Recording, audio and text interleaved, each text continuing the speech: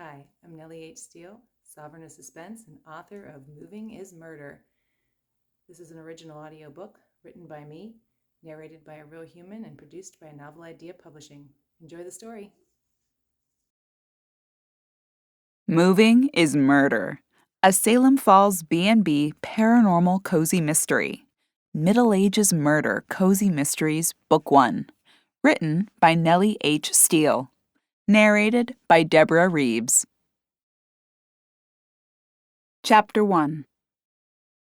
This was what he left her to deal with.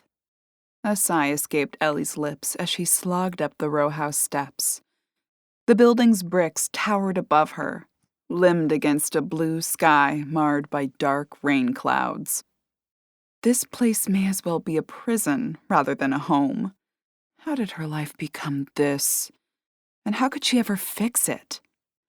Ellie slid the key into the lock and turned. Nothing. She jiggled it, grimacing as she twisted it. The metal edge dug into her fingers. She snapped them back and shook her hand to relieve the discomfort throbbing through it. "Come on," she muttered with a tense jaw as she wiggled the key again. "Hey, Ellie!" a woman's voice called to her. "Trouble with the lock again?" The voice startled her, and she lost her grip on the mail she'd stuffed under her left arm as she'd struggled up the few steps to the door, lugging 2 bags of groceries, her purse, and her messenger bag. The mail pieces clattered to the ground below, slipping down a few steps. "Oh, hi, Mrs. Billings," Ellie said with a wave and a fake smile on her lips. "Yeah, trouble with the lock. I'm going to get it changed one of these days." Ellie gave her an awkward laugh as she fought against the lock, keeping a smile plastered on her face. "Uh-huh," the woman answered. "Toby used to say if you pull it toward you, it'll work." "Oh, did he?" Ellie asked as she gave the key another turn, frowning with effort. She bristled at the mention of Toby's name. Her absent husband, gone for 6 months now after running off with a local waitress, still managed to raise her ire. "Pull toward you," the older woman said again, motioning for Ellie to tug it toward her. "I've got it, thanks," Ellie assured her. With a shrug, the woman disappeared into her house. Ellie turned her full attention to the lock.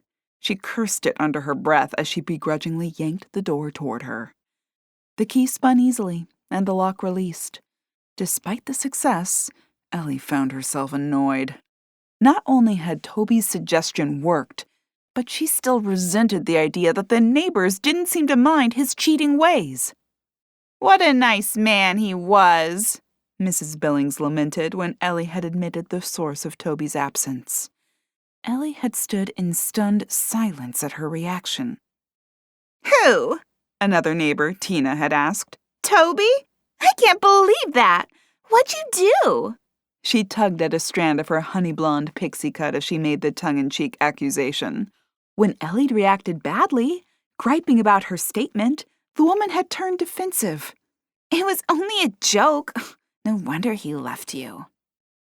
The sainting of Toby Larson irked her to no end. She sighed for the umpteenth time over the situation as she swung the door open to the narrow foyer. She tossed in her grocery bags and peeled her messenger bag off, throwing it in too.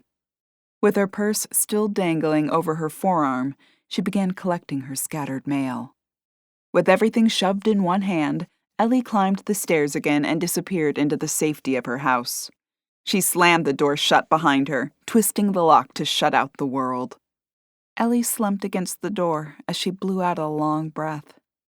She searched the dim light in her tiny entryway for the grocery bags. As her eyes adjusted, she snagged her fingers around the 2 blue plastic bags. A step forward sent her stumbling as she tripped over her messenger bag. "Shoot!" she cursed under her breath before she kicked it aside and continued down the hall to the tiny Eden kitchen. A small table and chairs stood in the middle of the windowless square space. White laminate countertops with a central sink topped worn cabinetry. A back door with a frosted window provided the only source of natural light in the room. Dim beams of sunlight struggled to shine through onto a round wooden table and chairs. Ellie dumped the bags on the well-worn chestnut wood along with the mail. She pulled the few items from the bags, stowing the milk in the refrigerator, the bananas on her fruit tree, and a few boxed items in her otherwise bare cupboards. She retrieved a bowl from one cupboard and a spoon from the drawer. Kernels of marshmallowy cereal tinkled into the bowl. A few spilled out onto the counter. Ellie retrieved them, tossing them into the bowl before adding a splash of milk and carrying her meal to the small table. She filled her spoon and slid it into her mouth, slurping the milk and crunching on the sugary cereal. She glanced over at the pile of mail, spotting an envelope with a large red stamp across it. With a sigh, she turned it over and retrieved her phone to scroll through her social media feed while she finished her meager meal. After washing and drying her utensils, Ellie sank into a chair at the table. She stared at the pile of mail, giving it a disgusted sigh. She pulled it over toward her and began sorting through it. After tossing the junk, she stared at what was left. Several envelopes were from various billing departments. Large, blood-red lettering marked the front of each, announcing they were overdue. Ellie tore open the envelopes, staring at the numbers on each statement. With a hard swallow, she stacked them in a pile and toggled on her cell phone's calculator. A quick addition of the bills showed a number higher than her bank account had seen in months. She shook her head, again cursing her absent husband, who'd cleaned out their joint bank account before packing his things and leaving. She'd arrived home to find his closet empty, his suitcase gone, and a zero balance in her bank account, along with a note stating his intentions. "Thanks again, Toby," she groaned as she felt the familiar thumping at her temples. The bills placed her seconds away from another stress headache, as she struggled to determine how she could manage to keep up with their small home's expenses on her current income. With the current trend, she'd likely need to sell the place and move. The sooner the better, too, by the looks of the stack and the total showing on her phone. A credit card statement announced she could no longer shift balances to that account since she'd reached her limit. She shook her head, sinking it into her hands and letting her fingers dig into her brunette hair. With a lick of her lips, she pulled the last two large envelopes over to her. She pursed her lips as she sliced into one addressed to Eleanor Larson. A set of scales preceded the return address of one law firm named Donaldson and Donaldson. "Great," Ellie murmured, "probably suing me for the overdue bills." She slid the papers out of the large envelope. Her name appeared above the line marked Defendant. Toby's name appeared as the plaintiff. Underneath the declaration of the parties involved in large bold letters, the papers read, "Decree of Divorce." Tears stung her eyes as she read those 3 words. She blinked them away as she continued to read through the document. On top of the divorce declaration, Toby sought payment for one half of the house, stating Ellie could keep it if she bought him out. Sadness turned to anger as she read the demanding words. It wasn't enough that he'd left her destitute, but now he had the gall to demand more. She couldn't pay him. They'd have to sell the house and split the money, she assumed. Where she'd go on what little was left, she didn't know. With a shaky hand, she dialed a number on her phone and listened to the line trill. She quickly wiped at any tears that had escaped to her cheeks and sniffled. A female voice answered on the other end. "Hey, Mia, it's me," Ellie said with another sniff. "Hey, Elle, you okay? You sound awful." "Yeah," she answered. "I'm okay. Toby filed for divorce." "Oh, that stinks," Mia answered her. "Sorry, Elle." "It's fine. I don't want him back or anything, but—" "But you do?" Mia asked. Ellie sighed and pressed a palm to her forehead.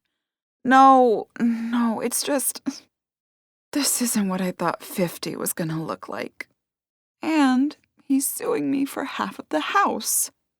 A whimper escaped her lips, and she winced as she attempted to collect herself without breaking down. "Oh, you're kidding," Mia groaned.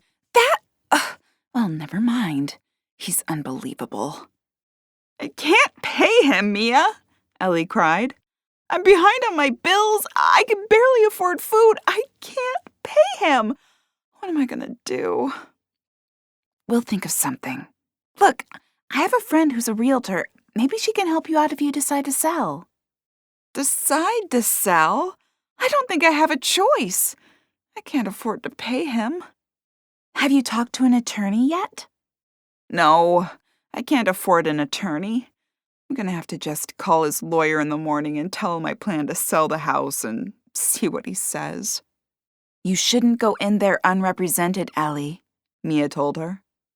I'm not sure I have another choice.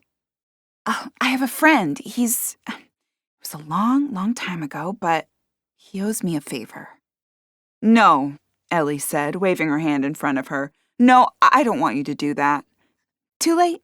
I'm doing it. I already sent him a message. No, you didn't, Ellie countered. I did. I just sent him a text. When he answers, I'm giving him your number.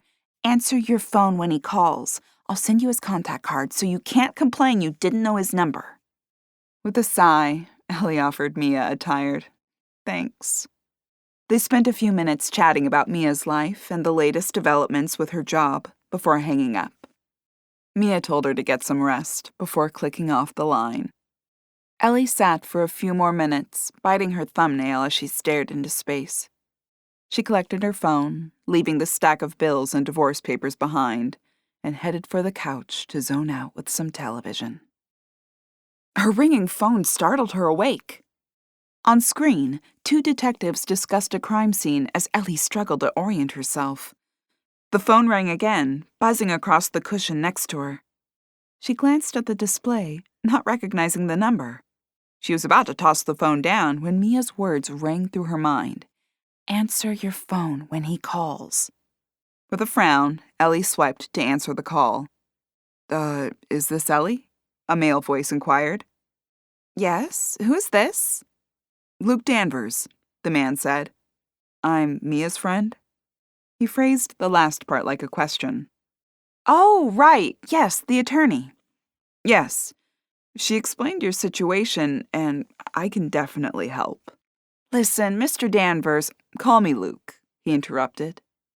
A smile crossed her face. Luke, I appreciate the offer, but I can't pay you. Don't worry about that, Luke said, interrupting her statement. I owe Mia a favor. I couldn't do that, Ellie tried again. Listen, to make this official, you will have to pay me. $1 should do it, but above that, nothing else is needed. The statement stunned her into silence for a moment. She considered her response. I won't take no for an answer. She chuckled. All right then, I guess I'll hire you. Great. Can we meet tomorrow for a coffee so I can go over the paperwork you received?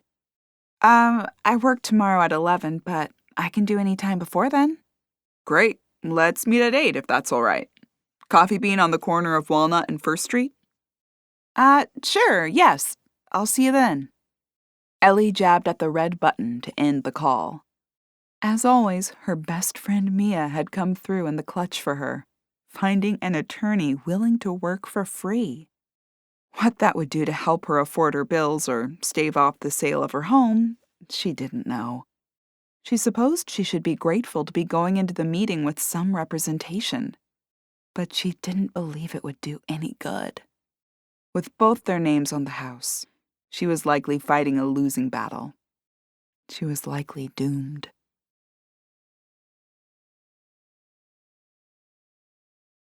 Chapter 2. A screaming sound shrieked through the air overhead as Ellie stood in a nightmarish version of her current home. Potential buyers milled around, nitpicking about paint colors or too worn rug. Her realtor shook her head at Ellie and dragged a finger across her throat in a kill sign. Ellie winced as she realized she'd have to sell for peanuts and give half the money to Toby. Her head pounded as the shrieking continued. What is that? She murmured before her world began to slip away.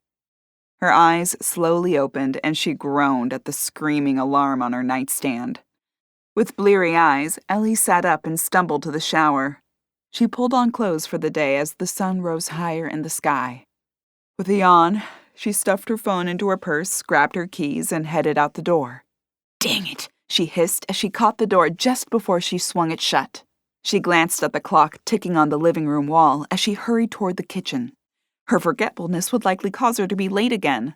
She reached the kitchen and dove through the door, scooping the divorce paperwork off the kitchen table. The other papers fluttered around, some landing on the floor. Without a second look, she dashed to the front door and hurried out to the sidewalk. Out of breath, Ellie rushed into the Coffee Bean Cafe and scanned the tables. She glanced at her cell phone. It read 8:07. "Shoot," she breathed. She spun to search again, assuming she missed her appointment. "Ellie?" a voice said from behind her. She twisted, spotting a well-dressed man about 5 years younger than her. His neatly trimmed blonde hair was side-parted and combed into a traditional style. He carried a well-polished briefcase in his right hand. "Are you Ellie Larson?" "Yes," Ellie said, smoothing her hair back and thrusting her hand out. "Yes, I'm Ellie." "Hi, Luke Danvers," he said as he pumped her hand up and down, a broad grin on his face. "Should we grab a table?" "Sure," she said. "Can I get you a coffee or anything?" "No, I've got one ordered. I grabbed a mocha latte for you. I texted Mia for your usual." A barista shouted Luke's name, and they collected their coffees and slid into seats around a table near the window. "I brought the papers," Ellie said, sliding them over. "Thanks, by the way. I can't thank you enough for this. I'm totally broke. Toby cleaned out our account when he left, and now this. I'm barely making ends meet." Luke held up his hand to stop her speech. "First of all, don't worry about it. But I will need $1 at some point to make this legal." "Right," Ellie said, digging in her purse. She grimaced at her wallet and dug around before she slid 2 quarters, 3 dimes, 3 nickels, and 5 pennies across the table. She offered him a weak smile. "Thanks," he said, sliding the coins off the table and dumping them into his pocket. "Now that I'm on retainer, let me get this straight." His brow furrowed as he shuffled through the divorce paperwork. "Your soon-to-be ex-husband cheated on you, cleaned out your joint bank account, and willingly left your home?" "That's the long and short of it, yes," Ellie said with a nod. "And how long ago is this?" 6 months. He nodded. "Do you know how much was in the bank account before he cleared it?" "We had about $15,000 in there. We were saving for a bigger place." Ellie bit her lower lip as the statement slipped from between her lips. It sounded ridiculous at this point. "Okay, so he willingly left the house, and he took $15,000. You didn't ask him to leave or tell him to get out?" "No," Ellie said. "I didn't know he was leaving until I came home from work. I found a note, his clothes gone, and got a 0 balance alert on my phone." "This guy sounds like a real piece of work. How long were you married?" 15 years. "And was he the primary breadwinner in the house, or you?" "He made more than I do. I'm just a clerk at a boutique." "And Toby?" "Toby's a sales manager at a car dealership." "Kids?" "None." Luke bounced his head around, giving her a mouth shrug as if he was weighing all the information. "Okay. Is there anything I can do? I can't afford to pay him half of the house. I can barely afford the house as it is." "The fact that he left already gives us some fodder to suggest that request is inappropriate. The fact that he's helped himself to money in your account is another thing on our side. He didn't do anything illegal, but it casts him in a negative light. I'd recommend we ask for you to get the house solely as part of the settlement. He provided you with a lifestyle, and now he's left you with nothing. That's not fair." "Do you think we'll get it?" Ellie asked, hope filling her. If she could hang on to the house, she could work to dig herself out of debt. She could work 2 jobs if she had to, or 3. "We'll see. But I think there's a good chance we can get a better settlement than this and get you set up in the best position possible as you move into your new life."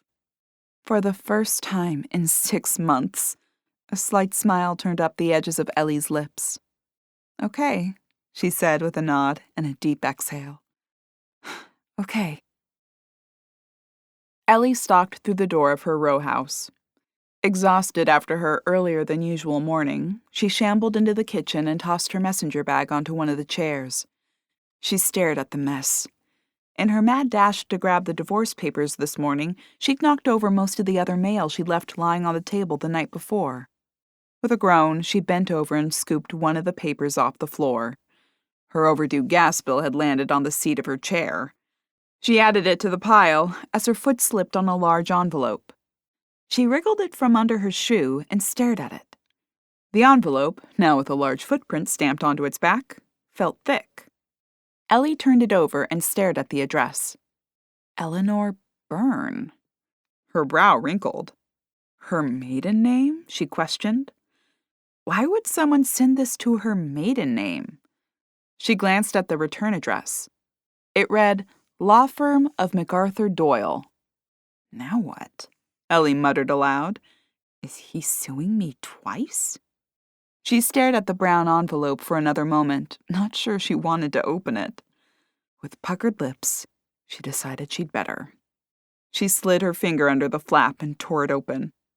Several papers slid out as she turned the envelope over and shook it. She studied the top letter. She screwed up her face as she read it.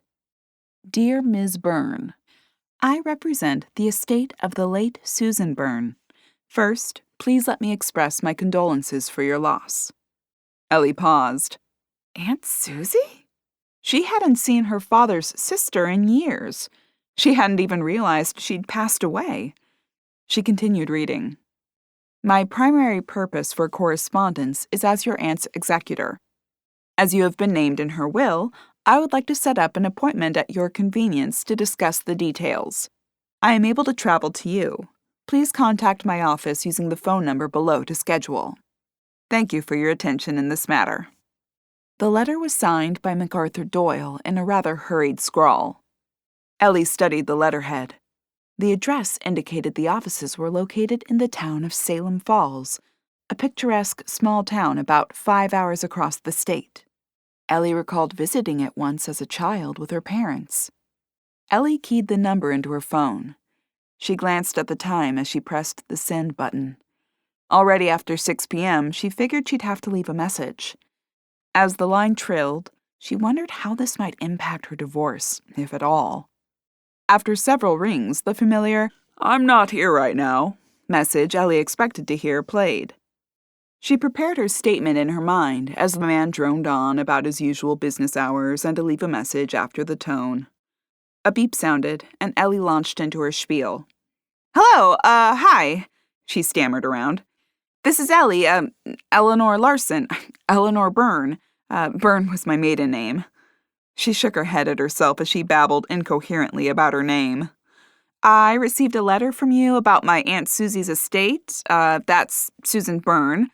A ruckus sounded on the other end of the line, and a voice offered an emphatic, Hello! Oh, Ellie stuttered.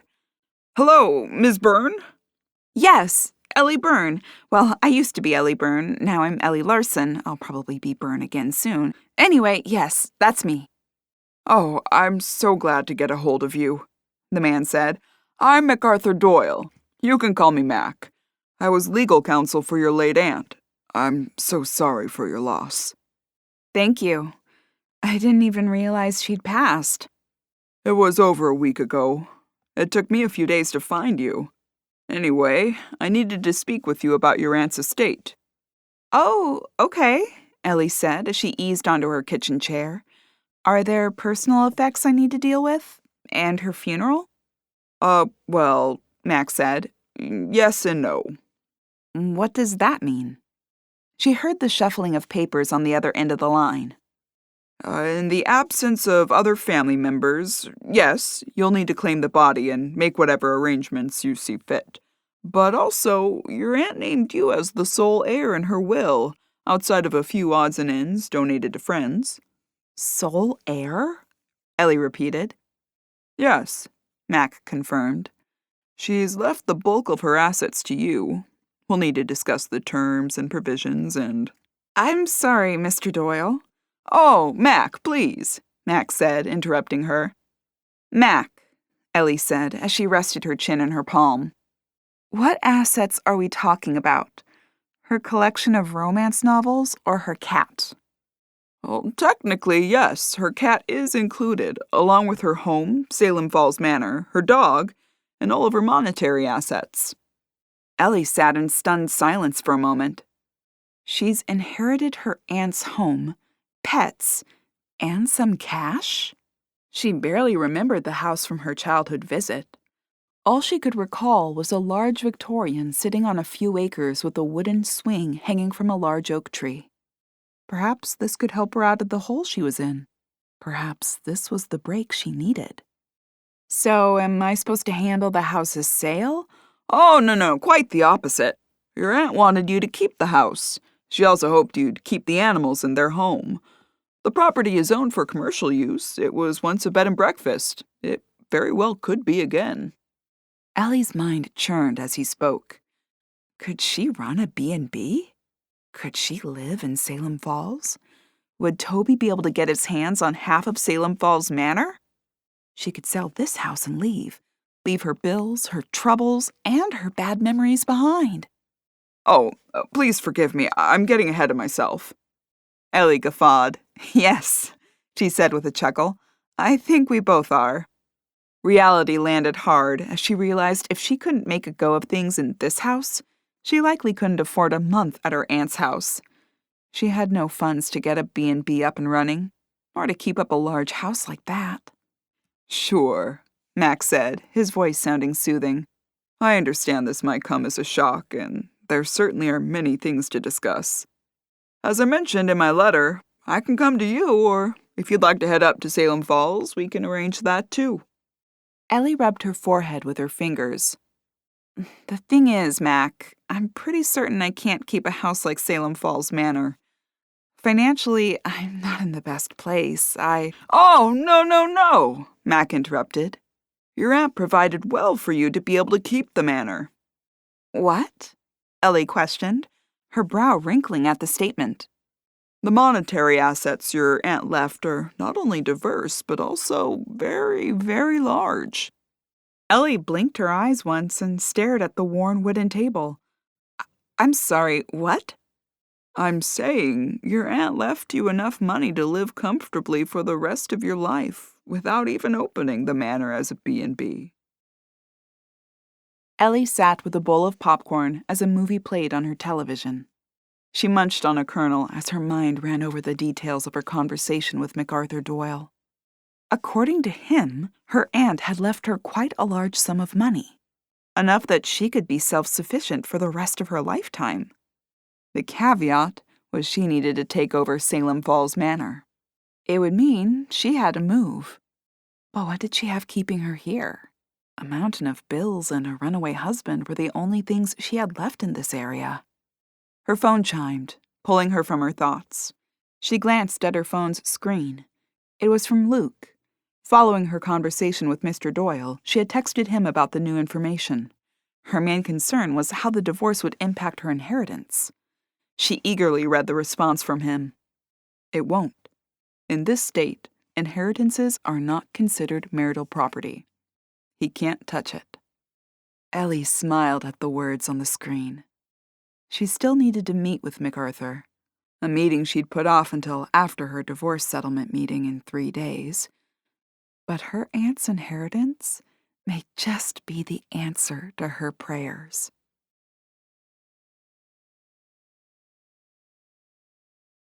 Chapter 3. What I'd like to discuss is Mrs. Larson's dishonesty in these discussions. Ellie squeezed her eyes shut with annoyance at the comment from her husband's attorney. The buxom woman with her impeccably coiffed blonde hair and a beautifully tailored suit tapped her pen against the desk. An annoying rapping noise filled the air. Ellie tilted her head at the woman, pondering how her soon-to-be ex-husband afforded this attorney. I don't know what you're referring to, Luke said as he shifted in his chair with an annoyed groan. I'm referring to this, Mr. Danvers. The attorney slid a black and white copy of something across the table to Luke. He intercepted it and scanned it before tossing it back. Your client is in legal proceedings to receive an inheritance, a fact she's concealed. A fact that is immaterial in these proceedings. I find it very material given that it could fundamentally change Mrs. Larson's life. Luke shrugged, unaffected by the posturing from the opposite side. The fact of the matter is, Mrs. Larson's inheritance, whatever it may be, is not subject to dispersal to a spouse under state law. But it can! Luke waved his hands in the air and leaned forward. Look, Miss Paxton, you can hem and haw all you'd like, but Mrs. Larson's potential inheritances has little to nothing to do with the matter at hand. Now, unless you'd like to discuss actual terms, we'll adjourn for the day so you can quit wasting my client's time. Our final proposal is here. It's fair. You have 48 hours before it comes off the table, and we submit a proposal asking Mr. Larson, who has abandoned his marital home willingly after admitting to infidelity and left my client with no money for which to provide for herself, to return half the money to their joint account and pay her for half of the house. Choice is yours. He straightened his tie and stood, snapping his briefcase shut and hefting it from the table. He jiggled his head, motioning for Ellie to collect her things and follow him. She swallowed hard, grabbing her purse and pushing away from the table. The cumbersome chair stuck on the cheap carpet and nearly toppled as she struggled to stand and squeeze past it. After 2 awkward bumps into the table with her hip, she managed to free herself, took 2 stumbling steps, and continued on toward the door, following Luke. They stepped into the hallway and proceeded outside into the sunshine. Ellie slid on her sunglasses and shoved a hand into the back pocket of her jeans. You're sure he can't touch the inheritance? Ellie questioned as they walked away from the building. Positive, Luke said. I'm sorry to keep asking. I must sound really greedy, but this may be my chance at a fresh start. I'm so afraid he's going to ruin it. He can't ruin it. And if I read his overpriced lawyer correctly, he'll take this deal and leave you alone. Really? How do you know? She has no case, and she knows it. That's the reason she continues to pick on your inheritance. It's a scare tactic. I'd guess before you leave for your weekend trip to Salem Falls, we'll have this mostly wrapped up. Ellie stopped walking, an expression of surprise on her face. From your lips, she said. Luke smiled at her before he stepped to the corner. I'm heading this way. Don't sweat it, Ellie. We'll get this settled.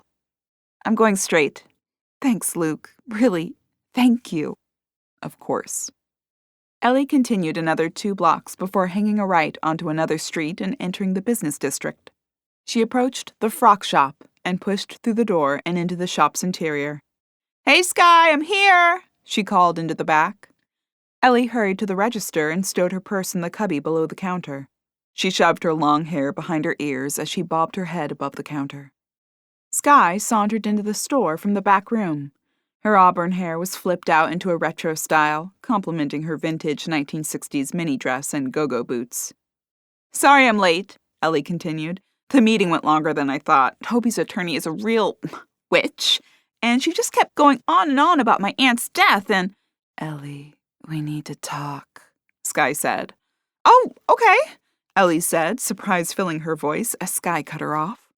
Skye winced as she tapped her pink nails on the countertop. I don't know how to say this, she began. Ellie shook her head, shoving her hair behind her ears again. Whatever it is, just say it, she encouraged. Skye pursed her lips and nodded. I have to let you go. What? Ellie said. I'm sorry, Ellie. It's nothing personal. I just can't afford to have you here anymore. But I need this job, Ellie said. I'm really sorry, Skye said. Look, I'll pay you through the end of the week, but I'm sorry. Today will be your last day. Ellie let out a stunned breath. She blinked a few times as she processed the information. After a lick of her lips, she glanced around. Is there a point to me staying for the day? Skye gave her a tight-lipped smile. You don't have to stay. Fine, Ellie said, annoyance creeping into her voice. She grabbed her purse and yanked it from the cubby, tossing it over her shoulder and storming toward the door. Ellie, Skye called from the register. Please don't be mad. Like I said, it's nothing personal, but I can't afford to pay you. Yeah, sure, Ellie said as she pushed through the door. Ellie dug in her purse for her sunglasses. She whipped them open and attempted to slide them on her face. The arm cracked, and the sunglasses dangled from one ear before clattering to the sidewalk below. "Of course," Ellie said as she snatched the broken pieces from the sidewalk. She jammed them into the first trash can she happened upon as she continued on her way to her house. Squinting against the bright sun, Ellie shielded her eyes as she stomped down the sidewalk. "Watch it!" she shouted, flailing her arms as she stepped into the crosswalk, and a speeding car swerved around her, continuing down the street. "Oh, this day is just going wonderfully," she moaned to herself. She wound through the streets to her row house. After another fight with the front door lock, she pushed into her tiny foyer and closed out the world behind her. She slumped against the door. Inside her purse, her phone chimed. Ellie dug through her hobo bag and found the chirping device. A message showed up on the preview screen. Luke's message glowed on the screen. Didn't have to wait until the weekend. They took the deal. Divorce will be final as soon as we file signed paperwork. Ellie's head banged into the door behind her as she breathed a sigh of relief. At least one thing had gone right today, she thought, as she sent a return text to her attorney. She wandered to the kitchen as she finished the last few words of the text and clicked send. She tossed her phone on the counter and pulled a canister of coffee from her cupboard. As she popped the top, she caught sight of the paperwork from MacArthur Doyle. Ellie stared at it for a moment before she tossed the scoop back into the coffee can. She returned the canister to the cupboard and picked up her phone. She scrolled through her contact list and pressed the call icon next to Mac's name. After the third ring, the older man's voice answered. "Hey, it's Ellie. Ellie Byrne?" "Oh, Ellie, hi," the man said, his voice rising with excitement. "What can I do for you?" "My schedule cleared, and it looks like I can head up to Salem Falls sooner than I expected. Would you be able to fit me in before the weekend?" She heard a rustling on the other end of the line. "Oh, absolutely. That's great. I'd really rather tackle this sooner than later. Are you leaving today?" "I was planning on throwing a few things into my suitcase and getting a start on the drive in about an hour or so." "Tell you what, why don't you come straight to my office when you get here? I've got your aunt's keys for the house. You can stay there tonight. We don't have to go over all the details of the estate today, but I'll take you to dinner and we can discuss some preliminaries." Ellie said as her mind parsed through the situation. "Sure. I'll come straight to you. It's about a 5-hour drive. With the lunch stop, I should be there around 6. "That sounds perfect. See you when you get here, Ellie." She ended the call and bit her lower lip as she rested her chin on the top of her cell phone. With a deep inhale, Ellie pulled her mind from rambling forward to the future to focusing on the present. She shoved her phone into her back pocket and strode from the kitchen. After climbing the steep, narrow staircase, she headed for her bedroom and tossed several things into a small suitcase, grabbed the necessary toiletries, and zipped the suitcase shut. She shoved a cell phone charger into her purse, along with a few other necessities. After grabbing a water bottle for the road from her fridge, she climbed into her car and fired the engine. Her GPS unit showed a 5-hour and 7-minute drive ahead of her. With a deep breath, she slid on a pair of sunglasses and eased her car onto the road, heading towards Salem Falls. As the sun hung low in the sky, Ellie exited the highway and approached the small town of Salem Falls. Quaint buildings sat behind sidewalks along the tree-lined streets. A shopping district of independently owned storefronts made up Main Street. Ellie smiled at a family sitting outside an ice cream shop, enjoying cones in the day's waning warmth. She pulled off the main road and onto another as she wound through the town on her way to MacArthur's law office. A 50s-style diner sat to her left. The neon sign boasted the name Cookin' with Gas Diner and an Always Open message. "Cute," Ellie murmured as she ducked to check out the building, designed with glass blocks and chrome details. She continued, making another turn before she found a white, single-story building set on a wooded lot. A white sign with black letters announced the law office of MacArthur Doyle was housed inside. Ellie eased her car next to the curb and climbed out. She stretched after the long drive, taking another swig from her almost empty water bottle. She inhaled a long breath before she strode up the sidewalk and rang the bell. A screen door separated her from the inside, but the main door stood ajar, allowing her a view of the entrance. A small desk sat unmanned, the chair pushed in neatly. "Come in!" a loud voice hollered. Ellie pulled open the screen door and entered the dim space. She glanced side to side before a tall, hefty older man appeared in an archway to her right. His sleeves were rolled to his elbows, and a coffee stain graced the left side of his shirt. His dark gray hair remained thick despite his advanced years. Ellie pegged him to be around 70 or a few years older. Though despite his older age, he didn't wear any glasses. "Ellie?" he questioned, his bushy eyebrows wiggling at her. Ellie slid a lock of hair behind her ear before she stuck her hand out. "Yes, I'm Ellie. Mac, I presume?" "That's me," the man said with a wide grin. He grasped her hand with both of his and gave it a hard shake that sent a tremor through her whole body. "It's a real pleasure to meet you, and I'm so glad you could make it up to Salem Falls sooner than you expected." He stood with a broad grin, his hands shoved in his pockets. Ellie waited a few moments before she spoke again. "Well, the whole thing took me by surprise, and I'm working through a few things at home, but—" "Oh, I don't mean to pry," he said, waving his hands in front of him. Ellie nodded and ceased her babbling. They stood staring at each other for another moment before Mac jumped, seeming almost startled. "Oh, what am I doing? I promised you dinner, and I'm standing here shooting the breeze. Where are my manners?" "Oh, it's fine," Ellie said, waving her hand at him and wrinkling her nose. "Well, unless you'd like to sit down, I'll grab your aunt's keys and we can head over to Cookin' with Gas." "Oh, the little diner I passed?" Ellie asked, crooking her thumb out the door. "Best food in town," Matt called over his shoulder as he retreated into his office. He swiped several things off of his desk, shoving a wallet into his pocket, a set of keys, and a cell phone, and then stared at the desk for a moment before deciding he had everything. With a nod, he spun to face Ellie. "Ready? I can drive if you'd like." "Oh," Ellie said as she considered it. "I could follow you. That way I can go straight to my aunt's after." "Good idea, Ellie. Your aunt said you were a smart cookie." He offered another smile and a wink. "Just follow me to the diner. I'll take you out to the manor after, show you around, and introduce you to the pets.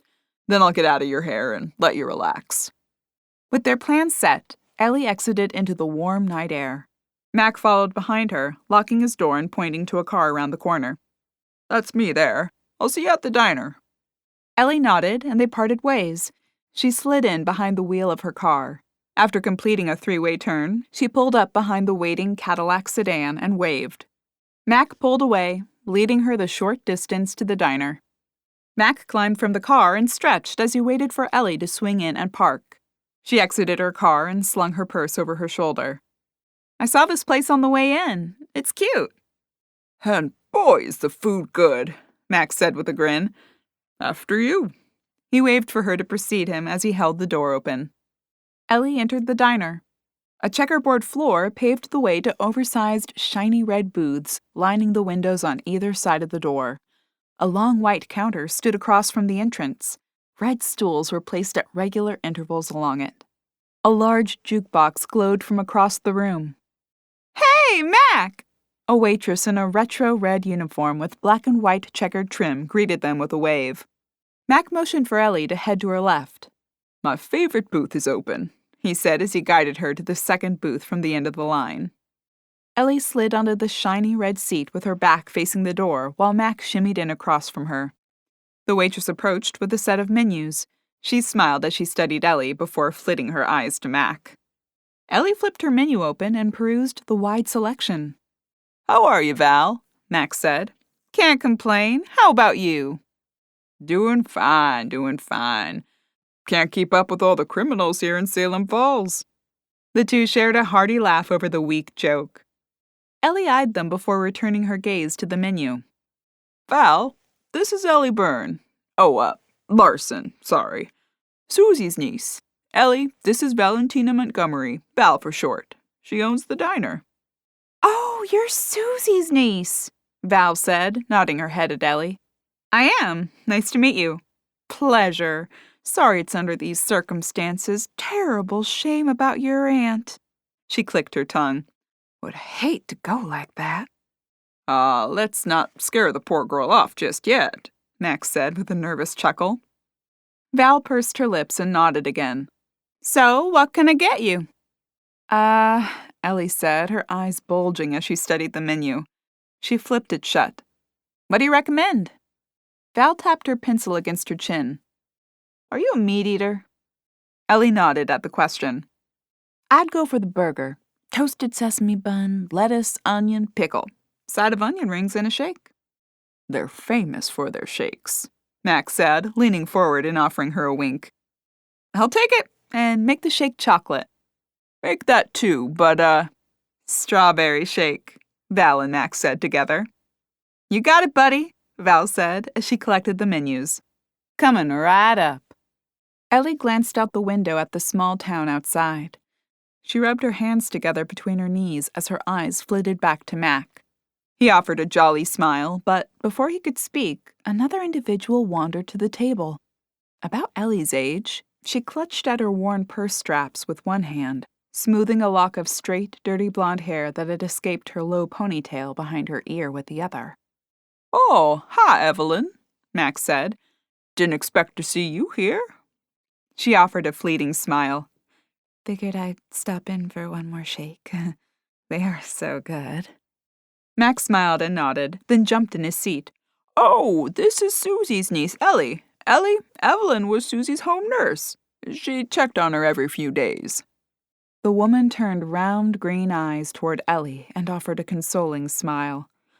I am so sorry for your loss. Oh, thank you, and thanks for taking care of my aunt. Oh, no problem. I loved Susie. She was such a lovely person. I'm glad I had the opportunity to know her. Ellie nodded and smiled, unable to offer any additional words. Well, I'll let you two enjoy your meal. I just wanted to stop by and say hello since I probably won't be back in town after this. Thanks, Evelyn. You'll be sorely missed. And who says you can't stop back for a shake, huh? They certainly are good enough to make a special trip for, Evelyn exclaimed. Take care now. Mac offered a similar sentiment before the woman wandered away. Ellie eyed the man again, offering another smile. Mac raised his eyebrows at her before speaking. I guess I should give you some information. He dug into his pocket and pulled a set of keys out, setting them on the table. He slid them across to Ellie. Keys to Salem Falls Manor for you. Oh, thanks. Ellie stared at the keys for a moment before she pulled her hands onto the table. Still clasped together, she used them to punctuate her words as she dropped them with each beat of her statement. The thing is, Mac, I'm not certain I can stay. Mac's brow furrowed. Do you mean for the weekend? No, I mean overall.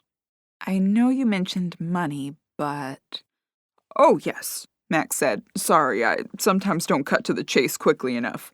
Yes, there's enough money for you to live on easily, though if you reopen the B&B, you'd have a nice little business for yourself. I didn't realize my aunt was that well off. Mac nodded, his fingers tracing the edge of the paper placemat in front of him. She did very well with her investments after she closed the B&B. Val flitted over with a large tray. She set down 2 plates filled with food and 2 shakes in thick, curvy glasses. The delicious scent of grilled beef and French fries filled the air. Ellie's stomach rumbled as she eyed the juicy burger hidden under the leafy green lettuce. Crisp onion rings were scattered on the opposite side of the plate. Thick chocolate liquid filled the green-hued glass, topped off with a spiraling pile of whipped cream and a large red cherry. Thanks, Val, Max said as he squeezed ketchup onto his burger. The waitress flitted away with a broad smile. Ellie shook her head. Do you know why she left everything to me? She said you needed it. What? Ellie said before she bit into her burger. Max shrugged, lining his burger up for a bite. That's what she said. How could she know that? Did she keep up with my life? I haven't heard from her in years. I couldn't say, Max said. She never mentioned it, but when she got older, she drew up her will. She had no kids, and when I asked her what she wanted to do with everything she'd accumulated, she said, "Give it all to Eleanor. She needs it." That's weird, Ellie said. Though I'm not complaining. She was right. Oh? Max said, his eyebrows raised. I'm going through a rough time. She glanced up to find Max's eyes on her. My husband left me 6 months ago, cleaned out my bank account, and left me broke. And this morning, I lost my job. Ouch, Max said. Sounds like Susie was right. Ellie nodded as she took another bite of her burger before sipping her shake. We can go over all the accounts tomorrow. But the house is yours, money's yours, oh, and pets are yours. Contingency on the will is the pets stay in the house. What's up with the pets? Ellie asked, biting into an onion ring.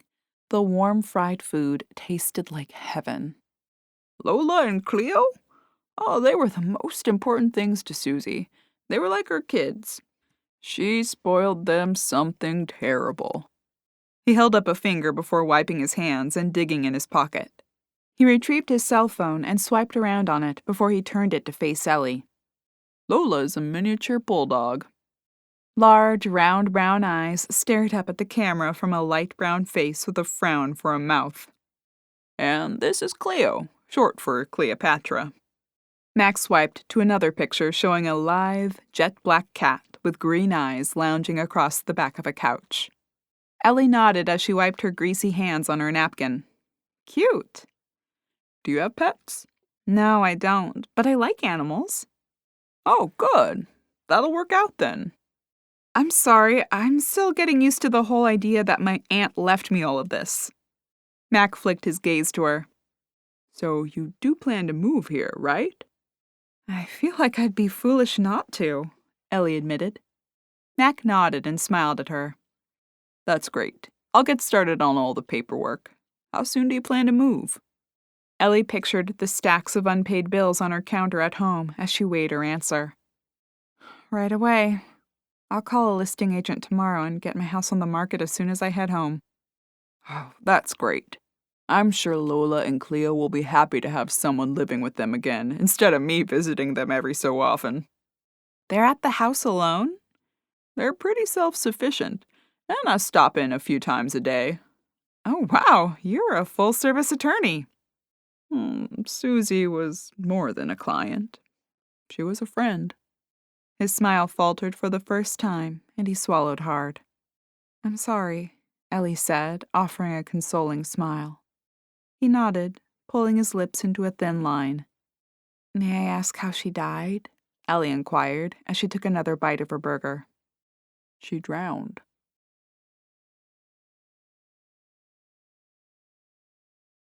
Chapter 4. What? Ellie asked, nearly choking on her burger. Drowned? Mac nodded, a grim expression on his face. In the stream that cuts through the property at the manor. He shook his head at the words. Must have tripped and fallen in. Sheriff found her face down in the water. Her housekeeper called him when she couldn't find Susie. Poor Lola was inside the house, barking her head off. Coroner's doing an autopsy to see if maybe she had a stroke or heart attack. I thought she died of old age or some ailment, Ellie said. No, Mac answered. That's what Val meant by her comment earlier. Quite frankly, the whole town's still in shock over it. Ellie sipped her milkshake as she pondered the latest revelation. When will they have the results? Should be any day now. What a shame. She made it to 80-something and died like that. Would have been 83 next month. Yeah, it's a real shame. Especially when she usually never went near the stream. Ellie screwed up her face at the news. Geez, what bad luck. The one time you venture down to the water, you fall in and drown. Mac wiggled his eyebrows. With any luck, this should be cleared up soon and you can have her buried. Things tend to move a little slow around here, so I wouldn't hold my breath, though. Ellie pursed her lips and bobbed her head. At least you're honest. Mac offered her a crooked smile. I try, despite my profession. He chuckled at his own joke. Ellie smiled at him as she sucked up the last drops of her milkshake. Do we need to wait for official word from the police before we move forward with anything? Max shook his head and turned his mouth into a puckered frown. Nah, Max said. I can't imagine anything surprising coming from their report. Plus, unless she's alive, her will has to be executed. Sorry, that probably sounds suspicious, but I'm anxious to move. I have nothing left in Winwick. I can't blame you. Sounds like your life there is over. A new life awaits you here in Salem Falls. He offered another wide smile as he pulled his wallet from his pocket. Oh, please, Ellie said, waving at his hand. Let me pay for mine. She dug in her purse in search of her wallet. I won't hear of it, Max said as he slid a few bills from the brown trifold leather wallet. Please, Ellie said again. I didn't expect you to treat me to a meal. You should have. That's how folks are around this town. And of course, you're a client. Happy to do it. Consider it a welcome to Salem Falls. Ellie let her empty wallet drop back into her bag. Despite her insistence on paying, her wallet contained no cash. She could have tried to use one of her overwrought credit cards, but she preferred to save what little balance she had left for the items she may need for the move. Thank you, Mac. I really appreciate it. And I didn't mean to rush you, but I figured you'd want to settle in for the night. I do, Ellie said with a nod. Max smiled at her as she shimmied out of the booth and stood. He tossed the bills on the table and motioned for Ellie to precede him. He rapped his knuckles on the counter and wiggled his fingers at Val. Be seeing you, Val. You take care now, Mac, Val responded as she brewed a fresh pot of coffee. Nice meeting you, Ellie. Don't be a stranger while you're here, huh? Ellie gave her a wave and a tight-lipped smile as she pushed through the door and headed for her car. If you follow me, Mac hollered over his hood, I'll lead you out to the manor. Thanks. I haven't been there since I was a kid. I'm not sure I could find it again. She slid behind the wheel and fired her engine before motioning she was ready to Mac. He backed from his spot and waited for her to pull behind him before easing onto the road. Traffic was light in the small town, and Ellie had no trouble following him as they wound through the streets before they veered off onto a road leading to the outskirts. Salem Falls Manor sat on a large lot a mile from the edges of the town. Pine and deciduous trees closed in around them as they traveled along the winding two-lane road. With the sun hanging low behind them, some areas were already dark, hidden under the shadow of the tall trees. Mac's left turn signal blinked, and he veered off the quiet road and onto a gravel driveway. Ellie eased off the road behind him, slowing as she ducked to take in the large house emerging from behind the mask of trees. Mac swung his car around, parking perpendicular to the entrance. Ellie pulled next to him and climbed from the car, staring up at the impressive Victorian structure. 5 concrete steps led to a wide covered porch. White pillars held the roof overhead, and a decorative white railing trimmed it. The porch continued to the right, wrapping around the side of the house. Gray siding with red and white trim covered the sides of the house. Tall windows rose on both the first and second stories. A few windows peeked out from the gray roof, and twin chimneys rose on the right. Wow, Ellie whispered. She's a beaut, Max said with a grin.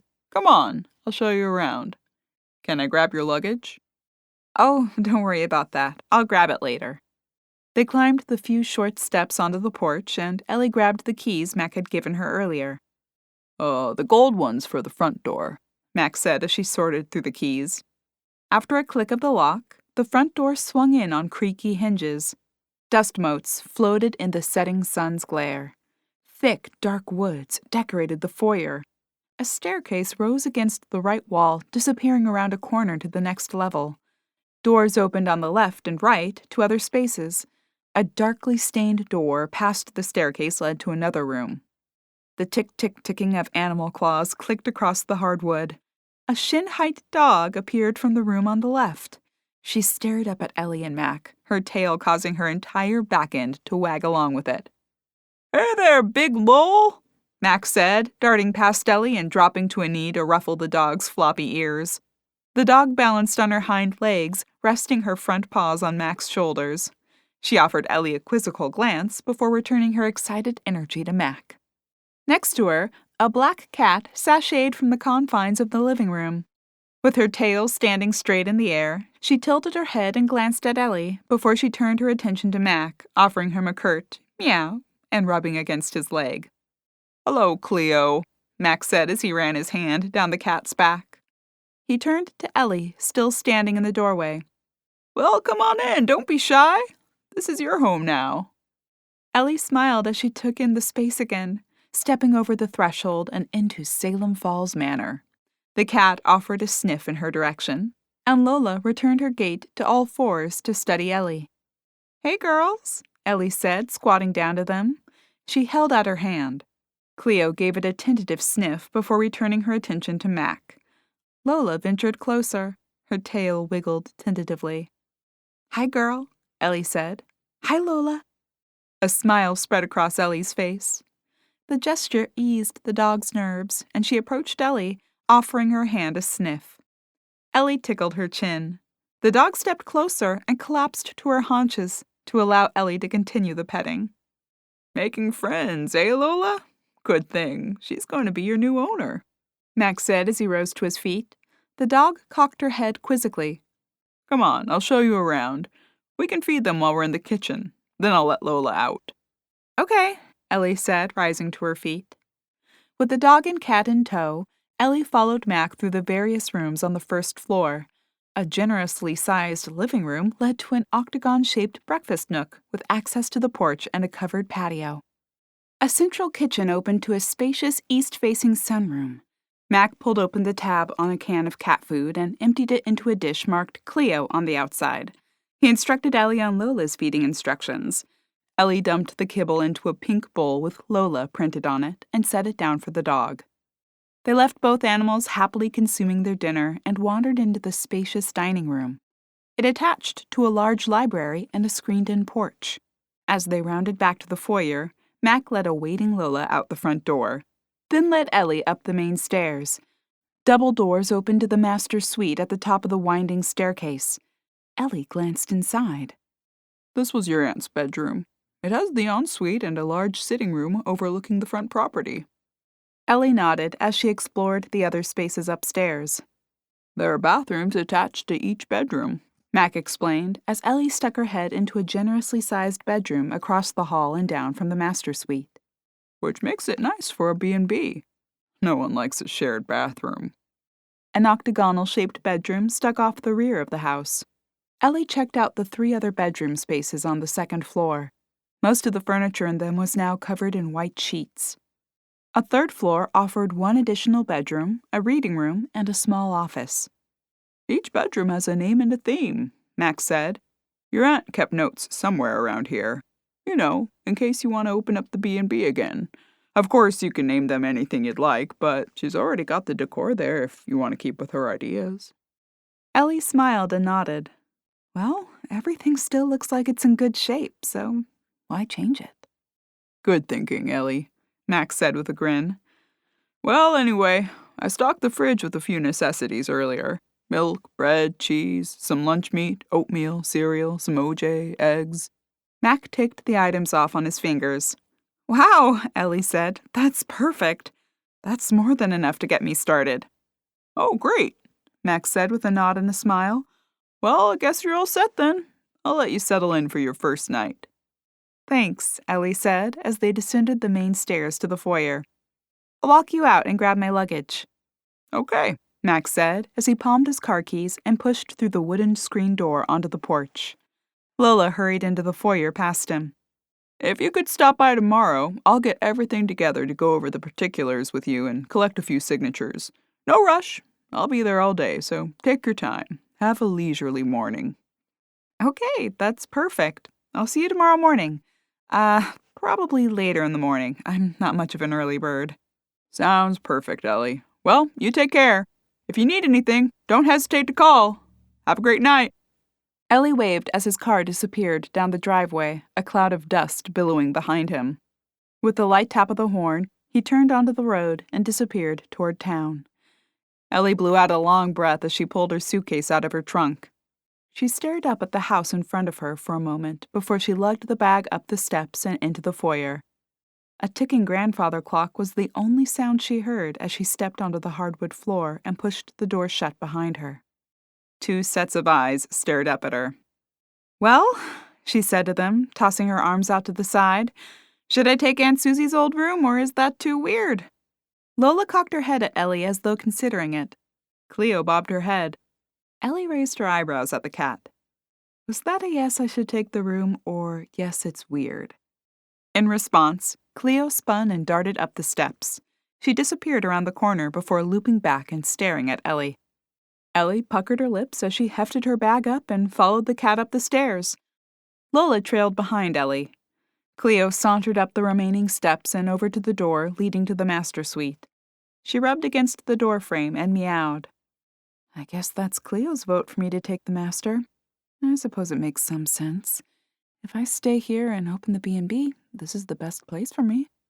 Ellie entered the rose-colored room and tossed her suitcase on a floral barrel chair. With a sigh, she glanced around the room. Lola sat at her feet and Cleo lounged on the bed. Well, Ellie said to the 2 animals, I guess I'll change and try to relax. Ellie furrowed her brow, doing a double take as Cleo appeared to nod her head in agreement. You're kind of odd, Cleo. The comment earned a scratching yowl from the cat. After a quick change of the sheets on the bed, Ellie unzipped her suitcase and found her pajamas. She wandered into the large ensuite and set out a few of her things on the large counter. A claw-footed tub sat against a wall. A glass-enclosed shower stood next to it. Ellie frowned at the blue toothbrush in the porcelain toothbrush holder. A brush sat on the counter, a few blonde hairs poking from it. A tube of hand cream stood on its end. A wave of sadness swept over her as she stared at the things awaiting their owner's return. An owner who would never return to use them again. She hadn't been close to her aunt, but she still felt the loss as she stared at all the unfinished business. Ellie tore her eyes away from the personal belongings and focused on changing into her pajamas. Her aunt had left a lifetime of memories here. She'd need to sort through it all. Perhaps she could put off any decisions about reopening the B&B until she'd had the chance to settle in. Her ringing phone interrupted her thoughts. She tucked her shirt over her head and hurried back into the other room, retrieving her phone from where she'd tossed it on the bed. "Hello?" she said, out of breath from the room-to-room hustle. "Hey," Mia's voice answered. "Where have you been? I've been texting you and getting no answer. Are you that busy at work?" "Hey, Mia," Ellie said, shouldering the phone as she strutted back to the bathroom to retrieve her discarded clothes and fold them. "Yeah, sorry, I've been tied up." "You done at the store? Want to meet for dinner?" "I can't," Ellie said. "Something's happened." "Oh, no," Mia groaned. "Now what? Is it that no-good louse of a soon-to-be ex?" "That situation seems to have resolved. Thanks for the connection to Luke. We reached a settlement this morning. Hopefully soon that'll be behind me." "That's great! So are you busy signing paperwork or what?" "No." Ellie tossed her clothes back into her suitcase and sank onto the bench at the foot of the bed. "I'm actually in Salem Falls." "Where?" "Salem Falls, over near the Poconos." "Never heard of it. What are you doing there?" "My aunt passed away." "Oh, Ellie, I'm sorry. Were you close?" "No, we weren't, but she didn't have any other family." "Oh, so you need to deal with her stuff, huh?" "Sort of. She left me everything." "What are you gonna do? Clean out and sell? Do you need any help?" Ellie drew in a deep breath. "No," she said. "I'm gonna move here."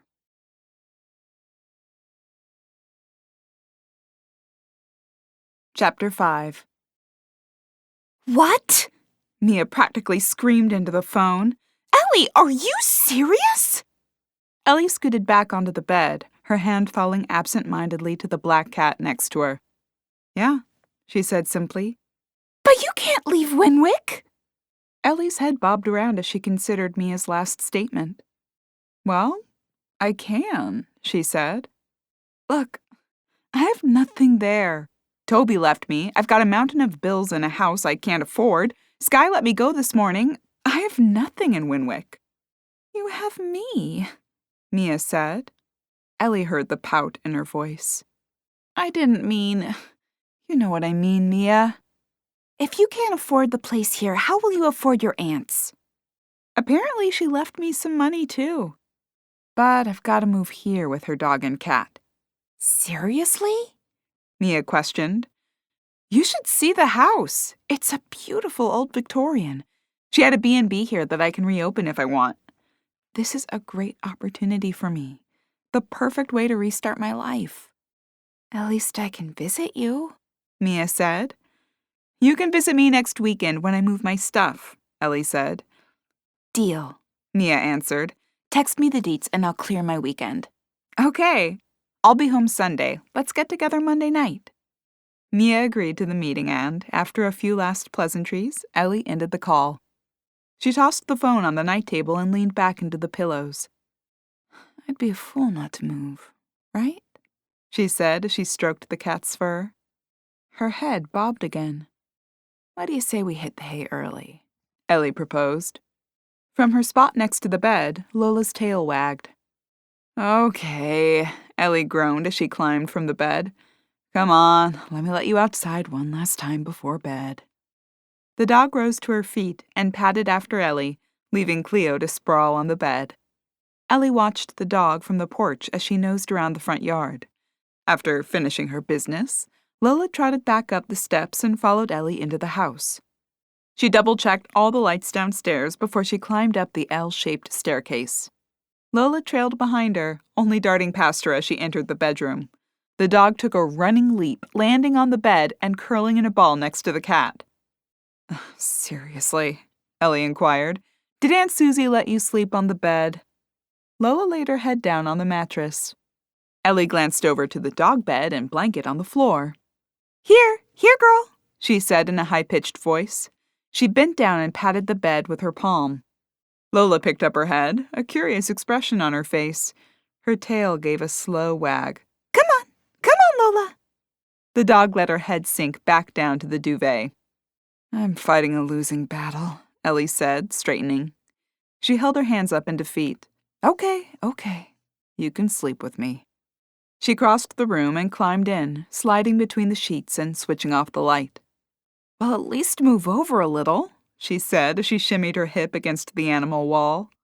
She felt the warm lumps shift away, and she adjusted herself, sprawling her feet out. She glanced over in the darkened room. A pair of cat eyes glowed at her, and a purring sound filled the room. Poor girls, Ellie murmured, shifting onto her side. You probably miss your real mom.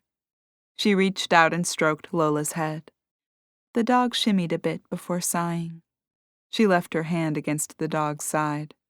Her other arm reached toward the cat. A small paw touched her palm. Cleo had stretched her front leg to lay her paw in Ellie's palm. At least you two are sweet, Ellie murmured, as she drifted off to sleep. Bright sunshine streamed in through the open entrance to the bedroom sitting room the next morning. Ellie awoke on her back. A black cat sat on her chest, staring at her face. Ah! She shouted with a wince. Not cool, Cleo. Lola sat next to her, staring down, her wrinkled face a mask of concern. Ellie lifted her chin. I guess it's time to get up. She squinted against the bright light coming in through the many windows in the sitting room. I'm gonna have to get blinds. The clock next to her read 6:30. This is way earlier than I intended to get up, you know? She confided to the two animals as she shuffled into the bathroom. With her long hair tugged up into a ponytail, she donned a bathrobe and a pair of slippers and clambered down the stairs, letting Lola out on her way to the kitchen. Cleo waited on the counter, sitting next to her empty bowl. Hungry, huh? Me too. She emptied a can labeled salmon dinner into Cleo's bowl and filled Lola's with kibble. Lola waited with her tail and behind wagging at the mudroom door off the kitchen. Ellie let her in before pulling open the refrigerator to make herself breakfast. With everyone in the household fed, Ellie grabbed a cup of coffee and headed for the screened-in porch.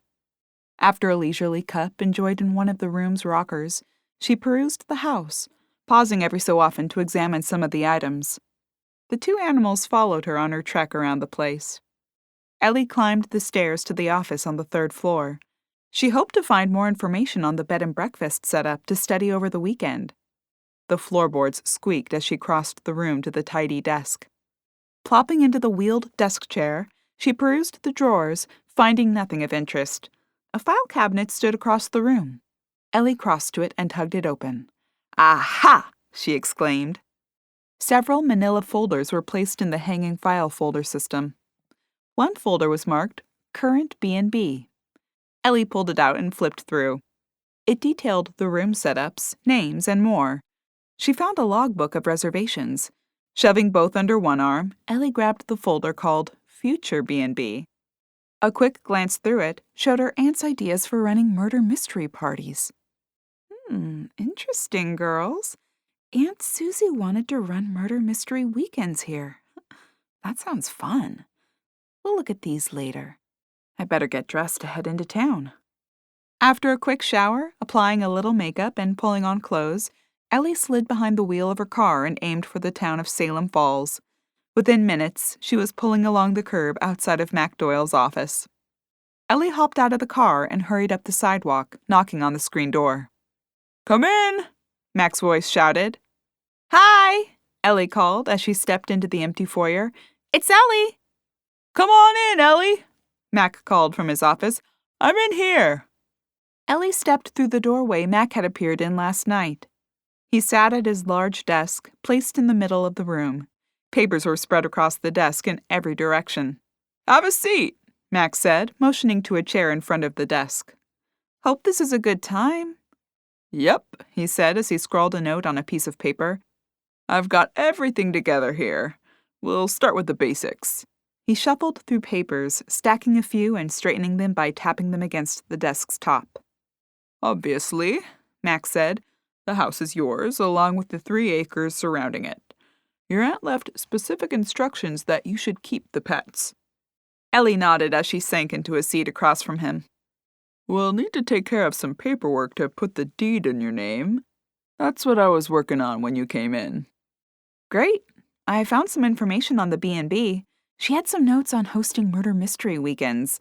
I didn't have a chance to get very far into her notes, but the idea sounded interesting, so I may just reopen the B&B. "Oh, murder mystery parties, huh? Well, Susie was very forward-thinking. Definitely something to consider, and it would be great to see the old place open again." Ellie's ponytail bobbed as she nodded and smiled. "And I'm hoping you can help me with any paperwork I need to get this up and running when the time comes. I'm sure there's a process through the town." "I'd be happy to, Ellie. Before we do that, though, I'd like to go over the accounts and holdings. Then we can get the money and assets transferred over to you." "Right, yeah, I'm getting ahead of myself. I'm just very excited. Oh, that sounds terrible. My aunt is dead. But it feels like she's given me a second chance at life. And it couldn't have come at a better moment." "I understand. And I think Susie would be extremely happy to see someone with this enthusiasm for Salem Falls Manor." Mac pulled a thick folder from the floor next to the desk. He plopped it down on the desk and flipped it open. Papers stuck out at various angles. "Okay," he said with a sigh. "We've obviously got the standard checking and savings accounts. I can issue checks from these accounts for you to pay for any funeral expenses while we wait for the paperwork to clear. Susie also had a healthy set of certificates of deposit with local and national banks. And she had a number of investments in the stock market." Mac flashed the paperwork at Ellie. She scanned the account summary, her eyes bulging at the numbers. "She also kept several business accounts open despite the B&B not being active for several years. They all have healthy balances and will allow you some startup funds for whatever you need." Another set of paperwork came over to Ellie. She hadn't seen these types of values in bank accounts in her life, certainly not recently. "Susie also had a number of other business interests, both in town and beyond." Mac patted a large stack of papers. "I made a summary list here for you." He passed another paper over. Ellie scanned the list, noting her aunt had owned interests in the town's ice cream shop, laundromat, grocery store, and even the Cookin' with Gas diner. Wow, Aunt Susie was really quite the businesswoman. That she was. She made smart business moves. As a result, a lot of people, both in town and out, asked her to invest in their businesses. Ellie nodded as Mac's phone rang. "Oh, excuse me a moment," Mac said. She gave him a silent nod and returned to studying the financial details. Mac wasn't kidding when he said she'd be set without needing to reopen the B&B. Still, she thought, it sounded like a fun project. Ideas brewed in her head about updates and additions. "You must be joking!" Mac shouted, drawing her attention with the tenor of his voice. Ellie glanced up, spotting an expression of shock on his face. No, I believe you, but... Oh, well, I just don't know what to say." Ellie studied the papers again, wondering if she should step out. Yeah, I've got her right here, actually." The words piqued her interest. She glanced up at Mac. He held out a finger toward her. "I can do that." "Yeah?" "Sure, we'll be right over." "Okay. Thanks a lot, Rick." Mac ended the call and blew out a long breath as he stared at the desk. He shook his head after a moment and glanced up at Ellie. She straightened in her seat. "Everything okay?" "Afraid not," Mac answered. "I've got some bad news." Ellie's heart sank. There must be a problem with the will. She figured it was too good to be true that her problems would be ended by a miraculous inheritance. "Gosh, Ellie, I don't know how to tell you this, but..." The man looked ready to cry. Ellie felt sorry for him. He probably didn't know how to break it to her that she'd not be inheriting anything. "It's okay," Ellie said. She collected the papers and slid them back across the desk to him. "I understand." "You do?" he asked. "Yeah," she said in a soft voice as she collected her purse. "Yeah, I get it. I was surprised when you said Aunt Susie left everything to me. I figured it must be a mistake." "Oh, no," Max said, waving his hands. "No, it has nothing to do with the inheritance. Well, very little." Ellie cocked her head at him. "That was the sheriff on the phone. They just finished your aunt's autopsy." "Oh," Ellie said, confusion apparent on her face. "Okay?" "Ellie, your aunt didn't drown accidentally. She was murdered."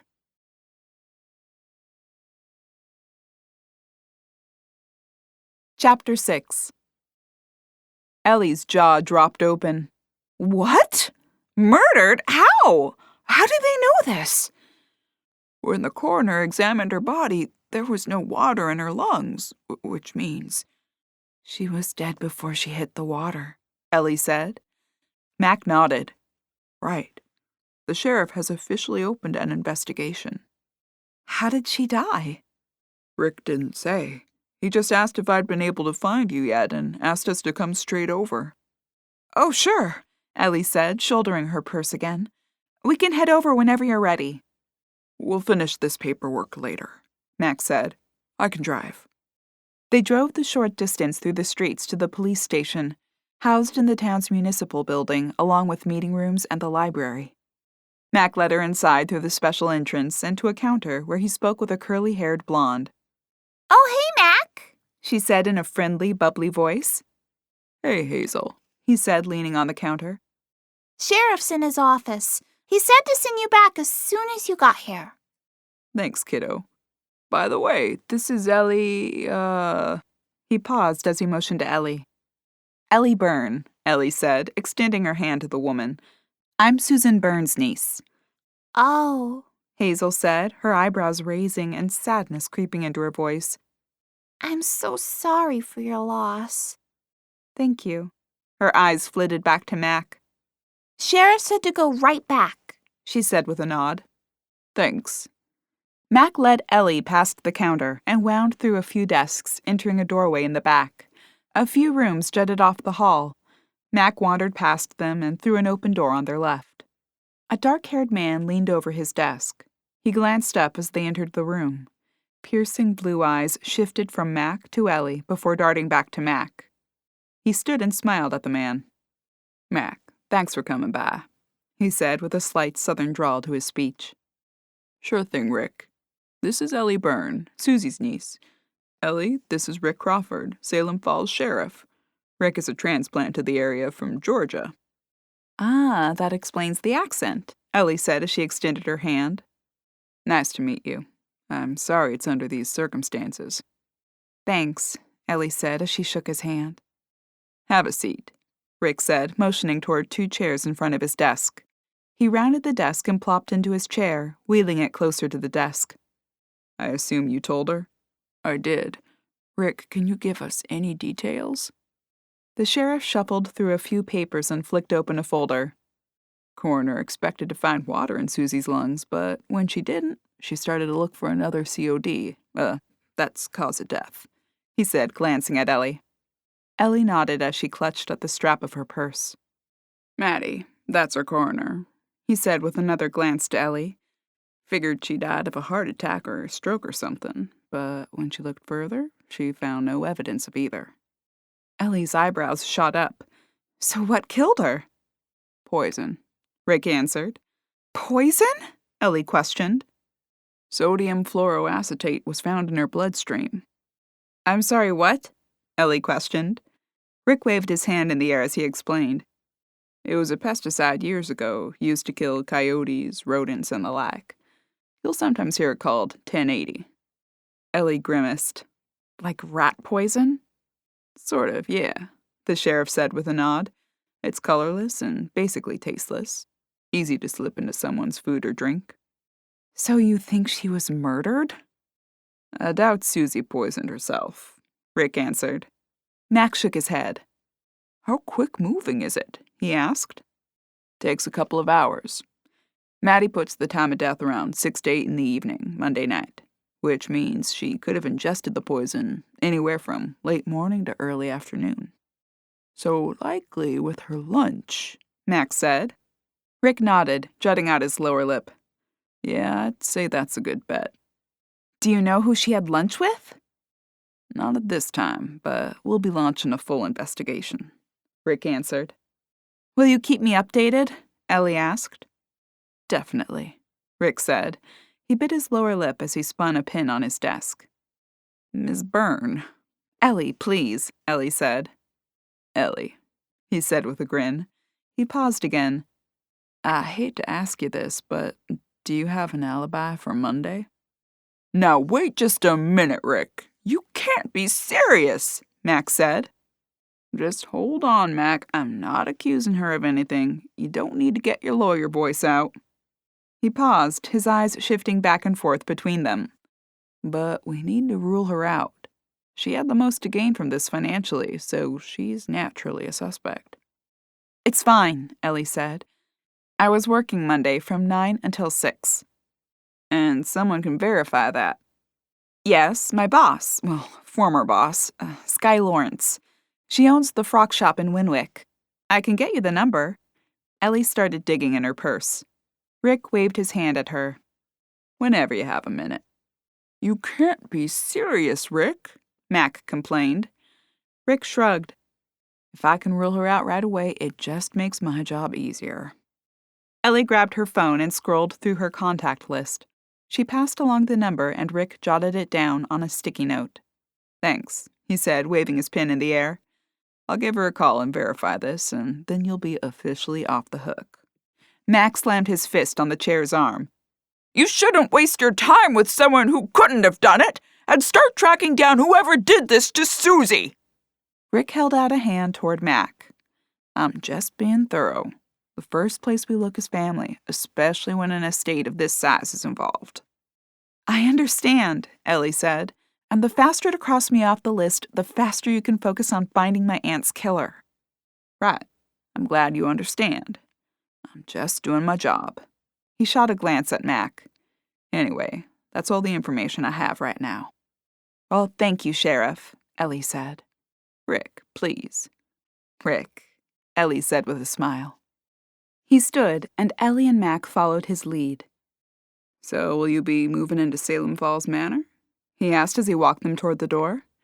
Yes, Ellie said. I'm staying the weekend before I head home and list my house in Winwick. That's great. Any plans to reopen the B&B? Actually, yes. I found some of my aunt's notes about her future plans, and they sound really fun. After I settle in, I'm going to work on getting it up and running again. Wonderful. I'm really glad to hear it. The town will be happy to have that back in business. For the most part.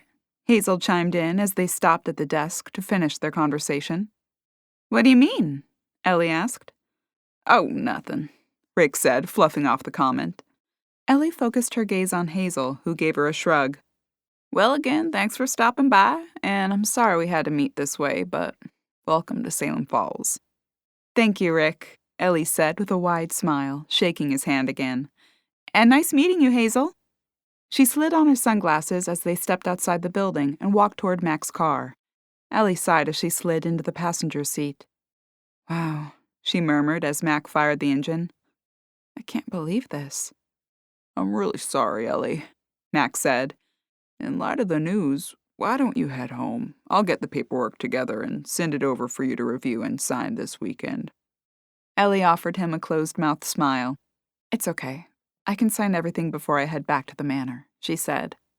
If it's all the same to you, I'd like to get everything moving. Sure thing. I just didn't want to push, Mac said. I understand this must be quite a shock. It is, though I'm sure it is for you too. After all, you were friends with her.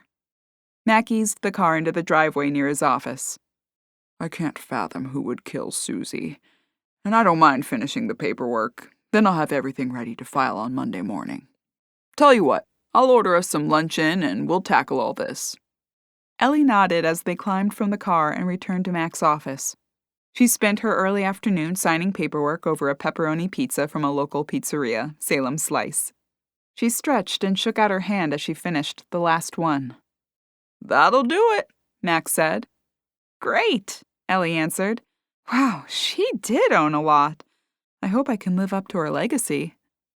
She always said you were smart, so I'm sure you will. Suddenly, the idea of murder mystery weekends seems a lot less appealing. Mac puckered his lips and bobbled his head around. Susie would be the first one to tell you to move ahead with that. It seems disrespectful. Nah, she was excited about that idea. If she was still around, she'd tell you a murder on the premises would only add to the draw. Ellie snorted a laugh. She sounded like an interesting lady. I wish I would have known her better. She was, Mac said with a nod. Well, I have everything I need, so you're free to go home and relax. Home, Ellie said as she lifted her shoulders. It sounds really nice. I'm glad you feel that way. Oh, when are you heading home? Sunday. I'll take care of a few loose ends there, pack up my stuff, and be back by next weekend. Fast mover. Susie would like that.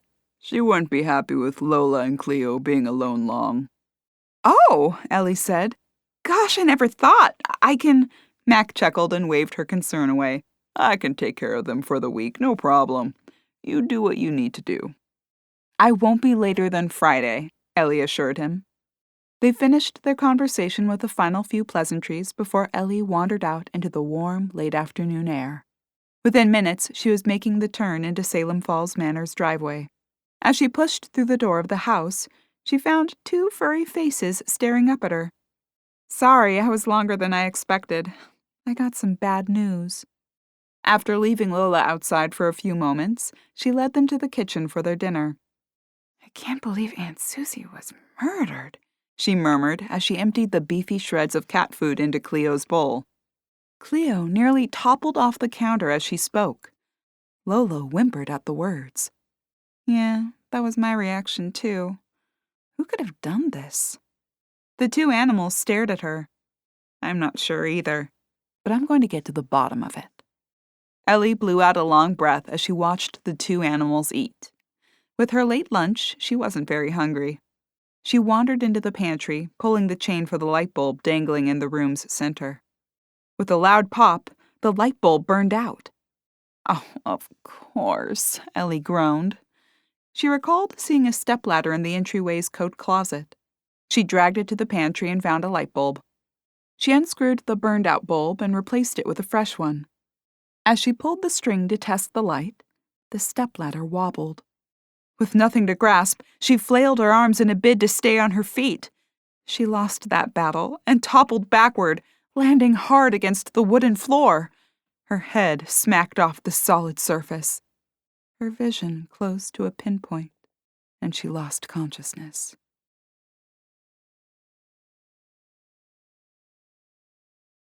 Chapter 7.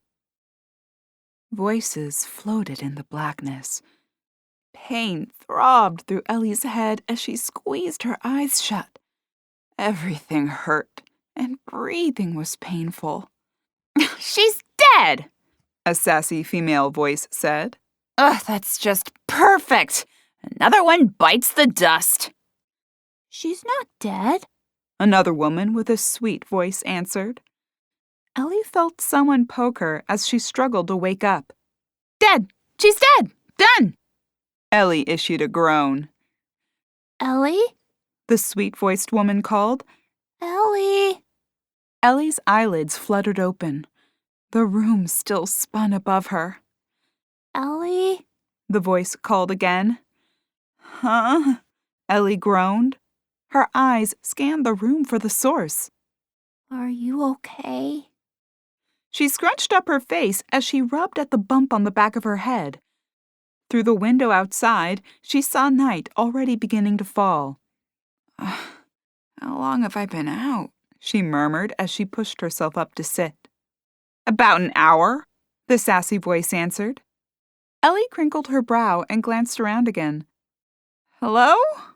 She called. She grasped hold of the edge of a shelf and used it to pull herself up to stand. Must have taken a heck of a hit, the sassy voice said. She's totally confused. Poor Ellie, the other voice answered. Hello? Who's there? It's us, dummy. Ellie's eyes went wide.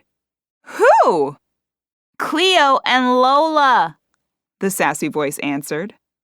Ellie blew out a long breath and steadied herself against the shelf as she bent forward and rubbed her temples. I must have taken a harder hit than I thought, she said to herself. The sweet voice said, are you okay? Are you in any pain? Maybe you should go to the hospital. She can't drive to the hospital, you dope. She hit her head. She's got to call an ambulance. Quick, get the phone. Oh, I'm hearing things. I probably have a head injury. Maybe I should sit down, Ellie reasoned aloud. Yeah, that's it, Ellie. Sit down. She stumbled from the pantry and into the kitchen, pulling out a chair and plopping onto it. Cleo jumped onto the table next to her and stared at her. Lola raced into the kitchen, Ellie's cell phone in her mouth. She nudged Ellie with her nose, then stood on her hind legs and dropped the phone on her lap. There you go, she said. Ellie sank her head into her hands. This can't be happening. Cleo tapped her hand with her furry paw. She wrapped it around her finger and tugged. Ellie, maybe you should go lay down. Ellie flicked her gaze to the cat. She shook her head. The cat's green eyes stared at her, filled with concern. Ellie? No, she said, shaking her head. No, I must have really hit my head. I'm hearing things. I'd better go to the hospital. Ellie nodded at her own statement, then stood on shaky legs and wandered from the room. She climbed the stairs and headed for her bedroom to retrieve a sweater. She ducked into the bathroom and checked her makeup and hair. After wiping away a smudge of mascara, she picked up her brush and began pulling it through her long hair. The cat and dog followed her. Ellie, you can't drive to the hospital, you know, Cleo said. Like heck I can't, Ellie answered. She shook her head. What am I doing? I'm answering a cat.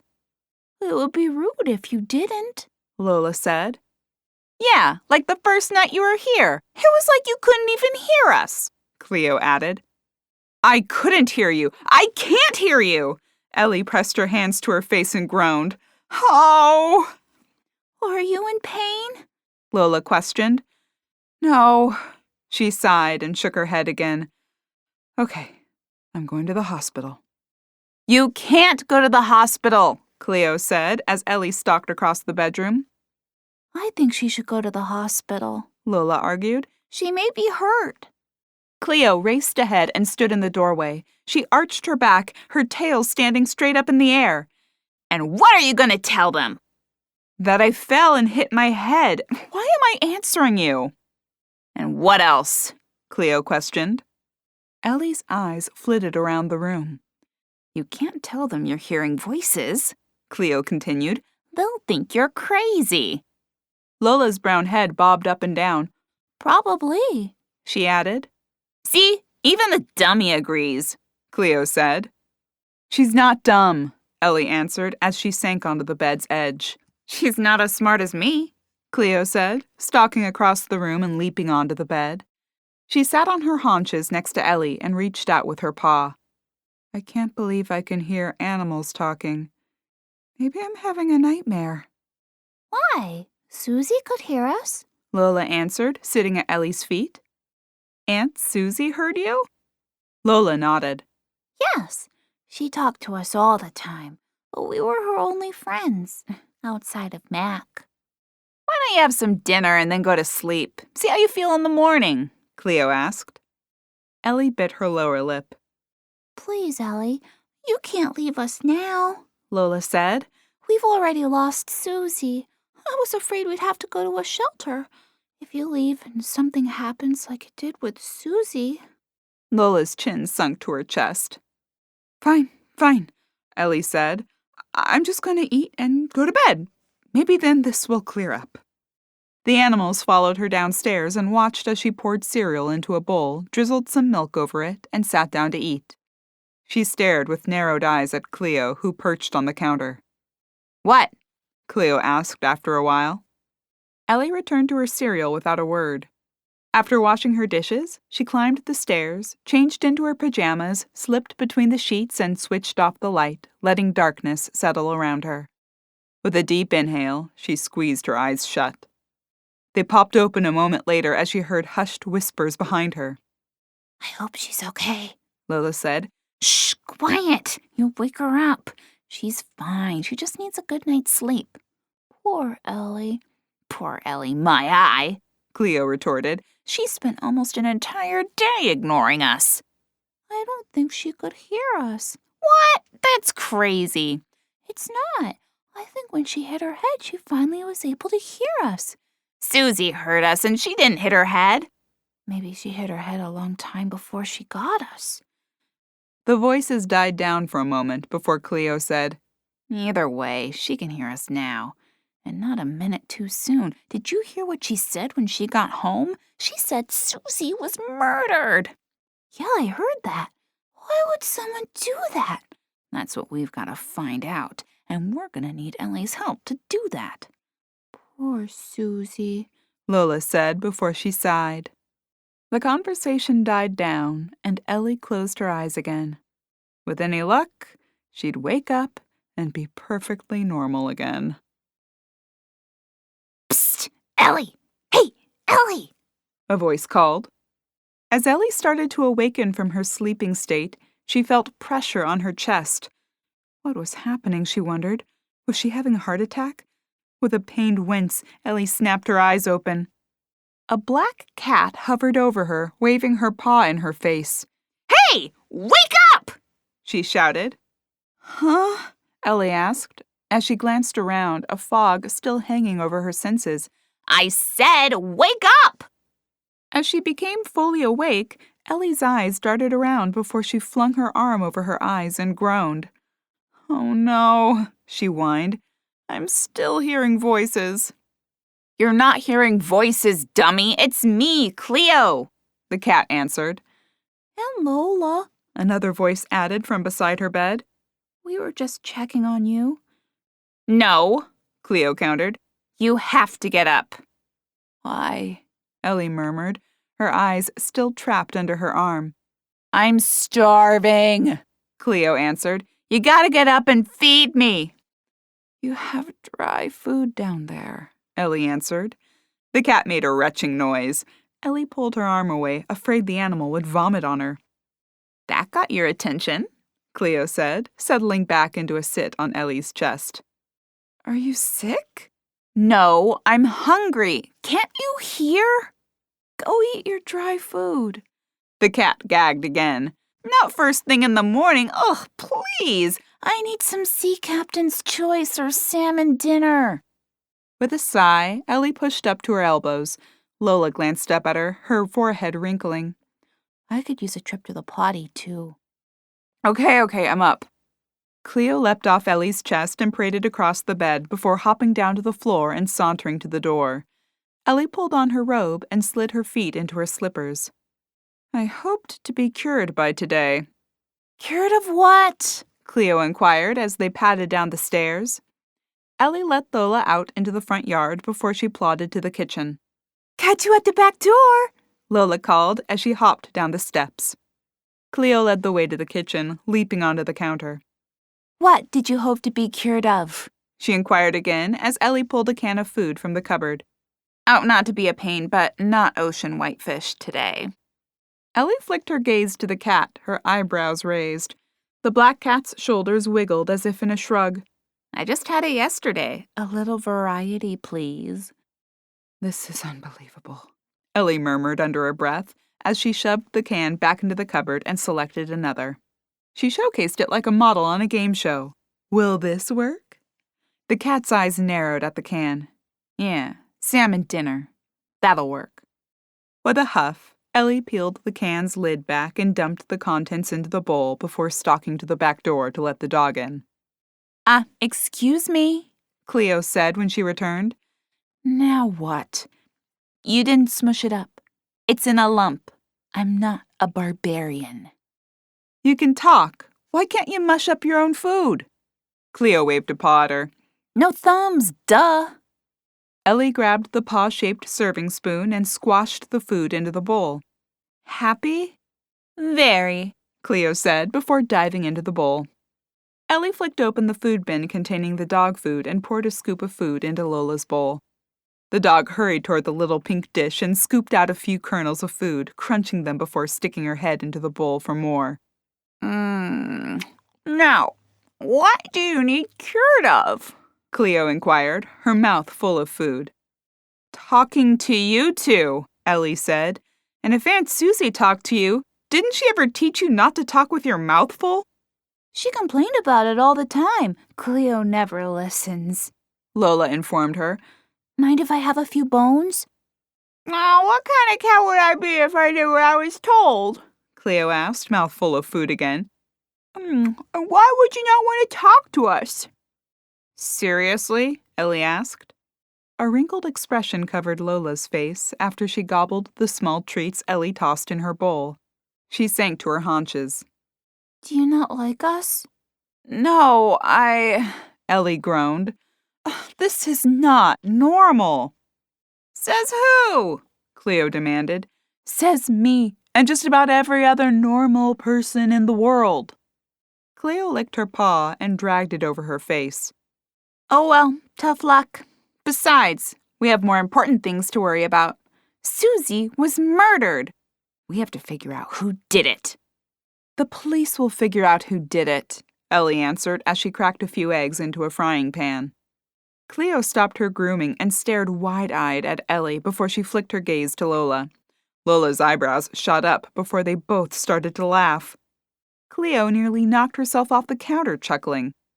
What's so funny? Ellie inquired as she buttered 2 slices of toast. The police will figure it out, Cleo mimicked in a high-pitched tone. Who, Rick? Lola shook her head. I wouldn't count on that. Ellie furrowed her brow. Why? Cleo shrugged as Lola explained. He's a nice enough guy. He always gives me a nice pat on the head when he visits, but he's not that smart. He seemed capable to me. Capable of being a cat killer, maybe, Cleo shot back, leaping to her feet. Cool it, Cleo, Lola said, sidling up to Ellie as she sat down with her breakfast. He's not a cat killer. We don't know that, Cleo countered, leaping gracefully from counter to table. Hey, I don't think you should be on the table, Ellie said. Cleo slowly eased her back end into a sit, her eyes never leaving Ellie's in an emboldened stare. Ellie puckered her lips in an unimpressed expression. Fine, do what you want. I usually do. It's true, she does, Lola confirmed. And just because Rick doesn't bother with you doesn't make him a cat killer. It could. And besides, how do we know he's not Susie's killer?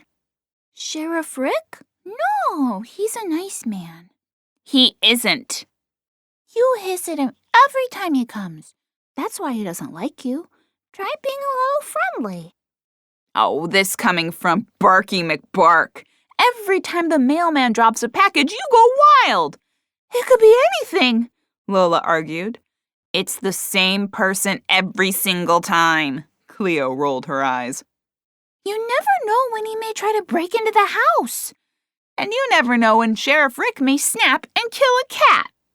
Okay, enough, you two. Look, I want to know who killed Aunt Susie as much as you. I'm just not sure we should be digging around in a police investigation. Like I said, Cleo replied, if you want to know who did it, you'd better dig around. Sheriff Rick isn't going to find anything. He couldn't find his way out of a wet paper bag. Chimes floated through the air. Lola squealed out a panicked bark, followed by a few loud woofs, spinning to stare at Ellie. Doorbell, Cleo announced. Yes, I know what it is, Ellie answered. I meant that for the dummy. Cleo nudged her chin in Lola's direction. Hey, there's no need for that. Ellie rose from her chair and pulled her robe tighter around her as she glanced into the hall. Cleo leapt from the counter, landing gracefully on her feet and sashaying into the hall. She barks every time. We have no idea who it is, Lola answered. It could be an axe murderer. It's not an axe murderer, Cleo said as someone rapped on the door. Another round of barks emerged from Lola. Stop that! Ellie shouted. It's not an axe murderer. It's Mac. Oh, Lola said, her tail wagging, shaking her entire rear with it. Dummy, Cleo muttered as she sashayed past Lola and toward the door. Ellie sighed as she stalked to the door and pulled it open. Mac stood on the other side of the screen door. He waved a flat box. Morning, he said with a nod. Hope I didn't wake you. I brought donuts. No, that would have been Cleo, Ellie said as she pushed the screen door open and motioned for him to enter. And donuts are always welcome. Hi, Mac, Lola said with a wag of her tail. Betty's here to tell us they know nothing about Susie, Cleo said. Ellie eyed the two animals and gave a slight shake of her head. Good, good. Well, I hope it's not too early to stop by. Not at all. I was just having breakfast. Come in. I've got coffee on. Sure, Mac said. I'd love a cup. Right after I say hello to Big Lowell. He squatted down and gave Lola an ear rub. A groaning sound emerged from Lola. Oh, that's the spot, she said. Cleo raised her back and rubbed Mac's leg. And hello to you too, Cleo. The black cat let out a meow. Morning, Mac, she said. Ellie made her way down the hall to the kitchen. Do you take cream and sugar? Nah, I'm good without, Mac called into the kitchen. You sure? A very nice man went shopping for me, and I'm pretty sure he stocked me up. Ellie searched the cabinet above the coffee pot, pulling down a large mug. She sloshed the dark brown liquid into the red cup and waddled to the table with the pot still in her hand. After a refresh of her cup, she slid the pot back into the maker and sat down across from Mac, who had collapsed into a chair against the wall. Lola sat at his feet. Just wanted to check in on you, after the news yesterday, Mac explained after a sip of the dark aromatic liquid. Cleo sauntered in and hopped to her perch on the counter. Thanks, Ellie answered. Yeah, I'm okay. It was a shock, but I'm okay. I do hope they catch the person who did it. Mac nodded as he sipped at his coffee again. Ellie pulled open the box of donuts and selected a chocolate, cream-filled pastry. She stood and tore 2 paper towels from the roll on the counter. She handed one to Mac, who had snagged a jelly donut before the lid closed on the box. Do the police have any leads? Ellie asked. Well, Mac began with a mouthful of donut. I spoke with Rick this morning. The answer is no, Cleo said. And he's done some preliminary work. Did they find anything? Lola asked. And, well, it's a no, Cleo repeated. The long and short of it is, he doesn't have any leads. Told you, Cleo said. Really? Ellie inquired before licking the powdered sugar off her fingers. No. No way to trace the poison? It's not too hard to get your hands on. What about who she had lunch with? Max shrugged. There's no way of knowing that. You could ask us, Cleo said. Ellie glanced at her before returning her gaze to Mac. Well, did she have any enemies? Of course not, Lola said. Mac offered a mouth shrug before he said, I suppose we all do. What does that mean? Ellie inquired. Look, Ellie, Susie was invested in a lot of different things in town. So? So, when you own half the town, not everyone sees eye to eye with you. So she did. If you can call it that, sure. Plenty of people disagreed with her on things, and she had a few people who preferred her to stay out of their business, even asked her to take a step back. And she didn't? Susie had her opinion, and she did own a lot of stakes in various businesses. She never backed down. She didn't get to where she was by being a shrinking violet. A lot of people don't like that, but that doesn't mean any of them killed her. Ellie sighed as she bit off another chocolatey piece of donut. Told you, Cleo repeated. Sheriff Rick couldn't find the killer if they were standing over Susie's body with a box of poison in their hand. We've got a nice little town here, Mac continued, and despite our disagreements, I can't imagine any of them would have killed her. Any of her business partners, you mean? Mac nodded as he took a big bite of his donut. Had she argued with any of them recently? Mac snorted a chuckle, his mouth still full of the delectable pastry. All of them, he admitted.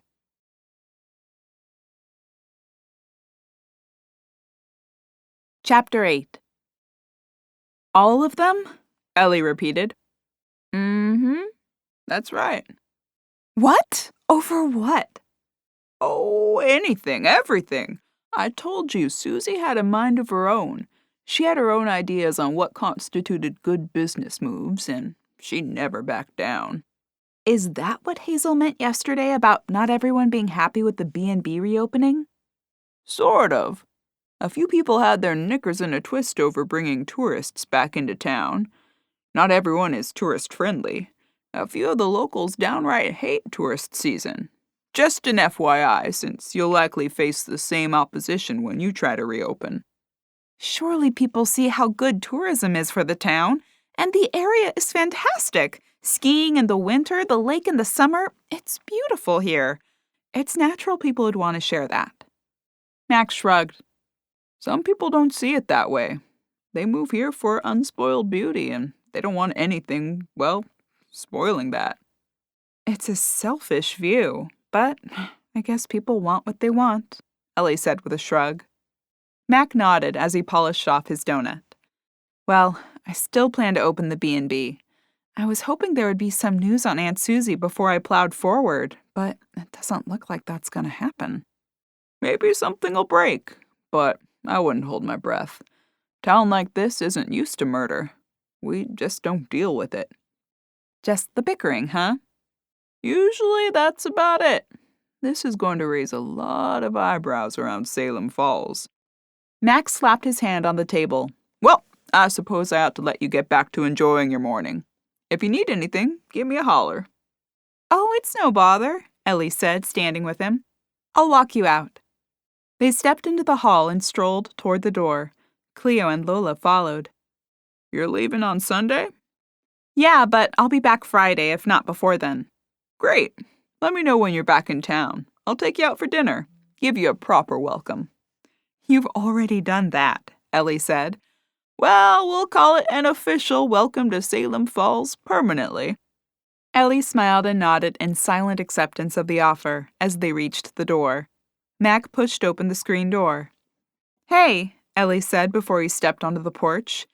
Did Susie ever mention anything weird about the animals? Weird? Yeah, did she say they had any weird quirks? Or anything like that? Not that I know of, Max said with a frown. He scratched his head. She mentioned Cleo being a water buffalo. I am not. And Lola being a little barky. It's called being protective, Lola said. But other than that, nothing I can think of. He furrowed his brow and glanced at Ellie. Why? Is there a problem or something you're concerned about? Oh, no, Ellie said with a shake of her head. I think they may be missing her. We are, Cleo said. I'm sure they are. She loved those little fur balls. Talked to them like they were her kids. We were her friends, Lola said. Ellie nodded, realizing she talked to them because they talked back. It's almost like they talk back to you. Mac burst out laughing, slapping his thigh as he chuckled. You know, that's exactly what Susie used to say. You're more like her than you know, Ellie. She'd love that you're here and taking over the place, along with taking care of her babies. Well, I'm glad to be here. I feel at home here. I just wish it wasn't at Aunt Susie's expense. Mac shook his head and clicked his tongue. It's a real shame about Susie. She'll be sorely missed. But we're glad to have you here. I'm glad this old place will have someone who loves her here. Mac stepped onto the porch, and Ellie caught the screen door before it swung shut. Thanks, Mac. And thanks for stopping by. Let me know if you hear anything else from the sheriff, huh? Will do. He offered a salute and skipped down the stairs. Have a good day, Ellie called. He gave another wave before he slipped behind his wheel and fired the engine. With a quick toot, he swung the car around and headed down the driveway. Dust from the gravel filled the morning air. Ellie let the door swing shut and pushed the front door closed. I told you Sheriff Dummy wouldn't have any leads, Cleo said, pacing the wood floor of the entryway. That's not nice, Cleo. Listen, I call a spade, okay? And we have bigger fish to fry. Oh? Ellie inquired. We're having fish? Lola asked. Cleo stopped her pacing and squeezed her eyes shut. We're not having fish, Lola. It's a figure of speech. All right. It means we have other things to discuss, like who killed Susie and how we're gonna find out. I'm still not sure we should pursue this on our own, Ellie argued as she swept down the hall and back into the kitchen. Lola and Cleo followed her. She plopped into the kitchen chair and grabbed another donut. Hey, I could use some thinking food, too. You've got a bowl full of dry food. Eat that, Ellie said with a mouthful. I'd like a treat, Cleo said. You have a donut. It's only fair. Ooh, treat, Lola said. She quickly sat on the floor, her tail wagging furiously. Ellie set down her donut on the paper towel and groaned as she climbed to her feet. Fine. Creamer, please, Cleo said. Seriously? Yeah, I love it. Susie always kept a small creamer in the fridge just for me. With an arched eyebrow, Ellie pulled the creamer from the refrigerator and poured a small amount onto a saucer, setting it in front of Cleo. She lapped at it, while Ellie grabbed a few milk bones. Not those, Lola said. What do you want? Ellie frowned, dropping them back in the jug. The good treats, the popcorns in the bin. Lola nudged her head toward a basket of treats on the counter. She found the red bag filled with dog-shaped treats labeled popcorn and grabbed a few. She offered one to Lola, who crunched it down in seconds. I love the popcorn. Everyone happy? Ellie asked, collapsing into the chair and taking another bite of her glazed donut. Cleo finished lapping up the milk. She licked her chops before settling into a sit and licking her front paw. She rubbed it over her face a few times before yawning. I could use a nap. I thought you wanted to figure out who killed Susie, Ellie asked. I do, but I can't think when I'm this tired. We'll have to reconvene after my nap. Cleo yawned again. We also need to discuss your departure. My departure? Cleo leapt onto the floor and sauntered toward the door. Yep, your plan is no good. We need an alternative, she shouted as she sashayed into the hall and disappeared. Ellie shook her head and sighed before she settled her gaze on Lola. What about you? Do you need a nap too? I could use one. We've been up for over an hour and a half already. Wow, crazy. I know. When Susie was alive, I'd already be asleep while she had tea in the sunroom. Ellie glanced over her shoulder at the sun-filled room. You want me to take my coffee out there? If you wouldn't mind. I always sleep better in the morning sun. All right. Just let me grab the folder of B&B ideas. Meet you there. Lola rose and sauntered into the sunroom. Ellie wandered down the hall, finding Cleo sprawled on the back of the couch, eyes squeezed shut. She hurried up the steps and snatched the folder from her bedroom before she returned downstairs. With a fresh cup of coffee, she shuffled into the sunroom and found a comfortable rocker. Lola lounged on her side in the morning sun. She side-eyed Ellie before she offered a sigh and squeezed her eyes shut. Ellie stared out at the morning sun, bathing the leaves of the deciduous trees in its golden light. Why hadn't she visited her aunt in the last few decades of her life? She guessed life had gotten away from her. She'd gotten so wrapped up in her marriage and making her way, she'd forgotten to take the time. And now the woman was gone, murdered. And according to Mac, they'd likely never find the culprit. Though, according to the talking animals, a development that still disturbed her, they could find the wrongdoer and bring them to justice. Ellie crinkled her brow as she sipped at her coffee. Was she really about to believe a talking dog and cat? Her life had taken a turn for the worse recently, but this was outrageous. She glanced down at the folder in her lap. With a flick of her finger, she opened it and looked at the plans. Reopening plan for Salem Falls B&B was written across the top. Ellie scanned the items listed before turning the page to review the Murder Mystery Weekend feature. Before she got too involved in the details, her phone jangled in her pocket, vibrating against her leg. Ellie dug the phone out and swiped to accept the call from Mia. Hey, Mia. Hey. Mia answered through the phone's speaker. Did I imagine it, or did you say you were in Salem Falls and moving there? You didn't imagine it. I'm still up here. And I'm moving this week. Okay, so I didn't go crazy. I was talking to Joe last night, and it just sounded so nuts coming out of my mouth. Speaking of, I hope he's okay with your weekend away because I'm going to need the help.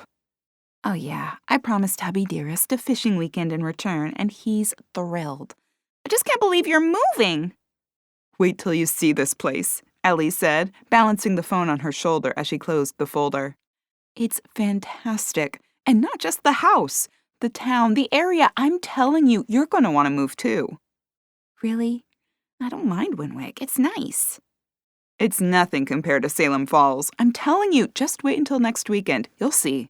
I still can't believe it. Quaint, lovely town or not? Well, quaint and lovely, yes, though there is a darker side. Oh, what's that mean? I got some unexpected news yesterday. My aunt didn't just die. She was murdered. What? Okay, now I'm really concerned about your decision. Do they have any suspects? No. The police seem to be at a loss, but I'm still hoping they'll find the killer. I feel terrible about this. No wonder. You just settled yourself into moving, and now this? No, I feel good about the move either way, but I feel awful that someone murdered Aunt Susie. Oh, right. Yeah, that's awful. I hope they catch whoever did it.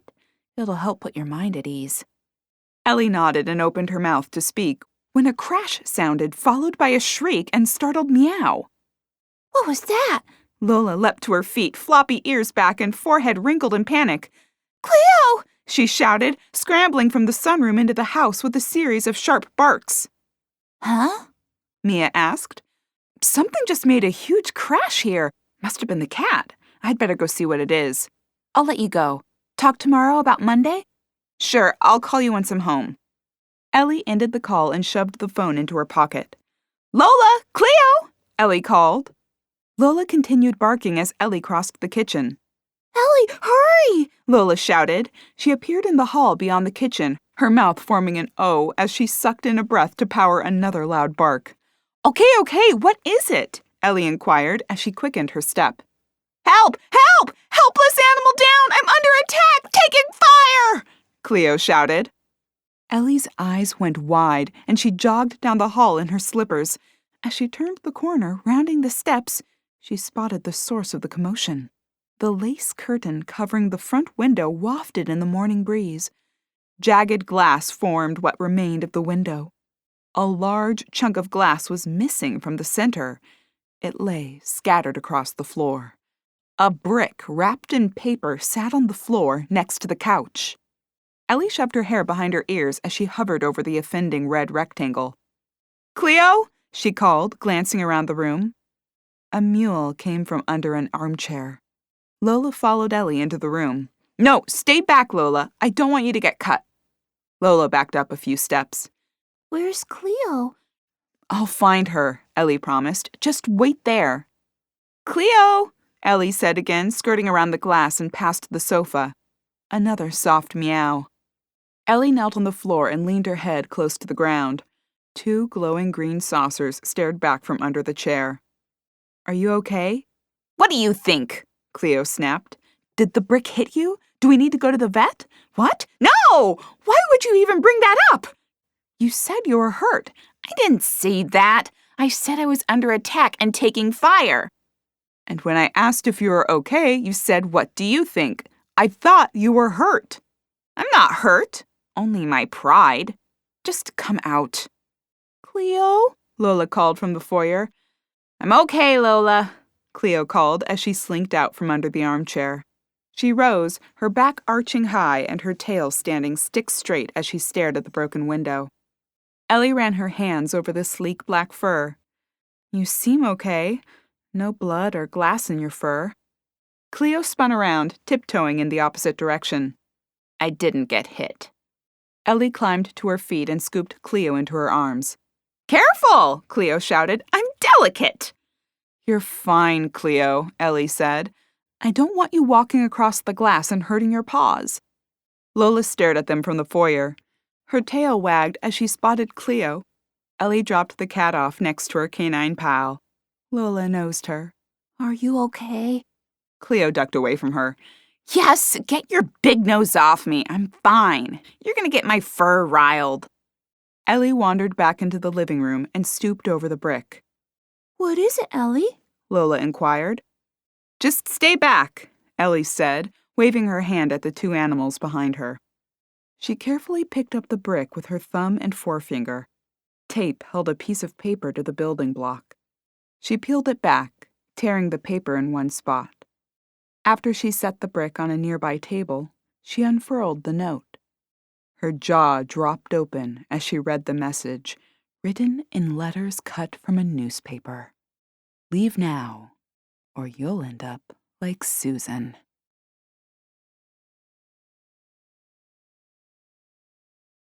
Chapter 9. Ellie stared at the threatening note for a moment. Ellie, what is it? Lola questioned again. "What does it say?" Cleo inquired. Ellie shuffled into the foyer and swallowed hard. She flashed the note at the animals. Cleo eyed her. "I can't read. I'm a cat." "How was I supposed to know that? You can talk." "Just tell us what it says," Cleo answered. "It says, leave now or you'll end up like Susan."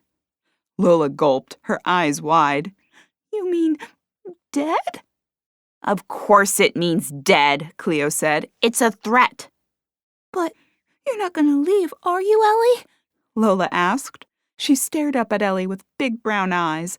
Her mouth formed its usual frown, and her forehead wrinkled with concern. "No, of course not." Oh, good, Lola answered, sinking onto her haunches. "I can't take another loss." Cleo glanced at Lola, then Ellie. "But you are leaving. Tomorrow." "Just temporarily," Ellie said. "Susie thought she was leaving temporarily, too," Cleo lamented, her eyes sinking to the floor below. Ellie rubbed the fur behind her ear. "I know it'll be hard, but I'll be gone less than a week. I won't disappear, I promise." How can you be sure? Lola asked. She bumped her nose against the paper Ellie held in her hand. "I'll be careful." What about us? Cleo asked. Someone busted the front window. We could be hurt, catnapped, or worse. I could wander out the broken window and become lost. For that to happen, you'd have to leave willingly. You never know what could happen. I could hit my head and lose my senses, Cleo argued. And what if someone attacks us while you're gone? Lola added. I will board up the window and call the police about this. Sheriff Cat Hater isn't going to look out for us, Cleo huffed, pacing the floorboards. I'm sure Mac will, Ellie answered. Mac only comes by 2 or 3 times per day, Lola said. We could be dead for hours before he knows it, Cleo wailed. Okay, just calm down. I have to go home and pack. It'll be less than a week. Cleo ceased her pacing and stared at Ellie. You could take us with you. Ellie said. Yeah, Lola agreed. You could take us with you. Then we'd all be safe. Ellie shook her head and stared down at the furry faces. Cleo's eyes were wide as saucers, and Lola gave her best sad puppy dog look. Please, they said in unison. Ellie huffed and squeezed her lips together as she fluttered her eyelashes. Okay, fine. I'll take you both with me. Cleo breathed out a sigh of relief as Lola's tail wiggled. Go? Lola said. In the car? Her tail wagged even more. Yes, in the car, dummy. We aren't gonna walk. Yes, go in the car. Tomorrow, not now. Don't get so excited. Ellie pulled her phone from her pocket. Now I'm gonna call the police and report this. A knock sounded on the door. Lola let out a screech at the sound, followed by several sharp barks. Lola, will you stop that barking? Ellie asked as she skipped down the steps. Lola spun to face her, eyes wide. It's the police, Ellie said. No need to bark. Could have been anyone, Lola answered. Cleo stalked into the foyer, rubbing her tail against the doorway leading to the library as Ellie pulled the door open. Rick stood on the other side, hat in hand. Sorry to meet again under these circumstances, he said as she pushed open the screen door. He stepped inside, glancing down at Cleo and Lola. Cleo narrowed her eyes and offered a hiss. Rick winced and chose to offer Lola a pat on the head. Here's the window, Ellie said, motioning to the living room. I moved the brick so I could retrieve the note. Ellie motioned to the brick on the table and the note lying next to it. Rick picked up the note and studied it. He pulled a notebook from his pocket and clicked his pen. Did you see anyone? No, I was on the phone with a friend when I heard the crash. I came in here and found the window broken and the brick on the floor. Rick nodded and puckered his lips as he stared at the mess on the floor and the note. Any idea who may have done this? Anyone confront you since you've been in town? No, Ellie said. I haven't met many people, but the people I have met have been nothing but nice. He's lost, Cleo said. He has no idea what to do next. He's thinking, Lola said. He's too dumb to think. Ellie glanced at the animals and gave a slight headshake. Rick rubbed his neck. Not many people are even aware I'm here, Ellie added. Like I said, I haven't met many people. Well, that doesn't mean much. What do you mean? Rick shrugged and arched his eyebrows as he tapped his pen on the notepad. I mean, everyone in town knows you're here. How? It's a small town, Ellie. Word gets around fast. So you're saying this could have been anyone because everyone knows I'm here? Rick let his mouth hang open a moment as his head bobbed up and down in a slow nod. Yep, that's what I'm saying. Dope, Cleo said. Ellie shot her a warning glare. Ellie waved her hand at the note. This is a definite threat. Do you think it could have come from the killer? It's possible. Possible? Cleo shouted. I'm starting to agree with Cleo. He has no clue how to solve a crime, Lola said. I think it's more than possible, Ellie said. Why would someone kill my aunt and then a different person threaten me? Doesn't it make sense that the person threatening me is the killer? Rick put his hands on his hips and pursed his lips. Yep, you're probably right. Well, do you have any leads? Not many. I'm working on it, though. Who do you have so far? I can't comment on an active case. You're kidding me! I was attacked! I have have a right to know. I don't have anything firm. I can't give out details like that. Bull! He doesn't know. His suspect list is empty, Cleo said, rising to her feet and stalking around the foyer. But I assure you, we're working on it night and day, Rick said. Ellie drew the corner of her mouth back in an annoyed expression. Okay. Listen, I'll have a patrol car out here every hour until we get this solved. So you do think you can solve it? Nope, he can't, Cleo said. We're gonna try. Okay, well, I'll only be here today. I'm leaving tomorrow to pack up my place in Winwick. I'll be back Friday. Oh, okay. Well, we'll be sure to keep an eye on the place while you're gone. Check in on the animals. He glanced to Lola with a nod and then to Cleo with narrowed eyes. Did you see how he looked at me? Cleo exclaimed. Cat hater! I'm taking them with me. Oh, Rick answered. Great, good. We're not staying here with you in charge, cat hater.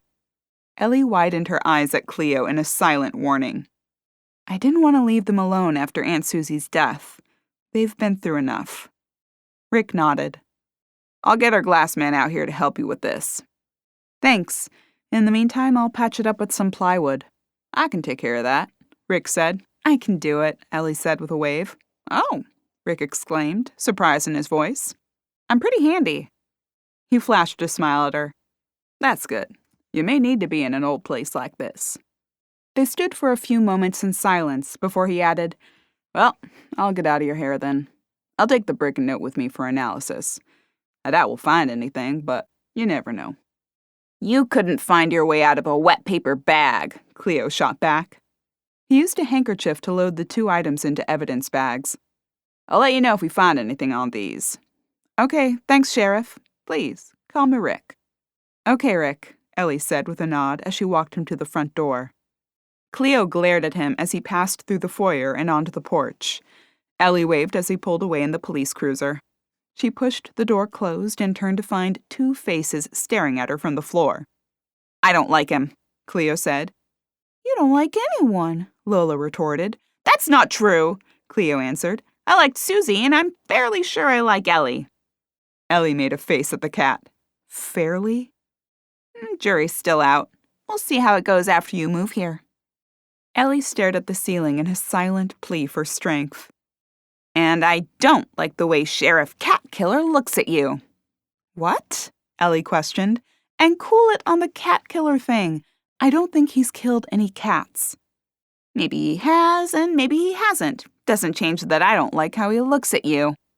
Ellie strode down the hall and retrieved a broom and dustpan from the pantry. And how does he look at me? She asked as she swept the glass strewn across the hardwood into a pile. Like he likes you, Cleo said, leaping onto the top of the couch after Ellie cleared the floor. Please, Ellie said with a roll of her eyes. That's the last thing I'm looking for. Lola's face wrinkled with confusion. Why, Ellie? Sheriff Rick seems nice. You're an idiot, Cleo shot back. She's not an idiot, Ellie said, and the truth is, I'm just getting over one relationship. I do not want or need another. Lola meandered into the room, tapping Ellie's leg with her paw. What happened? Oh, nothing, Ellie said with a sigh. Cleo stalked toward her, wiggling her tail. Tell us. We want the juicy details. Fine. My husband, after 15 years of marriage, decided he preferred a waitress to me. He cleaned out my bank account, packed up his things, and walked out on me, leaving me with a house I can't afford and a mountain of debt. So no, I'm not looking for a relationship right at the moment. Possibly not ever. Cleo shook her head. The scum. Sorry, Ellie, Lola said. That stinks. And if it helps, I think he was crazy. Thanks. I appreciate that. I can't believe it's coming from a dog, but I'll take what I can get. It's best you move here then, Cleo added. We'll take care of you. And I'm sure glad to hear Sheriff Cat. Cleo paused. Sheriff Rick won't be moving in anytime soon. Pass, Ellie said as she scooped the dustbin off the floor. I'm looking for a fresh start, and I want to do my own thing this time. Wait here while I dump this and find some wood to close that window. Susie kept some in the shed out back, Cleo called after her. In short order, Ellie had the window boarded up. As she pounded the final nail into the temporary covering, a knock sounded at the front door. Lola's boisterous bark filled the air as she bounded across the living room, charging toward the door. Ellie, it's Mac, Mac's voice hollered. Coming! Ellie tossed the hammer on the table and hurried to the door. She twisted the lock and pulled it open. Hey, Mac. Lola stood at the door with her tail wiggling back and forth. He stepped into the foyer, gulping in breaths. Are you okay? He questioned. Rick told me. Yeah, we're fine. Word really gets around fast, huh? He puffed out another few breaths as he answered. It's a small town. I'm sure everyone already knows. Well, thanks for checking on us. No problem. And don't worry, I'll check every few hours while you're gone, especially with the animals here. Oh, I'm taking them with me. And I'm going to try to get back here earlier than Friday. Oh, well, I could watch them, no problem. If you feel more comfortable, I can take them to my place. Pass, Cleo said. I love Mac, but I don't want to go with him, Lola added. Thanks, but I think they've been through enough. I'd rather them get used to me and my routines. Understood, Mac answered. Well, I'll still check on the house. And do you need the window boarded? No, I just took care of that, Ellie said. She waved her hand at the boarded-up window. Mac lifted his eyebrows as he eyed the hammer on the table. Oh, handy, huh? A little. Also determined to stand on my own 2 feet. Will you be okay here tonight? Mac asked. I think so.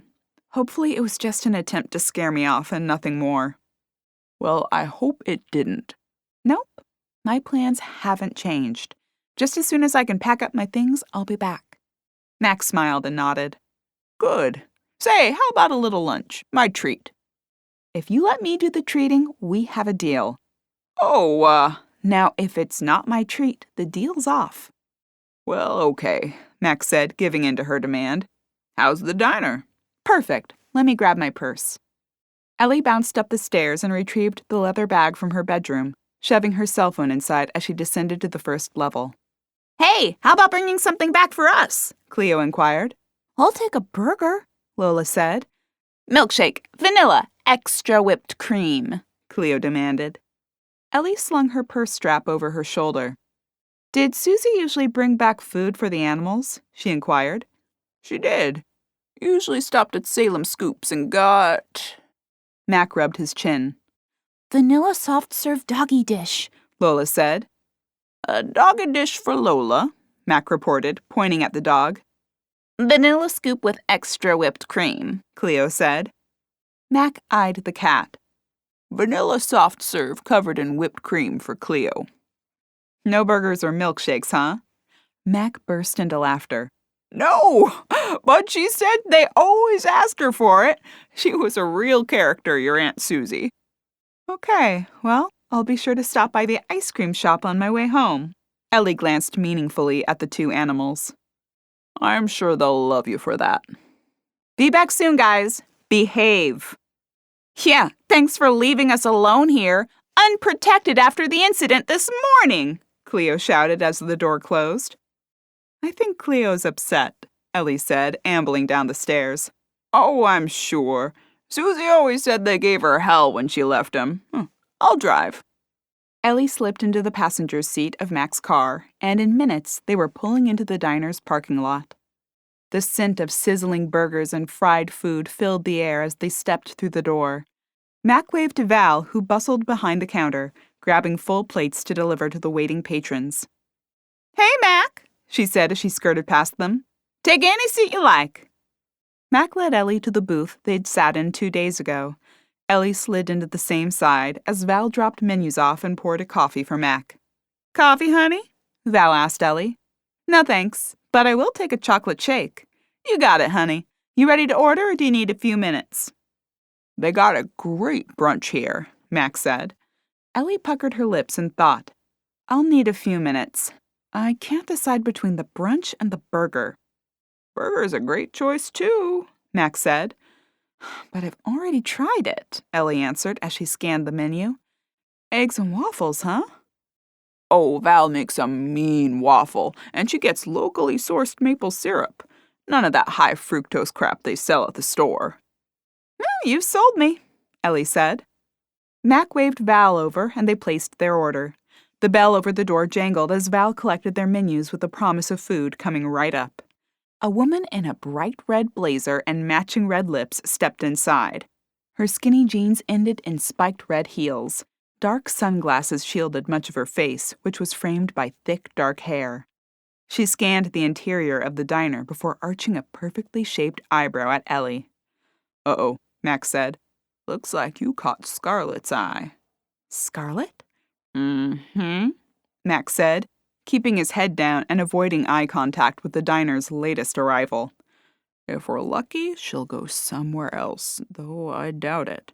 With you being new and all, you won't escape the attention of... The woman's shadow loomed over the table. Hi there. She flicked her gaze between the two of them. Hey, Scarlett, Max said, a grin on his face. Fancy meeting you here. Aren't you going to introduce me, Mac? She stared at Ellie. Ellie smiled at her and extended her hand as Mac introduced her. Scarlett, this is Ellie, His voice faltered, unsure which last name to use. Byrne, Ellie said. Ellie Byrne. Mac nodded. Ellie, this is Scarlett O'Hara. She's a reporter with our local newspaper, the Salem Falls Herald. I'm also part owner, she said as she stared down her nose at Ellie. Great, I'll have to make sure I subscribe. Susie had a subscription.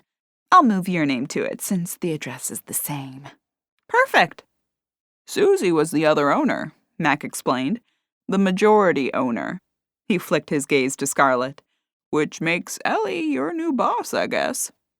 Scarlett offered a disingenuous smile that bordered on a smirk to them. I don't suppose you'd be interested in selling. What would you want with a boring old newspaper? Before Ellie could answer, Mac stepped in. Let her settle in first, Scarlett, before you're pestering her for business meetings. Well, she really should make a decision. Running a newspaper isn't a spectator sport. Scarlett pulled a business card from the red leather bag slung over her shoulder and tossed it onto the table. Call me. Even if you're as stubborn as your aunt about selling, we'll need to discuss operations.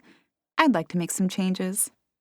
The woman spun on a spiked heel, her perfectly coiffed hair flying in near slow motion like a bombshell in a movie. The sound of her heels pounded across the tiled floor as she retreated to the counter, grabbing a menu to flip through. Wow, Ellie said as she stormed away. Scarlett is tenacious. Typical reporter. Tenacious is putting it mildly. Ellie leaned closer and lowered her voice. And is her name really Scarlett O'Hara? Mac offered a low chuckle. Yep. Her parents had a real sense of humor. Got so famous for it, she kept it even after she got married. Ellie glanced over her shoulder at the woman, who detailed her list of demands to Val. Burger, well done, not burnt, but not too juicy. Sesame seed bun, lightly toasted. Fresh lettuce, only the leafy bit. How are your tomatoes today? Are they pale or red? Who would marry her? Max snorted another chuckle. Someone not willing to stick to his word. He left her 2 years ago. Ellie glanced down at her folded hands. Well, I don't envy her that. It's not fun. Ellie, the man who left you was a fool. His gaze flicked to Scarlett, who continued to discuss her order with Val. 2 cherries and only 1 squirt of whipped cream, she babbled. The man who left her was likely a very wise man. Ellie chuckled, despite herself. What did she mean about Aunt Susie being stubborn? Val arrived with their meals. She set a fluffy Belgian waffle in front of Ellie, along with 2 over-easy eggs and 3 slices of crisp bacon. Your Aunt Susie was barracuda in business, she answered as she slid a plate of steak and eggs in front of Mac. Oh, really? Val nodded. Oh, yeah. Scarlett wanted to buy her out of the newspaper a bunch of times. Val shook her head. Susie wouldn't have it. Said she was the only thing keeping the newspaper honest. It frustrated Scarlett to no end. She unloaded the ketchup, syrup, and a caddy of varied jellies onto the table. Ellie nodded at the response. Need anything else? Val questioned as she scanned the table. Don't think so, Max said. Thanks, Val. The sweet scent of the waffle made Ellie's stomach rumble in anticipation. She drenched a quarter of the waffle with the thick syrup and dug in. Careful what you take as gospel in a small town like this, Max said in a low voice as he sawed at his steak. Is she embellishing? No, Scarlett and your aunt did argue over the newspaper several times, but Susie argued over business with a lot of people, Val included. Really? Ellie asked as she waited for the syrup to stop dripping from her freshly cut piece of waffle. Oh yeah. Val also wanted to buy Susie out, wanted to open a speakeasy in the basement. Susie wouldn't hear of it. A speakeasy, huh? I'm sure you'll be hearing about it soon, Max said. Val'll want to buy you out or ask you to give your blessing on her speakeasy. Why didn't Aunt Susie? Susie didn't want the trouble of it. Thought it carried a certain negative vibe and would detract from the place. Huh. Well, I guess she has a point. But it could also give the place a fun side. That's what Val thought. She and Susie argued about it for months. Really? Friendly sparring or bitter arguing? It got kind of heated. But don't go jumping to any conclusions. Val's the sweetest gal. She wouldn't hurt a fly. Ellie nodded as she chewed another piece of syrup-laden waffle. I'll reserve my judgment for my own interactions with Val. Max smiled and nodded at her.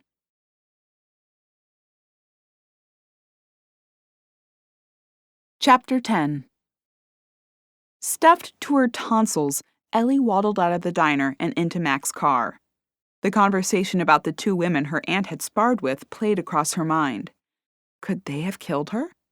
Boy, if I keep eating like this, I won't fit into any of the clothes I'm heading home to pack. Ah, you'll get plenty of exercise around here. Susie used to walk to town. Always kept her trim.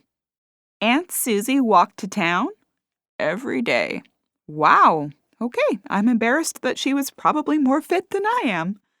Mac chuckled at her statement as he pulled into the driveway. Here we are. You should have made me walk, Ellie joked. You can walk next time, he promised. Now you're leaving tomorrow, but we'll be back Friday, right?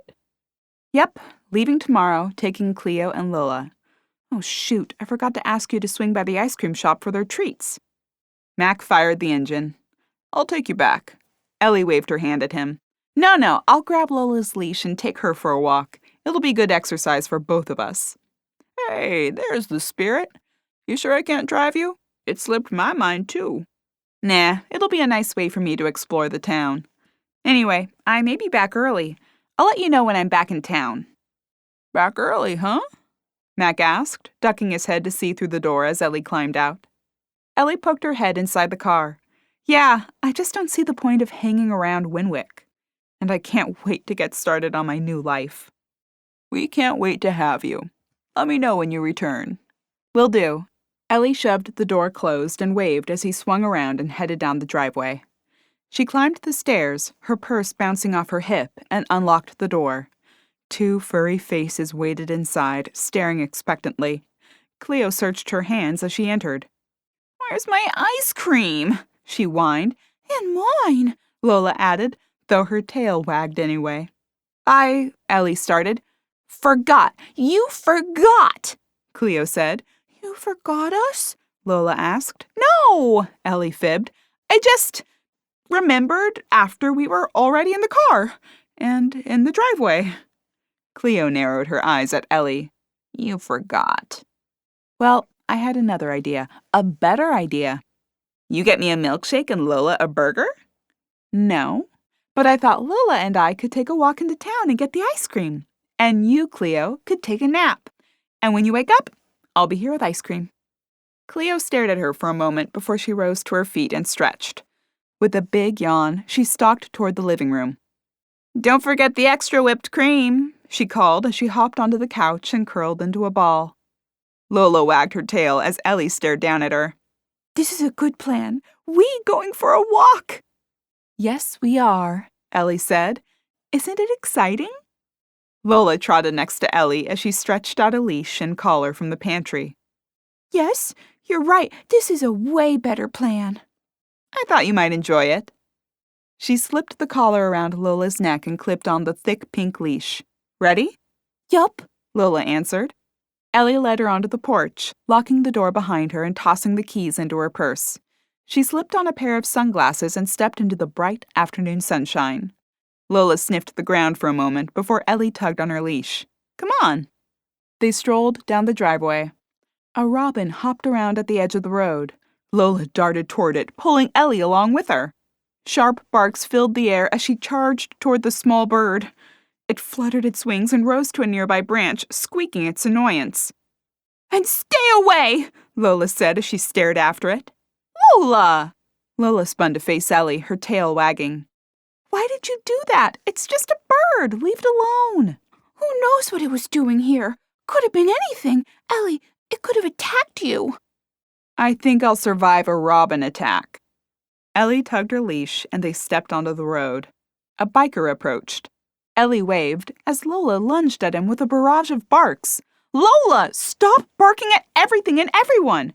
I'm sorry, I can't help it. It's in my job description. Did you do this when Susie walked you? Susie never walked me to town, Lola answered. Why not? Because I barked at everything and everyone. Ellie's shoulders slumped, and she shook her head. We really need to work on that. They continued along the deserted road until the sidewalk began at the edge of town. Ellie meandered through the streets, noting the location of several things like the grocer, hardware store, and pet store. The quaint shops of Main Street appeared before them as they rounded a corner. The bright sunshine beamed down on the waving flags and banners that lined the street. Several shops had their doors open, welcoming visitors. A swinging sign announced the location of Salem Scoops. Behave in there, Ellie warned as they approached. She pushed through the door. A jangling bell announced their arrival. A dark-haired woman with a sleek ponytail and a visor emblazoned with the words Salem Scoops in bright pink lettering stood behind the counter. Hello, come on in, she said with a smile. Is it okay to bring the dog? Ellie asked, hovering in the doorway.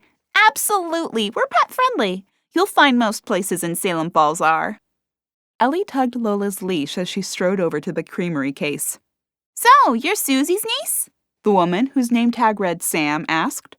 Wow, news travels fast, huh? Well, you've got Lola, so it's not hard to figure out. Oh, I was under the impression Lola didn't come into town much. She didn't, but we still all know her. I'm Sam. Susie owns a small interest in the creamery, so I've met Lola lots of times before. Hi, Sam, Lola said, her bottom teeth showing above her frowny lip. Oh boy, Ellie said, bending to study the flavors.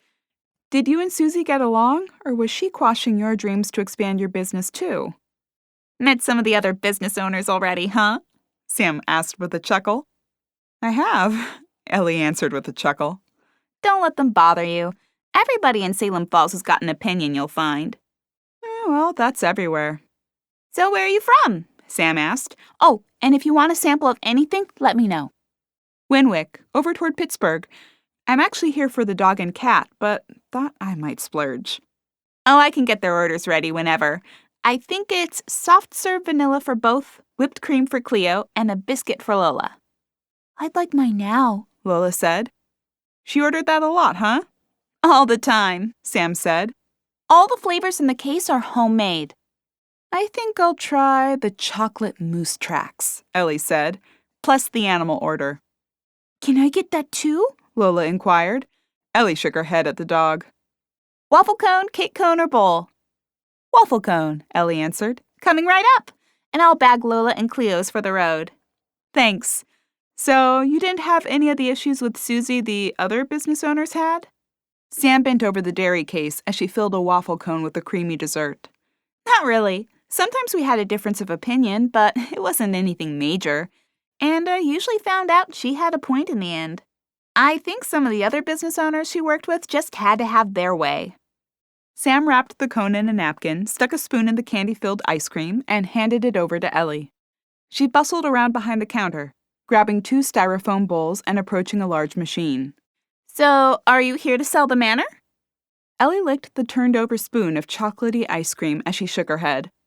No, I'm going to move here. Sam's eyebrows raised. Oh, well, welcome, neighbor. I live down the road from you, though you can't see my house from the manor. Thanks, Ellie said. Yeah, well, it'll be a nice change. Not digging Winwick anymore? Sam stuck a few dog bones into the soft serve before snapping a lid on top.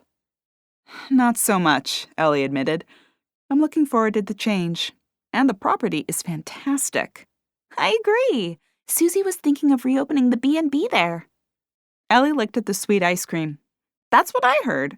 I found her plans, and I must say, they really are solid. Any chance you'll become the newest business owner in town? A very good chance. I'd really like to open the place up. Great, Sam said as she sprayed a generous layer of whipped cream on the white ice cream. I'd love to discuss collaboration. Ice cream Sunday Saturdays or something. I saw a note about that in the reopening plan.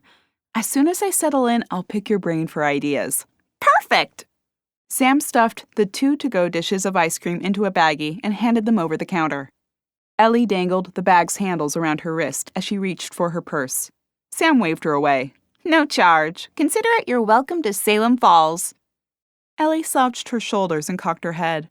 No, come on. At least let me pay for mine or the animals. Nope, free of charge. Ellie dropped her purse at her side. Well, thanks. No problem. Sam gave her a wide grin before she reached over the counter and tossed a dog bone Lola's way. Lola caught it midair, chomping it down in seconds. Thanks, Sam, she said with a toothy grin. Ellie offered her thanks a second time and tugged on Lola's leash.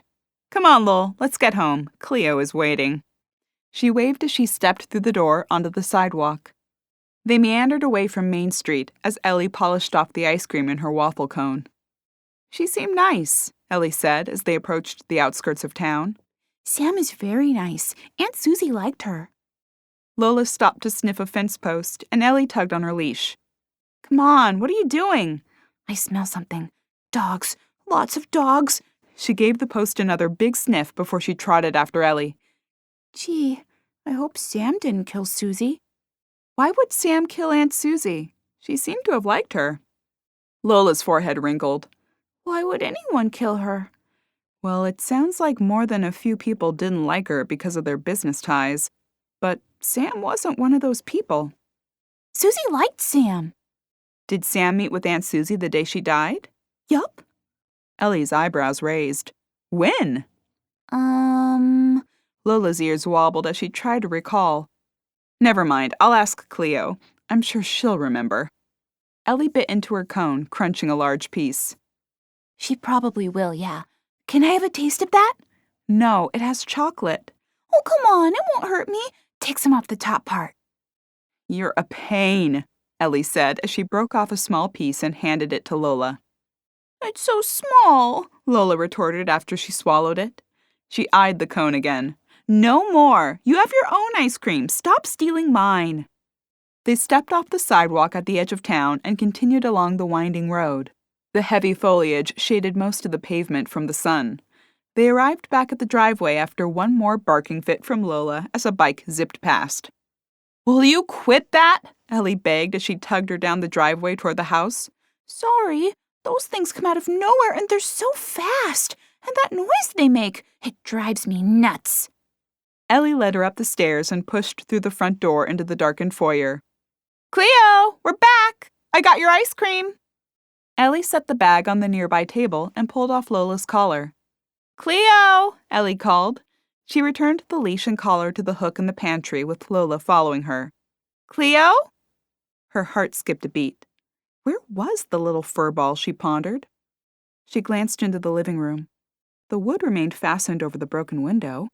Where is she, Ellie? Lola asked. I don't know, Ellie murmured as she scanned the room again. Cleo? She turned to face Lola. Does she have any favorite spots? The couch, the cat tree in the sunroom, Lola began.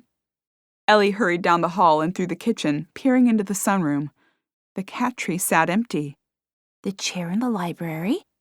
Ellie raced toward the library, calling for Cleo and scanning the space. No Cleo. Susie's bed? Ellie took the stairs 2 at a time, sucking in breaths as she clutched the door jamb, swinging into the room to glance at the bed. No Cleo. Lola galloped up the steps. Reading nook? With a sinking feeling, Ellie hurried up to the 3rd floor and checked the space. Cleo's words rang in her mind about being left alone and disappearing. Had someone silenced the small animal?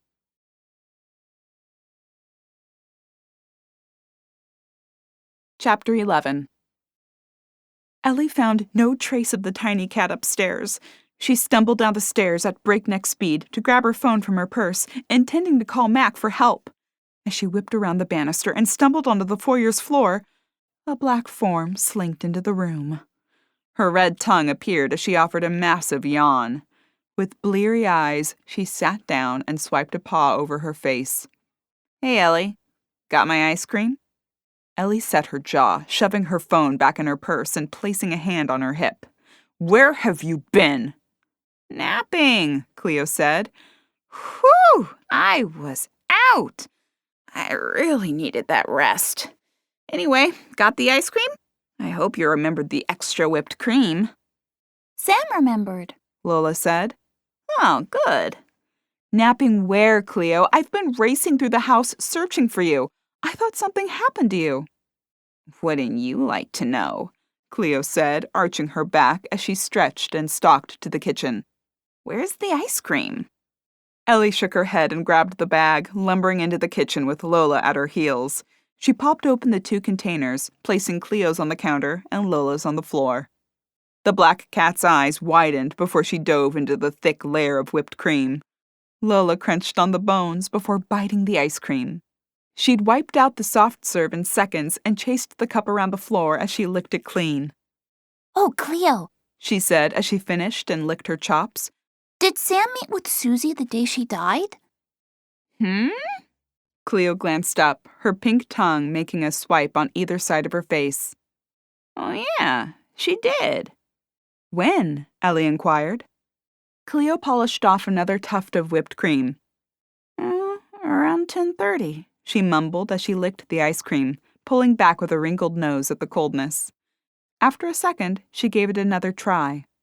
10:30, Ellie repeated as she mentally calculated the hours between her visit and Susie's death. So in theory, she could have killed Aunt Susie. "No," Lola answered. "not Sam." Cleo's green eyes glanced up at Ellie. "What?" Ellie questioned. "Nothing. I agree. She could have killed Susie." "Cleo, how can you say that?" Lola questioned. "Sam is so nice." "It's the nice ones you gotta watch out for," the cat spat back. "Did they eat anything when Sam came?" "Yep," Cleo answered. "Susie had tea and those rectangle cookies." "Shortbreads," Lola clarified. "Susie always gives me a bite." "Right, those." So Sam met with Susie at 10:30. They ate, and a few hours later, Susie died of poisoning. "Sam couldn't have done it," Lola insisted. "Someone poisoned her," Ellie answered. "but it couldn't have been Sam." "Did she meet with anyone else that day?" "Sure, tons of people. It was Grand Central Station around here the day Susie died." "Really?" Ellie said. "Yep," Cleo answered, lapping up some of the melted ice cream at the bottom of the cup. Lola never stopped barking. She'd just get done barking at one person and then another one would come and she'd be at it again. "Why didn't you tell me this before?" Ellie questioned. "You didn't ask," Cleo said. She sat up straight and cleaned her face. "Well, we need to make a list of all the people she met with and start from there." "Well, I thought you didn't want to solve the mystery, Ellie." Lola said. "Now that someone's thrown a brick through the window, I do. I want this person caught so they don't kill me too. And Sheriff Rick isn't going to do it," Cleo added. "Can you help me make a list?" Ellie asked. "We'll try," Lola answered. Ellie raised her eyebrows at Cleo. "Cleo?" Cleo stared down at the white cup. "Cleo?" Ellie asked again.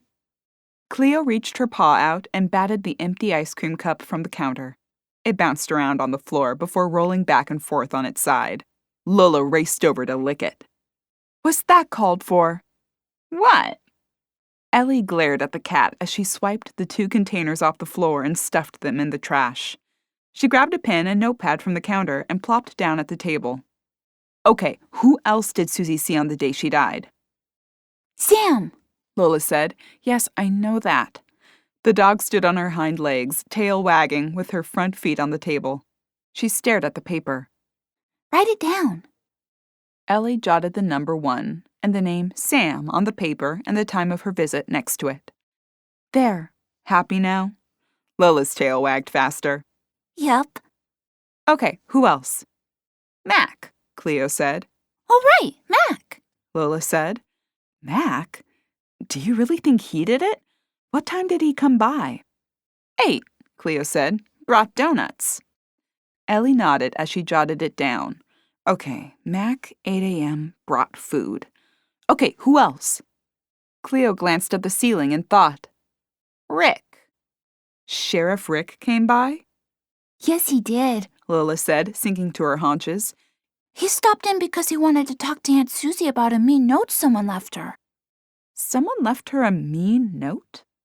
Someone left her a bunch of mean notes, Cleo answered. Why didn't you tell me this before? You didn't ask, right, I know. Okay, does Sheriff Rick have the mean notes? I don't know what Susie did with them, Lola said. How did she receive them? In the mail? Or did someone drop them off? They came in the mail. But there was no stamp, Cleo added. And what did they say? Mean stuff, Lola answered. What kind of mean stuff? Cleo scrunched down, holding her paw out, her claws gleaming in the light. Give me what I want, or else, she growled before returning to her normal posture. Demanding notes. Okay, that's something to work with. I'll ask Sheriff Rick about them. Ellie jotted a note at the bottom of the page. Won't help, Cleo said. He'll just stare at you like you're speaking another language. He has no idea who sent them. Is that what he said to Susie before she died? He said he was trying really hard to find who wrote it, but it might be impossible, Lola answered. Okay, well, maybe he's made some progress. Can't hurt to ask. Who else came that day? Cleo yawned. Oh, getting tired. I may have to pick this up later. Seriously? You want me to solve this murder, but I can't make a list of who was here because you need another nap? I have been up for nearly 45 minutes. Just give me at least one more name before you slink off to a dark hiding spot. Cleo stretched, her rear end high in the air before she pulled her shoulders forward, stretching her back legs long behind her. She offered another wide yawn, blinking bleary eyes. Val, she said as she hopped off the counter and stalked across the floor. Came tearing in here screaming that Susie would get what was coming to her. The little black cat disappeared into the hallway. Ellie stared after her. Seriously? She drops that bombshell and leaves? She flicked her gaze to Lola. Do you remember this? Yeah, she was really mad. They argued for a while and Val stormed off. Okay, but did she bring anything for Susie to eat? No, not that time. Ellie jotted Val's name on the paper but wrote the words, no food, next to it. Do you know what time she came? Lola murmured. 9. Okay, Ellie said with a nod as she jotted it down. The first time. What do you mean the first time? She came back later. When? Lola's eyes lifted to the ceiling. After lunch. Maybe around 1. Did they argue again? No, Val said she was sorry. Ellie nodded, noting the second visit. Then she gave Susie a strawberry pie. Did Susie eat any? Yeah, Val insisted. She said she wanted her to try it. Did Val eat it? No, she said she couldn't even think of eating a piece because she tasted it too much while baking it. Ellie's eyebrows lifted. So Val threatened Susie, then came back with food and made sure Susie ate it? Yup, Lola confirmed and followed up with a big yawn. Do you mind if I head in for a nap too? No, go ahead, Ellie answered with a pat on the dog's head. We'll talk about this later. The dog slogged her way from the kitchen toward the living room. Ellie put a star next to Val's name. A clear suspect had emerged from the afternoon's discussion. Val had argued with Susie on a number of occasions before, according to Mac, and the day of her death, they'd had a whopper of a fight. She'd returned, hat in hand, but was the apology legitimate? Or merely a way to ensure her threat was carried through? Ellie tapped her pen against the pad as she parsed through the information. Did Susie still have the threatening notes? They may help in identifying the culprit. Ellie rose from her chair and scanned the kitchen. She pulled open several drawers before she stumbled upon the junk drawer. She pawed through it, finding a few sticky notes, none of which contained a threatening message. About to toss them back in the drawer, she took the random notes and dumped them in the trash can. She spun and placed her hands on her hips, puckering her lips at the space. After a moment of thought, she left the room and made her way upstairs, climbing to the 3rd floor. She ducked into the office and scanned the small rectangular room. Her eyes centered on the desk. She crossed to it and searched through the drawers. It took an hour to sort through the papers, but when she finished, she had found no such notes. She eyed the file cabinet, wrinkling her nose at searching through it. After a glance through the drawers, she found no folders marked threatening notes and no loose papers. With a sigh, she plopped onto the desk chair. Maybe Aunt Susie had given the notes to Rick. That would have made the most sense. She reached in her pocket, intent on phoning the sheriff to ask. Her hand hovered over her lock screen until the display died out. She stared at her own reflection in the black mirror. This is crazy, she said aloud. I'm not calling the sheriff to ask if I can see these notes. With a deep inhale, she pulled herself up and strode from the room and down to the 2nd floor. Ellie glanced over the banister into the foyer. All remained quiet on the floor below. She stretched and glanced into the master bedroom. The bed tempted her to lay down for a nap along with her 2 furry friends. She strode inside, intent on climbing under the covers. A quick glance around convinced her to skip the nap and begin clearing space for the items she'd bring from Winwick at the end of the week.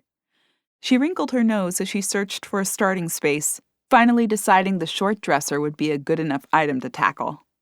After retrieving bags from the pantry, she pulled open the top left drawer and began to empty it. A melancholy feeling settled in the pit of her stomach as she bagged her aunt's things. Her poor aunt's life had been snuffed out, and now any traces of it would be removed from her home.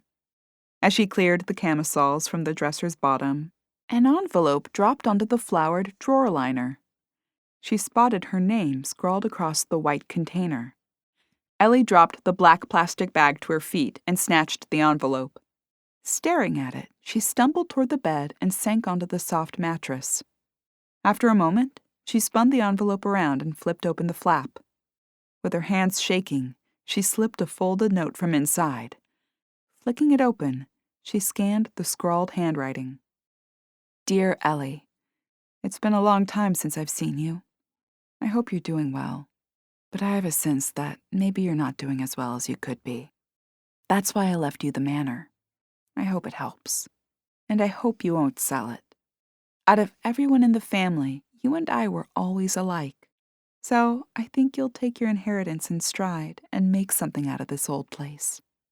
If you're reading this, I'm not here to tell you anything about running a B&B, though I sincerely hope I'll be able to discuss this with you before I die. I'm not so sure, though. I've had a few strange incidents crop up. So if you're reading this note, well, I'm gone before I expected. In any case, Ellie, open the B&B. Build something from it. Use it to make your life what you want. I hope you have a ball with the place.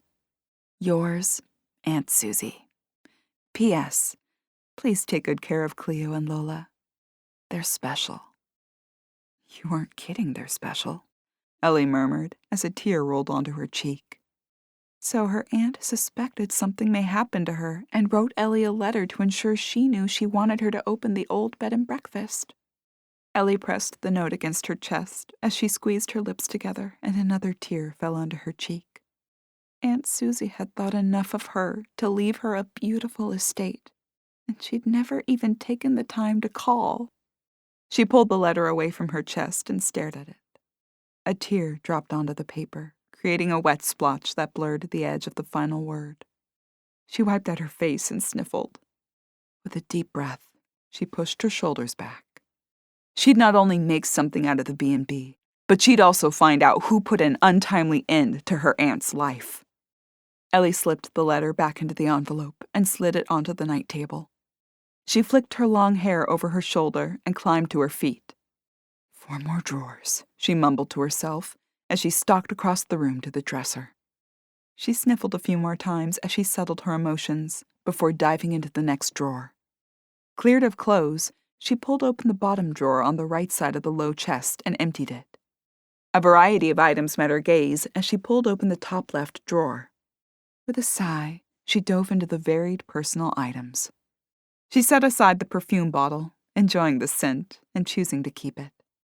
She found $3.07 in change scattered around the drawer, as well as a small sewing kit. A few dresser scarves in various patterns were stuffed at the back. As she pulled them free, a few scraps of paper fluttered to the floor. She shoved the scarves into a bag before leaning over to collect the 3 papers that had scattered across the room. Ellie gathered them up, spotting handwriting on one of them. She turned it over and glanced at the words before she pitched them in the garbage bag. As she settled back onto the floor and pulled open the second drawer, she froze. Her mind traveled back over the note she'd just scanned. Had she read it correctly? She dropped the sweater in her hands and dug through the bag in search of the scraps of paper. She retrieved one and read it. Stop ignoring me. I have the power to ruin you.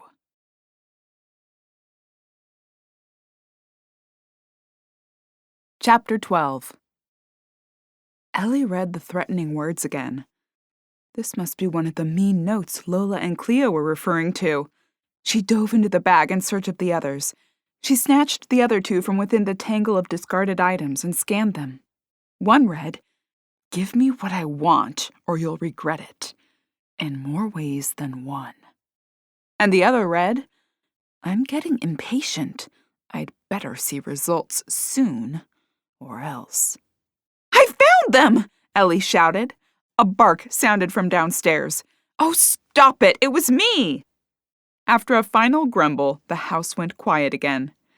Ellie stared at the handwritten notes. She wondered what Rick had to say about them. Steadying herself against the dresser, she climbed to her feet and found her cell phone. After a text to Mac, she sat on the bed waiting for a response. Her phone rang moments later. "Hey, Mac," Ellie said.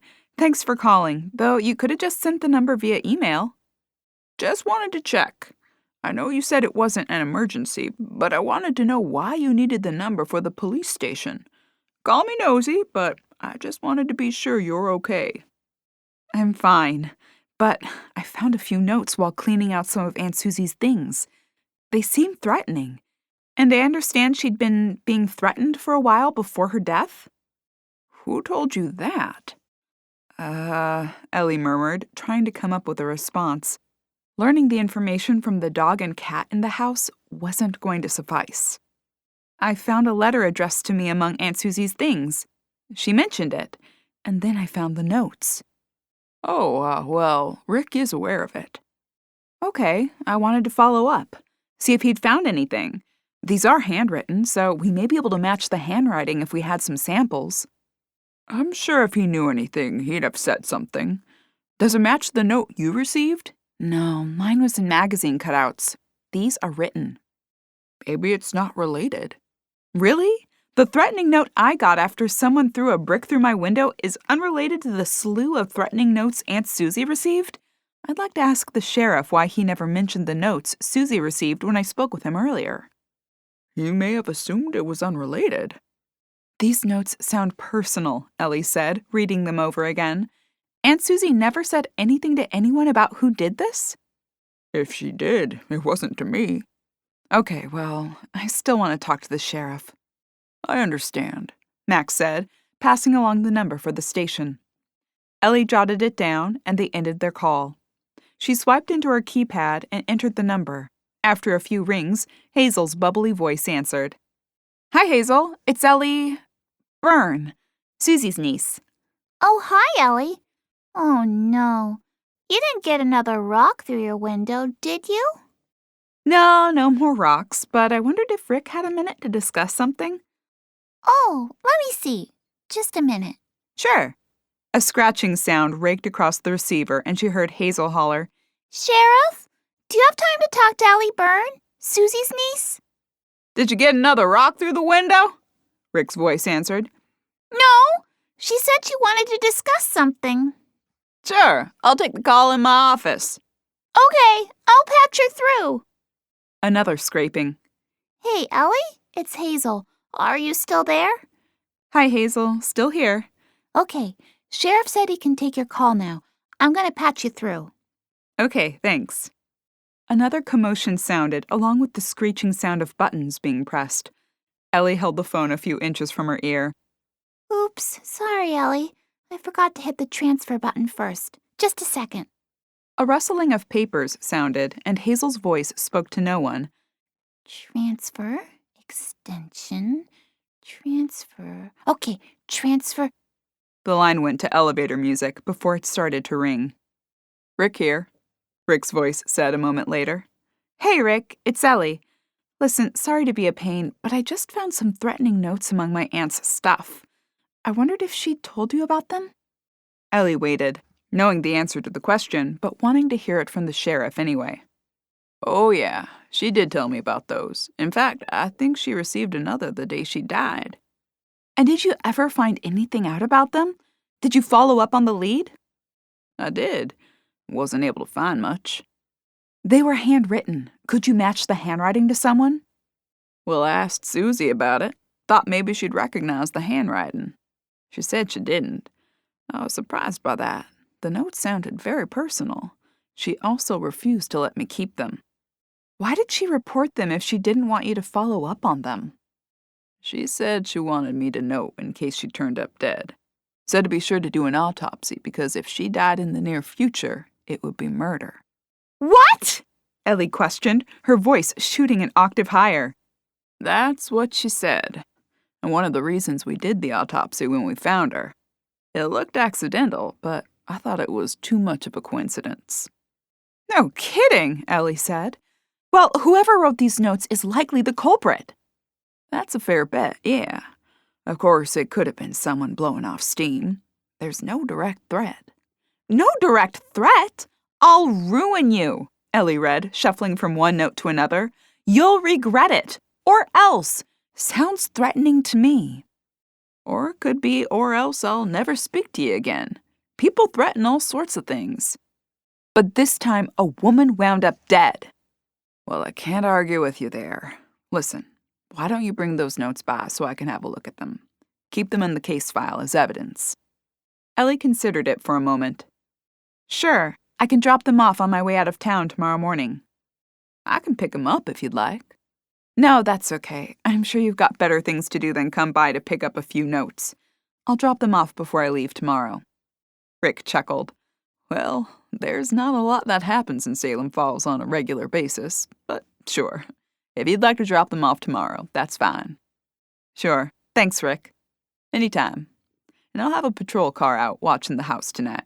I don't expect any trouble, but better safe than sorry. Thanks, I appreciate that. Ellie ended the call and glanced down at the papers. She furrowed her brow at them before she rose from her perch on the bed and climbed to the office on the 3rd floor. She crossed to the all-in-one printer and swung open the top. With all 3 notes on the glass panel, she pressed the copy button. A warm sheet of paper shot out of the printer and landed at her feet. She grabbed it and studied it. Satisfied, she folded the paper and placed it in her sweater pocket before retrieving the originals from the scanner. She searched through the desk drawer for an envelope and shoved them inside, then sealed it. After dropping the envelope into her purse, she finished cleaning out the remaining 2 drawers of the dresser before she hauled the filled bags downstairs. As she plopped the last bag down in front of the front door, Lola appeared, her tail wagging. What's that? She asked. Oh, Ellie said as she wiped a bead of sweat from her brow and fanned herself. She winced. Some of Susie's things. Lola sniffed at the bags, then lifted her wrinkled face to Ellie. Are you going to throw it all away? No, Ellie said. I thought maybe I'd donate it. The clothes are in good condition. Lola glanced at the bag again. Poor Susie. I know. I feel the same way. Ellie rubbed the dog's head. But someone can use these. It may help someone out. So it's like Aunt Susie's last kind act. Lola wagged her tail at the idea. Oh, Ellie said. I found the mean notes you and Cleo told me about. You did? Lola questioned. Where? In a drawer upstairs while I was cleaning. Cleo appeared in the foyer. She swiped her body against the doorway to the living room, yawned and stretched. Told you. I called the sheriff. We'll drop them off tomorrow morning on our way out of town for him to look at. I think they're related to the case. Oh, well, may as well burn them, Cleo said. What's that mean? You're giving them to Sheriff Dummy? He won't be able to help. Well, he needs them for evidence. Evidence of how dumb he is? Because he won't be able to track down the killer from those. No evidence for when we track down the killer, Ellie said. Cleo's eyes widened, and Lola's bottom wagged along with her tail. Do you mean it, Ellie? Lola asked. Yeah. Do you promise? Cleo inquired. I do. While I was cleaning, I found a note from Aunt Susie, and I feel I owe it to her to find her killer. Now you're talking, Cleo said. What are we going to do first? Get some rope and tie someone up? I'll claw a confession out of him. She brandished a sharp claw. No. But the first thing we need to do is finish our list of people Aunt Susie met on the day she died. And then I'm going to do some investigating on handwriting to see if any of them match those notes. And then when you find a match, Cleo said with her eyes narrowed, I'll pop a claw in their ass. No, you won't, Ellie finished before the cat could. No one is popping any claws in anyone's anything. You're no fun, Cleo said with a wrinkled nose. Come on, let's go finish our list of people before dinner. Cleo and Lola followed Ellie into the kitchen. Ellie plopped onto the wooden chair and slid the list in front of her. Okay, I've got Mac, Sam, Rick, and Val so far. Who else? Cleo glanced up to the ceiling as she pondered the question. Lola followed her eyes. Is something up there? Lola asked. I'm thinking, nincompoop. Cleo, that's not nice. Nobody ever accused me of being nice. The cat stood and paced the countertop. Now, let me think. Let's see. Scarlet. Scarlet? Okay, what time? Ellie inquired, jotting the name down next to the number 4.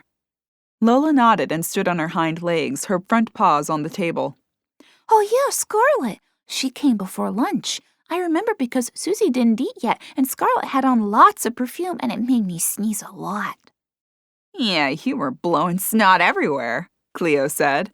I was not, and I couldn't help it. She had some kind of smell. It was awful. Ellie jotted down the time. Did they eat anything? Susie had tea, Lola said. I wondered if it tasted like perfume. Did Scarlet? Nah, she just wanted to holler, Cleo said. She hollered at Susie? Ellie asked, making a note of it. Oh, yeah, Cleo said.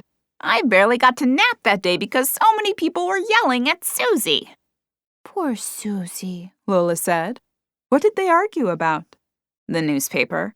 Scarlet wanted Susie out of it. Said she wanted to run it on her own and do things her way, Cleo answered. And Susie didn't back down, I'm guessing, Ellie said. Nope, not Susie.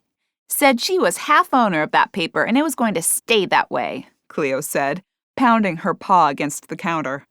She said if Scarlet took over, she'd run it aground, Lola added. Into the ground, Cleo stopped mid-word and flicked her gaze to Ellie. Lola? Ellie gave her a smile and a nod. It's nice to be nice, isn't it? I'm not seeing the appeal, Cleo answered with a flick of her tail. Okay, so she's argued with Val and Scarlet, and she had visits from Mac, Sam, and Rick too, but she didn't argue with them. She told Rick he was a dummy, Cleo said. Really? She told the sheriff he was stupid? More or less. She said he'd better do his job because she was afraid someone may try to harm her, Lola answered. So he could have killed her, Cleo shouted. I doubt that, but I won't cross him off. Anyone else? Bill from the hardware store, Lola said. He brought me a dog bone. He didn't bring me anything, Cleo said. He probably killed her. Ellie sighed at the accusation, but noted it. What time? He came at 1:30, Cleo answered. They didn't eat, though. He just brought her some samples. Susie wanted to redo one of the bedrooms before she opened the B&B again. No arguing, then? No, she got along with Bill, Lola said. Oh, there was one other person who came by that day, Cleo said. Andy from Salem Grocery. They argued, too. Geez, did she argue with the whole town that day?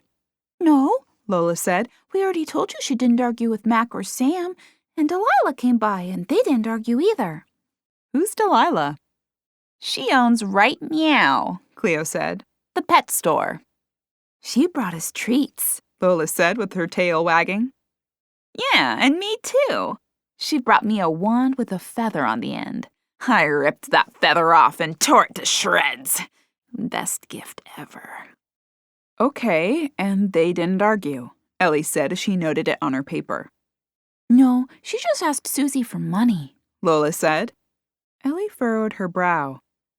Yeah, she didn't yell or anything, but she said she needed some money, and if she didn't get it, she'd be in real bad trouble, Cleo said. Ellie wiggled her eyebrows and jotted it down. Is that everyone? I think so, Cleo said. Read me the list. She eased herself to sitting and licked her front paw, rubbing it across her face. Ellie pushed it away and studied it. Mac, early morning, didn't argue, brought food. Sam, no arguing, brought food. Rick, no arguing. Hey, you didn't give me a time for Rick. Cleo narrowed her eyes. 10. Ellie nodded and noted it. Okay, Rick at 10, no arguing. Val came twice, argued on the first visit, and brought food the second time. Scarlett before lunch, Susie had tea, and they argued. Bill, no arguing, no food. Andy argued with her. Did he bring food? And what did they argue about? Yes, he brought her some things from the store, Lola said. They argued over money, too, Cleo added. He wanted more money to expand the store. Susie wasn't sure it would make more money, though, so she said it might not be worth it. She asked him to run some numbers. Okay, got it. Ellie added the information to the list, then continued reading. Delilah, no arguing, no food, but asked for money. Yeah, that's right, Cleo said. Ellie sucked in a deep breath and stared down the list. Which one of them did it, Ellie? Lola asked her. I'm not sure. There are probably a few people we can say are less likely, but I'm not striking anyone from the list yet. Now what are we going to do? Cleo asked. She narrowed her eyes and flexed her claws. Capture them, tie them up, and scratch a confession out of someone? No, of course not, Ellie said. I'm going to try to get some writing samples from a few of these people, particularly the ones who argued with Aunt Susie. If any one of them matches, I'll take it to Rick. Cleo wrinkled her furry nose.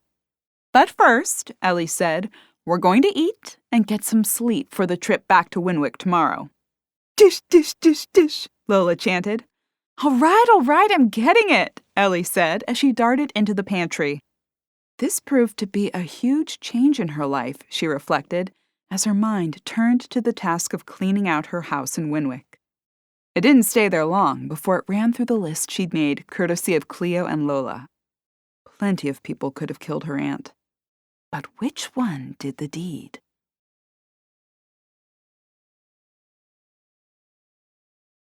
Chapter 13. Ellie knelt on the thick rug and stared under the chair, her eyes narrowed.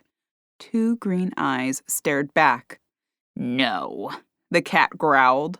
Cleo, come on, get out here. I said no, Cleo repeated. It's not that bad, Ellie said. Come on, Cleo, Lola called. We're going in the car. No, you're going in the car. I'm going in a carrier. I won't do it. Do you want to stay here by yourself? Ellie asked. No, but I don't want to go in the carrier. It's for your own safety. I don't want you to get hurt climbing around in the car. Why doesn't Lola have to go in one? Lola has a seatbelt for her collar. Then I'll wear a seatbelt. You don't have a collar. I checked. A low growl emanated from the cat as Ellie reached her hand under the chair. She hissed and smacked at it. Ellie yanked her hand back and frowned. I'm 2 seconds from leaving you here, Cleo.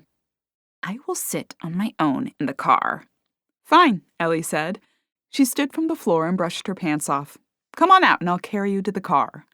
I can walk. I wouldn't want your feet to get dirty. They'll be fine, the cat answered as she slinked from under the couch. A little dirt won't.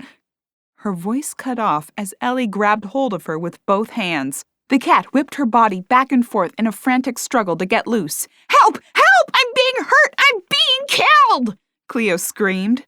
Her paws flailed as she writhed in Ellie's grip. She swiped at her, trying to scratch any flesh she could find. White fangs sought to dig into any surface. I'll kill you! I will kill you! Ellie shoved the cat into the carrier, flipped the lid closed, and zipping it as quickly as she could. She stood and wiped a bead of sweat from her brow as she blew out a breath. Lola glanced wide-eyed at her. Is she okay? No, I am not, Cleo answered. I'm being held captive in a box. I was manhandled and shoved inside. I will be filing a complaint with the ASCPA. This is animal cruelty. Oh, you're fine, Ellie said as she slung the carrier's strap over her shoulder and grabbed her keys and purse. Come on, Lola. The dog hurried after her, scurrying through the door and onto the porch. She trundled down the few steps to the grass below, sniffing around as Ellie locked the door. With a final jimmy to ensure it held, Ellie let the screen door swing closed and carried Cleo's carrier down to the car. She set the carrier in the back seat, swinging the seatbelt over it to hold it on the seat. I hate you, Cleo said, narrowing her eyes at Ellie through the mesh. Ellie slammed the door on any further comments and hurried to the other side, opening the rear door and ushering Lola into the car. With a tentative leap, Lola dove into the car, her rear end dangling as she struggled to pull her girth inside. Ellie shoved her all the way in and clipped the seatbelt on her collar before sliding behind the wheel. She fired the engine and pulled down the drive. Whoa! Cleo shouted from the back seat. Slow down! You're driving like a maniac! I am not, Ellie answered. I'm not even going 15. Well, I can't tell. I'm stuck in this crate and pinned against the seat. Lola sniffed at the carrier, sticking her nose against the mesh. Stop blowing on me, you big lug, Cleo grumbled. Pipe down back there, you two, Ellie said with a glance in the rearview mirror. She swung the car onto the street housing the police station, and in minutes she'd eased into a parking space in front of the tan brick building. I'll be right back, she said, swinging the door open and climbing from the seat. Ellie stepped into the cool morning air and retrieved the envelope from inside the car. She slammed the door shut as Lola stared at her, fogging the window with her breath. With a wave to the dog, she strode up the few concrete steps and pulled the door to the building open. No one sat at the desk blocking the entrance to the rear. Ellie approached, finding a bell and a note. She crinkled her brow at the unmanned police station as she tapped the bell with her palm. She sucked in a deep breath and drummed her fingers on the Formica counter as she waited. A tall, dark-haired man hurried from the offices in the back. Good morning, he said as he crossed the room, fiddling to reattach his weapons belt around his waist. Ellie raised her eyebrows at the lax protocols in the department. Good morning. I have something for Sheriff Rick. Oh, okay, the man answered. Is this in regards to Susie Byrne's murder? I'm her niece, Ellie. Ellie set the envelope down and stuck her hand out. The man accepted it and gave it a shake. Oh, nice to meet you. I'm Nathan, one of the deputies in town. He glanced behind him and thumbed toward the office. We don't get a lot of crime around Salem Falls, so Sunday mornings aren't really all that exciting. Hence my time in the office. Ah, Ellie said with a nod. Well, I suppose that's a good thing. He nodded and smiled at her. Ellie waited a moment, then continued. Well, I've got the threatening notes my aunt received before she died. Rick said to drop them off and he'd keep them as evidence. She slid the envelope across the counter toward Nathan. He patted it. Got it, thanks. I'll put it on Rick's desk and he'll get it first thing tomorrow. Shouldn't you log it as evidence? I mean, if they were to go missing, that wouldn't be good. Oh, right, yes, I can do that. And then I'll just let him know they're in evidence. Though again, Salem Falls is a pretty sleepy town, so I'd be surprised if they went missing from the sheriff's office. He offered an amused grin as his head bobbed up and down. Well, you did have a murder, so let's not take any chances. That we did, yes. Well, I will put these right into evidence. Great, thanks. And you take care now. Will we be seeing you around more? Ellie backed toward the door. Oh yeah, I'm moving up here. I'm just headed home now to pack a few more things. Great. Well, I'll see you around then. Ellie smiled and waved before pushing through the door into the misty air. A late morning fog had settled over the town, shrouding its buildings in a fluffy white blanket and reducing visibility drastically. Ellie smoothed her hair behind her ears as the damp weather wreaked havoc on it in the few seconds it took her to race to the car. She slid inside and slammed the door shut, blocking out any of the moisture. Where did this fog come from? She asked as she fired the engine. I don't know where fog comes from, Ellie, Lola answered. Let's hope it lifts once we're out of town. Otherwise, it's going to be a miserable drive. It already is, Cleo lamented. It hasn't been that bad, Lola answered. Ellie backed from her space and swung onto the road, careful to check for cars hiding in the dense soup. What are we going to do when we get there, Ellie? Lola asked, her nose reaching into the front seat. Can we take a nap on your bed? As tempting as that would be, we probably should get a start on organizing a few things so the packing goes quickly. Okay, Lola said. Ugh, Cleo answered. Pass. I will take the nap. You organize. Ellie shot a glance in the rearview mirror and shook her head. I wouldn't expect anything less. Her forehead crinkled, and she did a double take in the mirror. A car hovered behind her. Its headlights did little to pierce the heavy fog. Why is this guy so close? Ellie murmured. Lola glanced behind them. Should I bark? She glanced at Ellie, her frowny mouth forming an O as she prepared to howl. No, don't bark. It won't do any good. Ellie flicked her gaze to the road ahead. Must be a local. He's probably impatient because I'm driving so slow. Ellie slowed more and inched to the shoulder. Now you're driving even slower, Cleo said. Yes, I know. He can go around me if he wants. The tires hit the rough gravel on the side of the road. Ellie depressed the window button and waved her fingers out the slit, motioning for the other driver to pass her. Go! She yelled as the car hovered behind her. With an exasperated huff, she glanced in the side mirror before motioning again, this time in a larger fashion. Go! The car refused to inch around her, instead slowing to match her pace as she rumbled along the road with two tires on the berm. Fine, it's your funeral, she grumbled as she accelerated and swung back onto the road. As she did, the other car shot around her. What an idiot, she shouted, waving her arms in the air as she slowed again. The car cut her off, nearly crinkling her front bumper in the process.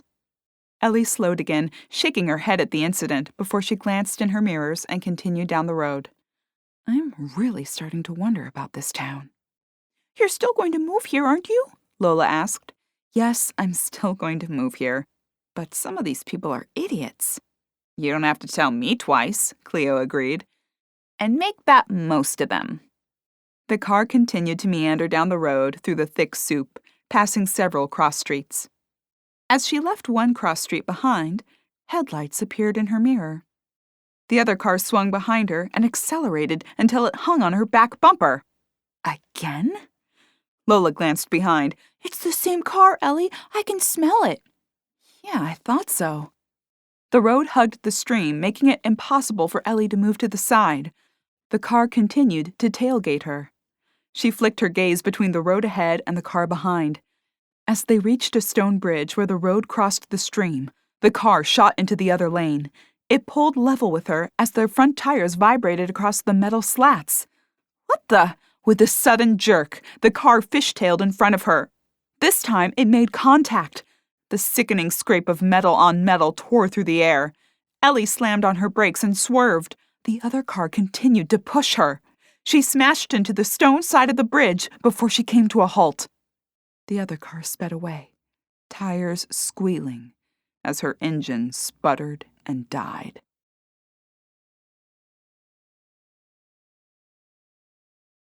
Chapter 14. The seatbelt jerked against her neck, and she bounced between it and the seat from the impact. Lola lost her footing and tumbled onto the floor. Cleo's carrier remained snug against the back seat. "Oh!" Ellie groaned. She pried her shaky hands from their white-knuckled grip on the steering wheel. With a glance over her shoulder, she scanned the back seat. "Is everyone okay?" Lola's wrinkled face stared up at her. "I think so." "Cleo?" "Yeah, I'm fine. Terrified, but fine." "Now you see why I insisted on putting you into the carrier. You could have been seriously hurt if you were out." Ellie swung the car door open. "Stay right there a minute." She stepped into the damp air and surveyed the damage. Scrapes creased one side of her bumper. The other side had been smashed into the hood, which also sported a crinkle. Part of the bumper bent back, threatening to scrape against the tire. Steam rose from the hood. Ellie's shoulders slumped as she surveyed her damaged vehicle. She could likely drive it back to the manor, but definitely not across the state to Winwick. She slid behind the wheel again and grabbed her phone and pulled up the number for the police station. "Is it bad?" Cleo asked. "It's not good," Ellie answered as the line trilled. "Salem Falls Police Department. This is Nathan." "Hi, Nathan. This is Ellie Byrne. We just met about 20 minutes ago." "Yep, I remember. I logged that into evidence just like you asked. Don't worry." "Thanks. This isn't about that. Someone just ran me off the road over on Stonewater Bridge." "Oh, no. Is everyone okay, or do either of the cars need a tow?" "It was a hit and run. The other driver took off. We're all okay in the car. I'm not sure if I can drive mine. Maybe." "Okay, well, you sit tight and I'll be right there. Stay in the vehicle, okay?" "Sure, thanks." Ellie ended the call and glanced over the gently flowing stream below her. "Thank goodness the wall held," she murmured, imagining her car taking a plunge into the icy waters. "This car couldn't crash through a stone wall," Cleo said. "It's too cheap." "Thank you, Peanut Gallery," Ellie said, shooting an annoyed glance into the back seat. "It was the best I could afford, okay?" "Well, next time you're planning on taking us on a road trip, at least buy a decent vehicle. I like to travel in style." "I'll keep it in mind," Ellie said through clenched teeth. She toggled on her cell phone's display and checked the time. It had been less than 2 minutes since she'd placed the call. It felt like time was standing still. She glanced at her door. The lock mechanism stood up after she'd popped the door open to assess the damage. She swatted it down before she checked the time again. Within another minute, red and blue lights flashed behind her. A patrol car raced toward the bridge, swinging sideways on the street to block access to the road. Nathan climbed from the car and hurried toward the scene. Lola reclaimed her stance on the back seat and barked at the uniformed officer as he approached. "Stop that!" Ellie hissed before she swung her door open. "Hey, Ellie," he said as he rounded her vehicle and glanced at the damage. He winced. "That doesn't look good." "No, I haven't tried to start the car. It stalled when I hit the bridge." "Your bumper might be rubbing your tire. I'll call a tow truck." "Oh, well, I can try to drive it. I've got the dog and cat with me." "Oh," Nathan said, raising his eyebrows. "Well, I can take you all back to the manor." "Okay, thanks," Ellie said as he called a tow company. After ending the call, he flipped open a notebook. "Did you get the plate?" "No, I didn't. I was so stunned." "Anything distinctive about the car?" It was black, dirty. I'm not sure of the make, but it was like a small SUV, a crossover maybe." Nathan nodded as he jotted it down. "I didn't see the driver at all," Ellie added. "Okay. No idea if it was a man or woman." Ellie shook her head with a wince. "No, I couldn't see anything. It was like they were wearing a hood or a hat or something." "Got it," Nathan said, making another note. "Tow trucks should be here soon. Why don't we get the animals moved to the cruiser?" "Okay," Ellie said. She pulled open the back door to a cacophony of barking. "Stop that barking!" She offered a nervous smile at Nathan as she clipped Lola's leash on her and tugged her out of the vehicle. "Come on, Lola. You've got to go in the back of the police car." As Ellie walked the dog to the cruiser, she heard Cleo shouting from the back seat. "Officer! Officer! I'd like to report a crime! An assault! I was minding my own business when suddenly I was grabbed from behind. The perpetrator shoved me into this black bag and pinned me against the seat. Come on, you, Ellie said as she released the seatbelt and pulled the carrier from the seat. Good thing you had them secured. They could have been seriously harmed, even in a minor crash like this, Nathan said. Tell that to the cat. She fought me the entire way. Nathan chuckled as Ellie shoved the carrier into the back seat of the police car. She swung the door shut as the black cat continued her protests. A tow truck rumbled toward them moments later. A grizzled fellow with an unlit cigarette clenched between his teeth leapt from his perch in the truck. His grease-stained uniform sported a name tag that read, Tony. "Hi, Tony," Nathan said. "Wanted you to take a look at Ellie's car here. Someone rammed her into the bridge. It may be drivable, but I didn't want her to take the chance." Tony grunted a response and nodded his head at Ellie. "Hi, I'm Ellie," she said, opting for a wave rather than a handshake. The man offered another unintelligible groan before he waddled his pot-bellied body over to the car. He frowned at it, bending over to peer underneath before he straightened. "She run?"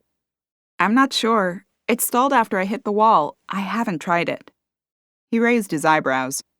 "Either way, she'll need to come into the shop to be fixed." "Right," Ellie said. "I can tow it there now. Save you the trouble of bringing it by later or towing it if she don't make it." "Okay, that's fine. And if you could get me an estimate, I'll call my insurance company." He offered her a salute before he lumbered back to the tow truck and climbed inside. After a few minutes of maneuvering, he leapt from the truck and hooked the car up. "Won't have an estimate until late tomorrow," he shouted as the car's front end rose in the air. "That's fine. Thank you," Ellie called back over the whine of the tow truck's motor. "Thanks, Tony," Nathan said. "Ready to head back to the manor?" Ellie nodded and climbed into the front seat. Lola pressed her nose against the wire cage separating them. Ellie gave the cold, wet skin a tap. "It's fine, Lola. We'll be home soon." "Poor animals," Nathan said as he killed the flashing lights and swung the car around toward the manor. "They were probably frightened." "They'll be happy to be home," Ellie agreed. Within 10 minutes, the now familiar form of the sprawling manor appeared between the trees. The police cruiser bounced up the gravel drive before easing to stop near the porch. The gravel crunched under Ellie's feet as she stood and tugged open the back door. Lola's tail wagged. "We're home." Ellie pulled her from the car while Nathan grabbed the cat carrier. "I can take that," Ellie said. "I've got it." Don't let him drop me, Cleo warned. "Thanks." Ellie dug in her purse to find the keys as she trotted up the stairs to the porch. Within minutes, they were settled in the house and the police cruiser was pulling away in a cloud of dust. Ellie unzipped Cleo's carrier. The black cat zipped out of the bag and ran, belly scraping the floor under the nearest chair. "What now, Ellie?" Lola asked. "First, I'm going to call Mia and tell her I'm not coming back to Winwick this week. And then I'm going to start trying to figure out who killed Aunt Susie and who is trying to kill me." Ellie pulled her phone from her purse before tossing the leather bag onto the couch. She scrolled to Mia's name and pressed the call button. The line trilled a few times before Mia picked up. Hey, you home already? What did you do? Drive at 500 miles per hour? "Hey, Mia. No, I'm back at the manor. I won't be making it home this week." What? Why? Ellie sighed as she paced the floor. "I was in an accident. I'm fine, but the car is wrecked." Oh no, Ellie, are you sure you're okay? Did you go to the hospital? "No, I didn't go to the hospital. I'm fine. It wasn't that bad, but bad enough that I couldn't drive across the state." What happened? "Someone ran me off the road." What? Mia shouted. Ellie, you need to get out of there. It's not safe there. "No, it isn't. It wasn't for my aunt, and now I'm being targeted. Someone threw a rock through my window yesterday, and today I was run off the road. But I'm not leaving. I'm going to solve this." A shuffling sounded on the other end of the line. Please tell me you at least called the police. I did. They brought me home. They're aware of everything that's happening. Okay, well, I'm coming up there. no, you don't have to. Ellie, I'm coming. I'm just tossing a few things into a suitcase and I'm in the car, okay? You can't do this alone. You've got work, Mia. I'll take some time off. I'm not going to let you go through this alone. I'll text you when I'm on the road. Don't do anything until I get there. Promise?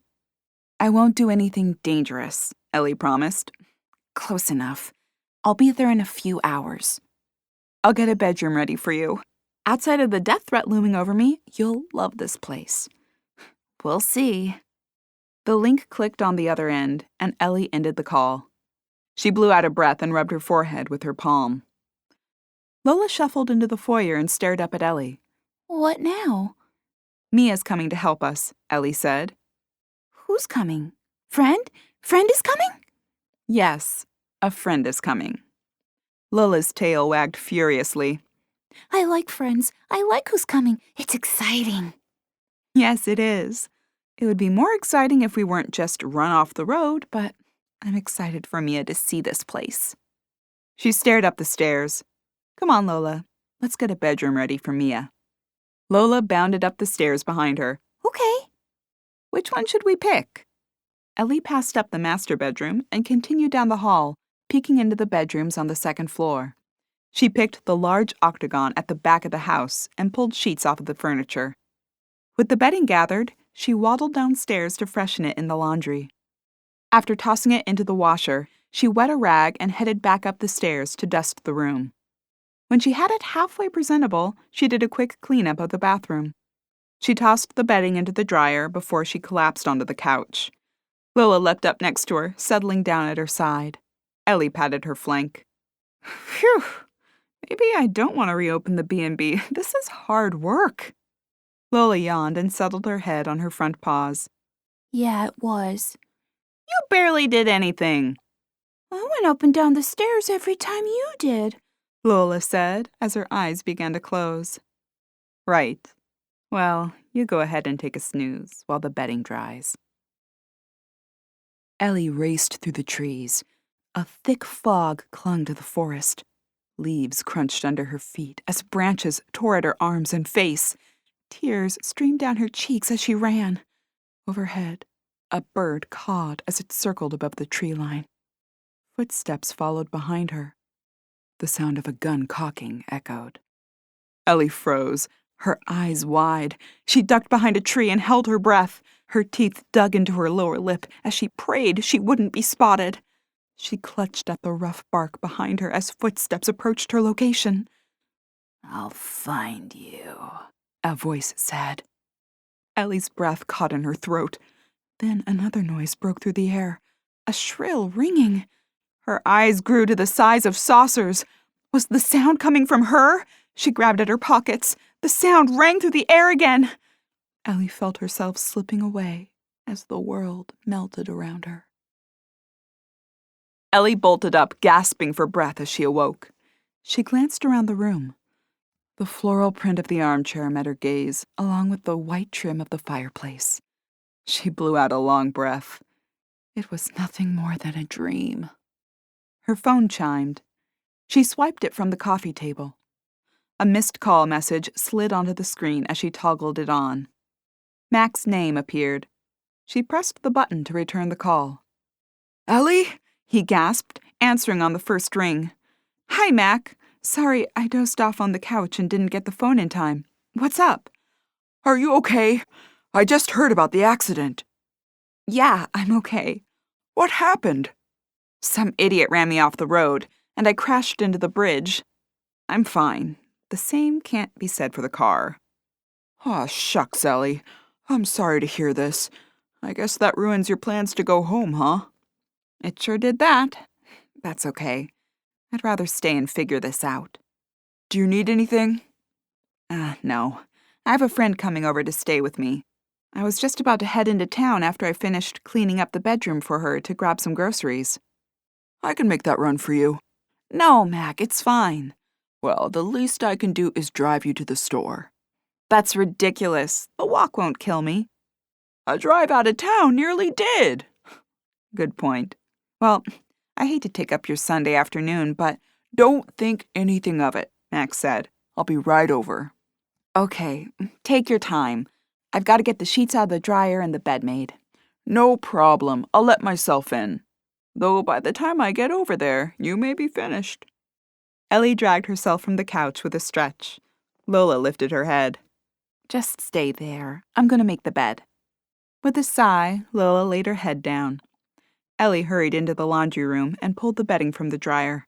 She waddled upstairs with the load and hurried to make the bed. A loud barking downstairs announced Mac's arrival. Ellie heard his booming voice moments later. Hiya, big lol! Ellie smoothed out the fresh duvet and fluffed the pillows before striding from the room. She bounded down the stairs. Mac knelt on the ground with Lola, her tail wagging at him. Hi, Mac, Ellie greeted him. Thanks for this. Let me grab my purse. No problem, he said, rising to his feet. And no rush. Are we going somewhere, Ellie? Lola asked. Okay, Ellie said, slinging her purse over her shoulder. She gave Lola a pat on the head. I'm just going to run to the store with Mac before Mia gets here. You sit tight and watch the house, okay? Mac chuckled as she pushed the screen door open. You remind me so much of Susie. She used to talk to those animals the same way, like they could understand her. Ellie offered an amused giggle. You don't say. As they drove into town, Mac asked more about the accident. Ellie explained it again. Did you get a look at the car? No, Ellie said. Outside of it being a dirty black car, I have no idea. Gosh, Ellie, I'm sorry about this. I never expected this to happen when I sent that letter to you and encouraged you to come. Don't be. You couldn't have known. Heck, you didn't even know Susie was murdered when we first spoke. Maybe I ought to stay at the house, too. I'll be okay. As soon as Mia gets there, we'll be okay. Plus, we have Lola. She barks at the drop of a hat, so nothing will get past her. Mac offered a boisterous chuckle. That she does. Susie said the same thing. He swung the car into the parking lot of the small grocer and eased into a spot. I'll just be a few moments. I'll come with you, Mac said. I need to pick up a TV dinner or two. Ugh, Ellie said as she climbed from the car. Tell me you're joking. I'm not. Why? Those things are disgusting. Come on, Mac. Oh, they're fast and easy, and they aren't half bad. I splurge on the Stofers, though. Only downside is that they don't come with the little brownie bite for dessert, so I have to buy Hostess. Ellie shook her head but laughed as she jiggled a shopping cart loose from the stack of them and pushed it into the produce section. Mac picked up a small basket and let it swing from his fingers. Put that down. You can eat with us this week. Now, I'm not going to put you out, Ellie. And I'm not going to let you eat TV dinners all week. I'll be cooking for Mia anyway. Mac shook his head. Well, at least let me bring a dessert. As long as it's not Hostess, fine. Ellie stuffed leafy lettuce into a produce bag. I'll splurge for a pie over at Salem Sweets. On most days, I won't say no to a ho-ho, but I'm trying to raise the bar. She selected a variety of colorful peppers and added them to the cart. Mac studied the fruit selection. Can you grab a container of the strawberries? Ellie asked. Mac added a large plastic bin of berries to Ellie's cart, and they continued through the aisles. So, Susie was an investor in this place, huh? Ellie questioned. Yeah, she was. Ellie added a freshly baked baguette to her cart. And she wasn't getting along with the owner. Where'd you hear that? Around, Ellie said. Andy's the owner's name, right? Mac began when another voice entered the mix. Did I hear my name? Ellie twisted to face a stout, middle-aged man, with thick black glasses and his blonde hair slicked neatly into a side-parted style. He stood a hair taller than Ellie. Ellie stared at the polka-dotted bow tie poking from under the collar of his blue shirt. Andy, Mac said with a broad smile. How the heck are you? Getting by. He studied Ellie with his green eyes. I don't think we've met. Ellie stuck out her hand. Ellie Byrne, I'm Susie's niece. Oh, Andy said, his eyebrows shooting upward and his lips forming an O. Well, a pleasure to meet you. My condolences on your loss. Ellie arched an eyebrow at the empty statement. His words sounded hollow. She didn't imagine anything he'd just said was true. Thanks, she offered. So, Mac, what'll happen to all of Susie's things? Did she have a will, or... He let his statement hang as he cocked his head at Mac. You're looking at her, Mac said, motioning to Ellie. Andy's eyes went wide before he quickly covered his reaction. His expression turned neutral after the momentary expression of surprise. "Oh," he said, his voice clipped, "and you'll be disposing of them, certainly." He offered a chuckle before continuing. "You won't be moving to a backwater burg like Salem Falls, surely." "Actually, I am," Ellie answered. "You're looking at Salem Falls' newest resident," Mac added, clapping his hands on Ellie's shoulders. "She's moving into the manor, may even reopen the B&B. Ellie smiled at the man. A bead of sweat appeared at the edge of his perfectly coiffed hair. His lips formed a sour smile. "Well, I guess we'll be business partners then. Unless you'd be interested in selling your portion outright." "Let's let her settle in first, Andy." "Of course," he said with a wrinkled nose. "Let me know when you want to talk. Either way, I hope you're a little smarter than your aunt. Otherwise, you may end up like her."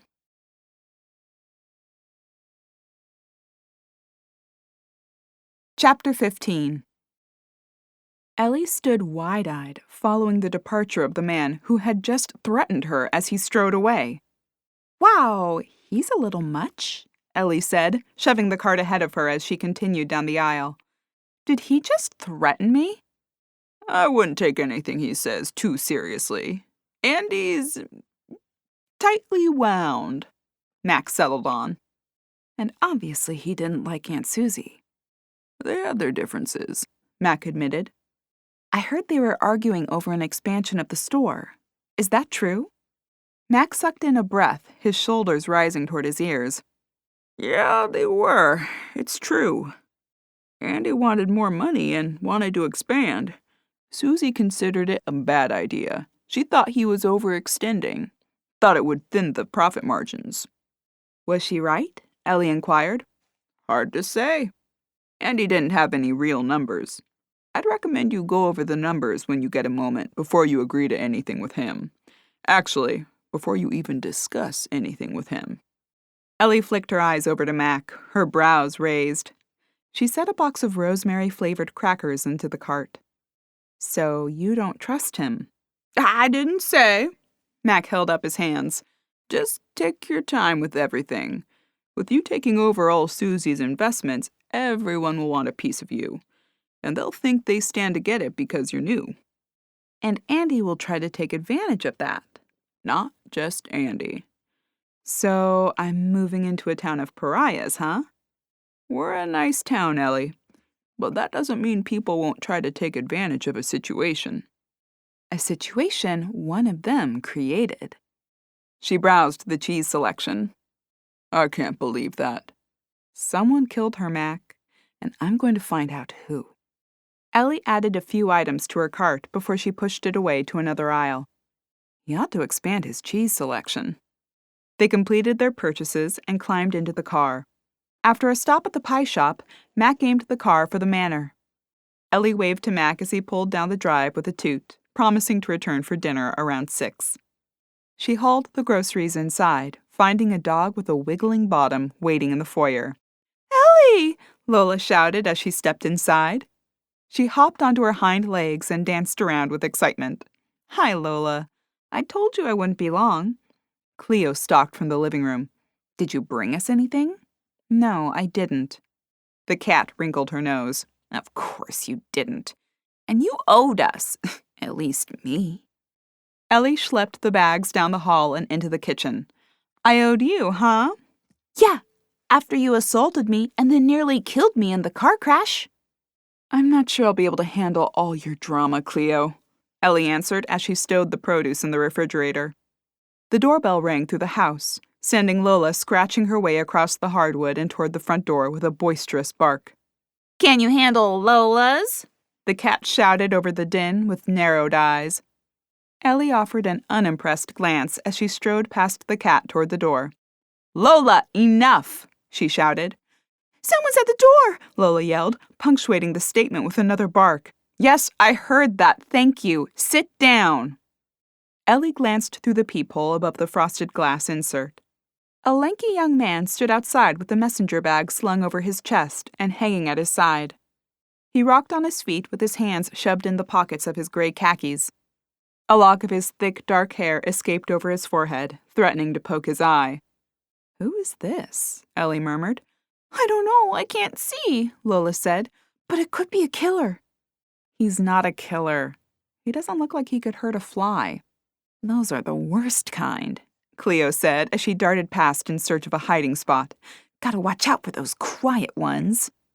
Ellie tugged the door open and greeted him through the screen door. "Hello, can I help you?" Hi," he answered as Lola barreled toward the door. "Lola, no! It's Jake! Hi, Jake!" Lola exclaimed as she nosed open the screen door and leapt onto the long-limbed 20-something. He chuckled and rumpled the dog's ears. "Hi, Big Lol." "Wanna come in?" Lola asked. "We can play." Ellie ignored the dog's commentary. "Sorry, she gets a little excited about people." "It's okay, I'm used to her," Jake answered. "I'm Jacob Braden. Call me Jake, from the Salem Falls Herald. I'm really sorry to disturb you, but Scarlett sent me over." Ellie crossed her arms over her chest. "Oh, she did, huh? Is this about selling the paper?" "No," he answered, scratching his head as he wrinkled his nose. "We, heard about the accident this morning.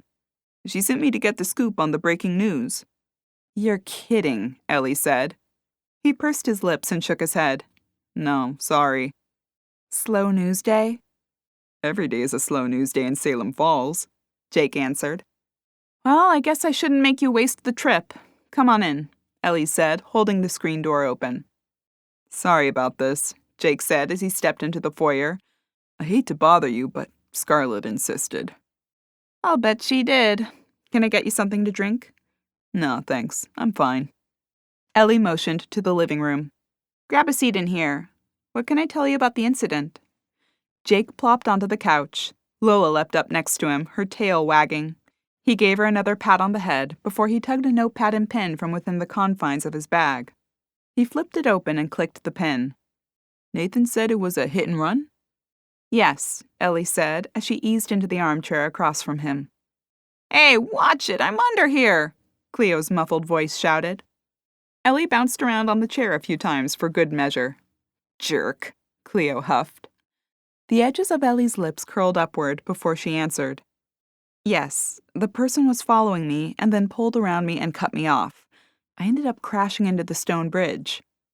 "And did you recognize the car?" "No," Ellie said with a head shake. "Any description?" "It was a black car. It was dirty." Ellie chuckled. "Sorry, it's not much of a description." "Were you alone in the vehicle?" "No, I had the dog and cat. I was on my way home to Windwick for the week to start packing for the move here. The animals convinced me to take them." She chuckled at the statement. "So I loaded them in the car for the drive." "Everyone was okay, right?" "Oh yeah. I was just a little rattled, but I had Lola's seat belted in the back seat. She just slipped off the seat. Cleo was in her carrier." "Still mad about that," Cleo added. "So she was fine." Jake nodded as he continued to make notes on the page. "What time was this?" "We left around 8:30, and I made a stop at the police station, so I'd say it was around 9. Jake lifted his eyebrows as he wrote. "You stopped at the police station?" "Yes." "Was there a reason for that?" he questioned. "There was," Ellie said with a slow nod. She pondered sharing the information, weighing the odds of divulging it to the reporter. It would come out eventually, she figured. "I found a few threatening notes among my aunt's things. I took them to the police department to help with their investigation into her murder." Jake lifted his eyebrows. "Threatening notes? Really?" Ellie nodded. "Yes. I assumed they may be connected to the murder, and felt it was best the sheriff had them as evidence." "I see," he said, scratching on his notepad. "Can you tell me what they said?" "Demands, threats like you'll regret it if you don't give me what I want, that kind of thing." "Were they handwritten or typed or—" "Handwritten," Ellie answered. "So we could potentially match someone's handwriting to the notes and find the source." Ellie nodded. "Yes, at least that's what I hope. And that may give us some clue about who murdered her." He scanned his notes before he flicked the notebook closed. "Well, I think that does it. I'll follow up with the police about the notes, but I have all the information I need about the accident. Ellie stood as he did. Hopefully that's enough to appease Scarlet. Nothing's ever enough to appease Scarlet, the young man said as he stepped toward the foyer. But I have enough for a story. Great. I'll look for it on the front page tomorrow, Ellie joked. Speaking of, is there a photo you like for the spread? Are you serious? It was a hit and run. I was joking about being on the front page. Jake winced. I wasn't. The newest member of the Salem Falls community targeted in a hit and run after her aunt was murdered is going to make the front page above the fold. Ellie's eyes widened as she lifted her eyebrows. Just put a picture of my smashed car, she suggested. Oh, great idea. Is it over at Tony's? It is. I'll stop by there and grab a few shots of the wreckage. That kind of carnage will really draw readers in. I'll bet. Jake offered her a smile as he pushed the screen door open and stepped onto the porch. For what it's worth, I hope they find the person who killed Susie. She was always really nice to me. She's the reason I have my job. Oh, really? Yeah, she hired me. I'm not sure I had Scarlett's full approval. Though she doesn't seem to mind now. Well, I'm sure Aunt Susie picked you for a reason. You must have deserved it. He nodded and smiled at her. If there's anything I can do to help, let me know. Actually, Ellie answered before he let the door go, I don't suppose you could get me a sample of Scarlett's handwriting. Jake's eyebrows raised toward his hairline and his forehead pinched. Do you really think she may have killed Susie? Ellie shrugged. First of all, the person who wrote the notes may not be the killer. Second, I could use it to rule her out if the writing doesn't match. She shrugged again as she crossed her arms. I know they argued before Aunt Susie died, so I'm comparing anyone who had a beef with her to the notes. He wiggled his eyebrows as he stared out over the wooded lot. Scarlett definitely had one of those. Though, to be fair, she's got a beef with almost everyone in town. Ellie chuckled at the statement, certain he wasn't embellishing. He thrust his hands into his pockets and nodded. Anyway, yes, I'll try to get you something. Thank you, Ellie said. Really, I appreciate this, and I hope to just rule her out. Should I just stop by with it when I have it? Sure. Just a second. I'll give you my number and you can text me. They exchanged contact information. The young man nodded at her and offered a tight-lipped smile before he bounced down the stairs and climbed into his crossover. A plume of dust followed in his wake as he blazed down the driveway. Ellie rested her chin on her cell phone, pondering if her trust in him was misplaced. She glanced down at Lola, who wagged her tail. I like him, Lola said. I do too, Ellie answered as she pushed the door shut. But can we trust him?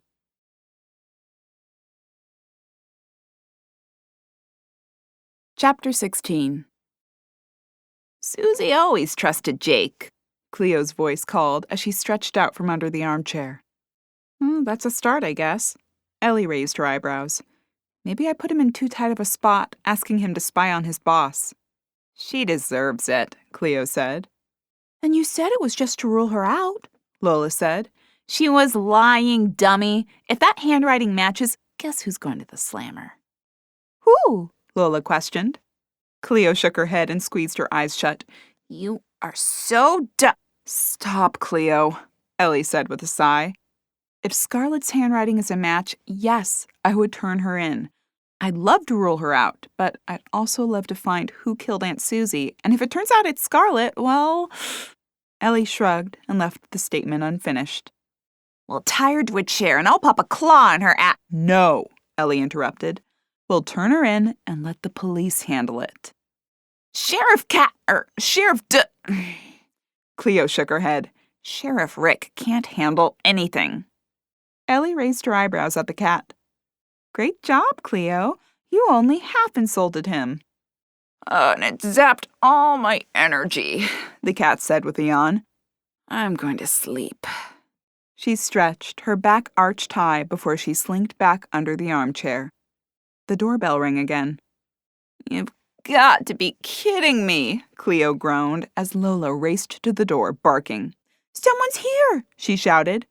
You don't say, Ellie said with a shake of her head as she followed the dog to the door. Shh, quiet. Stop barking. She glanced through the peephole. A blonde in a floppy beanie with a weekend bag slung over her shoulder stood in a pair of leggings, boots, and a comfy tunic. Her hair fell in a braid over her shoulder as she glanced around. Ellie yanked the door open with a broad grin. "Mia!" The woman whipped her attention to the front door, her lips forming an equally wide smile. "Ellie!" she exclaimed. "Oh, thank goodness you're okay. I half expected to find you in a sling or with a giant bandage on your forehead." "I'm fine. I told you that. Come in." Lola wagged her tail and sniffed in the air. Who is this? She asked. Mia stepped through the door, her head swiveling to take in the space. "Mia, this is my Aunt Susie's dog, Lola. Well, now she's my dog. And there's a black cat hiding somewhere around here named Cleo. Lola, meet my best friend, Mia." Well, hi there, Lola, Mia said, giving the dog a pat on the head. She glanced around the space again. Wow, this space looks great. "Hi, Mia," Lola said. Mia ignored it, unable to hear the dog's commentary. "Told you," Ellie said, shoving her hands into her back pockets. "I'll show you around, but let's take your bag upstairs first." Mia nodded as Ellie led her up the wooden stairs. Lola followed. She seems nice. Ellie led Mia down the hall to the octagonal room overlooking the stream in the back. Mia dropped her bag as she stepped onto the hardwood inside. Oh my gosh, Ellie, this is amazing! She hurried to the window to glance out at the tree-lined stream gently flowing through the property. "I told you, this place is amazing. I'm lucky my aunt left it to me." Mia's shoulders slumped as she spun to face Ellie. "I'm still bummed you're moving." "Seriously, I'm not that far, and this place is incredible." "Still, you're leaving your entire life behind, Elle. And are you sure you want to be stuck in a small town like this? I mean, your aunt was murdered here. How nice can it be?" Hey, Lola interjected. Salem Falls is a nice town. "Salem Falls is a nice town," Ellie echoed. How nice can it be? There's a killer loose, Mia retorted. "Come on," Ellie said, waving her hand to dismiss the comment. "Let me show you the rest of the place." Mia hefted her overnight bag onto the luggage rack Ellie had placed next to the closet before they left the room. Ellie, with Lola in tow, led Mia around the house. They settled with a hot cup of tea on the patio off the breakfast nook. Mia sipped at the hot liquid before she set the cup down on her saucer, tracing its outline with her index finger. Well, she said with a sigh, I guess I can see why you'd want to stay. The house is beautiful. But still nothing, Mia. I'm broke. Like, beyond broke. I paid Luke with loose change. That's how broke. This is a godsend. But the move, Mia said with a pout. You're leaving everything you know. Your friends, your house, your town. I'm leaving a house I can't afford in a town that's just okay. The friends part stinks, I agree. But I'll have this fabulous house where you all can come and visit me. Mia stared into the amber liquid. She blew out a long breath. I just hate the idea of you moving 5 hours away, especially after your aunt was murdered and now you're being targeted. Ellie reached across the table and grasped her hand. I know, and I appreciate it. But honestly, I can't see a better way. What if you just sold this place and took the money? Would it be enough to keep your house in Winwick? Ellie pursed her lips as Lola stared at her, awaiting an answer. We're not moving, are we, Ellie? Lola questioned. Ellie sucked in a deep breath. The truth is, I don't want to do that. I don't want to sell the house and take the cash. Even if it saved the house in Winwick, I don't want to live there anymore. I want a fresh start. And this provides it. But you weren't thinking about that before your aunt died. No, I was barely keeping my head above water. Actually, I wasn't keeping my head above water. I was drowning. And not just in debt, in everything. In self-pity and feelings of worthlessness. I need a fresh start. Can't you get one in Winwick? Sell the house, get another place, open a business there. Ellie shook her head. Sorry, Mia. This place meant the world to my aunt. She really wanted me to have it and to keep it. And I'm going to honor her wishes. And besides, it gives me the perfect opportunity to get my life together. Mia puckered her lips as she sucked in a breath. I guess I can't change your mind. Nope, Ellie said with a shake of her head. Okay, well, the least I can do then is make sure this crazy town is safe for you. So, what's up with the investigation into your aunt's murder? And what about the accident? Ellie took another sip of her tea as Cleo arched her back before stretching her front feet onto the patio and dragging the rest of her body out with her. She leapt onto a chair next to Mia and stared at her. Hi, kitty, Mia said. I don't like her look, Cleo said. Ellie ignored her. If the police have any leads, they aren't sharing. But I found a few notes among my aunt's things. Threatening notes. Cleo narrowed her eyes at Mia. She looks like a weirdo, Cleo added. I thought she was nice, Lola said. Did you give them to the police? I did, but I kept a copy. Ellie pulled the folded paper from within her cardigan pocket and passed it over to Mia. Mia scanned the notes on the paper. Her eyes widened. Ellie, these are terrible. I'm afraid so, Ellie shrugged. Maybe they're not connected to the murder, but I'd be surprised if they weren't. What else would they be? Mia asked. She reached over and absent-mindedly stroked Cleo's head. Cleo ducked away and batted at her hand. Don't touch me, weirdo! Ellie shook her head at Cleo as Lola said, She's nice. Lola stood and wandered toward Mia, her tail wagging. You can pet me. Oh, you're a playful little kitty, Mia said with a grin. She wiggled her fingers at Cleo. Cleo leapt off the chair and disappeared into the house. Idiot. Ellie answered Mia's question with a deep inhale. Apparently, Aunt Susie had argued with a good number of people before her death. It could have been related to that. What did she argue with them about? Money, mostly, Ellie answered. She was an investor in a lot of local businesses. She didn't always agree with their business decisions. Mia nodded. Okay, so who did she argue with right before her death? The list is long and varied, Ellie answered. She held a finger up as she stood from the table and hurried inside the kitchen. She returned with her list and plopped onto her chair. She was poisoned by a quick-acting toxin, so any of the foods she ate that day could have been the source. Around the lunch hour would be the most likely time frame, but it really could have been any time that day. Ellie scanned the list before she spun it so both women could view it. So we've got mac with donuts, but no arguments at 8. Donuts could have been laced with poison, Mia noted. No way, Lola said. Cleo may be right about her. I doubt it's Mac, Ellie said. They were good friends. There's no reason he'd kill her. Could be something you don't know. Something not related to money, Mia answered. No, Lola insisted. I really don't think so, Ellie said. Look, you'll get a chance to meet Mac at dinner tonight. You can let me know what you think after. And besides, my gut instinct, 8 is a bit early to have poisoned her, given the time she died. I mean, in theory it could have happened, but it's less likely than some of these others. Plus, I haven't heard anything about any arguments between Aunt Susie and Mac in any time leading up to her murder. Okay, I'll keep an open mind on him and let you know my thoughts after I meet this Mac character. Who's next? Sam from the ice cream shop. They had tea together, but they didn't argue. And from what I understand, Aunt Susie and Sam got along. Says who? Sam and a few others who knew Aunt Susie. Sam appreciated her business advice. You're too naive, Ellie. It's a good thing I came. No, Sam's innocent, Lola said. Who's next? Mia inquired. Sheriff Rick, innocent, Lola answered. Sheriff Rick, Ellie said. She shook her head. Rick, the sheriff. He brought no food, and they had a minor altercation. Aunt Susie informed him of the threatening notes and told him she was afraid it would come to nothing good unless he did something about it.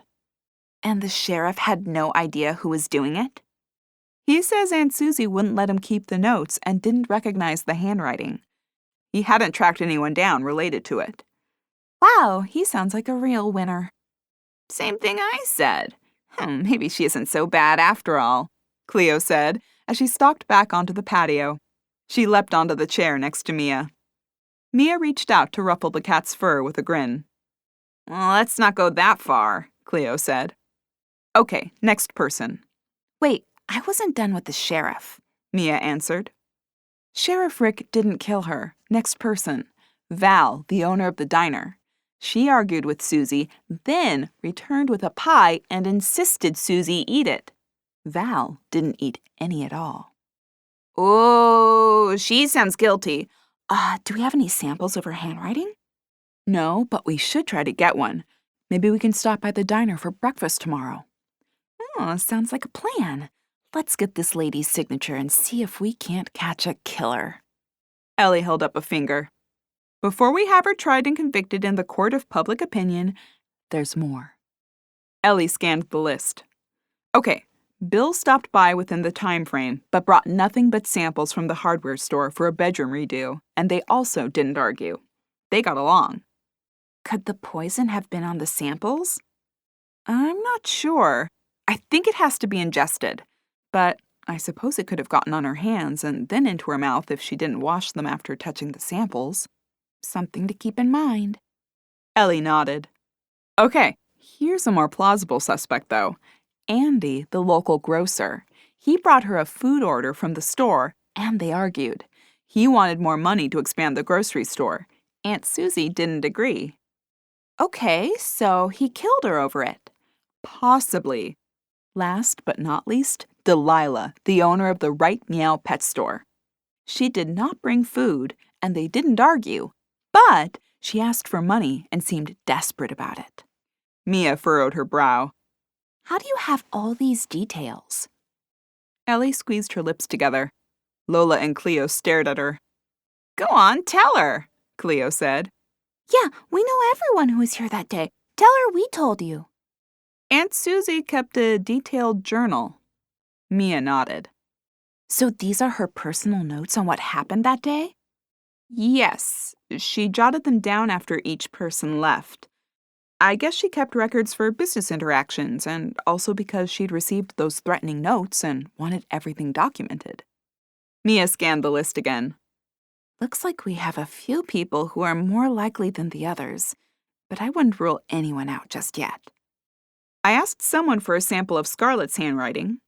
We need to work on getting Val's and Andy's. And Sam's, Max, Rick's. Rick did it, Cleo added. He did not, Lola insisted. Ellie shook her head and held up a hand. One thing at a time. Let's get those three first and then move on from there. Yeah, move on to Sheriff Killer. Ellie swiped a toy wand from the floor and poked at Cleo with it. I'm just saying it's never the most obvious suspect, Mia said as Ellie discarded the feather-laden wand onto the table.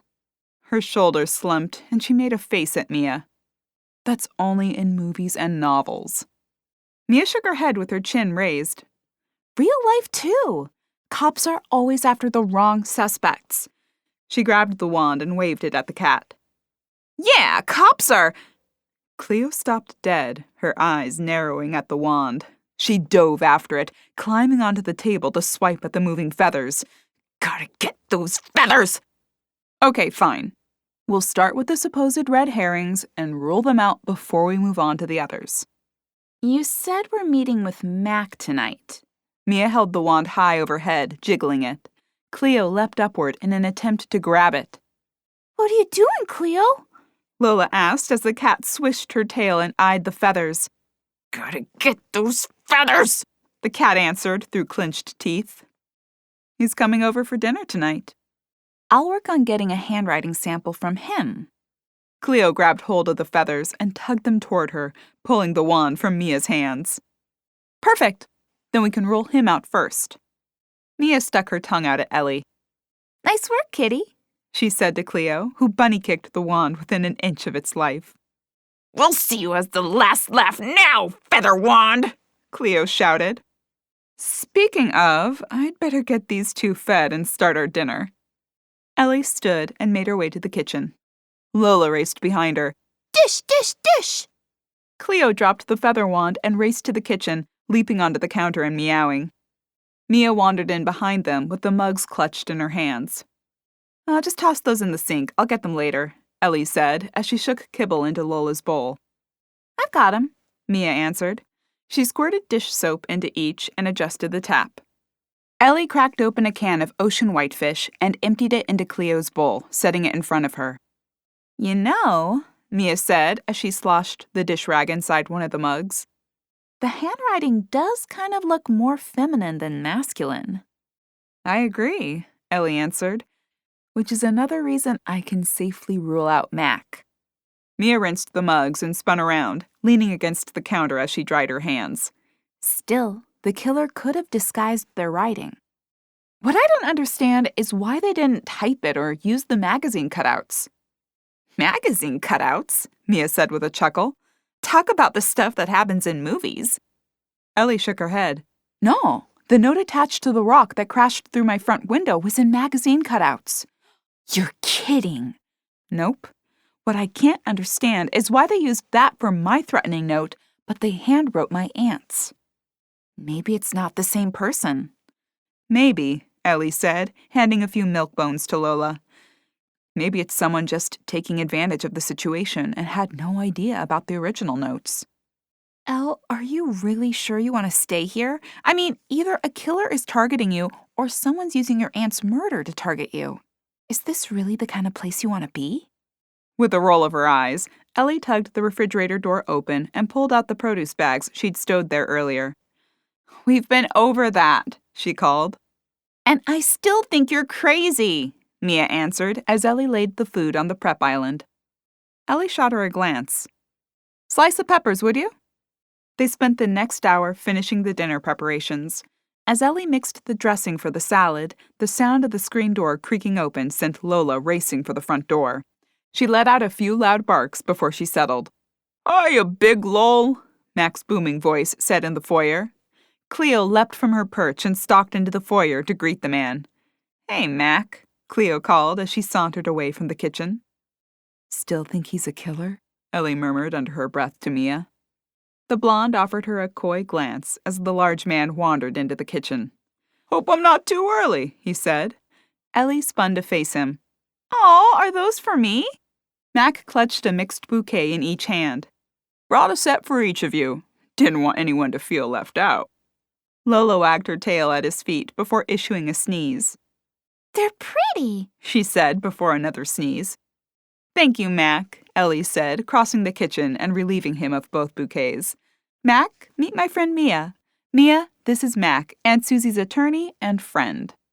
Mac smiled and stuck his hand out. I'd say friend and attorney, but who's counting? Pleasure to meet you, Mia. Nice to meet you, Mac, Mia said, shaking his hand. And thank you for the flowers. That was very kind. I'll get 2 vases, Ellie called as she stepped into the pantry.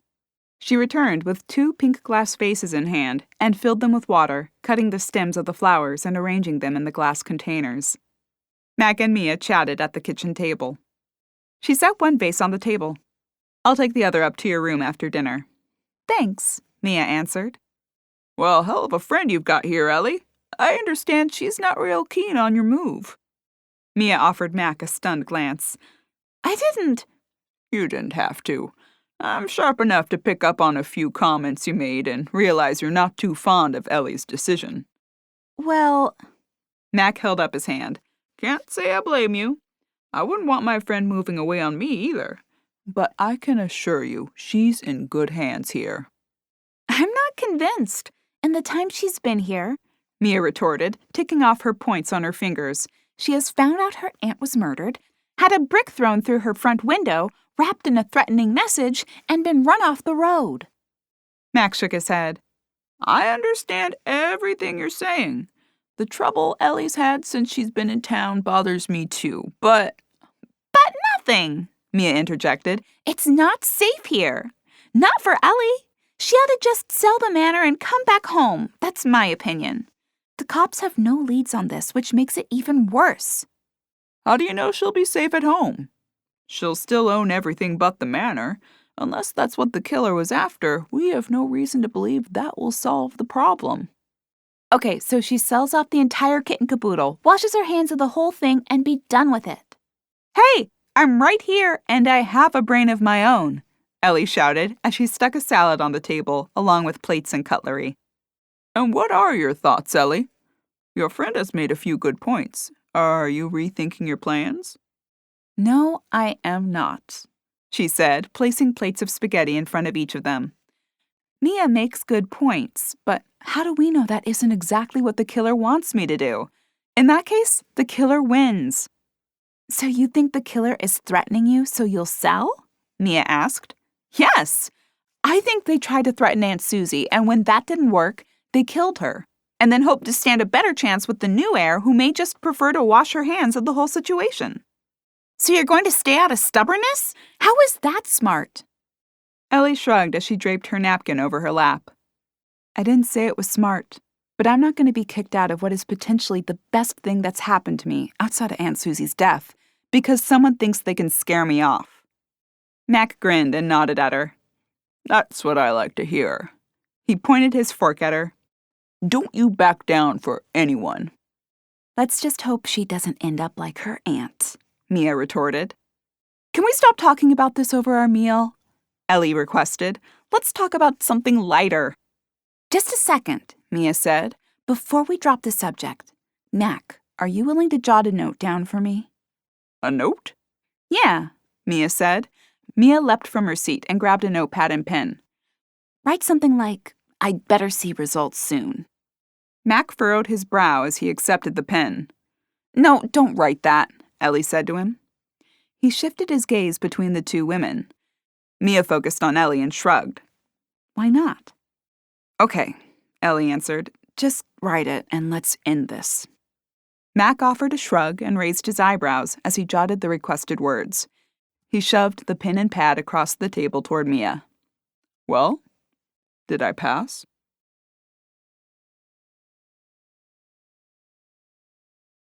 Chapter 17. Ellie peered over the salad bowl at the note Mia held. She glanced up at Mac and nodded. Yep. Mind telling me what that was about? Mac inquired. We're comparing handwriting to the notes Aunt Susie received. Yours isn't a match. You have the notes? Mac asked. Ellie shook her head. No, Rick has them now, but I made a copy. Do you mind if I see them? Ellie dug the note from her pocket and handed it to him. Do you recognize the handwriting? Can't say that I do, but I'm not sure I'd know anyone's handwriting offhand. But now you know it's not mine. I had no doubt, Ellie said, shooting a glare toward Mia. Mia held her hands up. I'd take no chances. Mac gave one of his belly laughs. You got a good friend there, Ellie. Too bad we can't interest you in moving up to Salem Falls. You'd make a nice addition to the town. Mia avoided the question, offering a fleeting smile before steering the conversation in another direction. As the night wound down, Ellie walked Mac to the front door. Lola followed, and the man stooped to give her another ear scratch. I'll be seeing you, Big Lol, he said. Bye, Mac, Lola answered. Mac stood and faced Ellie. Thanks for dinner. You're welcome. Listen, sorry about Mia. She's not really on board with me moving up here, and it shows. No problem at all. Like I said, she's a good friend to worry about you like that. Mac pushed open the screen door before hesitating. Oh, Ellie, please, if you're pursuing this, be careful. She is right about one thing. There's a killer on the loose. I don't want to see anything happen to you. Thanks, Mac. I will be. The man gave her a nod before heading out into the dusky evening, whistling as he wandered to his car.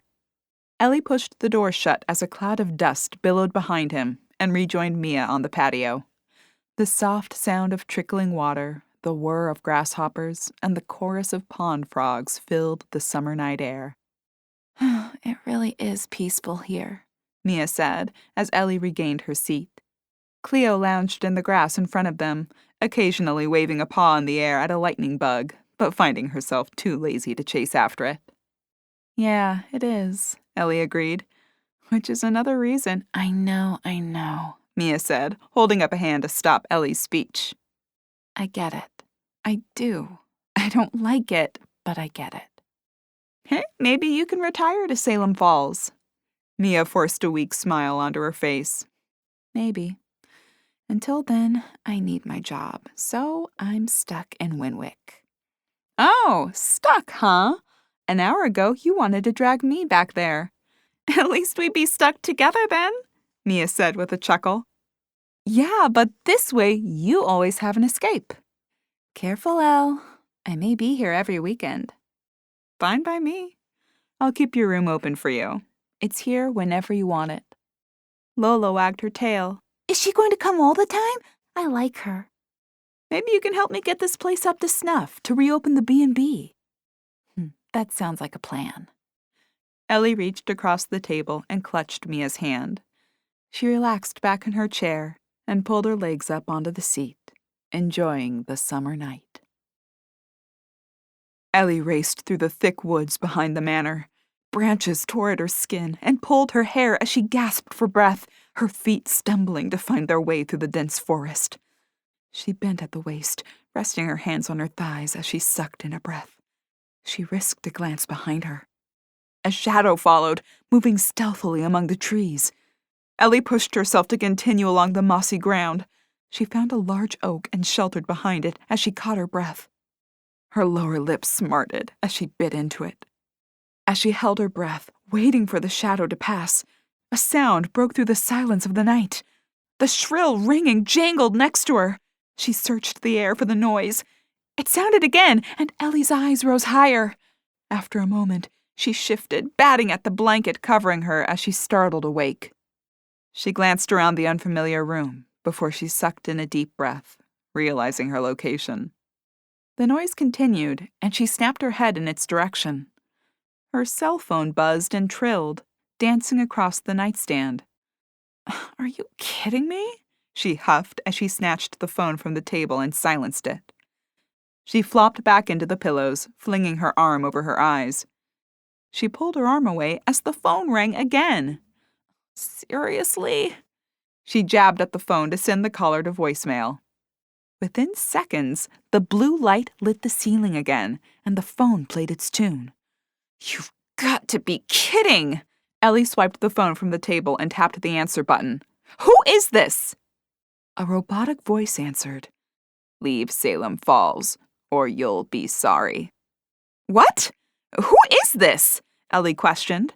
She pulled the phone away from her ear and stared at it as the call ended.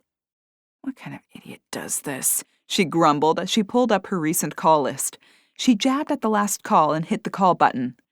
The line trilled on the other end, but no one answered the call. She tried twice more, but found herself ignored both times. She tossed the phone onto the nightstand and turned to find two sets of eyes fixed on her. Who was it, Ellie? Lola asked. Yeah, what kind of idiot calls in the middle of the night? I'm trying to sleep, Cleo said with a massive yawn. Ellie swung her legs over the side of the bed. Some idiot who thought it would be funny to call and threaten me. She slid her feet into her slippers and tugged her robe around her.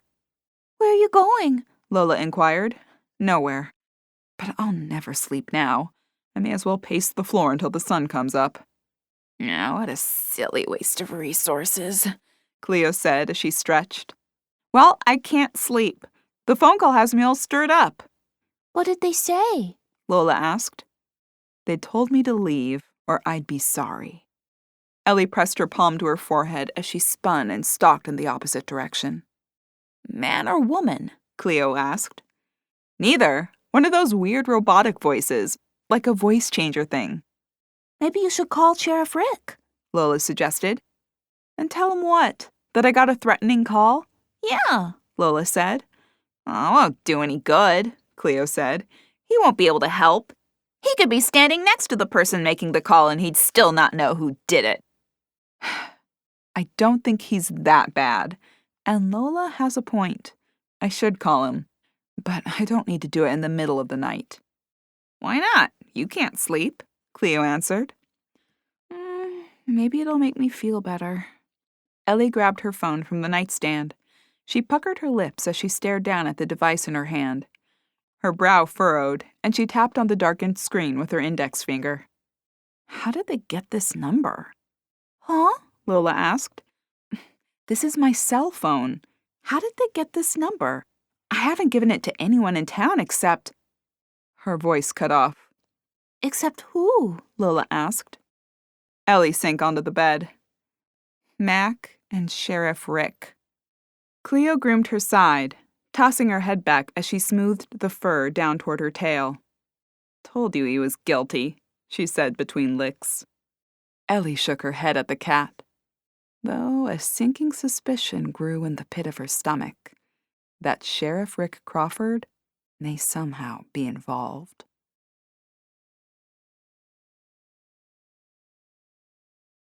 Chapter 18. Ellie shuffled around the kitchen in her slippers as she readied a cup of hot tea.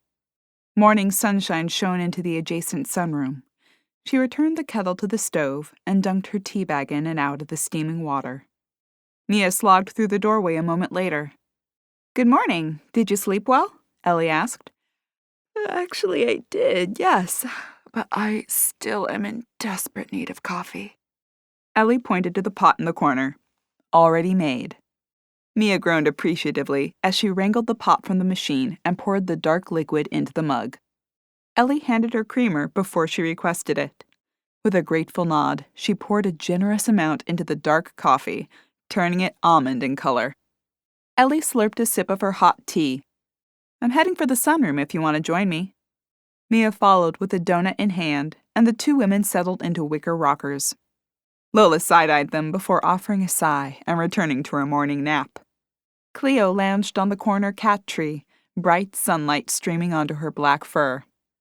"Wow, it's great out here." "It is," Ellie answered. "You okay?" Mia inquired. "I'm tired," Ellie admitted. "Rough night." "Couldn't sleep?" "I could, but the phone call in the wee hours of the morning ruined whatever chance I had." "Who called?" Ellie rolled her eyes. "I don't know. Whoever it was used one of those robotic voice changers." "What? Some kind of prank call?" Ellie shook her head as she took another sip of tea. "No, another threat." "Ellie!" Mia shouted, leaping to the edge of her chair. "Did you call the police?" "Not yet." Mia puckered her lips and shook her head. Ellie held her hand up to stop any comment. I will. "How are you so calm about this?" "I'm not calm. I'm tired. And the thing is..." "What?" Mia inquired as Ellie's voice cut off. "Well, only 2 people in town have my number. Mac and the sheriff." Mia settled back into her rocker, the wicker squeaking as she leaned against it. She stared out over the sunlit trees as she pondered the new information. "So..." She allowed the statement to linger in the air without continuing. "Yep," Ellie answered, not needing the words to be spoken to understand. "But we ruled out Mac." Mia puckered her lips. "Or did we?" Ellie shot her a sideways glance. "Let's not go back to that." Come on, Elle. With the latest development, you've got to be thinking he may be involved. It could easily be Rick. The sheriff in town is a killer? He's as likely as Mac. And what better way to cover up your crime? He's the sheriff. He'll just never solve it. Okay, if that's the case, why even admit there was a crime? He could have said she drowned and been done with it. Why send her to the coroner? Ellie shrugged. I don't know. Nothing's adding up. All I know is I haven't given my number to anyone but Mac, and I called the sheriff's office so he'd have it too. Oh, Ellie said. What is it? I called the sheriff's office. That means the secretary would have it too. What's her name? Ellie snapped her fingers in the air as she tried to recall it. Hazel! Hazel! She'd have it, and the deputy, Nathan. So any of those 4 could have done this. Ellie jabbed her finger toward Mia. Yes, and you said the handwriting looked more feminine. Is there any reason this Hazel woman would hate your aunt? Ellie narrowed her eyes, staring into space as she tried to recall any details. Maybe we should check your aunt's journal, Mia suggested. Ellie shook her head, trying to cover her lie about the journal. No, she never mentions her. I guess because they weren't in business together. But when I first met her at the police station, Max said I was thinking of reopening the B&B. Rick said people would be happy to hear that, and she said not everyone. Meaning she wasn't? Ellie shrugged. She didn't say that exactly, but she did mention people wouldn't be happy. Rick didn't allow her to continue much further after that. Mia's eyebrows rose toward her hairline. Sheriff Rick covering for his secretary? Maybe something going on between them? Ellie considered it. Cleo's eyes opened to slits. Could be, the cat said. She's as dumb as he is. I'm not sure, Ellie answered. But maybe we should add her to the list and try to get a handwriting sample. Ellie darted into the kitchen to retrieve her suspect list and added Hazel's name to it. We need a plan to get handwriting samples, Mia said, shoving the remaining piece of donut into her mouth. Ellie scanned the list and winced. I'm not sure how we're going to pull that off. Well, we're heading to the diner today, right? Mia inquired. Bring me a milkshake, Cleo said. I'll take a burger, Lola said, raising her head off the floor. And we can pop by the ice cream shop after, though I think Sam is low on the suspect list. But we can try to get a sample of handwriting there, too. Ooh, ice cream. So don't get dessert at the diner? You can get dessert there. You can get ice cream, too. I won't stop you. But I need to get something for Cleo and Lola. Seriously? Yes. Aunt Susie used to get them ice cream all the time when she went out. She really spoiled them, huh? Ellie chuckled as she flicked her gaze between the two animals and smirked. They're special. Must be. Mia slurped the last bits of coffee from her mug. I'm going to get a refill. You want anything? No, I'm good. Mia rose and padded into the kitchen. We've still got a long list of people we need to get writing samples from, she called from within the kitchen. Yeah, I know. We've got quite a list here, and all we've come up with so far is go to the diner. We haven't even figured out a way to get her handwriting. Mia shuffled back to her chair and plopped onto it. Doesn't she take orders when you're there? On one of those little notepads? Yeah, she did, but I don't recall ever seeing it. She doesn't give us a copy. Mia pursed her lips. We'll figure something out, even if it's just a quick glance as she writes up our order. Maybe that'll be enough. Ellie nodded. Okay, that leaves Rick, Bill, Andy, and Delilah. Mia leaned over the chair's arm. And Scarlett. I may have that handled. Mia raised her eyebrows. She owns the local newspaper. Well, part of it. I met one of her reporters, and he agreed to get a sample of her handwriting for me. Oh, nice. Did he think she could be guilty? I don't think so. He agreed to do it so I could rule her out. And what if it provides proof she did it? I'll cross that bridge when I come to it. Ellie glanced at the wall clock in the kitchen through the open French doors. Our breakfast is going to become a brunch soon. Mia waved her hand as she sipped at her coffee. Make it lunch or early dinner as far as I'm concerned. I'm not in any rush. I'm on vacation. Vacation, huh?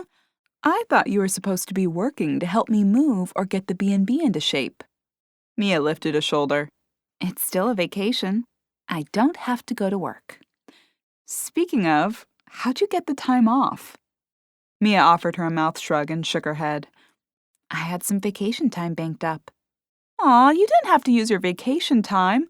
What'll you do if you want to go to the beach with Joe or something? Mia rolled her eyes. Yeah, right. Joe has no desire to go to the beach. Oh, come on. Okay, any vacation then. Probably not happening. It's fine. Don't think twice about it. I'm here for you. So what's your plan for the week, other than tracking down handwriting and catching a killer? I found a bunch of plans my aunt had for reopening the B&B. They look great, but I figured we could take a look at the rooms and see what updates are needed. I need to get Mac on finding out what I need to do to reopen with the town. And then I'll need to start working on marketing and a website and all that. That's where you come in. Ellie pointed at Mia. Mia sucked in a breath, her eyebrows raising and a closed-mouth grin forming on her lips. Oh, I love building websites. Are you going to keep the name, Salem Falls Manor? I'm already thinking of design ideas, but we need to lock down a domain name ASAP. A what? A domain name! You know, the thing you type into the address bar to get to the page. Don't you just type Salem Falls Manor into Google? Maybe, but when you do, you'll get search results. And when you click on one, it takes you to a website. And we want the domain name at the top to be something that people will know, like the name of the inn. Should I change it from Salem Falls Manor? It's up to you. Mia pulled her phone from within her robe pocket. Let me see if that's available as a domain name. She tapped around on the handheld device. Okay, the domain name for Salem Falls Manor exists if you want it. What about Salem Falls Slumber Inn? Mia grimaced. Sounds like a cheap motel. Ellie swatted at her. No, it doesn't. Come on. Sure it does. Why not call it the Salem Falls Cockroach Motel? Ellie pressed her lips together and shook her head. We don't have roaches, Cleo retorted. Call it Cleo's place. That has a classy ring to it. But it's not your place, Cleo, Lola answered. What about Salem Falls Cozy B&B? Ellie suggested. Mia considered it while she tapped around on her phone. Oh, I like that, Ellie, Lola said. Cleo yawned. It's okay. I still think Cleo's place is better, but I guess cozy is nice. Well, you'd have to use and rather than an ampersand, but the domain name is available. What do you think? Salem Falls Manor or Salem Falls Cozy B&B? Ellie scrunched her eyebrows together and gazed into the air. Salem Falls Cozy B&B. I love it. I think it describes the place perfectly. It is cozy. All right, Salem Falls Cozy B&B it is. I'll lock up the domain name today and get started with a few website design ideas. I brought my camera. We can get some shots of the property and rooms. Oh, Aunt Susie had samples delivered for one of the rooms. We should check those out to get some design ideas. And I want to start the murder mystery-themed weekends, so we'll need something on the website about that. Mia nodded as she typed on her phone. Got it. Play up the quiet coziness, murder mystery weekends. Anything else? Not that I can think of. That's a good start. I'll review all of Aunt Susie's stuff, and we can add prices. I can hook up an online reservation system, too. Oh, book online? That would be great. I hate calling places. That's crazy, Mia said as she added it to her list. What's the big deal? I don't know. I just prefer clicking my way to a stay rather than calling and fiddling with asking for a room and passing a credit card over the phone and all that. Mia rolled her eyes and offered an amused smirk. Either way, I think booking online is great. I'll add both a call us and a book online button. Perfect! Ellie wrapped her hands around her mug as she took a final sip. I'm really looking forward to this. Ideas are already flowing. Do you mind if I get some pictures before we head into town for whatever meal we're eating? Not at all. Although some of the rooms still have sheets covering things. Mia stood from her rocker and grabbed her coffee cup. I'll start with the outside. I'll pull the sheets off and you can get some shots when you come in. Even if they're rough, I can get an idea of how this website will come together. Sounds good. And I can always edit out any dust, Mia said with a wink. Too bad you can't edit it out in real life, Ellie answered. The women parted ways, with Mia retrieving her camera and heading outside to get shots of the manor and surrounding area in the morning sunlight, and Ellie climbing to the second level to pull sheets from some of the furniture in the guest rooms. Ellie also swiped a dust rag around the reading room on the third floor and the library on the main floor, figuring they would be excellent rooms to showcase on the website. After a morning of picture-taking, Mia returned her camera to her room and changed for a late lunch at the diner. I think I've got enough pictures to get a great start on the website when we get back. I'm so excited to see it, Ellie said, as Mia navigated the town's streets toward the diner. I'll start working on my business plan. Max said it's the first thing I'll need to approach the Commerce Committee with. I can't believe you're opening a B&B, Mia said as she swung the car into the diner's parking lot. Oh, this place looks interesting. It's a real 50s diner, and the food is great, Ellie called over the car as they both climbed to their feet. Ellie pulled the diner's door open and ushered Mia inside ahead of her. Val bustled around behind the counter. She smiled and waved as Ellie walked in. Grab any seat you'd like. Ellie nodded and led Mia to a window-side booth. They shimmied into the glittery red seats as Val plopped menus down in front of them. "Need a minute?" she asked after snapping her gum. "Yeah, thanks," Ellie answered. Mia flicked open her menu, pretending to study it. She snapped her eyes up as Val strolled away. Is that her? "Yep, that's Val," Ellie confirmed, paying equal attention to her menu. Mia narrowed her eyes at the woman. What do you think? Does she look like a killer? Maybe. She could have snapped and killed someone, sure. I'd believe it. Ellie wiggled her eyebrows before she pointed to Mia's menu. "You'd better decide what you want before she gets back here and wonders what you were doing." Browsing, Mia said with a wobble of her head. The menu is 3 pages long, so I really have to think. "Oh, you're good," Ellie answered. What are you getting? Ellie flopped the plastic-coated menu shut. "I think I'll go for the burger again. I had it last time, and it was perfect." Maybe I'll do the same. Val returned as Mia closed her menu. "We ready?" We are, Mia announced. though I have a special request. "Name it," Val said, thrusting her hip out and tapping her pencil against her order pad. I'm visiting my friend Ellie here for a little vacation, and to help her out with her idea to reopen the B&B. "Well, my aunt's idea I'm following up on," Ellie explained. "Oh," Val said with a broad smile. "You're reopening the manor? Fantastic idea. We should talk. The diner can provide some catering." "We'll set something up," Ellie said with a smile. Anyway, Mia chimed in. as I was saying, I'm visiting, and whenever I visit somewhere, I always hit a local restaurant, and then I get my order written by the waitstaff as a little souvenir. So, would it be possible for you to give me a copy of your order sheet before we leave? Val's eyes rolled from side to side as she considered the request. I don't see why not, though I've never had anyone ask me for the order check. Well, I have a whole stack of them at home, and I'd love to add this one. I'm also a photographer, Mia said, patting the camera bag at her side. so I'll take a few shots of the place inside and outside, if that's okay with you, and tack the check with the pictures. Val gave her a mouth shrug and lifted a shoulder in the air. "Sure, whatever floats your boat." Thank you. And on that note, I will have the burger and fries. "All the fixings on that? Yep. Something to drink?" Mia's eyes darted to the soda fountain behind the counter. Oh, vanilla Coke. "Great choice." She turned her attention to Ellie. "How about you, hun?" "Same," Ellie said. "Easy enough," Val said, collecting the menus. 2 burgers, fries, and old-fashioned vanilla Cokes coming right up." "Thanks," Ellie called over her shoulder as the uniform-clad woman strode away. This really is a cute place. Mia said.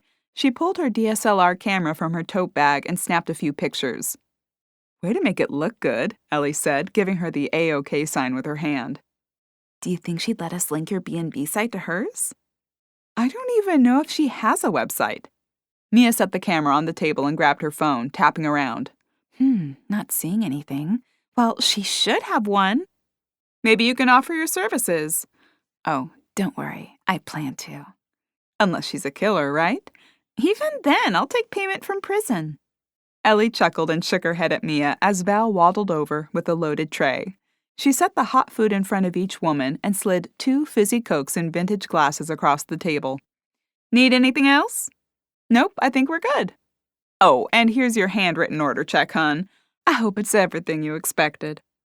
Val gave her a wink and spun to grab the tray from the table behind her before she disappeared behind the counter. Mia said as she sipped her Coke. This is so good. "Wait until you try the burger." Mia bit into it and groaned with satisfaction. She wiped the corners of her mouth as she chewed and snatched the check from the table. She narrowed her eyes at it. "Well?" Ellie asked, with her mouth still half full. Mia stared at it a moment longer. I can't tell. Do you have a copy of the notes? Ellie held up a finger and tugged her purse open. She dug through the contents and pulled out a folded paper. Mia waved it over as Ellie unfolded it. She slid it across the table, and Mia swiped it. She held the check against the paper, her eyes flicking back and forth between the two. "Well?" Ellie asked.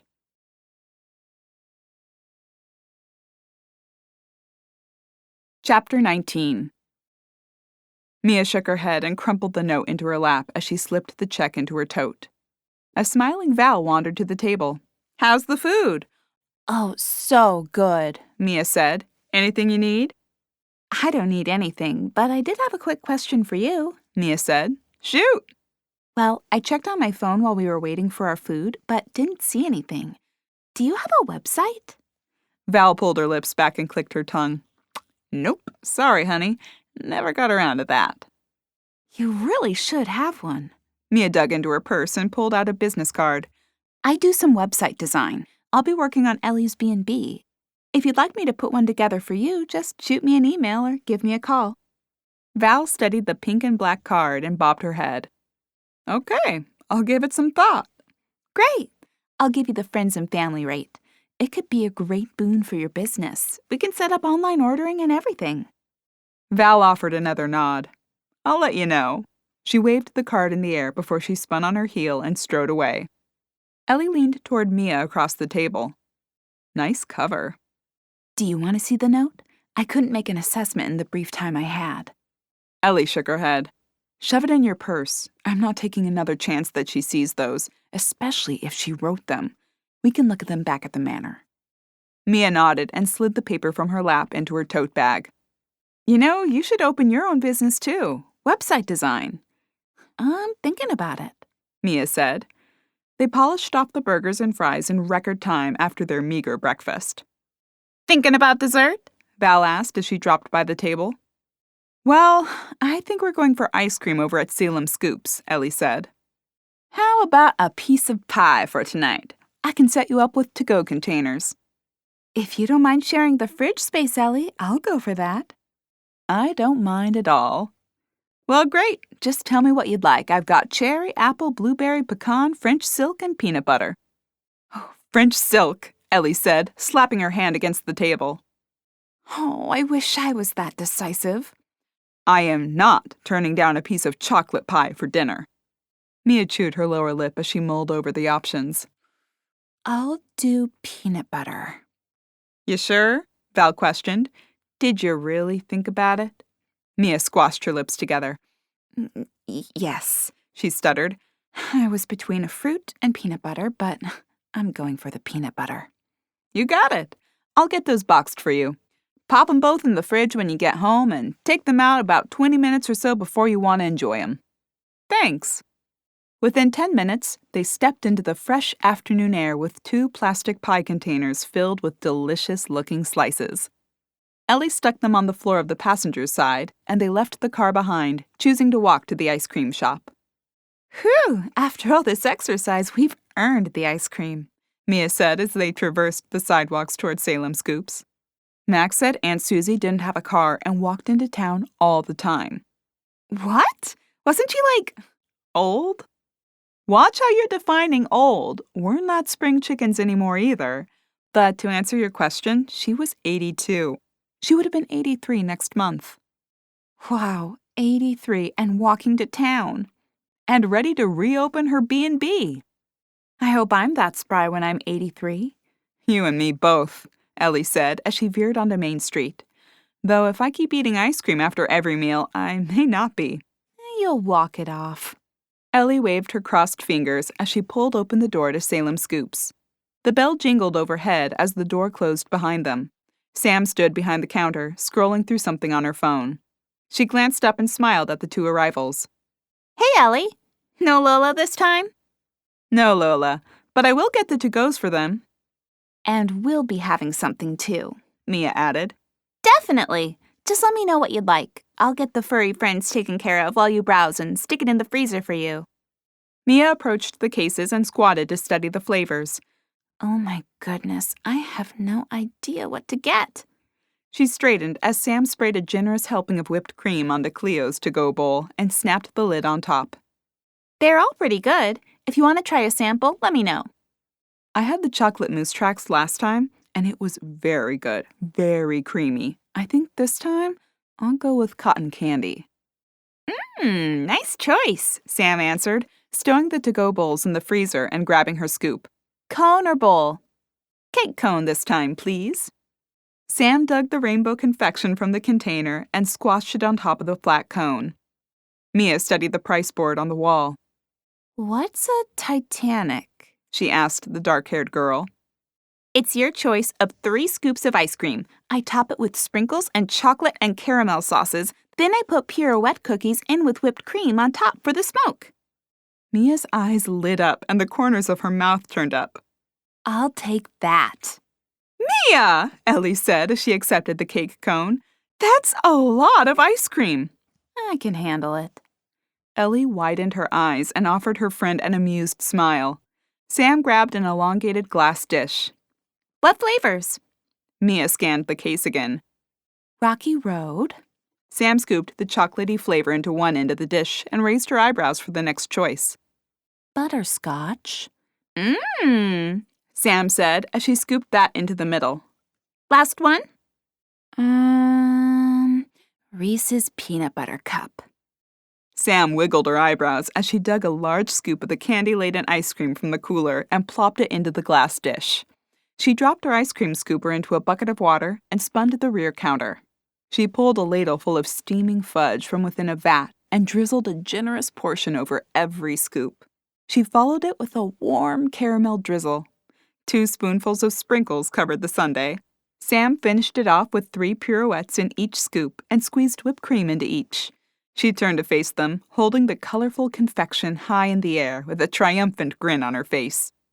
1 Titanic sundae. Enjoy! Sam stuck a spoon in the ice cream and handed it over.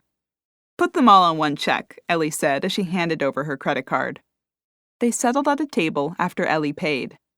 You are going to be so sick later, Ellie said as she eyed the massive sundae.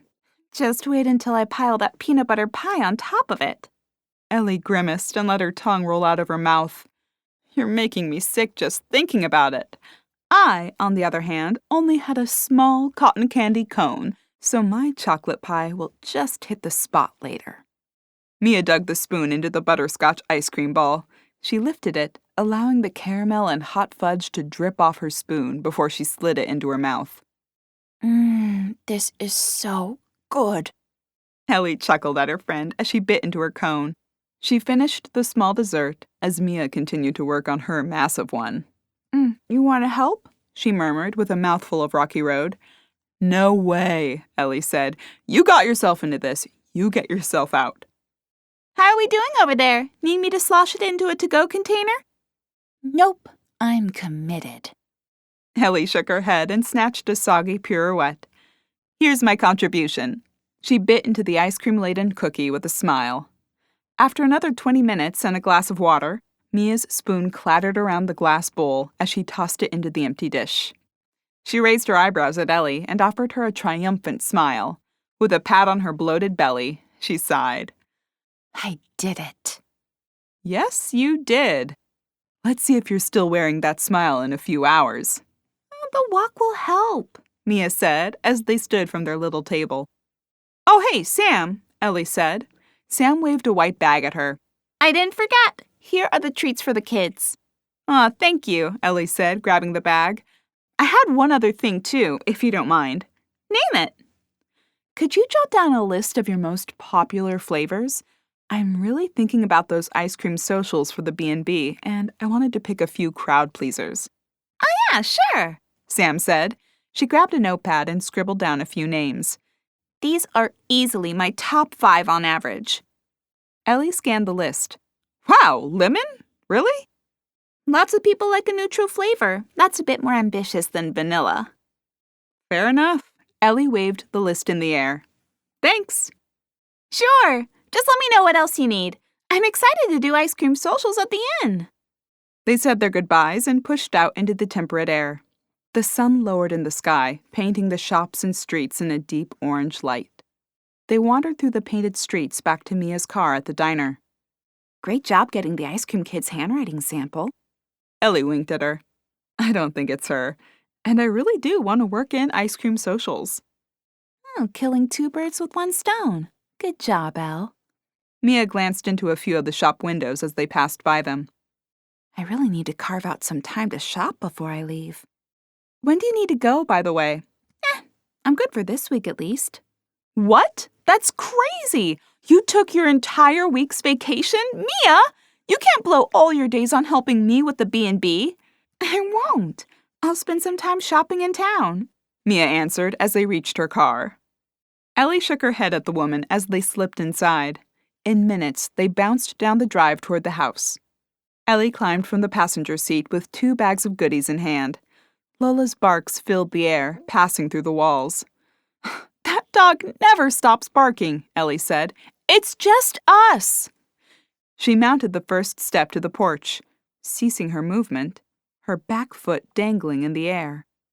She blinked a few times as she stared up at the door. Whoa! Mia shouted as she crashed into her. You gotta call your stops, Elle. Ellie didn't respond, staring upward, her face a mask of shock. Is that? Her voice cut off as she lost the ability to form the words.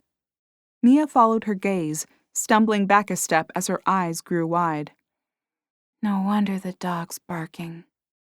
Ellie offered a slight nod as she continued to stare at the scene in front of her. A white paper flapped in the breeze, pinned through the screen to the front door with a large knife. Red letters dripped down the page, reading, "Leave now, or else."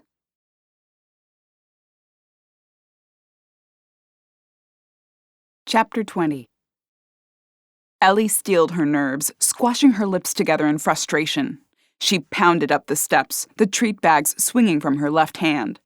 After snapping a picture with her cell phone, she wrapped the hilt with a tissue and yanked the knife from the door, tossing it on the nearby glass table. It clattered across the surface as she grabbed hold of the paper and studied the letter. It's paint, she reported with a shake of her head. This is ridiculous! And look what they did to my screen! Ellie, Mia said, joining her on the porch, this is getting serious. Oh, I'm calling the police. This is beyond ridiculous. This is the second time someone has damaged my property. Look at this door! Ellie pulled the screen door open and waved at the splintered wood of the door. This is unbelievable, she muttered with a shake of her head as she shoved the key into the lock. Just unreal. Mia grabbed the bags from around her wrist as she pushed in through the front door. Lola squealed inside, rearing onto her hind legs. It's me, Ellie said as she stepped into the foyer. Calm down. Lola's front paws landed against Ellie and the dog clung to her waist. She whimpered as Ellie rubbed her neck. It's okay, Lola. Someone was on the porch. There was a bang. I barked at them. Good girl. Yes, you scared that nasty person away. Mia skirted past Ellie, who continued to soothe the dog. I'm gonna pop these in the fridge. I'm calling the police, Ellie shouted after her. She led the flustered animal into the living room and plopped on the couch. Lola leapt next to her, pressing her body against Ellie's leg. It's okay now. Everyone is fine. Just our door is hurt. Did you happen to see the person? No, Lola said. Cleo dragged herself out from under the sofa. I didn't see anything either, but I was terrified. A loud bang, then Lola barking. I ran for my life. Ellie stroked her hand down the cat's back. It's okay. I'm going to call the police and report this. She tapped the number for the police station and listened as the phone trilled on the other end. Did you happen to remember the ice cream? Cleo inquired. Ellie shook her head at the cat. You're so traumatized, huh? Yes, I got the ice cream. I need it after that trauma. My life flashed before my eyes, Cleo shouted as a female voice sounded on the other end of the line. Salem Falls PD, Hazel speaking. How can I help you? Hi, Hazel. It's Ellie. Oh, hi, Ellie. Nice to hear from you. How was your weekend? Oh, thanks, though it's not a social call, I'm sorry to say. Oh, did something happen? Yes, something happened. I went out to eat, and when I got back home, I found a knife and a threatening note pinned to my door. Oh, my, Hazel answered. Gosh, that's terrible. Who do you think did it? I don't know. That's why I'm calling you. The police need to come out and take a look at this and document the damage. Okay, I'll send the sheriff out right away. Oh, gosh, I'm so sorry about this, Ellie. Thanks, Hazel, Ellie said with a sigh. Okay, well, I'm going to tell the sheriff right now. He'll be out just as soon as he can. Just sit tight, okay? Okay, thanks. The line remained open. Ellie's forehead wrinkled as she listened. Hey, Sheriff! Ellie Byrne had another... Oh, shoot. A loud scraping noise sounded. Sorry, Ellie. Are you still there? I am, yes. I forgot to hang up. I got so excited about this, I just rushed right off. I'm going to hang up now. Bye, Ellie. Bye, Hazel. The receiver clattered to the handset, and the call ended. Ellie raised her eyebrows as she stared at the phone. What did she say? Cleo asked. She's sending the sheriff out. Useless, Cleo murmured. We may as well track down the culprit ourselves. Mia rounded the corner and entered the room. Did you say something? The sheriff's heading out. Good. I hope they do something about this. I guess I can give these two their treats while we wait. Lola's stubby tail wagged as she glanced up at Ellie. Yay, treats! It's about time, Cleo said as she stalked toward the foyer. Ellie had just set down Lola's dish of soft serve when the doorbell rang. Lola offered a sharp bark. Shh, that's probably the sheriff. Just eat your ice cream. Ellie stalked down the hall and pulled open the front door. Rick stood, hands on his hips, surveying the knife sitting next to the front door. Hey, Ellie, he said in his southern drawl. This the knife?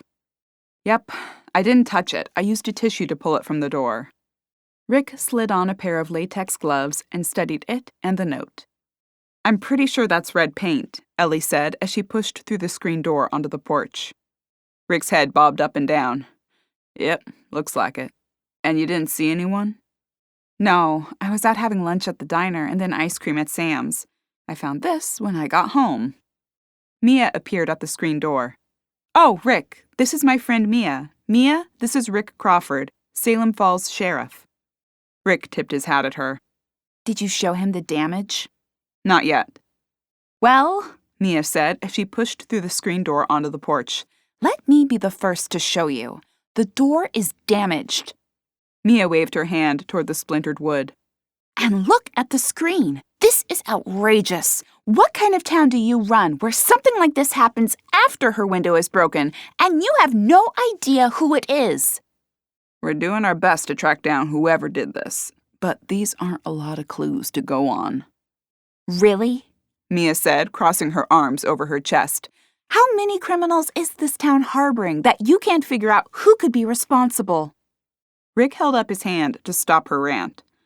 I'm serious. First threatening notes, then a murder, still unsolved by your fine department, then a brick through a window, and now this. Not to mention the threatening phone call last night. What sort of town is this? You got a call last night? Rick asked, turning his attention to Ellie. Ellie nodded. I did, yes. At about 2:45 a.m., someone called and threatened me. What did they say? Leave Salem Falls or you'll be sorry. Rick pulled his notepad from his breast pocket. Was the voice male or female? I couldn't tell. They used one of those robotic voice changers. The sheriff adjusted his hat and tapped his pen against his notepad. Did you recognize the number? Ellie shook her head. No number. It said restricted. Who's your provider? Telecom. Okay. We'll check with the phone company and see if we can get any information on who may have called you. You're going to have to do better than that, Mia retorted. Look, ma'am. Don't ma'am me, Mia said, her head jutting left and right as she placed her hands on her hips. Do something to fix this. Rick offered her an apologetic smile, wiggling his eyebrows as he chuckled. It's not that easy. Maybe you ought to try having a cop out here. And then you'd actually catch the person who has sneaked onto this property twice to damage it and once to kill someone. Mia! Ellie shouted with raised eyebrows. Rick puckered his lips as he shoved the notebook into his pocket. Okay, I understand how upsetting this is, and I plan on tracking this person down and providing you with as much protection as we can. Thank you, Ellie said. Yes, this is incredibly upsetting and frustrating and frightening. My aunt was murdered. I feel that this situation is dangerous enough to warrant concern. And I agree. though we don't know that the incidents are related. You've got to be joking, Mia said. Rick held up his hands. Listen, the other notes were handwritten. The one Ellie received wasn't. This could be a separate person acting independently from the killer. Mia wrinkled her nose at the statement. He has a point, Ellie said. But it makes the most sense that this is the same person. They killed my aunt for a reason. What that reason is, I don't know. Money? Business? Something else entirely? But whatever it was, it makes sense that they have unfinished business. And as her heir, I'm the next target. I don't deny that. But I'm trying to keep all the options open so I don't overlook something. What have you looked into so far? We're doing a full investigation into everyone Susie had contact with in her final days. Oh, that reminds me, Ellie said, waving her hand in the air. I compiled a list of everyone she met with on the day she died. I can make a copy for you if you'd like. I included whether or not they ate something as best I could since she was poisoned. Rick's brows knit. How did you... She had a journal, Ellie interrupted. I'd like to see that journal. Ellie hedged, hesitating as she tried to piece together an explanation for the non-existent journal. I dropped it into the sink, which was filled with water, and it's ruined. I tried to dry it, but it's all mushy and the ink ran. Ellie crinkled her nose and shook her head. It's useless. That's too bad. Ellie smashed her lips together as she nodded.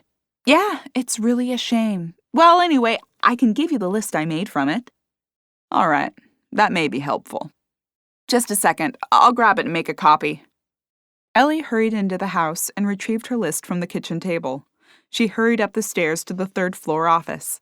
As she gulped breaths, she slid the list onto the scanner's glass and pressed the copy button.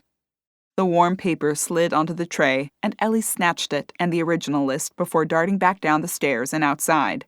She sucked in a few breaths, trying to steady her breath as she strode across the lawn. She gulped as she held the list out. Whew, she said as her chest continued to heave. I really need to get in shape. The stairs are killing me. Did you come from a ranch home? Rick asked as he scanned the list.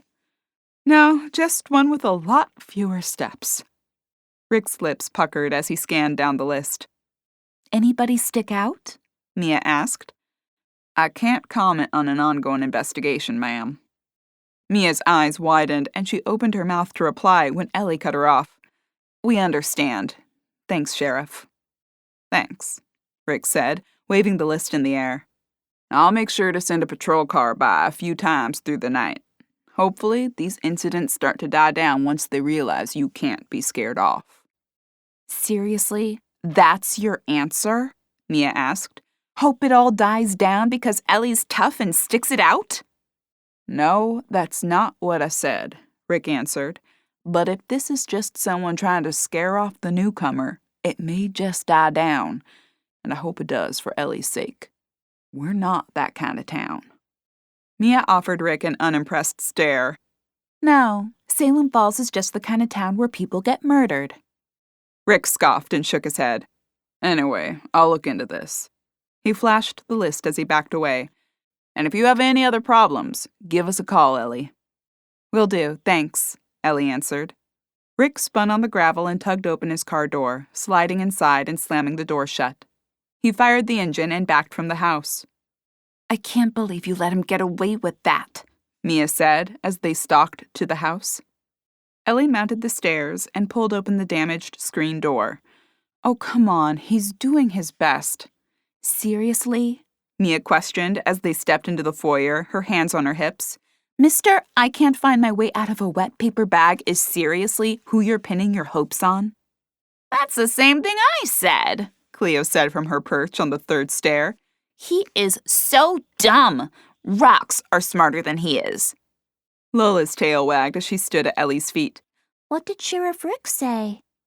I'm not pinning my hopes on him, but he needs to be aware of the situation, and I'm sure he's doing his work. But he has to operate in a very specific manner so he doesn't jeopardize the case.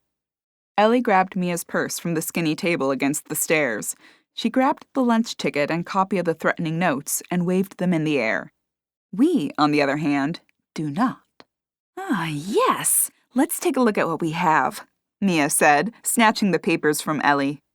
Ellie rummaged through her bag and found Sam's popular flavors note. Lola stood on her hind legs and sniffed at the note. Cleo narrowed her eyes at it. What's that? Come on, we'll get the magnifying glass from the junk drawer and really study this, Ellie said. Mia spread the papers out on the kitchen table while Ellie retrieved the large magnifier from the drawer next to the refrigerator. She joined Mia at the table and scanned the 3 notes. Okay, well, even without a magnifier, Sam's is out. No match. I agree. Her writing is too bubbly and straight. She also printed, "This is written." Unless she disguised her writing here. Mia pointed to the threatening notes. Based on her age, I'm not even sure she could write in cursive. Do they even teach that anymore in schools? Mia shrugged. How should I know? Cleo leapt onto the table and stared at the papers. Let me see. She grabbed hold of Sam's note and pulled it toward her. Mia gently tugged the note back from Cleo. Hey, kitty, we need that. She adjusted the notes again and pulled her cell phone from her back pocket, tapping around on it. Idiot, Cleo said. Ellie shot the cat a glance. What? I can help. I can't see, Lola said. She stood on her hind legs, her chin just barely grazing the tabletop. Do you want to see, Lola? Ellie asked. Here, stand on the chair, but don't fall. Ellie hoisted her up onto the wooden chair. My goodness, Lola. I think you'd better stop eating so much ice cream. Cleo chuckled. You're fat. Lola planted her front feet on the table. I am not. I'm well-muscled. Cleo rolled onto her side as she continued to giggle. You're fat! I didn't mean to say you're fat, Ellie answered with a pat on Lola's head. Did the dog take exception? Mia questioned. I think so, Ellie said. Anyway, back to these. Lola leaned over and stared at the papers. Ellie, I can't read. Mia shoved her cell phone into her jeggings. I couldn't find anything about whether or not schools still teach cursive writing, but I'd be willing to say Sam didn't write these notes unless her writing style and printing style are vastly different. Also, she had no motive.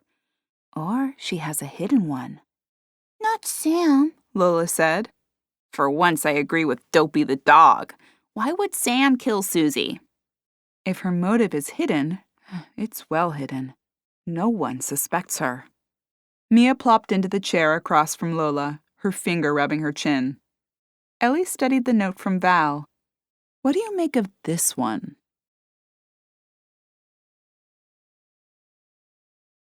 Chapter 21. Mia shrugged as she studied Val's note. It doesn't look that similar, but there were a few things that I thought could have matched. Ellie waved the magnifier over. The B in burger and better look similar. But the G in regret, Mia said, pointing at the letter, then using her other hand to point to the other note. And the G in burger aren't the same. Maybe she disguised it, Ellie proposed. It's not a slam dunk. No. Though she had the strange incident with the strawberry pie. She came back and insisted Aunt Susie eat it and wouldn't eat any herself. That is suspect. Mia stared at the paper, her brow furrowing. Is there something else? Ellie asked, returning her gaze to the paper. Not with this, Mia answered. But I think we need to consider people who could also have stuck a knife through your door and thrown a brick through your window. What if it's not the same person? What are the chances it's not? Mia countered. Ellie shrugged. Probably slim to none. Mia pursed her lips and nodded at her. Okay, so could Val have broken the window, called you last night, and stuck the knife in your door? No, Ellie said as more of a question. She was working at the diner today. Did she leave and run out here, put the knife in my door, and go back to the diner? Maybe. She knew we were going for ice cream. Perfect opportunity. Ellie sank onto the chair behind her. Oh, good point. We did tell her we'd be away from the house for a bit. She could have taken a break, ran out, and returned with no one any the wiser. We could ask another employee at the diner. I don't really know any of them well enough. Mia scrunched her nose up and her shoulders slumped. Ellie raised her eyebrows and her finger, biting her lower lip. But I know someone who may. She hurried into the hall to fish her cell phone from her purse, toggling it on as she made her way back to the kitchen. She tapped around on the display before she tossed it onto the table. There. Let's see what we can come up with. Mia offered her a questioning glance. I texted Mac. He knows everyone. He may be able to find out if Val stepped out of the diner today in the least suspicious way possible. Ellie's phone chimed. Mia leaned forward. What did he say? Give me a second, Ellie said as she swiped into her phone. He's asking why Val couldn't have done it. Oh, bull! If it was up to him, no one could have killed your aunt. I told him that and said we just wanted to know to rule her out if we could. And? Ellie stared at her phone as she waited for a return message. She nodded her head as one flashed across the screen. He'll do it. Good. Okay, Ellie said as she scanned the list of suspects. We can reasonably eliminate Mac and Sam. We're not sure about Val. We need handwriting samples from Rick, Hazel, Andy, and Delilah. Scarlett we have taken care of. I have zero ideas for how to get a writing sample from the sheriff or his secretary. Who are the other two again? Andy owns the grocery store, and Delilah owns the pet store. Whenever Susie called in an order to the store, Andy always brought it out with a handwritten note stapled to the bag, Cleo said.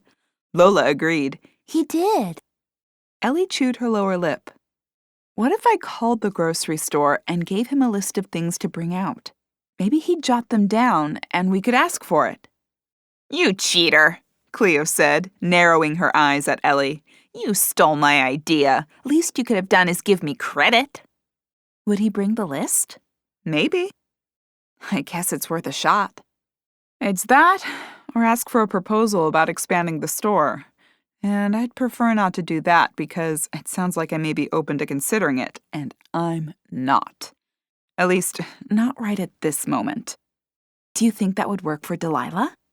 I don't know, but maybe I could ask her for some suggestions for a new food for Lola that's better for weight control. Lola leapt off the chair onto the floor. Hey, I like my food. She still thinks you're fat, Cleo said with a chuckle, rolling around from side to side. I won't change the food, really. Lola seems to like this food, but we could get a list and use it to compare. That may work, Mia agreed.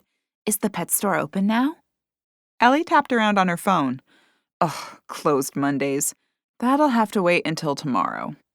Who closes on Mondays? Someone who works the weekends, Ellie answered. Mia lifted her chin, trying to peer over the top of Ellie's phone. What's her website look like? Does she need a new one?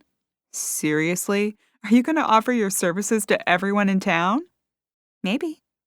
Why don't you just build an interactive town website that links us all together? Oh, that's a good idea. Do you think they'd let me? How should I know? I wasn't being serious. I was. With your current job, I doubt you'd have time. Mia didn't respond. Anyway, I'm going to call the store and see if I can get a hold of Andy. Ellie rose from the chair and grabbed her cell phone. After a few taps, she placed it against her ear and paced around the kitchen. A female voice answered on the other end. Hi, this is Ellie Byrne from Salem Falls Manor, Susie's niece. I was wondering if Andy's in? Oh, hi, Ms. Byrne. I'm sorry, Andy's left for the day. May I take a message to pass along to him? Oh, no, thanks. I'll try to catch him tomorrow.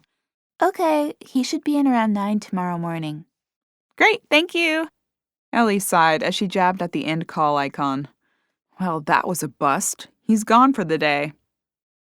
We're striking out everywhere. Ellie eased into the chair and slumped down, tossing her cell phone onto the table. Yep. Mia reached over and grabbed Ellie's hand. We'll figure it out. Ellie squeezed her hand and nodded. Thanks. I just feel stuck, especially after the knife thing.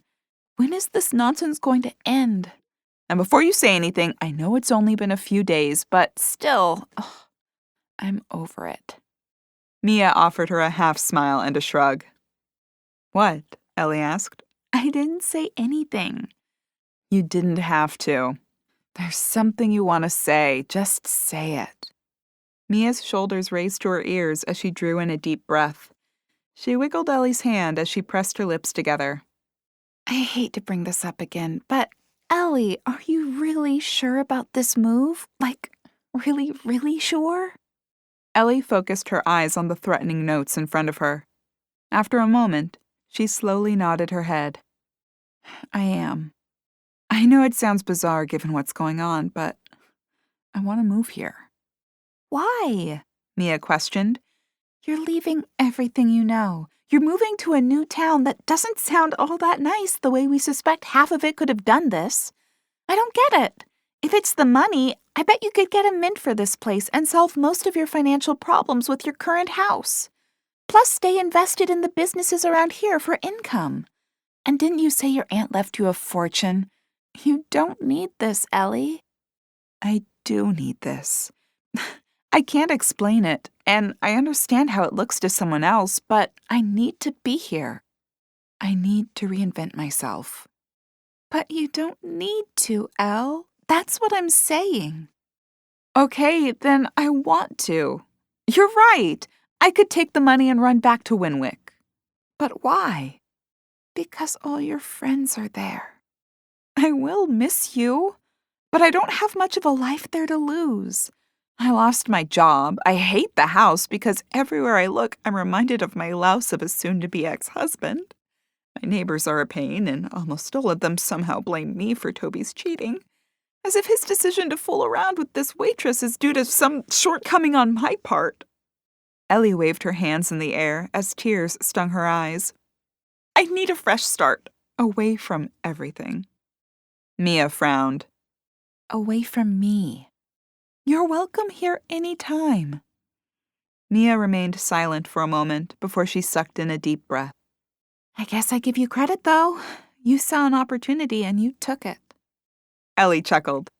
You guess, huh? Mia wiggled her eyebrows, avoiding eye contact with Ellie. I hope I'm as brave as you. Ellie's forehead scrunched at the statement.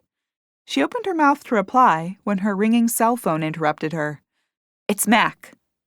Ellie swiped the phone from the table and pressed the answer button. Hey, Mac, I'm with Mia. Do you mind if I put you on speaker? Ellie pulled the phone from her ear and tapped the speakerphone icon. Okay, go ahead. Did you get any information on Val? I did. But before I tell you, I want to make sure you ladies aren't going to jump to any conclusions. Ellie shot Mia a glance with raised eyebrows. We won't, she promised. Val's a good lady. And even if she didn't always agree with Susie, well, that doesn't make her a murderer. But could it make her someone looking to chase me out of town? And I'm guessing from your lead-up, she is unaccounted for around the time that knife was put in my door. Max sighed. Shortly after you left the diner, Val stepped out to run a few errands. Told Shauna she wouldn't be long, but she had a few things to handle. Mia raised her eyebrows at the admission.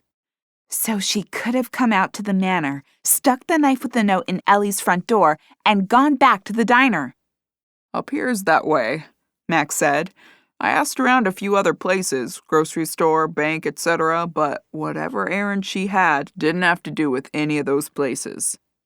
Are you saying no one saw her around town? Ellie asked. I'm saying she got in her car and disappeared for about 30 minutes at least, yeah. More than enough time to drive to the manor and put that note on Ellie's door, Mia concluded. I'm afraid so, Max said with a heavy sigh. I just can't believe she'd do it. We don't know that she did, Ellie said. We're just trying to vet through people who could have done it versus people who definitely didn't. Someone killed Aunt Susie, and someone is threatening me. Maybe I could have a conversation with Val. Ask her straight out where she went this afternoon. No! Mia shouted. Don't do that. If she is our guilty party, we may spook her. I'd agree, Ellie said. "We don't want her to suspect we may be onto her. It may make the situation worse." "How?" Mac questioned. "I doubt she'll continue to harass you if she thinks we suspect her." "No, she may try to finish me like she did with Aunt Susie." Ellie waved her hand at the phone despite Mac being unable to see her. "Let's just keep our suspicions under our hat for the moment." "Surely, though, that will only embolden whoever is doing this. I'd hate to see you continue to be harassed, Ellie," Mac countered. "I'll take a few more days of harassment to prove beyond a shadow of a doubt that we've got the right person. Rick's got the police watching the house. Mia's here." I'm here, Lola said. "And Lola," Ellie continued, "she'll alert us if anything funny's going on." Cleo flashed her claws and narrowed her eyes. "And me. Anybody comes in after you, I'll pop a claw in their ass." Anyway, let's not panic just yet, and let's not go accusing someone who may be innocent. I plan to live here. I don't want to make enemies of decent folks who may have just had a disagreement with Aunt Susie. "Well, I think you've got a good head on your shoulders, Ellie. I won't say anything to Val unless she gives us some other reason to suspect it's her." "Thanks," Ellie said. They finished with a few pleasantries, and Ellie ended the call. "So," Mia said, "looks like Val had the motive, means, and opportunity. But did she do it?" Mia shrugged. "I hope we figure it out before anything else tragic happens."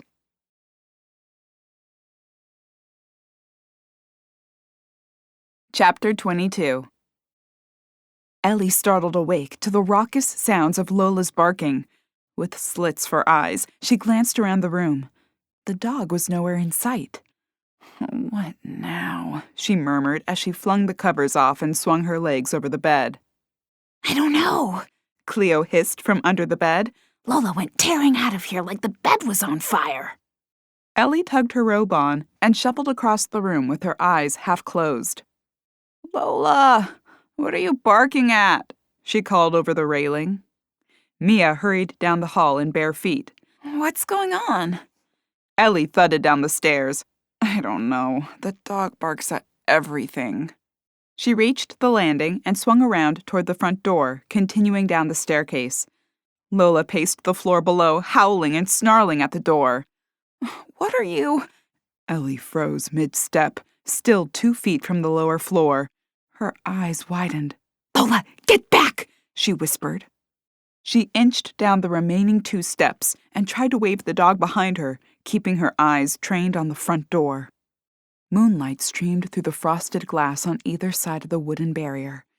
Behind the privacy panel, a dark shadow stood hunched over the lock. A distinctive scraping sounded as tools clacked against the lock. Ellie, someone's out there, Lola said. Yes, I know that. Ellie hurried back to the stairs and raised her voice just slightly. Mia! Yeah? A whispered reply came. Call the police. Someone's trying to break in. Oh no! Mia squealed. Come up here. Get away from the door. Footsteps retreated down the hall as Mia raced for her cell phone. Lola offered a few more harsh barks at the door before she glanced at Ellie, who tried to shoo her up the stairs. Susie kept a gun in the closet. A gun? Loaded? Yup, Lola confirmed. A hunting rifle. Both barrels loaded. Ellie nodded and approached the closet next to the front door. The deadbolt on the front door began to slowly slide to the unlocked position. Ellie darted to the door and swung the chain lock into place before she pulled open the closet door. A double-barrel rifle stood inside the door. She grabbed it and aimed at the door as it pushed open, snapping the chain taut. Lola raced toward the doorway, a shrill bark escaping from her throat. "Get back!" Ellie shouted. "I've got a loaded gun and I will use it!" The shadowy figure outside the door straightened as the chain went slack. Footsteps pounded across the porch and down the stairs. Ellie huffed out a sigh of relief as she raced toward the door. She undid the chain lock and swung it open. A dark figure approached the tree line, dashing to be hidden in its cover. Red and blue lights reflected off the roadside trees as a siren screamed toward them. Lola bolted past Ellie in full gallop, barreling down the stairs and after the fleeing figure. Ellie chased after her onto the porch. Lola, no! Lola, come! Lola, get back here! The police car, sirens still blaring and lights glaring, rumbled up the driveway, coming to a stop outside the house. The siren cut out, and Ellie scrambled down the stairs as Nathan stepped out of the vehicle. Someone was trying to break in. They ran that way. Lola went after them. She gasped for breath as Nathan nodded and took off toward the tree line. Before he reached it, a single shot rang out in the night. The barking ceased. Ellie's eyes went wide, and her legs felt wobbly. Nathan glanced back at her before he drew his weapon and balanced his flashlight on top, inching forward into the woods. "Oh no!" Ellie gasped. She hurried into the house and searched the closet for a flashlight. Mia hurried down the stairs in slippers. "What happened?" "Lola took off after whoever it was. There was a gunshot and she—" Mia's eyes went wide. "She's not barking anymore. I have to find her," Ellie choked. Tears filled her eyes, and the flashlight slipped from her trembling fingers as she checked to make sure it lit. She caught it before it hit the floor. "Just wait a second, Ellie. I'll come with you." "There's another flashlight in the pantry. I'll meet you outside." Ellie charged out the front door, gun in one hand, flashlight in the other. She hustled down the stairs and across the gravel. The sharp rocks poked through her flimsy slippers, but she continued, crossing the parking area and slipping into the woods. Ragged breaths puffed behind her as Mia scurried after her. "Wait up!" "Lola!" Ellie called as she stepped under the canopy of leaves. "Shh! Maybe you should be quiet and not alert whoever she ran after," Mia whispered. "To hell with that! I need to find my dog, and if this person stops me, I'll shoot him. Who the hell fires a gun at a defenseless dog? If I find this person, I'll tear them to shreds." Ellie snaked around through the trees. "Lola! Lola!" Mia shouted as she swung her flashlight beam in the opposite direction of Ellie's. They continued through the woods, each calling out to the dog. Only silence met their shouts. Ellie fought to keep her lower lip from trembling as she searched the area around her. Her voice threatened to betray her upset, and she struggled to keep it steady as she called to the dog. Her stomach tied itself in knots as she imagined the dog hurt, or worse. "Oh, Lola," she murmured. Tears blurred her vision. Even with the distorted sight, movement caught her eye. She swung the gun toward it and blinked to clear her eyes of the burning tears. Light shone back at her. "Whoa, easy," Nathan's voice called out as he lowered his light. "What are you two doing out here?" "Looking for Lola. Have you seen her? After the gunshot?" Ellie's voice trembled and she stopped talking. "No, I haven't. And I didn't see anyone else either. I heard a car on the road. I'm guessing the person had their car hidden somewhere. I made it to the road in time to see taillights disappear around the bend." Which way were they headed? Into town or out? "Out," Nathan said. Ellie nodded as they spoke and then broke into the conversation. "Okay, I'm not worried about which direction they went at the moment. I need to find Lola." "We'll find her, Ellie," Mia said, rubbing Ellie's shoulders. Ellie nodded, unable to voice a response. "If the person is gone, maybe we should split up." "I'll head toward the road," Nathan said. Mia pointed in the opposite direction with her flashlight's beam. "I'll go this way." Ellie pursed her lips and nodded. "I'll keep going forward." They parted ways, each of them calling out to Lola as they moved through the thick woods. Ellie pushed forward, shoving aside branches as she continued to call to the dog. She stopped and slowly swung the light from left to right, sweeping over the darkened trees and branches. Little moonlight shone through the thick canopy above as she descended deeper and deeper into the thickly wooded area. "Lola!" she shouted. A noise sounded to her right. Ellie snapped the beam in its direction. A branch snapped. Ellie peered into the blackness beyond her beam. "Lola!" she called, her voice lifting with hope. She took a few steps forward. Another twig snapped. "Lola!" she cried, hurrying forward toward the noise. She sprinted toward the sound. Branches tore at her hair and skin as she hurried through the trees in a mad scramble to get to the dog. Images raced through her mind as to what she would find. Was Lola hurt? She must be alive if she was moving. She puffed as she ran. The sound of feet splashing in the stream's water reverberated through the trees. The woods cleared, opening to the stream cutting through them. Ellie slowed as she reached it, sweeping the beam around. Glowing eyes stared back at her. She focused the beam with a trembling hand. Her heart sank as a white-tailed deer stamped its foot at her, before spinning and fleeing into the trees on the opposite side of the creek. Ellie's shoulders slumped, and she let the flashlight fall to her side, the beam directed toward the ground. She gulped in the cool night air as she squeezed her eyes shut. She opened them, continuing to suck in deep breaths as she attempted to piece together a plan. Light bobbled at her side. Ellie held her hand up in front of her eyes as she squinted at it. "It's me," Mia called. "Did you find something?" Ellie shook her head as she let her hand fall to the side. "No," she admitted with a sigh. "It was a deer. I assume you didn't find her?" "No," Mia said as she closed the distance. no luck. Ellie scoffed and shook her head, pursing her lips. "Hey, maybe she went back to the house." "Maybe," Ellie said.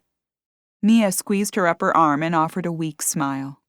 Ellie avoided eye contact, afraid one glance might start a stream of tears.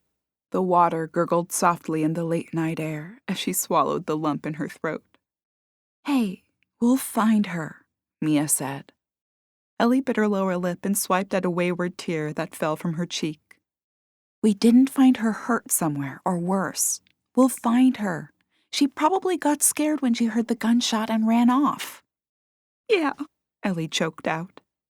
"It's good news we didn't stumble over her anywhere. It means she's alive." "Or we just didn't find her body.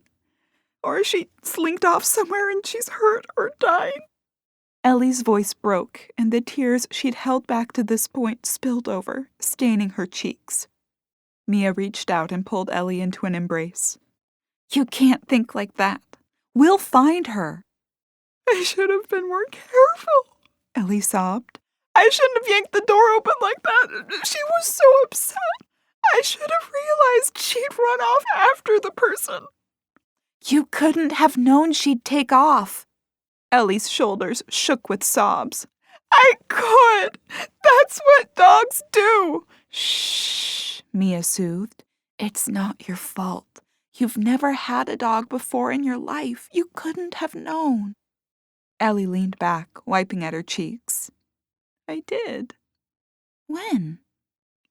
When I was a kid. And she died, and I got really upset. I never talk about it, and I've never had a pet since." She scoffed. "No wonder. I'm a terrible pet parent." "You are not.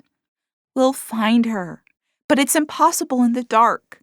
We can barely see 5 feet in front of us, even with the moonlight. Let's head back to the house. We'll resume searching as soon as the sun's up." Ellie did not respond, but allowed herself to be led back toward the manor. Red and blue lights still swirled, painting momentary pictures on the surroundings as they approached. Ellie sniffled and wiped at her face as Mia guided her to the stairs. "Ellie!" Nathan shouted from behind them. "Go on inside," Mia said. "I'll talk to him." Ellie nodded and firmed her lower lip in a silent thank you as she plodded up the stairs. She wiped at her tears with the back of her hand as she placed the gun and flashlight in the closet. She closed the door, squeezing her sore eyes shut. As she spun to lean against it, she popped her eyes open. Cleo slinked down the stairs, her eyes 2 green saucers in her tiny, furry face. She stopped mid-stride and stared at Ellie. "Lola?" Ellie's face twisted into a mask of upset as she shook her head. The cat's head dropped. "Oh no, Lola." Her tiny shoulders heaved a sigh. As Mia pushed through the door into the foyer, Cleo darted up the stairs. Ellie wiped at her cheeks again. "Oh, Elle, it'll be okay. We'll find her. Nathan said he'll come back in the morning with the sheriff to help search for her." Ellie nodded as she squeezed Mia in a tight hug. "Get some sleep," Mia said as she pulled back and squeezed Ellie's arm. With another nod, Ellie slogged across the foyer and up the stairs. She shambled into the bedroom and threw herself across the bed. Cleo slithered from under the bed and leapt next to Ellie. She curled in the crook of her arm, her front paw reaching for Ellie's abdomen. "Poor Lola." Ellie sniffled and nodded at her. I tried to find her, but it's so dark." "So dark," Cleo repeated, "and cold. She's probably scared, maybe hurt. I hope she's not." The cat's voice cut off, and she wailed, "Oh, Lola! You big dumb lug! Why? Why, Lola?" Cleo sobbed for a few more moments before she sniffled and shook her head. Ellie stroked her smooth, sleek fur. "We'll look for her tomorrow." "I heard the gunshot," Cleo said, "but I never imagined—" "Oh, Lola!" "We don't know she's hurt. Maybe she got scared and ran away." Yeah, maybe she ran away and hid. And she's riding out the night somewhere safe." Cleo sniffled again. "I gotta believe that. She just has to be okay." "We'll look for her again in the morning." "Oh, please let her be okay. I swear I'll never be mean to her again. If I can only look at her stupid, ugly, sweet, wrinkly face again with that frowny mouth and those stupid, crooked teeth." "Don't make promises you can't keep," Ellie warned. "Okay, I'll be less mean to her." "Did she ever run away before?" "No," Cleo answered. "Not even when she was a baby. She might run off after a rabbit or something in her younger days, but she always came back in a few minutes." Ellie smashed her lips together at the news and sighed. She let her eyes slide closed in the hopes of falling asleep. The incident replayed over and over in her head. In her mind's eye, she pulled the door open. Lola barreled out, barking at full volume. The gunshot echoed in the night air. Lola's barks fell silent. Ellie tried to imagine anything but the events of the past few hours. She considered her move, mentally cataloging her items. She tried to picture the manor bursting at the seams with B&B guests. At every turn, Lola's face popped into her head. She snapped her eyes open. Sleep would not come. She gave the black cat's fur another stroke as she slid her arm away from her and rose as noiselessly as possible. "Are you going to look for Lola?" Cleo whispered. Ellie sighed, rubbing at her face. "No, but I can't sleep. I was going to head downstairs and pace the floors. Maybe hope I hear her bark or spot her." "I'll come with you," Cleo said, rising to her 4 feet and arching her back high in the air. "Hey, maybe if you put a bowl of her food out. Lola loves food." Ellie stalked down the stairs with Cleo at her side. Good idea. She shuffled to the kitchen and shook some kibble into Lola's pink plastic dish. Cleo followed her as she carried it to the front door. The cat stared through the screen as Ellie placed the bowl down on the porch, calling to Lola again. She scanned the edge of the woods, searching for even the slightest sign of movement. After a moment, she descended the stairs and hurried to the location she'd last seen Lola. She called a few times into the woods, straining to listen for any noise. Only silence met her ears. With a sigh, she trudged back to the house. "Anything?" Cleo asked. Ellie shook her head. "No, nothing." The cat lowered her eyes to the floor. "Maybe the food will help," Ellie said as she swept into the house and pushed the door closed. They both stalked into the living room. Cleo leapt onto the window seat and stared out over the moonlit driveway. After a few moments, she settled with her front paws tucked underneath her eyes slits. Ellie arched an eyebrow at the small animal. "Must be nice," she murmured as the cat's eyes closed. She stared out, searching the horizon for any signs of the white and tan dog. Nothing moved in the wee hours of the morning. Ellie paced the floor, wincing as she hit every squeaky board on the floor. She pulled the front door open several times to check the food. It remained untouched. As the grandfather clock in the foyer struck 3, a rustling noise sounded. "Lola!" Ellie breathed. She raced to the front door and flung it open. Her breath caught in her throat as she spotted movement. A frown formed on her face.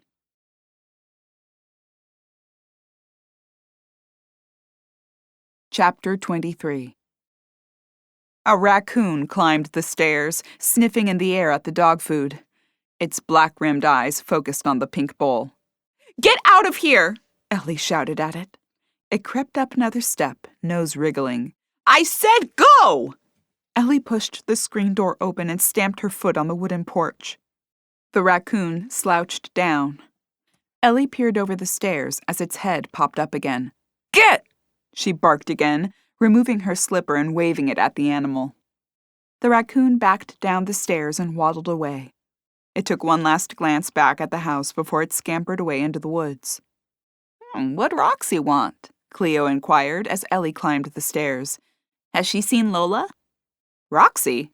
Ellie asked, freezing mid-stride. "Yeah, I smelled her from a mile away."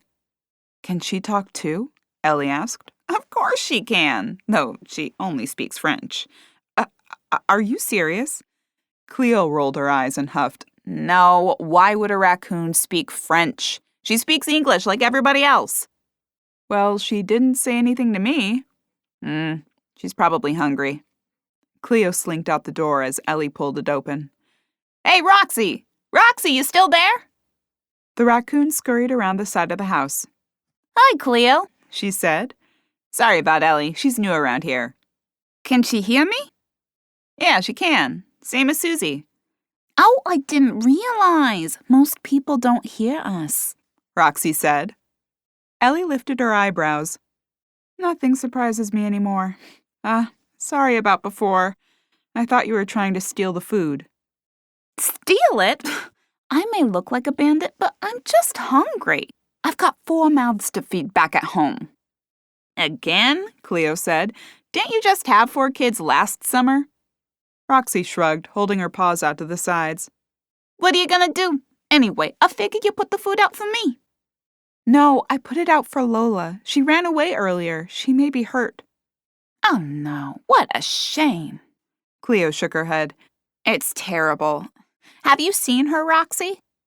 Roxy shook her head. Nah, sorry. I just swung by on a pre-dawn forage run. I'll keep an eye out. The raccoon yawned. "But I'll be heading to bed soon." Let us know if you see anything. Will do. Roxy stood for another moment before her eyes fell to the dish. Give her the food, you big dummy, Cleo said to Ellie. "Oh, right, sorry." The raccoon clasped her paws in front of her. Thank you. "I can get you something else. You can take it back to the kids. How's a hot dog sound?" Roxy crunched on a piece of kibble, another few clutched in her hand like paws. That'd be great. Ellie entered the house and rooted around in the refrigerator for a pack of hot dogs. She removed 2 and carried the wiggly sticks of meat to the porch. She handed them off to the small animal, who shoved one between her teeth and held the other in one paw. Thanks, she said through clenched teeth. Kids will love these. You're welcome. Let us know if you see Lola, Cleo shouted as the nocturnal animal loped toward the tree line. Ellie sank onto the porch step and cupped her chin in her palm. This really opens up a whole new world. And a foul lot of good it does us if no one has seen Lola. Ellie squeezed her lips together and shook her head. Gosh, I hope we find her. Me too. I miss that dumb mutt already. I'll put some more food out. Hopefully she'll come home soon. Sun'll be up in a few short hours. Maybe then, Cleo said. Ellie scratched the cat's ear and smiled at her before climbing to her feet. She replaced the food in the bowl, then climbed up the steps and changed into athletic leggings and a tunic top. She tugged on her sneakers and laced them up as the red digits on the bedside table glowed 4:17 a.m.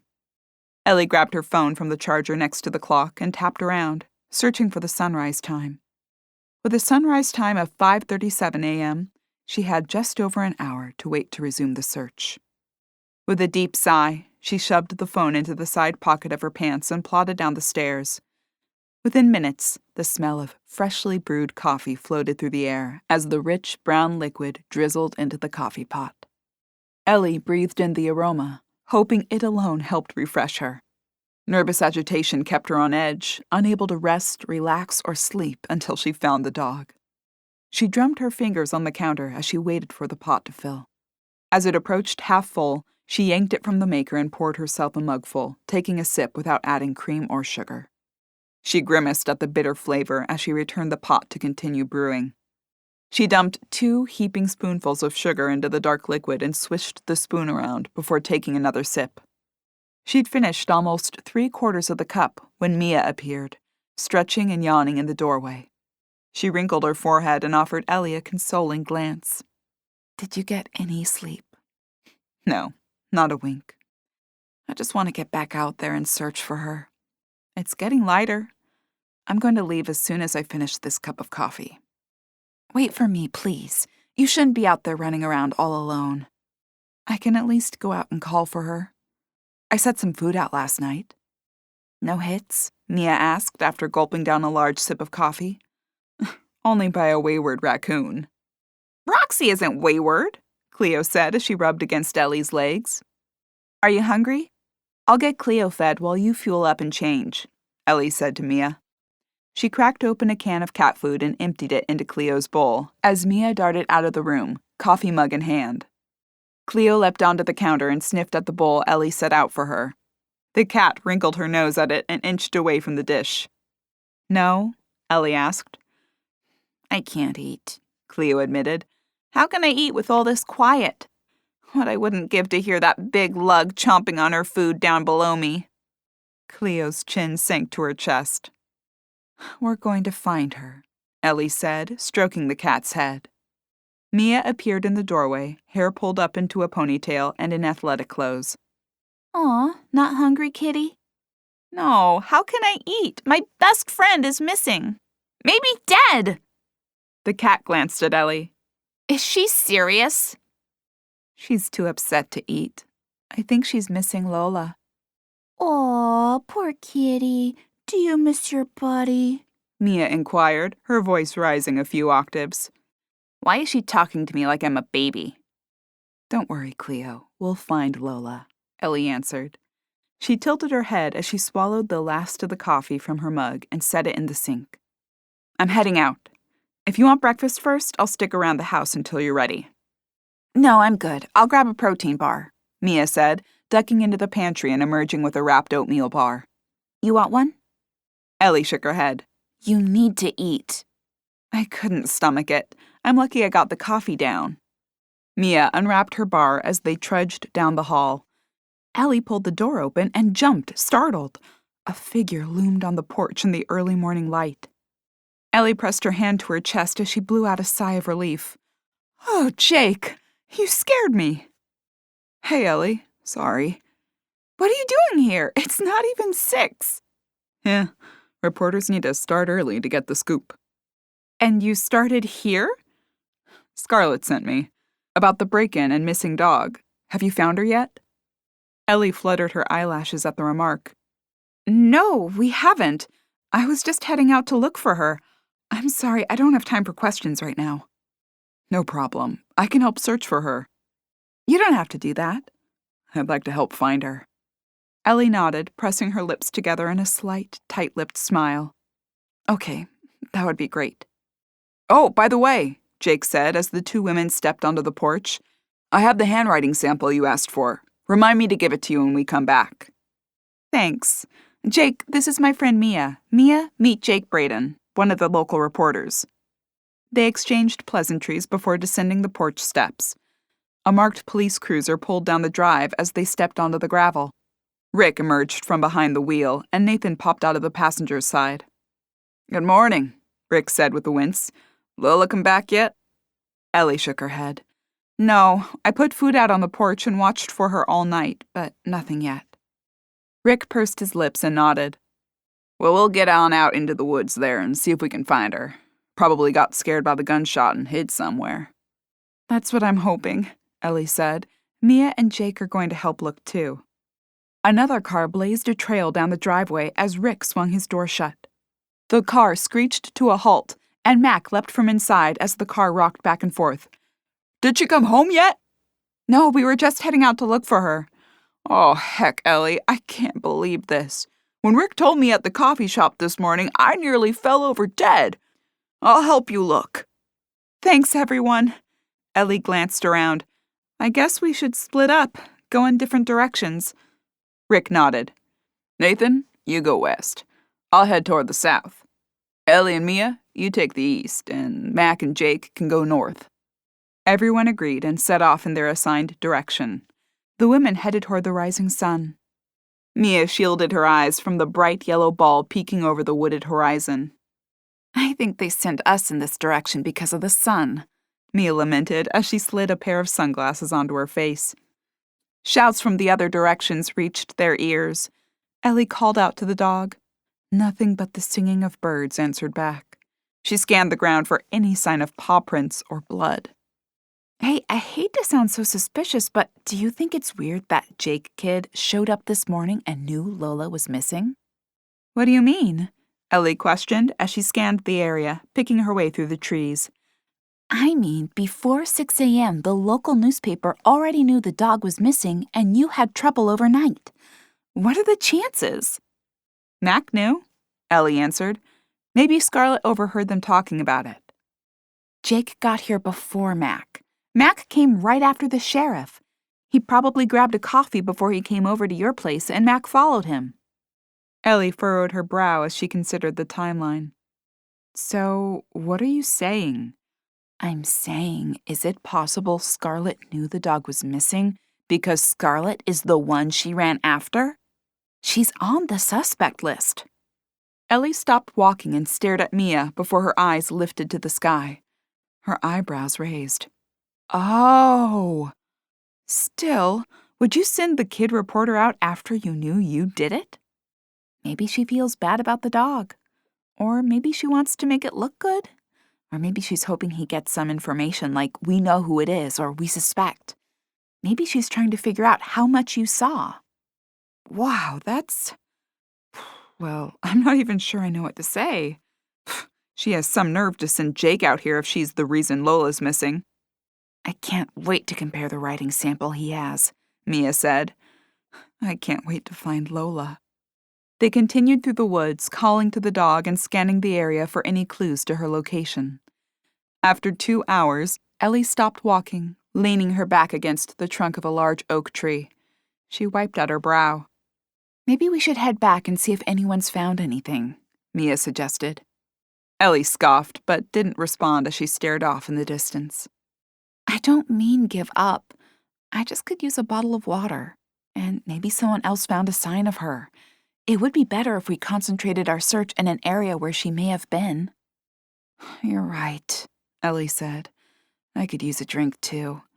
Let's head back this way. Maybe we'll run into Jake and Mac. They circled back toward the house, heading north. The men's voices passed through the trees, and Ellie and Mia headed in their direction. As they approached the stream, Mac stood on the banks. Jake waved from the opposite side. Ellie stared down at his soaked cargo pants. He must have waded through the babbling brook to reach the other side. Ellie waved as they approached. Find anything? A few paw prints here in the mud, Mac said, but no Lola.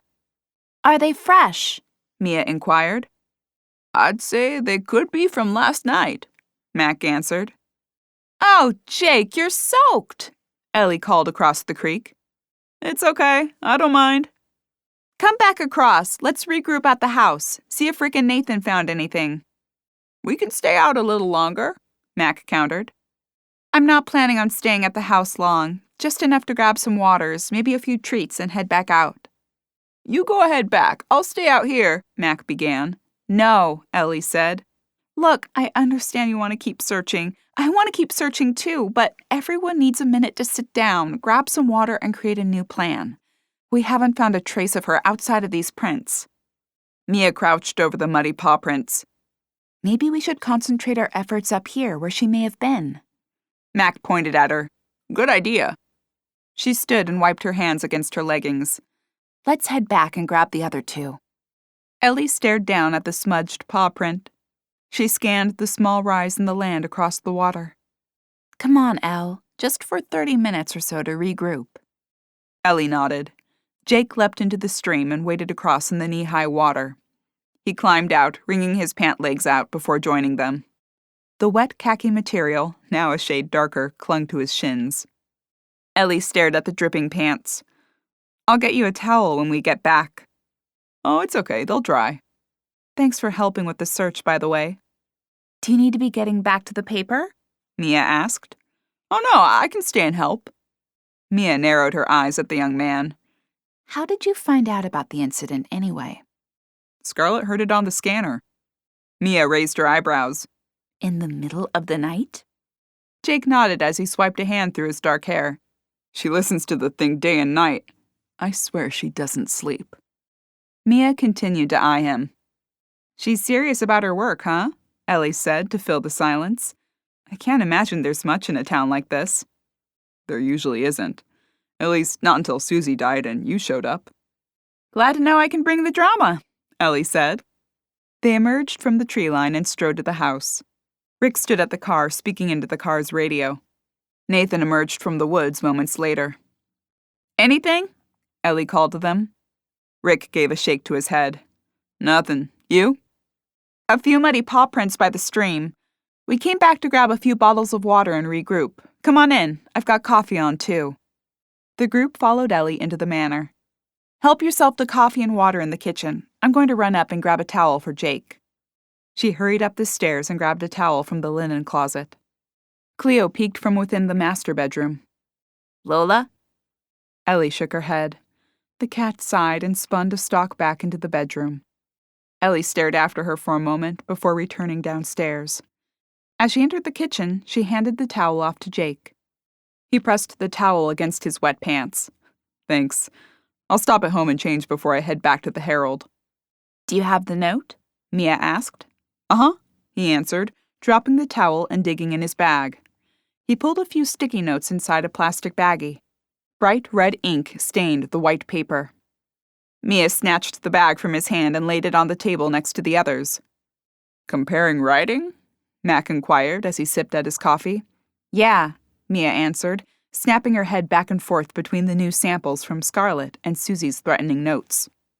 Rick approached, balancing the mug in his hand. Comparing what writing? His eyes widened, and he snapped his head toward Ellie. Are you kidding? No, Ellie said. We've been collecting handwriting samples from a few people and comparing them to the notes Aunt Susie received. No matches so far. How's this one looking? There are some similarities, more than vowels, I'd say. Jake stood and leaned over the table. He pointed at Scarlett's note, then Susie's. Here, he said. The P's are similar. Yeah, and the R's, Mia agreed. Rick set his mug on the table and snatched up the loose papers. This ends now. Ellie screwed the cap on her water bottle. What? He waved the notes clutched in his hand. This is a job for the police. It won't hurt for us to have a look, and that's my property, Ellie countered. I'm taking it, Rick answered. No, you aren't. You collected writing samples to interfere with a police investigation. We're not interfering. We're actually investigating. You should try it sometime, Mia spat back. Come on, folks, let's all take a step back here, Mac's voice boomed. The room fell silent for a moment before Mac spoke again. Now, as far as I can see, Ellie and her friends aren't doing anything illegal. It's not illegal to compare people's handwriting. Thank you, Mac. It's not. Ellie wrenched the notes from Rick's fingers. This one is actually a list of ice cream flavors for my B&B reopening research. And this is a souvenir from the diner for Mia. And these are obviously Jake's to-do lists from Scarlett. They are all our property. Okay, I get it, Rick said. But, Nathan chimed in, what he's saying is what you're doing is dangerous. Searching for the person who did this is dangerous? Ellie questioned. I'd say not searching for them is just as dangerous. I want this person caught. So do we, Rick assured her. Ellie shook her head. I'm being harassed left and right, and now my dog is missing and maybe hurt, all because of whoever did this. Allegedly, Rick added. Oh, please, Ellie said with a roll of her eyes. I hate that word. Either way you slice it, Mia said, someone is harassing Ellie, and someone, perhaps the same person, perhaps not, killed her aunt. And now, because of at least one of these parties, the poor dog is missing. We're just trying to narrow down the suspects. Fine, Rick said with a tight jaw. But none of you are handwriting experts. So before you start accusing people, you bring anything to us first, you hear? Ellie held up her hands in surrender. Whoever the person is harassing me came here last night with a gun. I am not going after this person alone, believe me. All right then. With that settled, let's... Rick's radio crackled to life. A bubbly female voice broke through the static. Sheriff? It's Hazel. Hazel Duncan, your secretary. Rick pressed his lips together as he reached for the walkie attached to his shoulder and toggled the button. Yeah, Hazel. Go ahead. Oh, hi, Sheriff. Did you find Lola? Not yet. What did you need, Hazel? Oh, right. Mrs. Patterson called. A few kids rode through a vegetable garden on their bikes, and she wants to talk to you. Okay. I'll get over there as soon as I can. Well, okay, Sheriff, but what should I tell her? She's pretty mad. Tell her. Ellie waved her hand at him. It's okay, go ahead. We'll keep looking. Sheriff? Tell her what? I didn't hear you. Can you repeat? Rick lifted his eyebrows at her. You sure? Yeah, if we haven't found her by the time you're finished, come on back. I'll put more coffee on and even rustle up something for lunch. Rick nodded. Thanks. He hit the button on his walkie. Yeah, tell her I'll be right over. Okay, Sheriff, will do. A rustling sounded. Then Hazel's voice came over the airwaves again. Hi, Mrs. Patterson, are you still there? Hazel, Rick said. She can't hear you, Nathan said. She's still holding the button. He held up a finger and pulled his cell phone from his breast pocket. After a few taps, he held it to his ear. Oh, hold on, Mrs. Patterson. I have another call. Hazel's voice said. Hold. Line 2. Answer. Hello? Nathan leaned against the sink. Hazel, you still got the button pressed on the walkie. Huh? Oh, sorry. I always Her voice cut off as she let the button go. Rick offered up a amused smile at the others before setting his coffee mug down after a final sip. Keep us informed. We will, Max said. Nathan ended the call and stuffed the phone into his pocket. Thanks for the coffee. I hope you find Lola soon.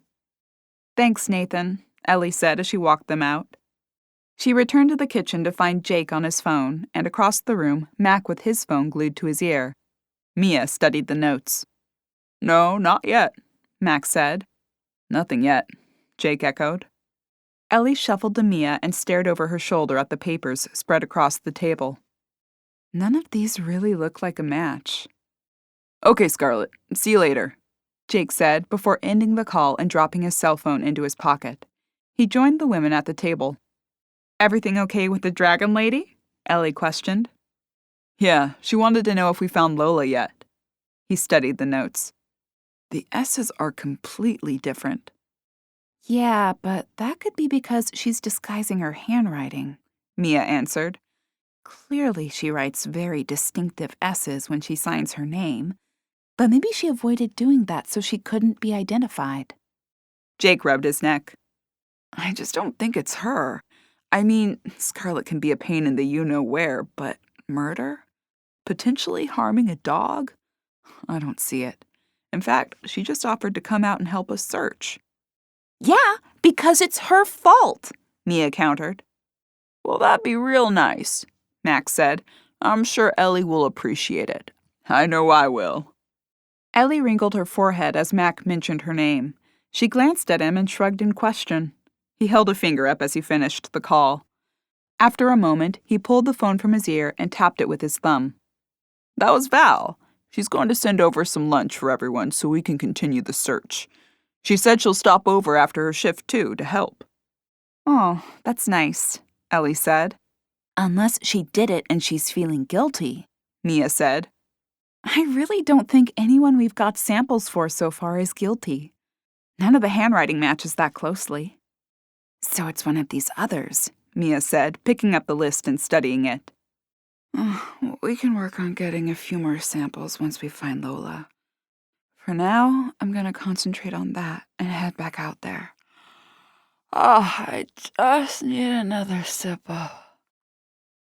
Ellie's voice began to slur as she crumpled to the floor.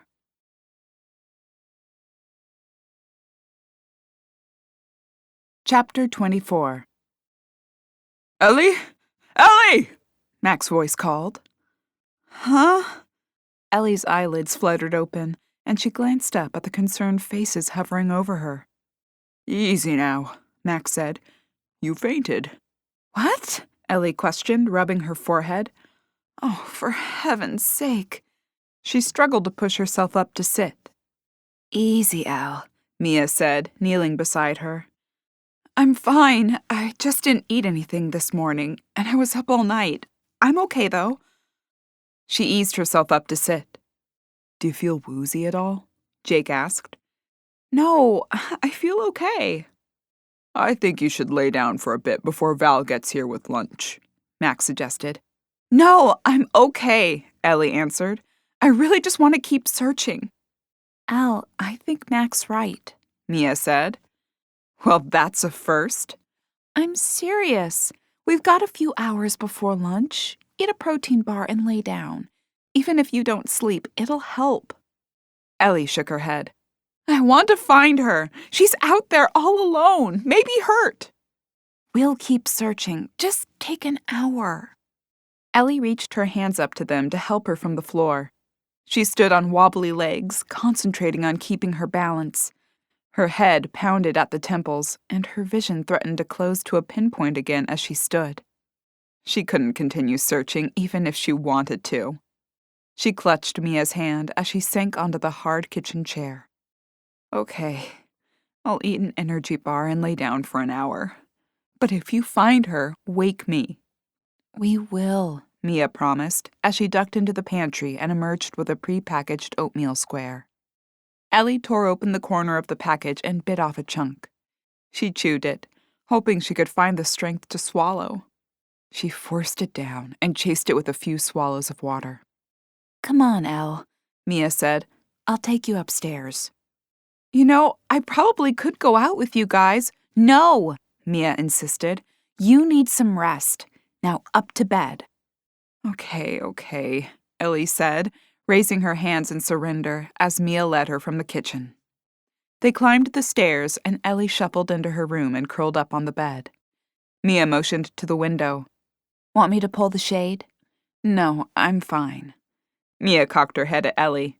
I'll go to sleep, I promise. Okay. Mia crossed the room and stepped into the hall, pulling the door slightly closed behind her. I'll wake you if we find anything. Thanks. Ellie stared at the wooden door as footsteps descended the stairs. Unintelligible voices floated from the foyer to her room. The door opened and closed. Silence fell over the house.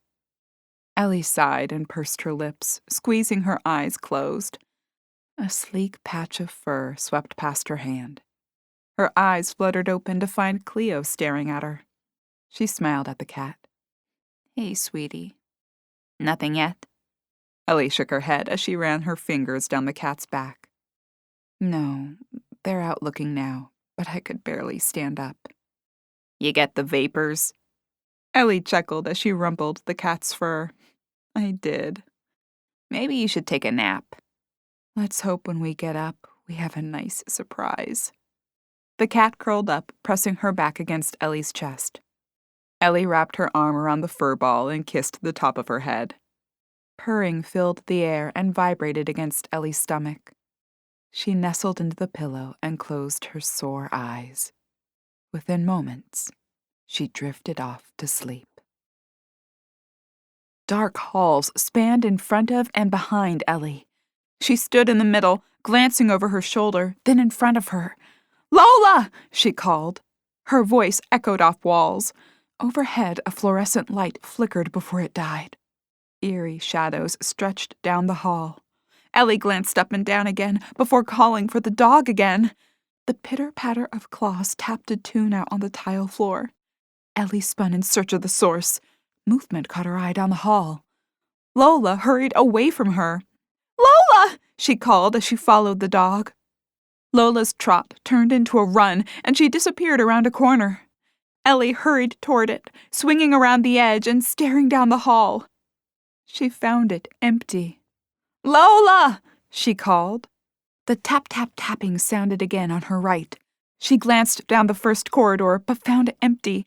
Her eyes flitted between the two halls, trying to find the source of the noise. Lola! She took a few steps down the hall when a screeching resounded from behind her. She spun around and squinted into the darkness. Lola? Ellie took a few steps forward. A nurse in a set of blue scrubs pushed through a door into the hall. Excuse me, Ellie called to her. The nurse continued walking away from her. Hey, Ellie called again. Excuse me. The nurse ignored her. I'm looking for my dog, Lola. Have you seen her? The nurse twisted to face her, a cruel smile spreading across her features. Ellie wrinkled her nose at the expression. Her eyes drifted to the blue scrubs the woman wore.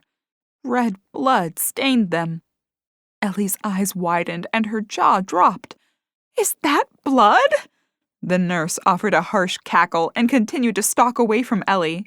Is that Lola's blood? Hey, wait! Ellie broke into a run, tearing down the hall after the nurse. The woman disappeared into a room marked with thick, bold letters reading O.R. Ellie slammed into the doors and burst into the operating room. A blood-stained sheet covered a bed in the middle. A bright light shone down on the bed. A doctor, his back facing Ellie, prepared instruments at a nearby table. What's going on here? Ellie questioned. The nurse spun to face her. Her stained teeth showed as she offered a devilish grin at Ellie. In her right hand, she clutched a syringe. Liquid sprayed from the top as she approached Ellie. No! Ellie shouted. She tried to run, but the doors were stuck fast. Ellie spun and pressed her back against the cold metal. Get away! She shouted as the nurse continued toward her, syringe raised high. Ellie held her hands out in front of her to stave off the inevitable attack. The nurse closed in on her, her arm raised high overhead. Hot breath wafted across Ellie's cheek as the nurse swung the sharp needle down toward her. Ellie screamed as the tip of the needle pierced her skin. Ellie's body jolted as she startled awake. She gulped in breaths, glancing around. Remnants of the nightmare still stuck in her mind.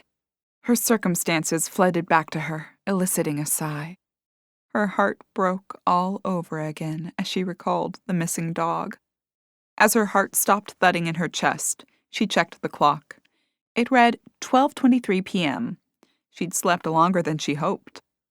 The silence in the house indicated no one had returned yet, which also meant they hadn't found Lola. The black cat next to her stirred.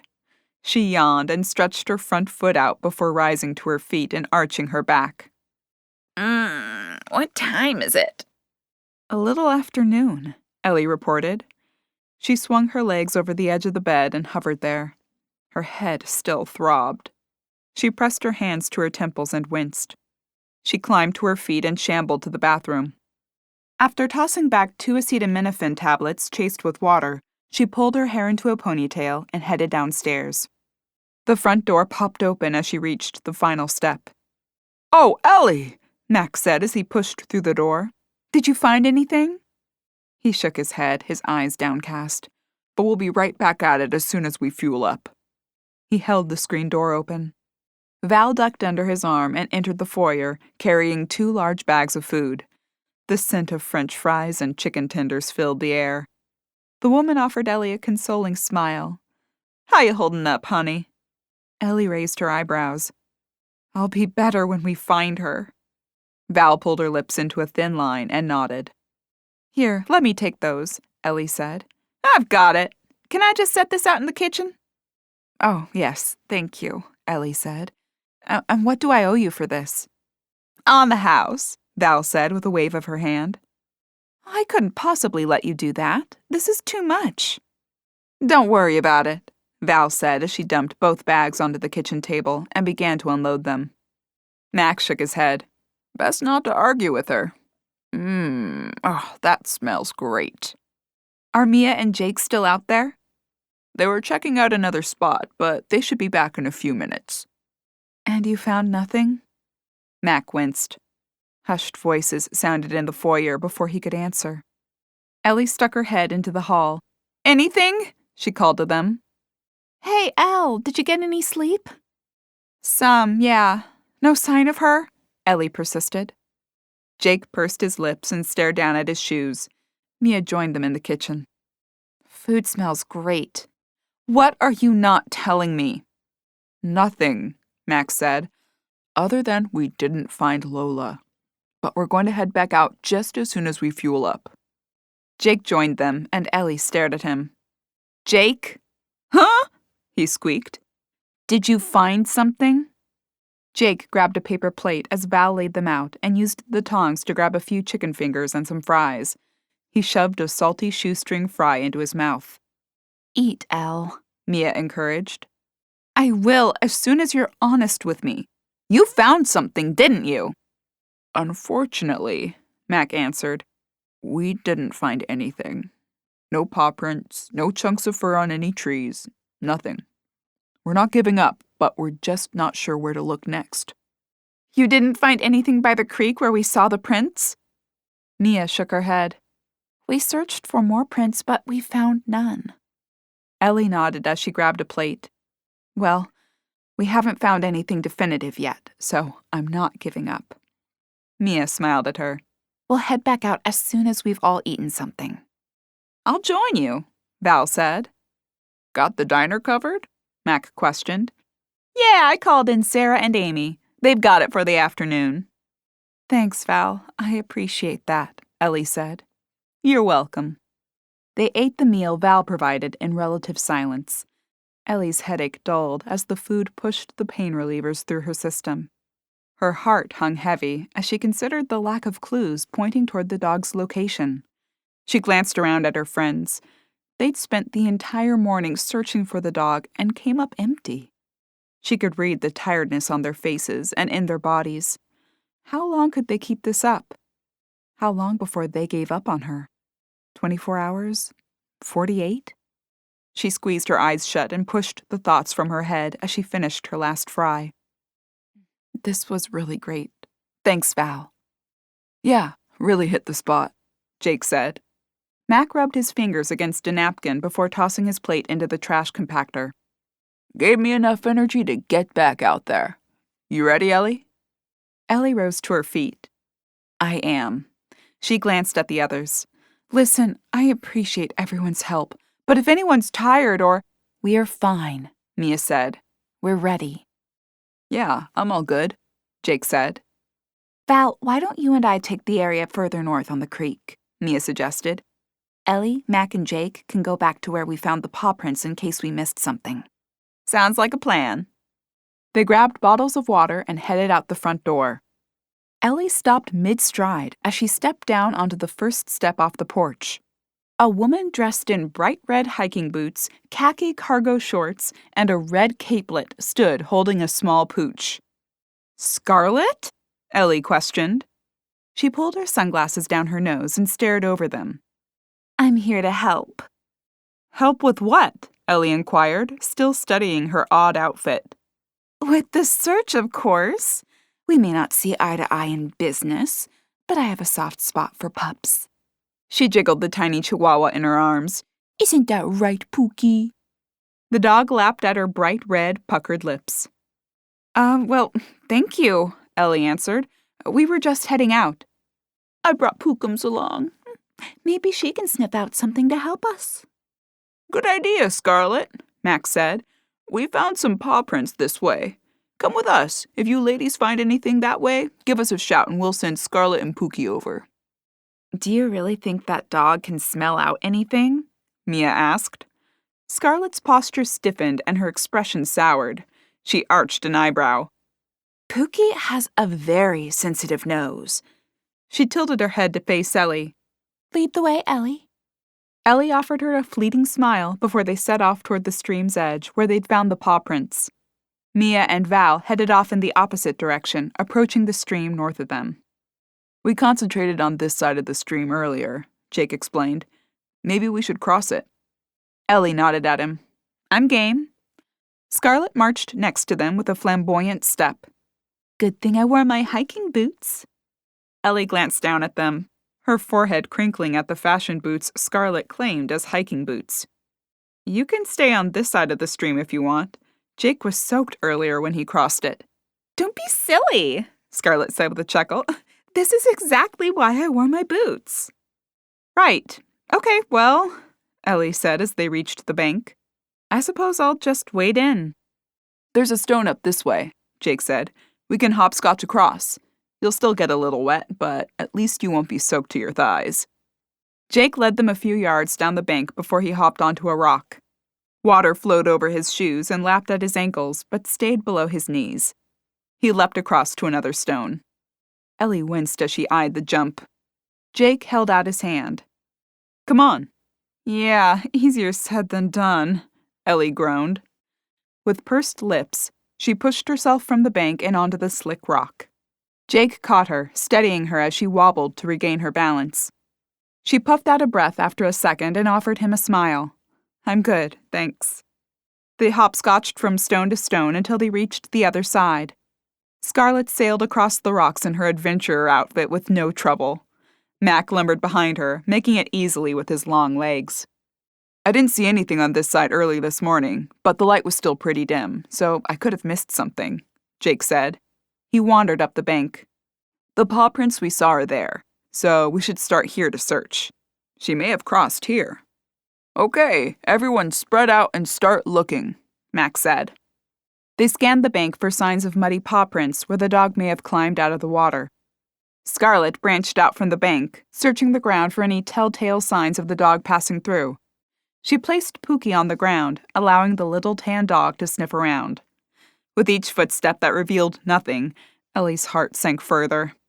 If they couldn't find a clue soon, they may never find the poor animal.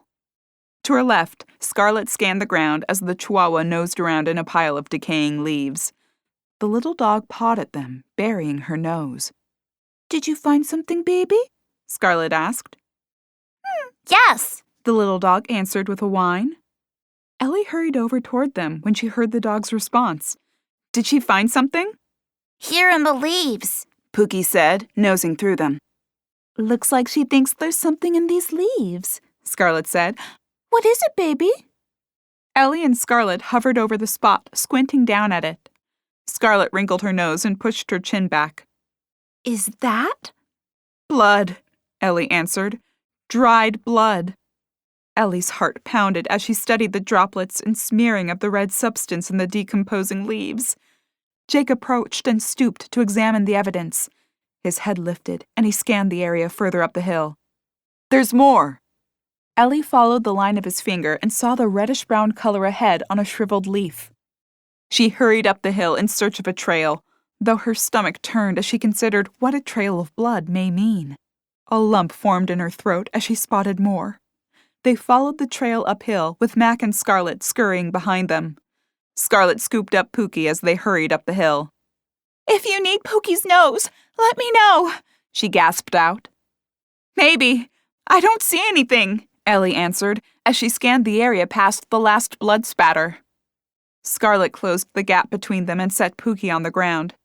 Where is she, Pookums? The dog sniffed around. She went that way, she said, glancing up the hill. She stalked another few steps up, sniffing again. This way, Ellie said. She charged up the hill, calling to the lost dog. I smell her, the Chihuahua said as she raced up with Ellie. She's close. Where? Ellie asked. Lola! The tiny dog's nose wriggled in the air. That way, she said, her eyes narrowing in the gentle breeze. Ellie pushed on her thighs as she climbed further up. Lola! A twig snapped in front of them. Ellie scanned the rise above her. A feeble voice called out to her. Ellie! Ellie's heart leapt in her chest. Lola! The small form of the dog appeared on the rise. Oh, Lola! Ellie called, hurrying up the hill toward her. Tears formed in her eyes. Ellie, help, Lola said. The dog tried to walk forward, but stumbled, yelping in pain. She limped another step before she stopped.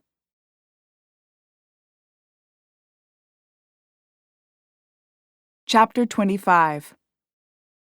She's hurt, Jake shouted, racing up the hill past Ellie. He scooped the dog's bulky form into his arms and carried her down the hill. Ellie studied her, running her hands over her back as she lay in Jake's arms. Are you okay? What hurts? Smudges of dirt covered the dog's white fur. Her mouth was caked in dried blood, and her right front paw was swollen to the size of a golf ball. My foot in my mouth, Lola answered. It's okay. We'll get you to the vet, Ellie said. Oh, Lola, where were you? We were so worried. Scarlett caught up to them, scooping the smaller dog into her arms. I told you Pookie could find her. She offered a triumphant smile. Yes, thank you, Ellie answered. Looks like she needs a vet. Do you? Dr. Mayer in town, Max shouted, already hurrying down the hill. Jake, put her straight in my car and we'll take her. Lola whimpered in pain as Jake jostled her around, hustling down the hill. He waded into the stream, not bothering to find the stones to hop across. Ellie followed him, doing her best to stay dry, but ending up soaked from the shins down. They met Mac at his car after the trek back. He held the back door open. A towel covered the back seat. Set her in there. Ellie, you ride with her. I'll go tell the others we found her, Jake said. Let us know when you know anything from the vet. Okay, Ellie said as she climbed into the back of the car after doing her best to wring out her clothes. Mac threw himself behind the wheel and fired the engine, spinning around in the parking area and heading down the driveway. Lola lay on the seat next to Ellie.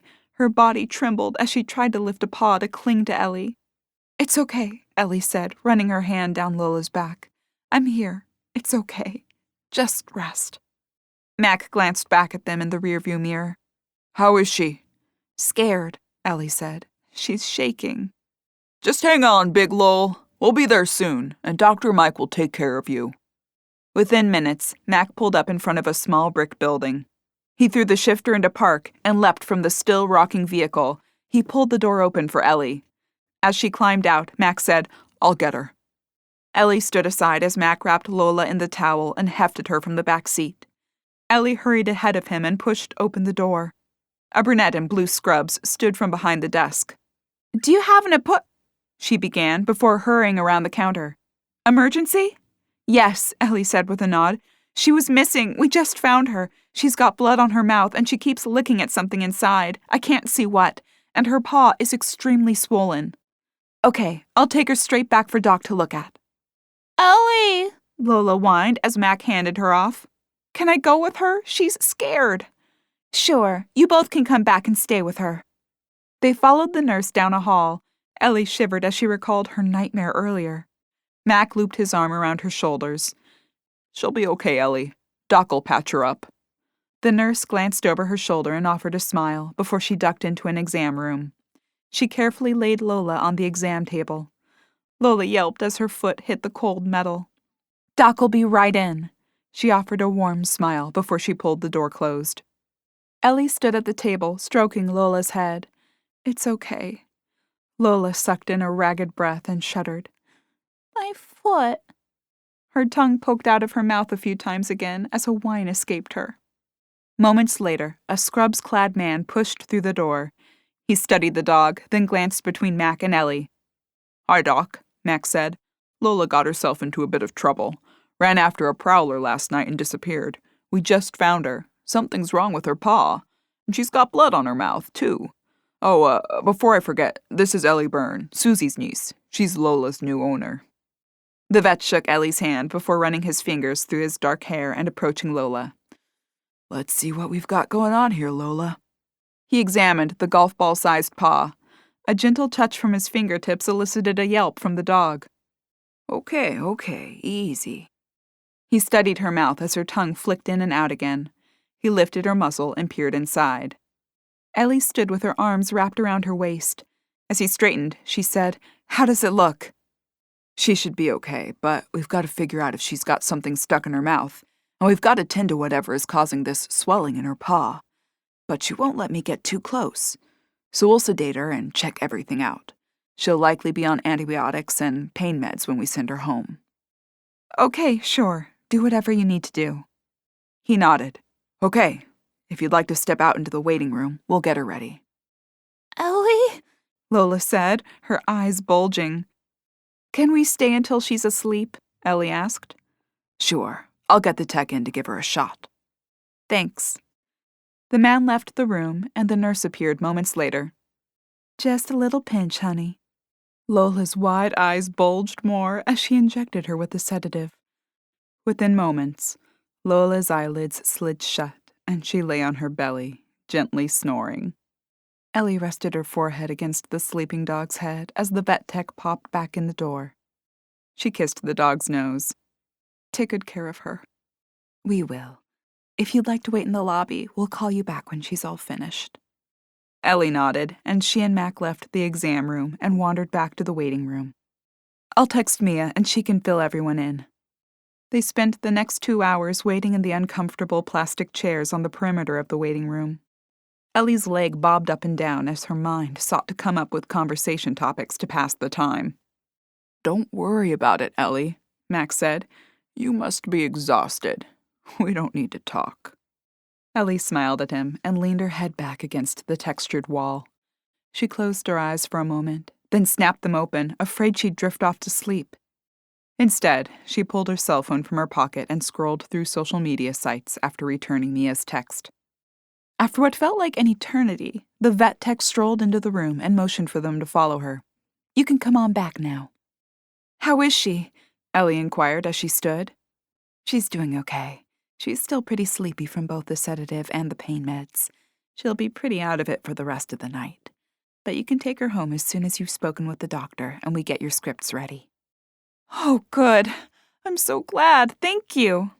You're welcome, the girl answered as she pushed through the door into the exam room. Lola rested on the table, her eyelids heavy. Thick layers of gauze mummified her front paw. Ellie, she murmured sleepily as her eyes fought to stay open. Hey, you, Ellie said. How you feeling? sleepy. Lola admitted. You rest, pretty girl. We'll be home soon. Ellie rested her hand against the dog's side as the doctor peeled off his gloves and approached the table. The dog offered a deep sigh, allowing her eyes to close. She did well.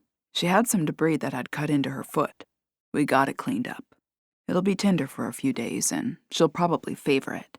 If that continues longer than that, give us a call. We'll be sending you home with an antibiotic to prevent infection, as well as some painkillers. Keep the bandage on for a day or so. If you can. She may pull it off. If she does, it's okay. Just try to keep an eye on it. Okay, what am I watching it for? Bleeding, redness, discharge, that sort of thing. Okay, Ellie said with a nod. You'll also want to keep an eye on her mouth. He spun back toward the counter and grabbed a plastic bag with a silver object inside. We found this wedged in her mouth. It cut her gum and the roof of her mouth. She may drool over the next few days, and it's totally normal if it's a little tinged with blood. But if she's refusing to eat or crying whenever she moves her mouth, give us a call. What is that? Ellie asked. May I? Sure, the doctor answered, handing the bag over to her. Ellie studied the small, jagged object. It looked familiar, but she couldn't place it. Do you mind if I keep this? Not at all, the doctor said. Ellie shoved it in her pocket as he flipped through paperwork. He spun the papers for her to view and went over the instructions for Lola's medication and at-home care. After another hour, they were on their way. Mac loaded the sleepy dog into his back seat, and Ellie climbed in next to her. They arrived at the manor a few minutes later. Mia and Jake hurried from the house to greet them. Hey, how is she? Mia inquired as Ellie popped the door open. Asleep for the most part. She's pretty drugged up. Oh, poor pup. Jake carried the dog into the house and up to Ellie's bedroom, laying the lazy animal on the bed. Ellie covered her with her paw print blanket as Cleo climbed from under the bed. Lola! She shouted, leaping onto the bed. She sniffed at the dog's bandage and the area where she'd gotten the injection. Her nose wrinkled. Ew, she stinks. Smells like Dr. Mike's. Dr. Mike patched her up. Lola! Lola! Cleo tapped at the dog's ear. She's asleep. He gave her a sedative and some pain meds. Just leave her be. Is she going to live? She's going to be okay. Can you stay with her while I go tell everyone else the good news? Cleo had already curled next to sleeping Lola. Purring filled the air as the cat laid her head against the sleeping dog's ribcage. She squeezed her eyes closed as the dog's rhythmic breathing rocked her head back and forth. Ellie glanced back at the scene and smiled before she pulled the door slightly closed and headed downstairs. She filled the others in on Lola's condition and positive prognosis. "She'll be running around that yard again in a few days," Mac said. "And barking at everything," Ellie said. Mac chuckled. "Yep, that too." Ellie's gaze fell on Jake. "Thank you so much for your help today in finding her. And please, thank Scarlett too." Jake nodded and smiled. "I will. Still think she's the murderer?" Ellie shook her head. "I don't know what to think." She sighed, then added, "But I doubt it." She was really upset when I told her Lola was missing. I'll have to have her over for Pookie to visit with Lola once she's up and around. Anyway, tell her thanks." She turned to Mac. "And Val, too, for the food and the help." "I'll text her and tell her. And if it's all the same to you, I'm going to stay here tonight." "You don't have to do that," Ellie insisted. "The heck I don't! Last night someone tried to break in here with a gun. I'm not taking any chances." A knock stopped any response from Ellie. "Hold that thought," she said, raising a finger in the air. She backtracked to the foyer and pulled the door open. Rick stood on the porch. "Heard you found her." "Come on in," Ellie said, pushing the screen door open. "We did." Rick followed her to the living room. "Glad you found her. She okay?" "More or less. She's got a bum foot and had something stuck in her mouth, but she'll be okay." "That's good." He nodded at the others in the room in greeting. "Glad to hear that. I just wanted to stop by and check on everything, and let you know I'm sending Nathan over for the night in a squad car." "Good," Mia said. "I won't say no," Ellie admitted. She flicked her gaze to Mac. "See? You're off the hook." "No, I'm not. I'll stay too. Between Nathan and me, you should be safe." Ellie shrugged. "I'll get a room ready for you. And thanks, I appreciate both you and Nathan being here." "Sounds like you're in good hands," Jake said. "I'm gonna get out of your hair."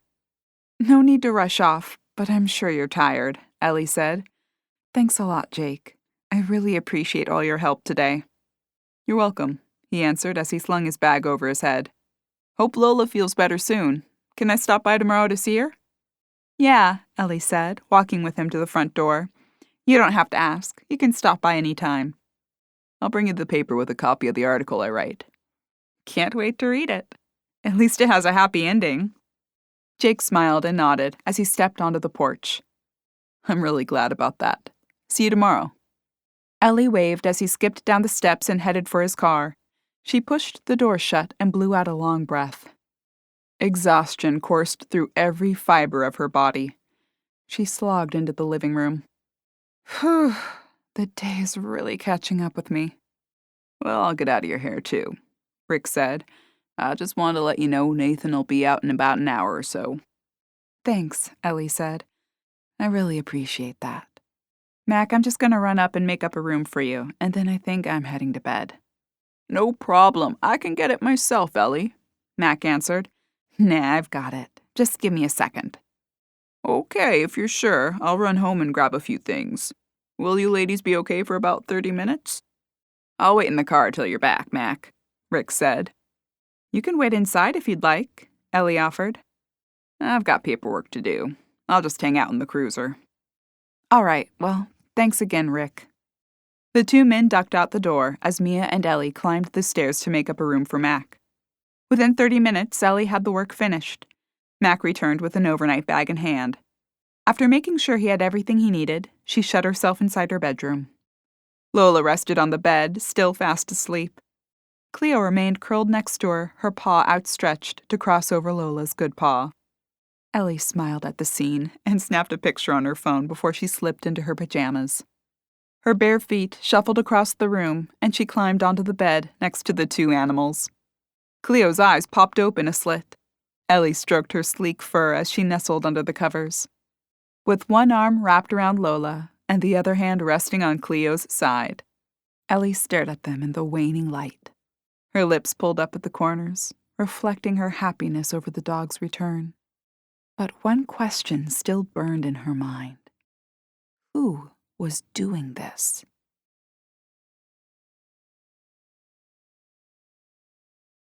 Chapter 26. Bright sunshine streamed through the window the next morning when Ellie awoke. She'd slept like a log for hours and well past the alarm she'd forgotten to set. She stretched and sat up, surveying the bed next to her. "Oh, Lola," she lamented, her shoulders sagging as she spotted the dog. The once neatly wrapped gauze lay torn to shreds. Lola licked at her foot. Cleo sat next to her, grooming her face. "You were asleep. I couldn't do anything about it," Cleo said. "You were supposed to keep that on." Why? It's itchy. I don't like it. "Because," Ellie said, as she studied her still swollen paw, "it could get infected. Stop licking at it." But it itches and feels weird. "Because it's swollen. We'll put some ice on it for the swelling. But stop licking at it. Other than itchy, how do you feel? Pain?" A little. Lola admitted. My mouth is sore, and my foot. It keeps going thump, thump, thump. "Okay, I'll get you a pain pill with your breakfast, and you have to take an antibiotic too." Can I have 2 pill pouches then? "Pill pouches?" Ellie asked, swinging her legs over the bed and shoving her feet into slippers. Yeah, the little brown things. Susie stuck pills in them and gave them to me. Then the pills taste good. Ellie pulled her robe on and flicked her hair over the collar. "Okay, yes, you can have pill pouches." "Not to be a pain," Cleo said as she leapt from the bed and stretched. "But I also need to be fed. I am starving." Me too. And I'm tired. Lola said. "You'll probably be more tired after the pills. But we need to talk about what you saw when you ran out after the prowler. Also, never do that again." Ellie put her hands on her hips and shook her head. "You had the whole town upset when you disappeared." And me, Cleo admonished. I couldn't eat. I could barely sleep. I was worried I would never see your ugly mug again. Aw, that's nice, Cleo, Lola said as she tried to stand. She faltered, pulling her front foot up and shaking it. Ouch! "Careful," Ellie warned. "Wait, I'll help you." Ellie wrapped her arms around the dog's legs and lifted her from the bed. She set her down gingerly on the floor. Lola took a few tentative steps, limping on the foot. Ow! She shouted.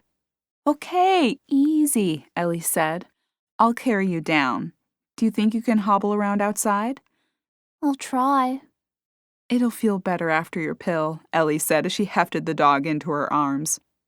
Ellie stepped into the hallway and glanced at the 2 other doors. Both remained closed.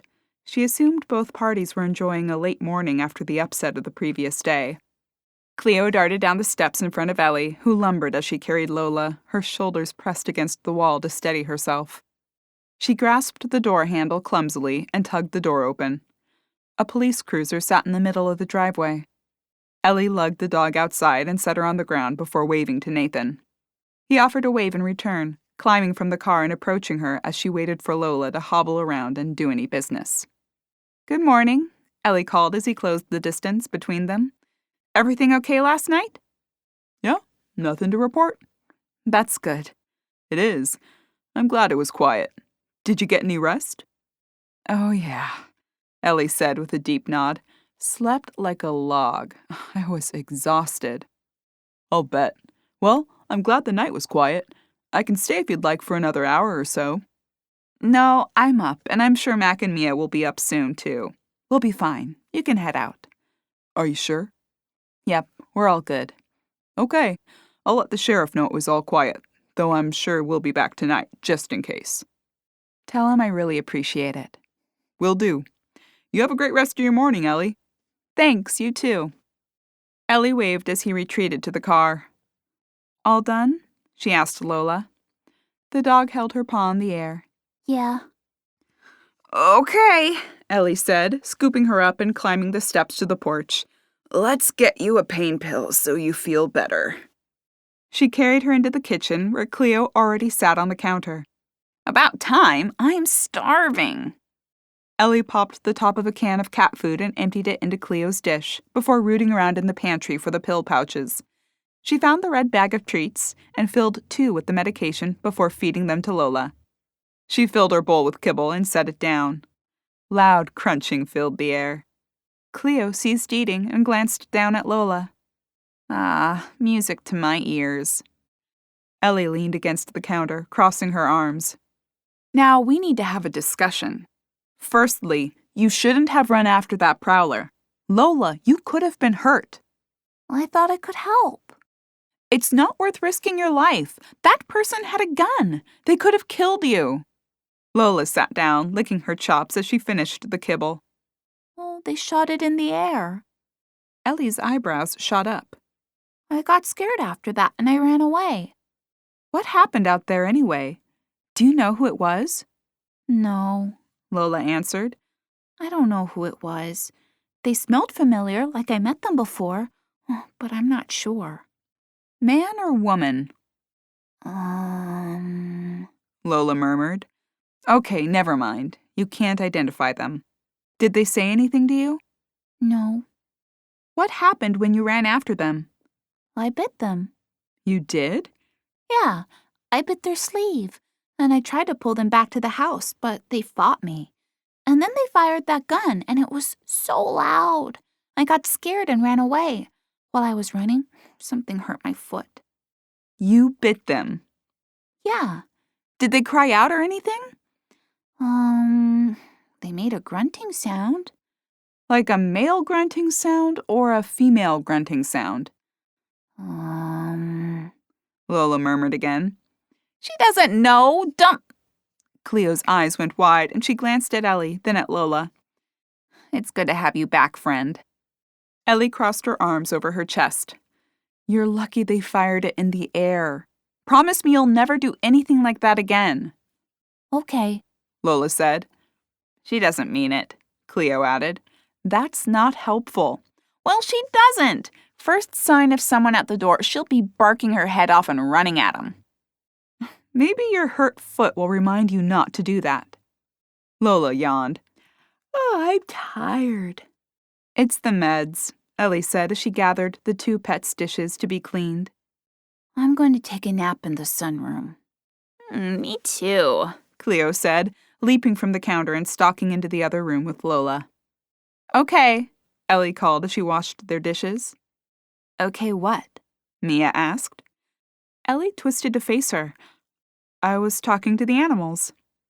Oh, giving Lola what for after she disappeared? Something like that, yeah. I told her to never do it again, Ellie said, drying her hands with a dish towel. I wonder if she'll listen. She'd better. How is she today? Mia asked, adding a few scoops of coffee to the coffee maker along with some fresh water. Still in pain. She's limping around on the foot and won't put much weight on it. Oh, hopefully in a few days she'll be back to normal.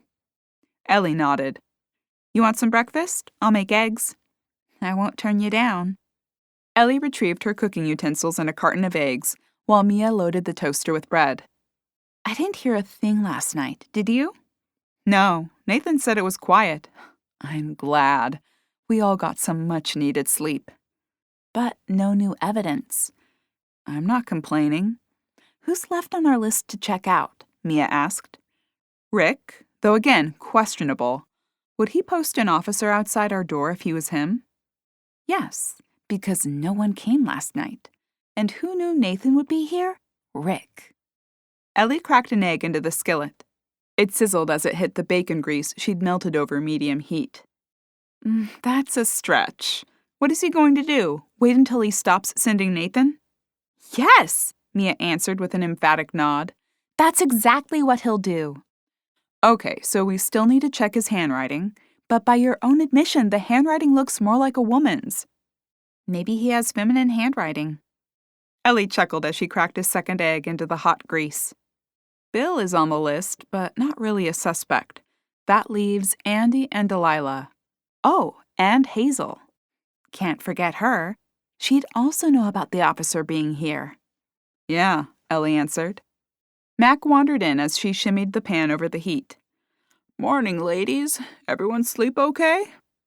Like the dead, Ellie answered. You? Can't complain. I got up a few times and checked around. Everything seemed quiet. Nathan said he didn't see or hear anything. Maybe Lola scared them off, and that'll be the end of it, Max suggested. I doubt it, Mia said. Max shot her a glance. This person was willing to kill Susie. Do you think they'll stop because the dog ran them off? Good point. And how is Big Lowell this morning? Still hobbling, but in good spirits. Good. I hope she's back to normal soon. Ellie plated the eggs and handed them off to Mia before breaking 2 more into the pan. Mia eased into the chair with a mug of coffee, eggs, and toast. We were just talking about who may be the guilty party.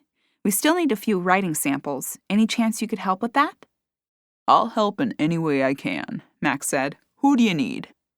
Andy and Delilah, Ellie answered, among a few others, but they're the next 2 at the top of the list. Mac guffawed. Oh, it couldn't be either of them. Why not? They just wouldn't do something like that. I've never met Delilah, but Andy seemed like a firecracker. Seemed like is the key part of that phrase. He can't be guilty, Mac argued. Mia sipped at her coffee. Let's prove it. Mac held his hands up. All right. Well, I happen to know Andy handwrites the employees' weekly schedule. He posts it on a bulletin board outside the restrooms at the store. I could swing by and get a picture of it. That'll work, Ellie said as she handed him a plate of eggs and started cooking 2 more for herself.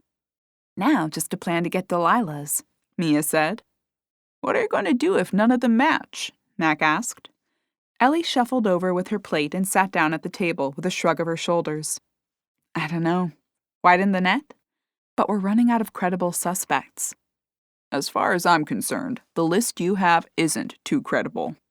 I know you don't think any of them could have done it, but someone did, Mac, Ellie said.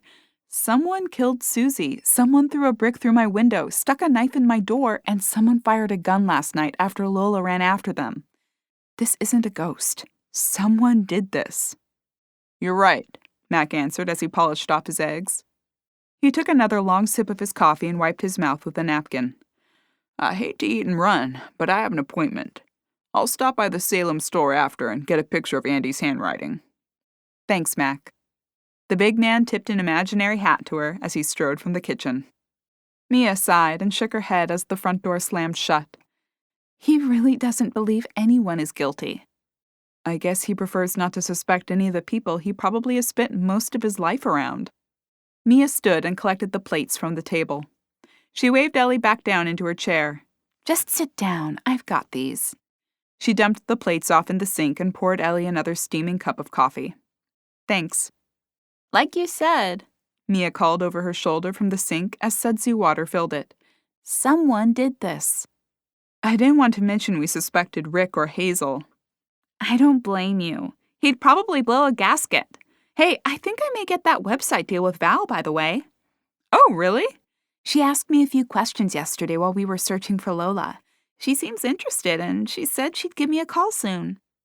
That's great, Ellie said, as Mia rinsed the last plate. She dried her hands and refilled her coffee cup. Let's take these into the sunroom. Ellie squinted as she entered the brightly lit room and sank into one of the rockers, setting it in motion. Lola lounged against the outside wall. Cleo stretched out next to her, her paw slung over Lola's shoulder. Aw, how cute, Mia said. You should see the picture I had of them last night after we brought Lola home. That cat really loves her. Mia chuckled at the misfit pair as she sipped her coffee. So what's up with your web design services anyway? Ellie asked. I didn't realize you were freelancing in that. I can't believe you have the time. Mia shrugged. It seems like a good idea to expand, offer more beyond my day job. Everything going okay there? You mentioned something a while back about some shakeups coming down the pike there. Oh, yeah, everything's fine. Mia took another sip of her coffee. Ellie nodded and stared out over the sun-drenched trees. I'm just surprised they approved this last-minute vacation for you. I know you said you could barely get away an hour early that Friday we had the show tickets. Yeah, they're much more laid back now. Must have worked through everything. That's good, Ellie answered. She drained the last of the dark liquid from her mug. Well, I'm going to head up and get dressed. Me too, Mia said, leaping from the chair and darting into the kitchen. Ellie shuffled across the room and ran a hand down Lola's back. The dog's eyes slid open and glanced sideways at Ellie. You okay? A deep sigh and closing eyes answered her question. Ellie straightened and strode across the room. As she stepped one foot into the kitchen, a chime sounded.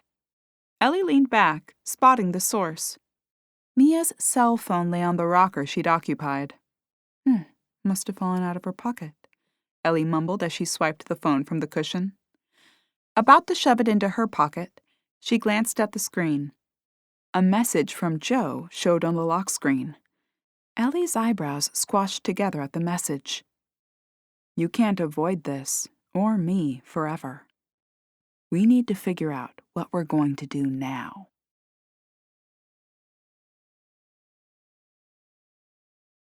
Chapter 27. What? Ellie questioned aloud. She shook her head at the message and shoved the phone into her robe's pocket before continuing into the kitchen. After washing her mug, she climbed the stairs and dressed for the day. As she tied the laces on her tennis shoes, the doorbell rang. A bark resounded. Cleo was right, Ellie muttered as she tugged the laces tight. She hurried down the stairs, finding Lola hobbling around at the bottom. Haven't you learned your lesson yet, huh? Lola's tail wagged. Someone's at the door. Yeah, the doorbell gave that away.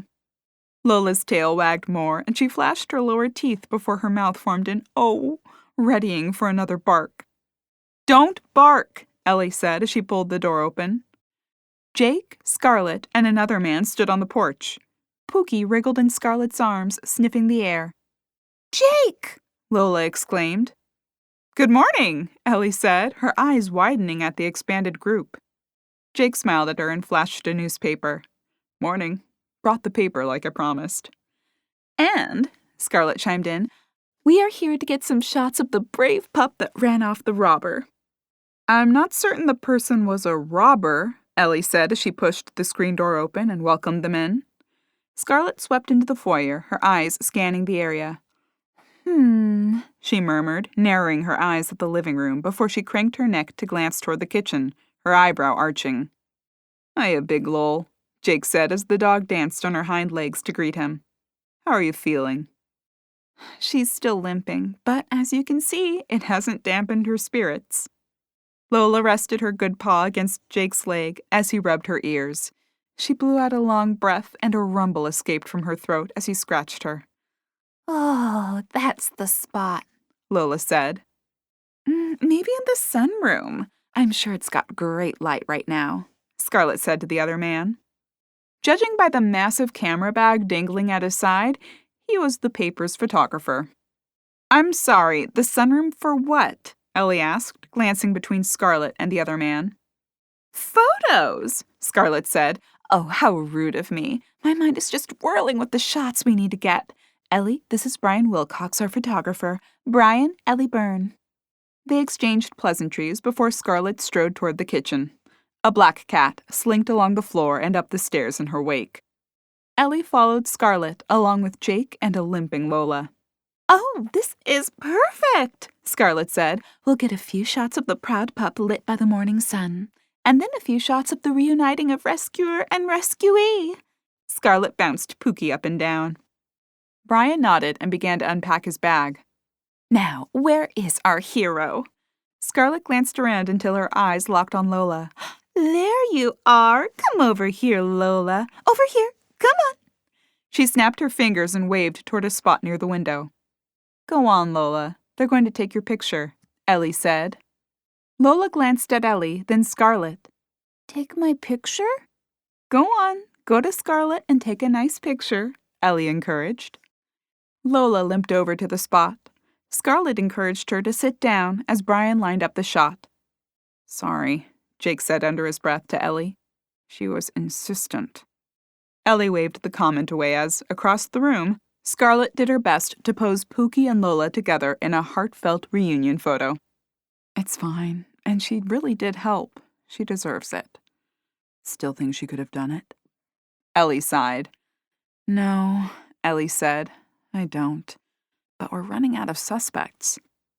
They remained silent for a moment. Across the room, Scarlett cooed at the two dogs, trying to coax another picture from them. Ellie twisted to face Jake. What do you know about Hazel? Jake's forehead pinched at the question. Before he could answer, Mia appeared. What's going on? Oh, they're doing a photo shoot with Lola and her rescue dog for the story. Mia grunted in response. Scarlett clapped her hands and scooped the smaller dog into her arms.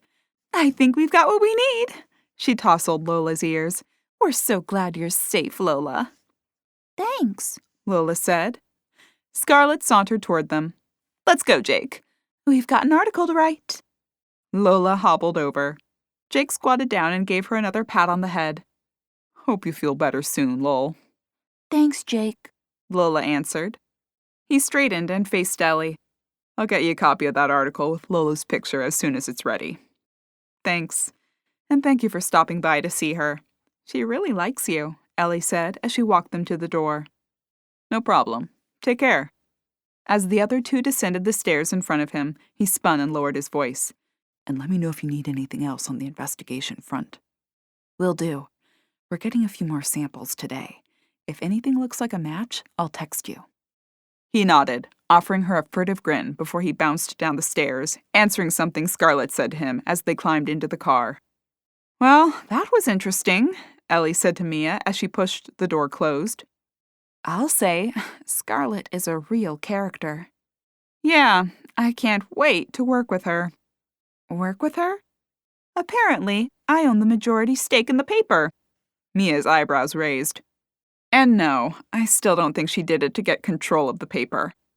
Ellie waved her hands in the air before reaching into her pocket. Oh, I almost forgot. You left your phone in the sunroom. Oh, thanks. I've been looking for it. I thought I left it in the living room last night. Mia scrolled through the notifications before she snapped off the phone. Nothing interesting anyway. No one talks to me. I do, Ellie said. She narrowed her eyes at Mia, the message she'd accidentally spied earlier darting through her mind. Everything okay? Yeah, why wouldn't it be? Ellie shrugged as she made her way to the sunroom, restoring some of the furniture Scarlett had shoved out of the way for the impromptu photo shoot. You said no one talks to you. Just wondering where that's coming from. Mia sank into the rocker she'd sat in earlier. I'm just kidding. I'm just me being dramatic, that's all. So, did Jake have any insight on who may have done this? I was about to ask him about Hazel when you appeared, and then Scarlett decided she had enough pictures and they left. Sorry, Mia answered with a pout. It's okay. He's pretty into the investigation, so I think he'll be back as soon as we have more evidence to parse through. I can ask him then. We need to, Mia began when the doorbell chimed. Ellie leapt from the chair she'd just dropped into with a sigh. Who is that at? She glanced at the clock, ticking the time away in the kitchen. 11 in the morning. Maybe they need more pictures. Or maybe Jake found something. Or Mac. Ellie hurried to the door and pulled it open. She found a woman about 10 or more years her senior on the opposite side. Gray streaked her blonde hair, and a few wrinkles suggested she'd spent a lot of time smiling in her life. She held a small basket in her hands, covered in blue gingham fabric. Ellie plastered on a smile. Can I help you? Hi, the woman said with a smile, deepening the wrinkles around her mouth and eyes. Sorry to turn up like this.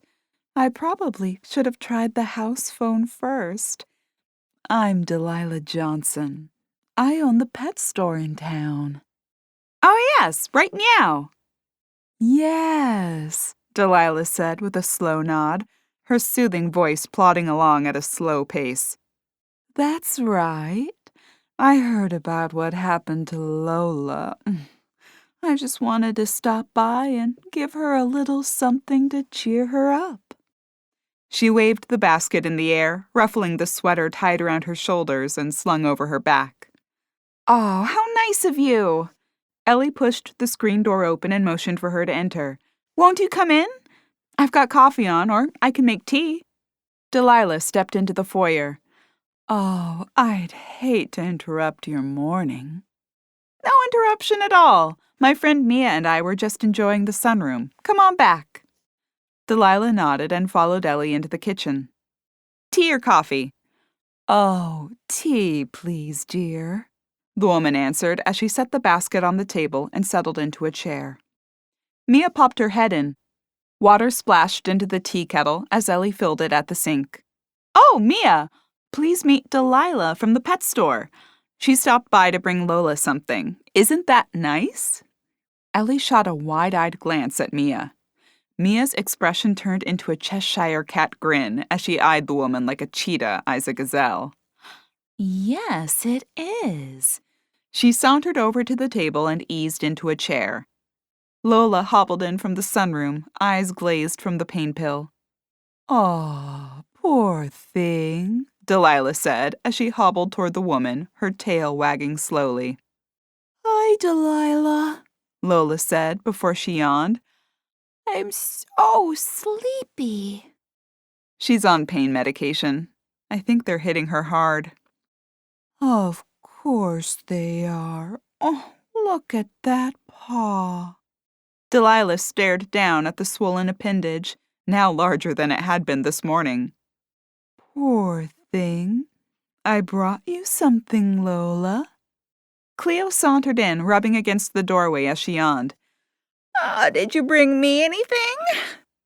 And you too, Cleo, Delilah called to the cat. Smart woman, Cleo said as she stalked across the room for a petting. If you'd like to open it, Delilah said, pushing the basket toward Ellie. It's nothing much, just something to say I'm thinking of them after that terrible ordeal. Well, it's much appreciated, Ellie said, approaching the table. And very kind of you. She pulled the fabric from the rubber band attaching it to the basket. Inside, fluffy tissue paper in a colorful paw print lined the bottom. On top sat a card, a bag of cat treats, dog treats, and a large bone.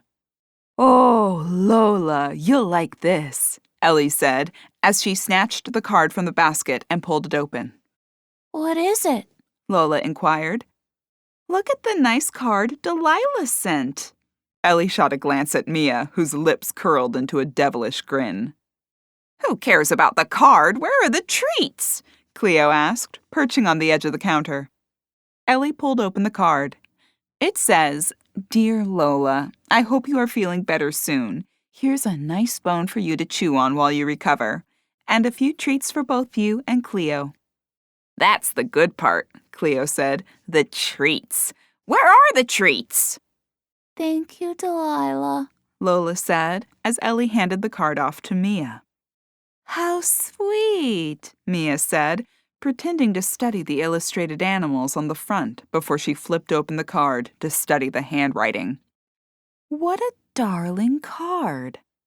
Yes, Ellie said as she pulled the goodies from within the basket. We have greenies for Cleo. Oh, my favorite. What flavor? Salmon flavor. Oh, yes, that's my favorite flavor. Give me some.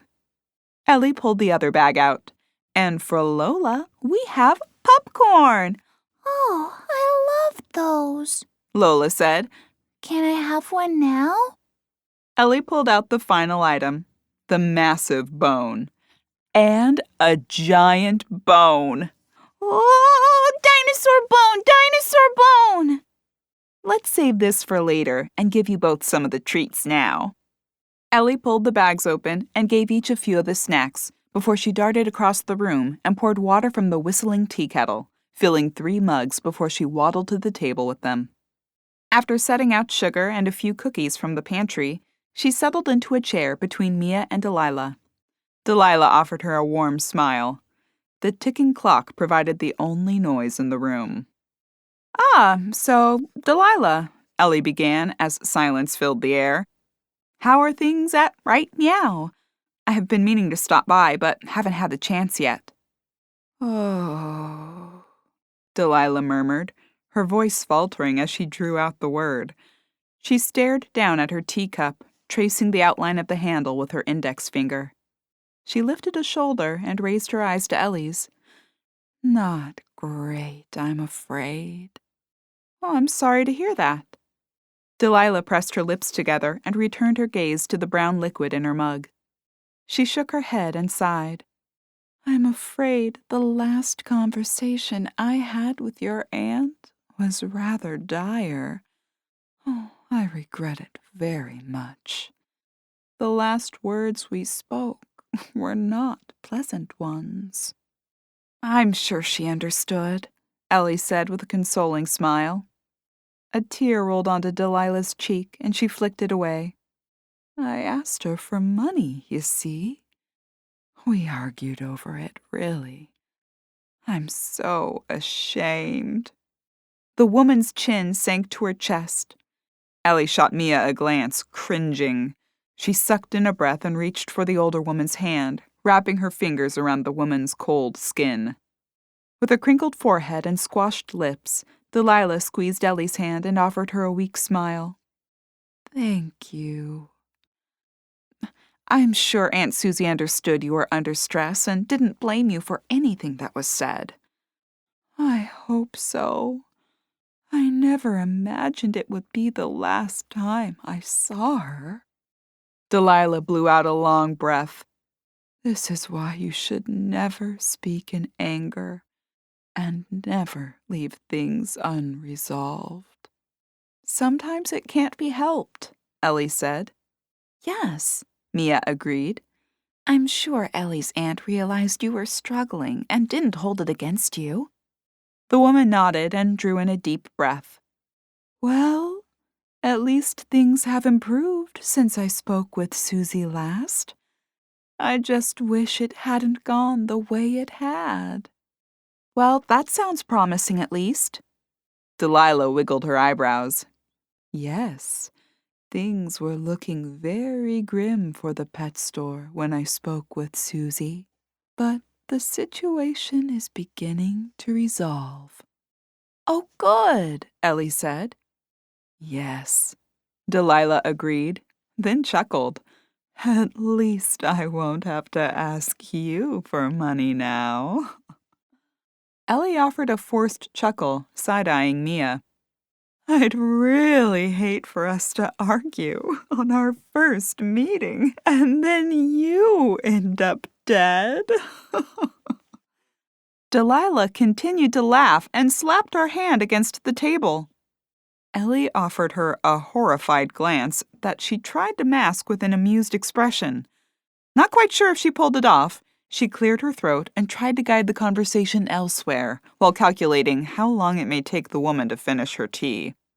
That would be a shame, she said with a fake laugh. Anyway, really nice of you to stop by with the treats for Lola and Cleo. The grandfather clock in the foyer chimed the noon hour, 12 long thuds of the bell tolling. Oh my, has it gotten that late already? Delilah asked, shoving her mostly full teacup away from her. I really should let you go. She started to stand. Oh, no problem. Are you sure you don't want to finish your tea? Delilah flicked her gaze between Mia and Ellie before she slowly lowered herself back into the seat. Well, I suppose I could stay a few more minutes. Ellie's gaze focused on the clock ticking away in the kitchen. Delilah's few more minutes had turned into 48 minutes, to be exact. Another cup of tea and a grilled cheese sandwich later, the woman finally sighed and suggested she should be going. Ellie breathed a sigh of relief as she leapt from her seat and began to clear the table. Well, it was a lovely visit and great to meet you. Oh, I'm so glad you think so. I hope I haven't worn out my welcome. Not at all. The woman rose and adjusted the beige sweater tied over her colorful plaid shirt. Thank you so much for the lunch. You're welcome, and thank you for the treat basket. You're very welcome, and please do stop in at the pet store soon. We're animal-friendly, so bring Lola and Cleo with you. I will, Ellie promised. ushering her down the hall and out the door. She waved as the woman slowly made her way down the steps, shielding her eyes in the bright sun. She paused, and Ellie's heart leapt, wondering if she'd turn around and come back in. She twisted to face Ellie as she dug into the purse dangling at her side. "Have to find my sunglasses. It's so bright." Ellie laughed. "Don't want to forget those." "No," Delilah agreed. "I may not be able to see while driving and run right off the road. That'd be the end of me. Ah, here they are." She slid a dark pair of wraparound sunglasses onto her thin face. "Saved." "Good thing." The woman continued down the steps and meandered to her car, climbing in and fiddling around for a few minutes before the engine rumbled to life. She tooted the horn twice and waved through the windshield before she swung the car around and headed down the driveway. Ellie's shoulders slumped as she pushed the door shut. "Wow," Mia called from the kitchen. "Tell me about it," Ellie said, shuffling into the room and grabbing a dish towel to dry the plates as Mia washed them. "I didn't think she was going to leave." Well, she almost did until you asked her if she wanted to finish her tea. "I didn't think she'd say yes," Ellie exclaimed, flinging the wet plate in the air as she gestured. I don't think she knows how to take a hint, Mia answered. "No, I don't either. She seems nice enough, though." And, Mia said, a triumphant expression on her face, we got her handwriting sample. "Yes, we did. Oh, I can't wait to compare it."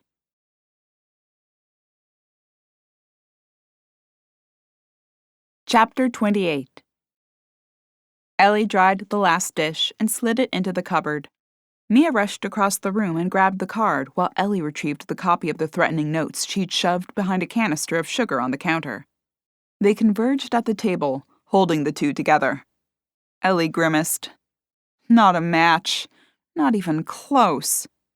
Nope, unless She changed her handwriting, I know. she could be a killer. She seems fairly emotional. Maybe it's because she killed your aunt. Or maybe she's just an emotional lady. She seemed kinda strange. Strange like killer strange, or... No, strange like small town strange. Not like killer strange. Poor lady could barely dig her sunglasses out of her purse. Doesn't take much strength to poison someone. Duly noted. But Susie didn't eat anything when Delilah was here, and the handwriting doesn't match. Mia sighed. Fine. We'll cross her off the list, too. Though we're running out of suspects. I know! Ellie exclaimed, flinging her hands in the air in frustration. She plopped her chin into her palm and sighed. What are you going to do if we cross everyone off the list? Ellie ran her fingers through her hair as she slouched further down in her chair, considering the question. A chime from her phone interrupted her response. She grabbed it and swiped at the screen. It's from Mac. She scanned the message, then tossed the phone on the table with a groan. What is it? He went to the grocery store and there is no schedule posted, so he couldn't get a picture of Andy's handwriting. Mia's jaw dropped. Well, that's interesting. And suspicious. Why would the schedule be missing? Ellie shrugged before grabbing her phone and typing a message. What did you send? Mia asked. I asked him if that was normal. It's what, Wednesday? Maybe he takes the schedule down on Wednesdays and posts a new one on Thursdays or something. A chime indicated the answer to her question. Ellie frowned at the phone. He says no. New schedules are posted on Fridays and stay up throughout the week. So why is it missing? The million-dollar question. I wonder if... The doorbell's chime interrupted her musing aloud. Another visitor, Mia announced. Want me to get it? No, Ellie said with a sigh as she dragged herself to standing. I've got it. At least Lola isn't barking at every turn. Maybe her night out cured her. The doorbell sounded again, and a sharp bark sounded from the sunroom. Never mind, Ellie called over her shoulder as she shambled out of the room with her hands shoved in her back pockets. Mia chuckled as Ellie continued toward the front door. Now what? She asked no one as her fingers clasped the brass knob. She twisted and pulled the door open. A curly-haired blonde stood on the porch with 2 boxes stacked on top of one another in her hands. Despite the warm afternoon air, she wore a long-sleeve cardigan over her summer top. Oh, hi, Ellie. Hazel said as Ellie pulled the door open. Ellie marveled at the surprise in the woman's voice. Perhaps she hadn't expected Ellie to be at home. Hi, Hazel. How are you? I'm good. I brought you some things. She lifted the boxes. Ellie opened the screen door and ushered her inside. Come on in. I'll take those. Oh, thanks. Her bubbly voice answered as she handed them off. Would you like some tea or coffee? Sure, Hazel said, following Ellie to the kitchen. Ellie delivered the 2 boxes to the counter and spun to face Mia. Look who stopped by. It's Hazel. Hazel waved at Mia as she stood in the opening to the hall. Hi, I'm Hazel. I work for the sheriff. Oh, maybe Ellie told you that. She tilted her head to face Ellie. Did you tell her? I have, yes, Ellie said. Tea or coffee? Oh, tea, Hazel said. Why don't you take a seat? Mia said, motioning to the chair across from her. Okay. Mia crinkled her brow before plastering a smile on her face. Ellie filled the tea kettle for the 2nd time and set it on the stove, gathering 3 mugs again. May I ask what's in these? Ellie questioned, poking a finger at the 2 boxes. Oh, one is a variety of cookies from the Salem Sweets Bakery, and the other has a bone-shaped peanut butter cake and a fish-shaped salmon cookie. Ellie smiled as she cut the string off one box. Oh, Hazel added, the cookies are for humans, the peanut butter cake is for the dog, and the salmon cookie is for the cat. That makes sense, Ellie said with a smile. She popped the top on each box. These cookies look delicious. She unloaded them onto a plate and set them on the table before pouring steaming water into each mug. Mia grabbed a lady lock and bit into it as Ellie delivered the tea to the table. Fabulous, she said with her mouth full. Thanks, Hazel said. Oh, I mean, I didn't bake them. I don't work at the bakery. I work for the sheriff. So you said, Mia answered. How long have you worked for him? For Sheriff Rick or the sheriff's office? Hazel asked, her brow furrowing. Because those are 2 different questions. So you've worked for the sheriff's office longer than Rick's been sheriff? Ellie questioned. Wow! Hazel said, her face lighting with surprise. It's like you're psychic. Ellie stared at her blankly, unable to formulate a response to the statement. As she pondered if the woman was making a joke or not, Hazel continued, I worked at the sheriff's office since I was 22. That was 12 years ago. Sheriff Rick came 6 years ago. Ellie processed the statement. After 12 years, she still couldn't transfer a call. Maybe the phone systems were new. Mia murmured. And did it take a while to get used to Rick? A little, Hazel said as she selected a few cookies from the plate. But he's nice. The old sheriff was nice too. Why did he leave? Oh, he retired. He was really old. Hazel nibbled on the corner of a peanut butter cookie. She set the treat down on her napkin, wincing. With a slight groan, she slid her left arm under the table and cleared her throat. So, how is Lola? Sheriff Rick told me. That's how I knew. She's doing well. She's in the sunroom napping. I'm sure she'll enjoy the peanut butter cake later. Poor Lola. You must have been so upset when she ran out of the house after that prowler. Ellie opened her mouth to respond, but paused. She narrowed her eyes as Hazel rubbed at her left arm and grimaced again. Yeah, I really was. Everything okay, Hazel? Huh? Your arm. You seem to be in some pain. Is everything okay? Oh, yeah, Hazel said. I just have an itch. My sweater is itchy. She offered an awkward chuckle. Mia shot Ellie a pointed glance. Maybe slip it off. We could turn the AC off if you're cold, Mia said.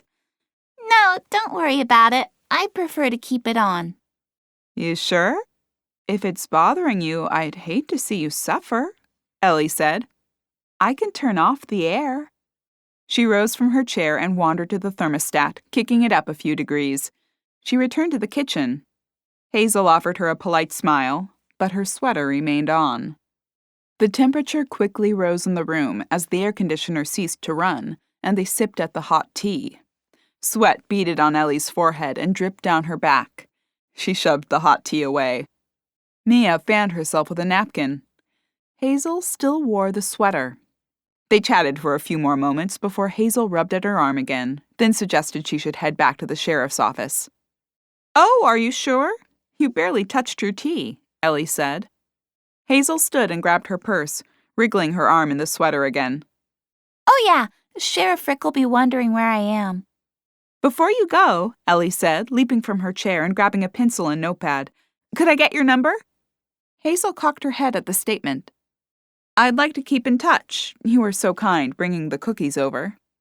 Hazel eyed the pencil and paper, then flicked her gaze to Ellie's phone on the table. Is this your phone? "Yes," Ellie said with a confused expression. Hazel grabbed it from the table. I'll just put it in here. "Oh, but," Ellie began as Hazel tapped around on the screen. "I wanted to get your full name, too." I put it in here. Hazel Duncan. She spun the phone around to show Ellie. "Oh," Ellie said, her voice deflating as she dropped the pencil and paper at her side. "Yeah, I see. Well, thanks." You're welcome. Ellie shot Mia a glance. The expression on her face suggested she could come up with no reason to get a sample of Hazel's writing. "I'll walk you out," Ellie said. She delivered the woman to the door. Hazel stepped into the afternoon heat and strolled to her car, tossing her purse into the passenger seat before sliding in behind the wheel. The engine fired. Her curls blew wildly as the air conditioner blew cold air against her. Ellie waved as she pulled away, sweater still on despite climbing into a hot car. Well, well, well, Mia said as Ellie pushed the door shut. Wasn't that interesting? "Wasn't it, though?" Ellie said. "I hope those cookies weren't poisoned." Mia's face blanched. "Are you serious?" Aunt Susie was poisoned. I stopped eating once I saw her fiddling with her left arm. And then she refused to take her sweater off. Ellie headed to the kitchen and cleaned up from the afternoon snack. Covering up a dog bite, maybe? Wouldn't be surprised. And then she wouldn't write her name and number down. She insisted on putting it in my phone, which, by the way, is also suspect. What do you mean? She's terrible with technology. She's been working at the sheriff's office for 12 years, and she still has trouble transferring calls. She also forgets to let her finger off the button on the walkie when using it. But she knows how to add her contact info to my smartphone. You think she's faking? Ellie nodded as she dumped the cookies back into their pink pastry box. Yeah, I think she's playing dumb. I think she's the one who threatened Susie, and I think she hides behind that dumb girl facade. What's her motive? Ellie pressed her lips together in thought. I'm not sure, but she said something odd to me when we first met. Mac mentioned me reopening the B&B, and Rick said people would be happy to hear it. She said not everyone would be. As in, not her? Ellie raised a shoulder at the question. Maybe. Why? I don't know, but it was an odd statement to make, and it stuck with me. Silence filled the air as they both pondered their current suspect. Ellie stared down at the cookies and the treats for Lola and Cleo and frowned. I think I may ditch these, just in case. You don't think she'd poison the dog and cat, do you? I don't know, but I don't want to take any chances. She pushed the boxes to the back of the counter. I'll grab a bag and toss them out later. She sauntered to the kitchen table and sat down. You know, she said after a moment, if it's Hazel, she would obviously know we're searching for a handwriting match, because she'd probably see the new evidence at the sheriff's office. She'd also know about Nathan being posted here last night to watch the house. Yep, she'd have the inside track. Mia nodded, and they fell silent again. Ellie chewed her lip as she considered the evidence mounting against Hazel. All circumstantial, but still the largest body of evidence they'd found to date in their amateur investigation. They needed a sample of her handwriting. Mia narrowed her eyes as she stared in the air. You know, if it's Hazel... She paused, her voice trailing off as she continued to parse through her thoughts silently. Rick knows, right? Ellie cocked her head and stared at her friend. He does? Well, think about it. He has the notes. Surely he's seen her handwriting. The man has worked with her for 6 years. He'd probably recognize it. So once you gave him the notes, he had to have known it was Hazel. Ellie considered it, her eyes widening at the prospect. So he's covering it up for her? Mia shrugged. It seems that way. Wait. Maybe we got this all wrong, because that's crazy. The local police are covering up a murder because their secretary did it? Come on, it all points to her. She was here the day your aunt died. She said people wouldn't be happy about the reopening of the B&B, and your aunt was planning to reopen it. She works for the police, so she can track the investigation. No one came to the house last night when the police were sitting right outside. That could be because they got scared off the night before, especially after Lola bit them. Which leads me to my final point. She kept fussing with her arm and refused to take her sweater off. It was roasting in here. I thought I was going to pass out from the heat, and she just sat there with the sweater on. Why? Because she was hiding a wound, maybe? Like a dog bite? Ellie pulled one corner of her mouth back as she added up their theory. She shook her head. So if that's the case, what do we do? We can't report her to the police. We can't even mention our theory to them. They're probably all in on it. State police? Feds? Mia suggested. What, call the FBI? Why not? You've got a major bust here. Small-town cops covering up murder. So yes, call the FBI. Ellie nodded slowly and sucked in a deep breath. Okay, but before we do that, we need more than just conjecture. We've got a good case. But no proof. Law enforcement sticks together. I'm not accusing an entire sheriff's office of covering up a murder with absolutely no proof. How can we prove it? Ellie bit her thumbnail. We need her handwriting. If we can at least tie her to the notes Aunt Susie received, we may have something. They settled back into silence for a few moments, before Mia slapped her hand against the table, startling Ellie. We need proof, and I'm going to get it. She leapt from her seat and strode toward the hall. Ellie climbed to her feet and hurried behind her. Hey, where are you going? How are you going to get proof? I'm going to the sheriff's office, and I'm going to ask her to write down a few local attractions for me to visit while I'm here. Seriously? I'm so stupid, I should have thought of it before. Mia, I don't think this is a good idea. We need proof, and she's not going to kill me at the sheriff's office. You want to bet? According to you, Rick is in on this. You don't think he'll just help her hide your body? No, because that would be really obvious. Ellie grabbed her purse. Maybe I should go with you. No, you stay here. Take care of the animals. I'll be back with our proof. Wish me luck. Ellie let the purse drop onto the foyer's table. Good luck. If I don't hear from you in an hour, I'm calling the FBI. Mia smiled at her, tossing her blonde hair over her shoulders and giving Ellie a wink before she disappeared through the door. Ellie nodded her lower lip as the sound of Mia's car disappeared. She crossed her arms across her chest, butterflies filling her stomach at what Mia was about to do. She picked up her purse and put it back twice. She'd have to walk to town if she followed her. By the time she arrived at the police station, Mia could be on her way back. Or dead. Ellie shook the idea from her head. The police wouldn't kill Mia in broad daylight. Probably. She picked up her purse again. The soft tink-tink-tink of a three-legged dog's nails limping across the hardwood reached her ears. Ellie? Lola said, her voice wavering. Are you leaving?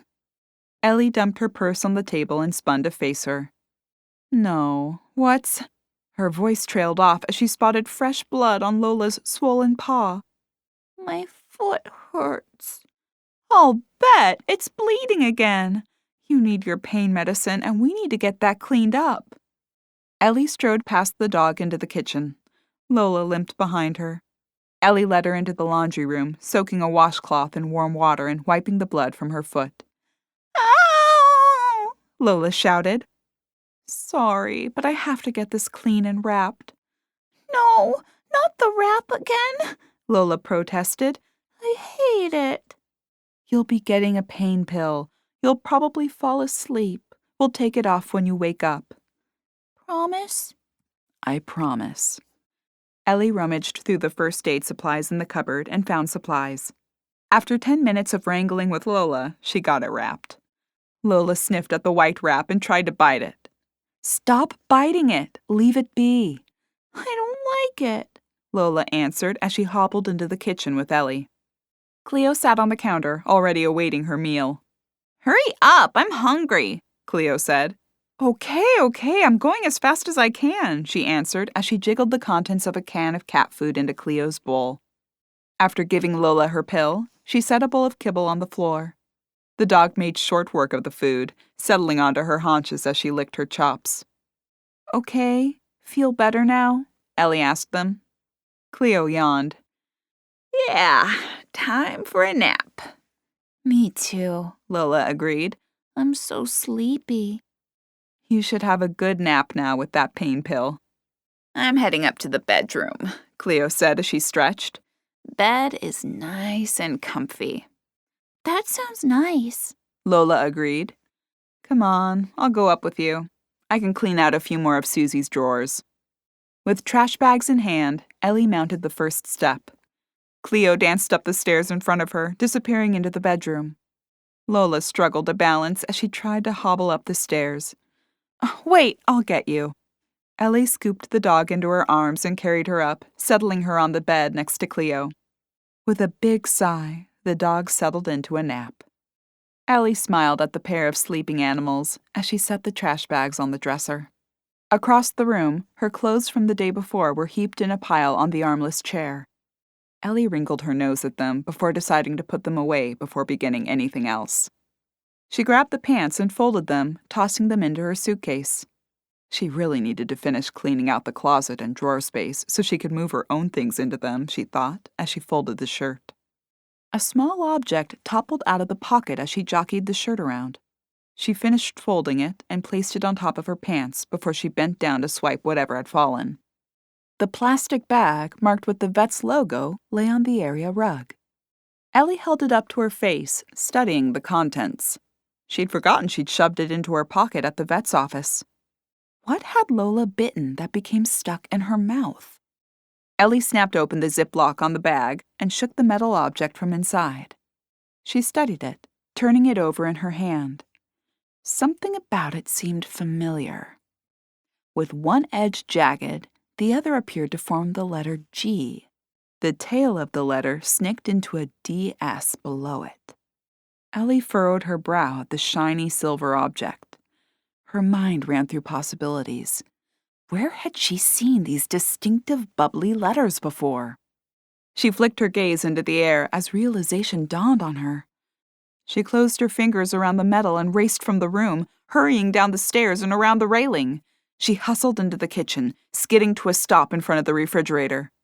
She scanned the various items plastered to it with magnets, finding the one she sought on the left door near the top corner. She snatched it from under the colorful seashell magnet that read Bahamas and held the object up to it. She eyed the business card's logo compared to the shiny letters. They matched. Ellie read the paper rectangle. For an at-home nurse assistance service called Helping Hands, the card detailed contact information for Evelyn Lewis. She recalled the note from the woman about being her aunt's nurse. Why would this be stuck in Lola's mouth? A hot tingling shot through her body as realization dawned on her. Her eyes widened. She tossed the business card on the counter and yanked open the skinny cabinet next to the refrigerator.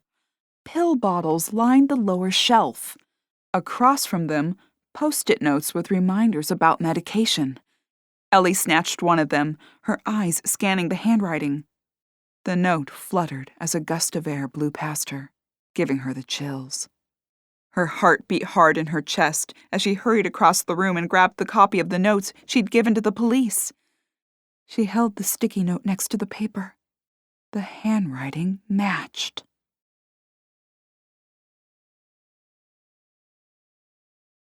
Chapter 29. Her stomach somersaulted. They'd been dead wrong about who did it. They'd never even considered her. How stupid they had been. But why had she done it? It didn't matter. She needed to alert the authorities, and Mia, before she said something stupid and embarrassed herself. Ellie grabbed her phone from the kitchen table and toggled it on, accessing her contacts and dialing the number for the police station. She pressed the phone to her ear. A click sounded. Ellie froze. She recognized the sound of a gun being cocked. "Put the phone down, Ms. Byrne," a female voice said. Ellie lowered it from her ear and turned slowly, raising her hands in the air as she stared down the pistol clutched in Evelyn's hands. "End the call and toss the phone away." Ellie swallowed hard as she tapped the round red button to end the phone call. She lowered and placed the phone on the floor, kicking it toward the gun-wielding woman. "So," Ellie said, finding her voice, "you killed my Aunt Susan." Evelyn's eyebrows raised, and she gave a slight nod. The old broad just wouldn't listen to reason. "Why? You were her nurse."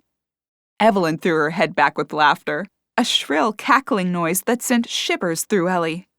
"I'm not really a nurse. I just used that to get into the house." "You don't work for Helping Hands?" "Oh, I work for them. Got the job just for the occasion. But I'm not a nurse." The woman's lips curled into a cruel smile. "I may have fibbed a little on my application." Ellie frowned at the statement. "Truth is, they're so hard up for home health care, they didn't even check my references." "But," Evelyn waved the gun in the air, motioning toward the back door. "Let's take this conversation outside." Her gaze darted around. "Before that blasted dog bites me again." She brandished the red marks in the shape of Lola's jaw on her left arm. "I'm not going anywhere with you," Ellie said. Evelyn narrowed her eyes and leveled the gun at Ellie. "You don't have much of a choice." Ellie lifted her hands again and inched around the woman toward the back door, doing her best to keep her distance from her. So, what are you going to do? Shoot me?" Ellie asked as she stepped into the bright sunshine. "That'd be rather obvious," Evelyn said as she marched Ellie toward the stream in the back. "I thought drowning seemed fitting. Like aunt, like niece." "They realize Aunt Susie was murdered, you know. No one will ever believe I drowned myself." "Maybe not," Evelyn said with a shrug. "But the knock on your head won't be traceable, unlike a bullet." Ellie puffed out her cheeks. "But if you want to do things the easy way," Evelyn said with another wobble of the gun, "I'm game." Wait, Ellie said, her breathing turning ragged. "Before you kill me, I'd like to know why. Why did you kill my aunt? Why are you killing me?" "Ha!" the woman barked. "You're kidding. Do you really think I'm going to stand here and explain it? To indulge your desperate attempt to prolong your life?" Ellie shrugged, her hands still raised in the air. "There has to be a reason. I'd just like to know why.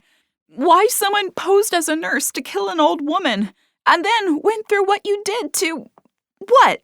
Kill me? Drive me away? Are you just crazy, or... "I'm not crazy," Evelyn shot back. "So what is it then? Because that's the only thing I can figure out. What are you getting out of this?" "I thought the manor," Evelyn said. "You thought my aunt would give it to you?" Evelyn shrugged a shoulder.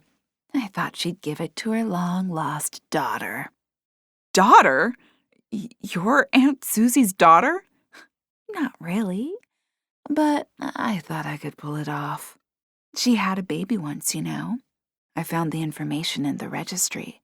Figured I could show up, get to know her a little, snoop around the house, then give her the convincing story that I was her long-lost kid.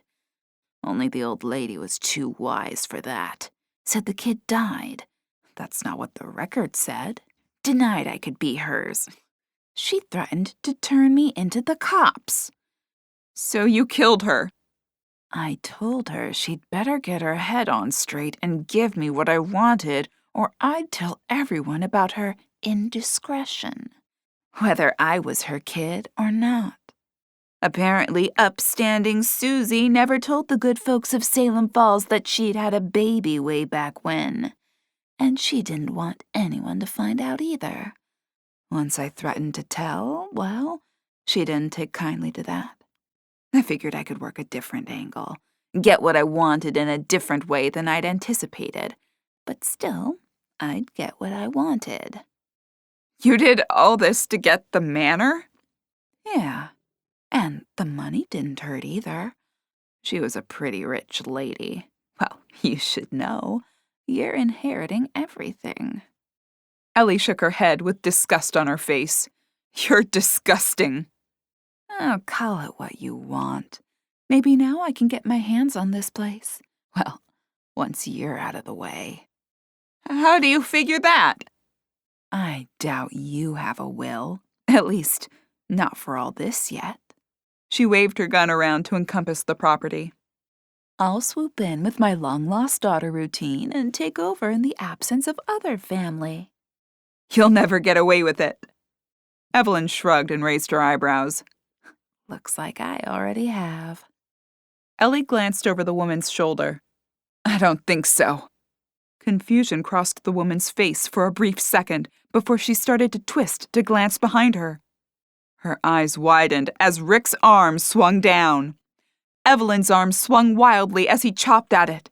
She stumbled back a step as Ellie ducked. The gun fired in the air. Rick tackled her to the ground, pinning her weapon-wielding arm to the ground. He knocked it repeatedly into the dirt in an attempt to force her to drop the gun. After multiple thumps on the ground, the weapon toppled from her fingers. She swung at Rick with her other arm, striking a blow against his chin. With him momentarily stunned, she wriggled free. Ellie raced toward them, scooping up the gun from the ground. Gasping for breath, she raised the weapon and pointed it at Evelyn. I don't think so, she growled. Rick recovered and leapt to his feet. He wrangled Evelyn's hands behind her back and handcuffed her. Mia raced around the side of the house and ground to a halt, staring at the scene. Ellie gulped in a breath and lowered the gun, dropping it on the ground as a tear rolled down her cheek. Ellie! Mia shouted as she sprinted toward her. Mia! Ellie said, as the woman's arms wrapped around her in a tight embrace. Thank God you're okay. Rick read Evelyn her rights, placing her under arrest for a variety of crimes, including the murder of Susan Byrne. He marched her away, shoving her into the back of his police cruiser. Nathan arrived moments later, retrieving the weapon and bagging it. Ellie, still shaking from the experience, clung to Mia for another moment. Oh, I'm so glad you're okay, Mia said. Me too, Ellie admitted. So is she the one who killed your aunt? The one who sent the messages? Yeah, Ellie said, wiping the tear from her cheek. She shook her head. I realized it when the metal thing the vet pulled from Lola's mouth fell out of my pocket while I was cleaning up the bedroom.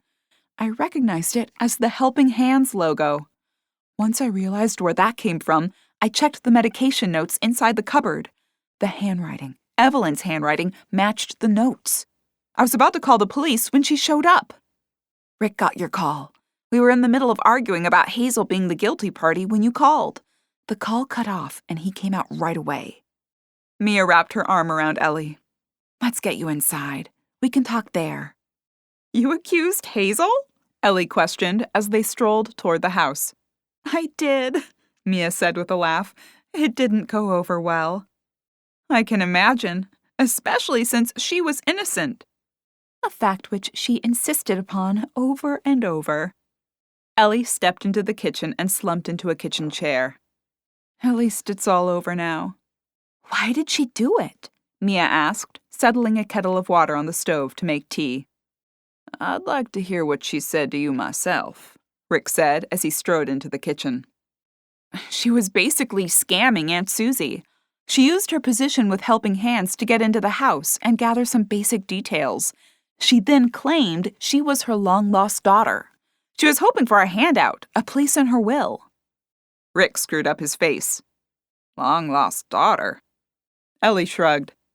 Apparently, there's a record of Aunt Susie having a baby a long time ago. I've never heard about it. Why did she kill her? Mia questioned. Aunt Susie said her baby died. She realized the woman was lying. So, she killed her so Susie couldn't out her? Rick asked. No, Evelyn then blackmailed Aunt Susie. Apparently, Aunt Susie didn't want word to get out about her indiscretion.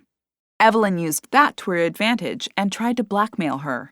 When Aunt Susie wouldn't budge, she killed her, figuring she could use the long-lost daughter trick to stake her claim. When I showed up, she tried to scare me off. Then when I didn't leave, she figured she'd try the same thing, kill me and show up to claim the property as the closest living relative. Wow, Mia muttered. What a piece of work. Yeah, she nearly got away with it, too. If you hadn't shown up when you did, Rick, I'd be toast. Rick nodded at her. My pleasure. What I can't understand is how she poisoned Aunt Susie. She didn't bring her any food that day. The meds, Rick said. Helping Hands nurses often deliver meds. Do you happen to have the medications Susie took? Yes, Ellie said with a nod. She climbed from her seat and opened the cupboard to showcase the vials inside. I'm going to need to take these in as evidence. Have them tested. Of course. Rick grabbed one of the Post-its inside. Here's the matching handwriting. Yep, Ellie said.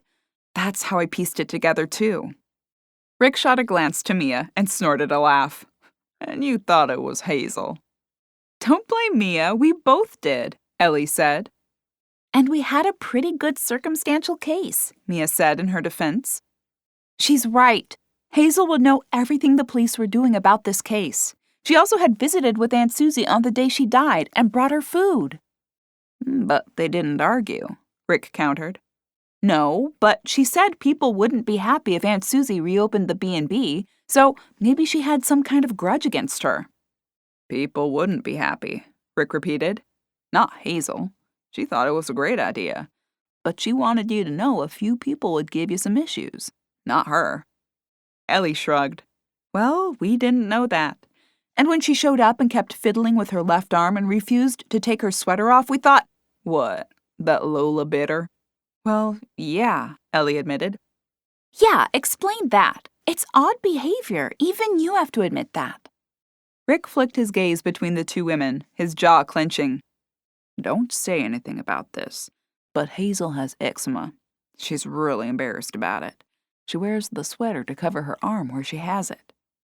Ellie shut her eyes for a moment and planted her palm against her forehead. Oh boy, what idiots we were. Mia offered a sheepish glance at Rick, then a wince. Sorry. They stood in silence for a moment until Mia said, Okay, what about the whole refusing to write down her number thing? That's suspicious, right? Rick squeezed his lips together and shook his head. Hazel's terrible with technology. Nathan and I have been encouraging her to practice with it to improve. She was trying to be proactive and use more technology. Ellie licked her lips and rubbed the back of her neck. Please tell Hazel how sorry we are. I will pass that along, Rick answered. Don't worry. She won't hold it against you. She's a really nice person. Apparently way nicer than the two of us, Ellie admitted. Rick offered her an amused grin. You're not that bad. I guess under the right circumstances, everyone looks like a suspect. Ellie wiggled her eyebrows. Thanks. He motioned to the pills inside the cupboard. I'll send Nathan in to bag these as evidence. We'll test him and see if one of these was poisoned. She'll go to jail for a long, long time, right? Mia asked. Yeah, I think so.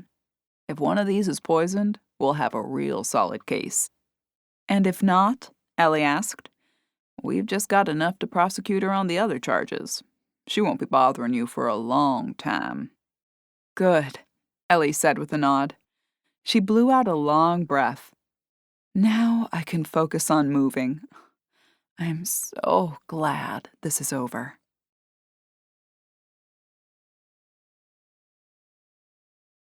Chapter 30. Ellie lugged a box out of her rental and lumbered up the porch stairs. I'll get that, Jake said, lifting it from her arms and toting it inside and up the stairs. Ellie wiped her arm across her brow as Mia joined her on the porch. How many more? She asked, tossing her blonde braid over her shoulder. One, Ellie said with a sigh. Let Jake get it. That kid's got way too much energy, Ellie answered as she sank into a wooden rocker on the porch. Lola lifted her head from the wooden floorboards. I'm glad you're almost done moving, Ellie. Me too, Cleo said, perched on the wooden railing, her tail swishing in the air. And I'm glad the fake nurse didn't kill you. Ellie smiled at the two animals. 'Cause who else would feed us? Cleo said. Ellie resisted the urge to roll her eyes at the cat. I will be glad when that last box is in the house. Yeah, but then we have to unpack them all, Mia reminded her. I know, but it'll be better than lugging them around. My back is killing me. Mia took a long sip from her water bottle. You and me both. That reminds me, Ellie said. Thanks for your help. I am so sorry to have burned another week of your vacation. Mia waved the statement away. It's fine. It's not. That company is so stingy with vacation time, and you've wasted it all on helping me. Helping you find a killer? Totally worth it. I still can't believe they let you take 2 weeks like that, Ellie said as she stared out at the trees, their leaves rustling in the gentle breeze. Mia licked her lips. About that. Ellie flicked her gaze toward her friend. Yeah? Mia bit her lower lip and sighed. I don't work for your web design anymore. What? Ellie asked, flabbergasted. Mia fidgeted in her seat and shot Ellie a guilty glance. I got fired a month ago. What? Ellie exclaimed. Why didn't you say something? Mia lifted a shoulder and wrinkled her nose. You were going through so much with Toby and the divorce, and then your aunt died, then suddenly you were moving, and then you were having all the trouble with being threatened and the murder. I just didn't want to pile on. Pile on? Are you kidding me? Mia! You're my best friend! You should have told me! I'm not great at dealing with these things. Silence fell between them for a moment. Ellie sucked in a breath and restarted the conversation. Since we're confessing things, I wondered if something was going on with you. The day Evelyn nearly offed me, I found your phone in the sunroom. I remember. I saw a message from Joe about not being able to avoid this and him forever. I was so wrapped up in myself, I never followed up. I wouldn't have told you anyway. I'm only telling you now because I couldn't keep hiding it. I don't understand how you have been out of work for a month. You were going to work when I left. I was leaving the house and pretending to go to work. I did that for a week before I told Joe. Oh, Mia. And now, after all that, Joe and I are barely speaking. He says he can't trust me and that I do crazy things. Sometimes you do, Ellie said. That's part of your charm. Joe used to think so. He doesn't find it so charming anymore. He's upset. He'll get over it. Mia stared out at the woods. I'm not so sure. We've been growing apart. Not sure we'll pull out of this one. Well, he's an idiot then. Mia chuckled. Ellie reached out and grabbed her hand and squeezed. We're a real pair, aren't we? Jobless, middle-aged, soon-to-be divorcees. At least one of us is getting her life together. You will too. Look, you're already making websites for half the town. You'll rally. I will rally, even if I'm living out of a suitcase in a motel. Or a B&B. Mia glanced at her. You'll stay here until you're on your feet. I couldn't. You won't be. You'll be working for me. Not only my website, but I need help pulling my business plan together and getting this place into shape. You'll be my project manager. Free room and board is the going rate. Ellie grinned at her. I'll take it, Mia answered. They sat for a few more moments before Ellie climbed to her feet with a groan.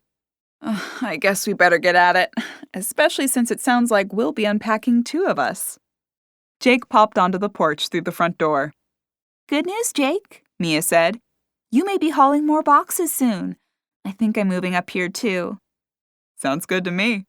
He bounded down the stairs in search of the last box in Ellie's car. At least we picked a nice town to move to, Ellie said as she stepped into the foyer. Yes, Mia agreed. Nice and quiet. You know what they say. Nothing much ever happens in Salem Falls. And I am looking forward to that nice, quiet life. The end. This has been Moving is Murder, a Salem Falls B&B paranormal cozy mystery. Middle Age is Murder Cozy Mysteries Book 1. Written by Nellie H. Steele. Narrated by Deborah Reeves. Copyright 2022 by Melissa Marie Sovak. Production copyright by A Novel Idea Publishing, LLC.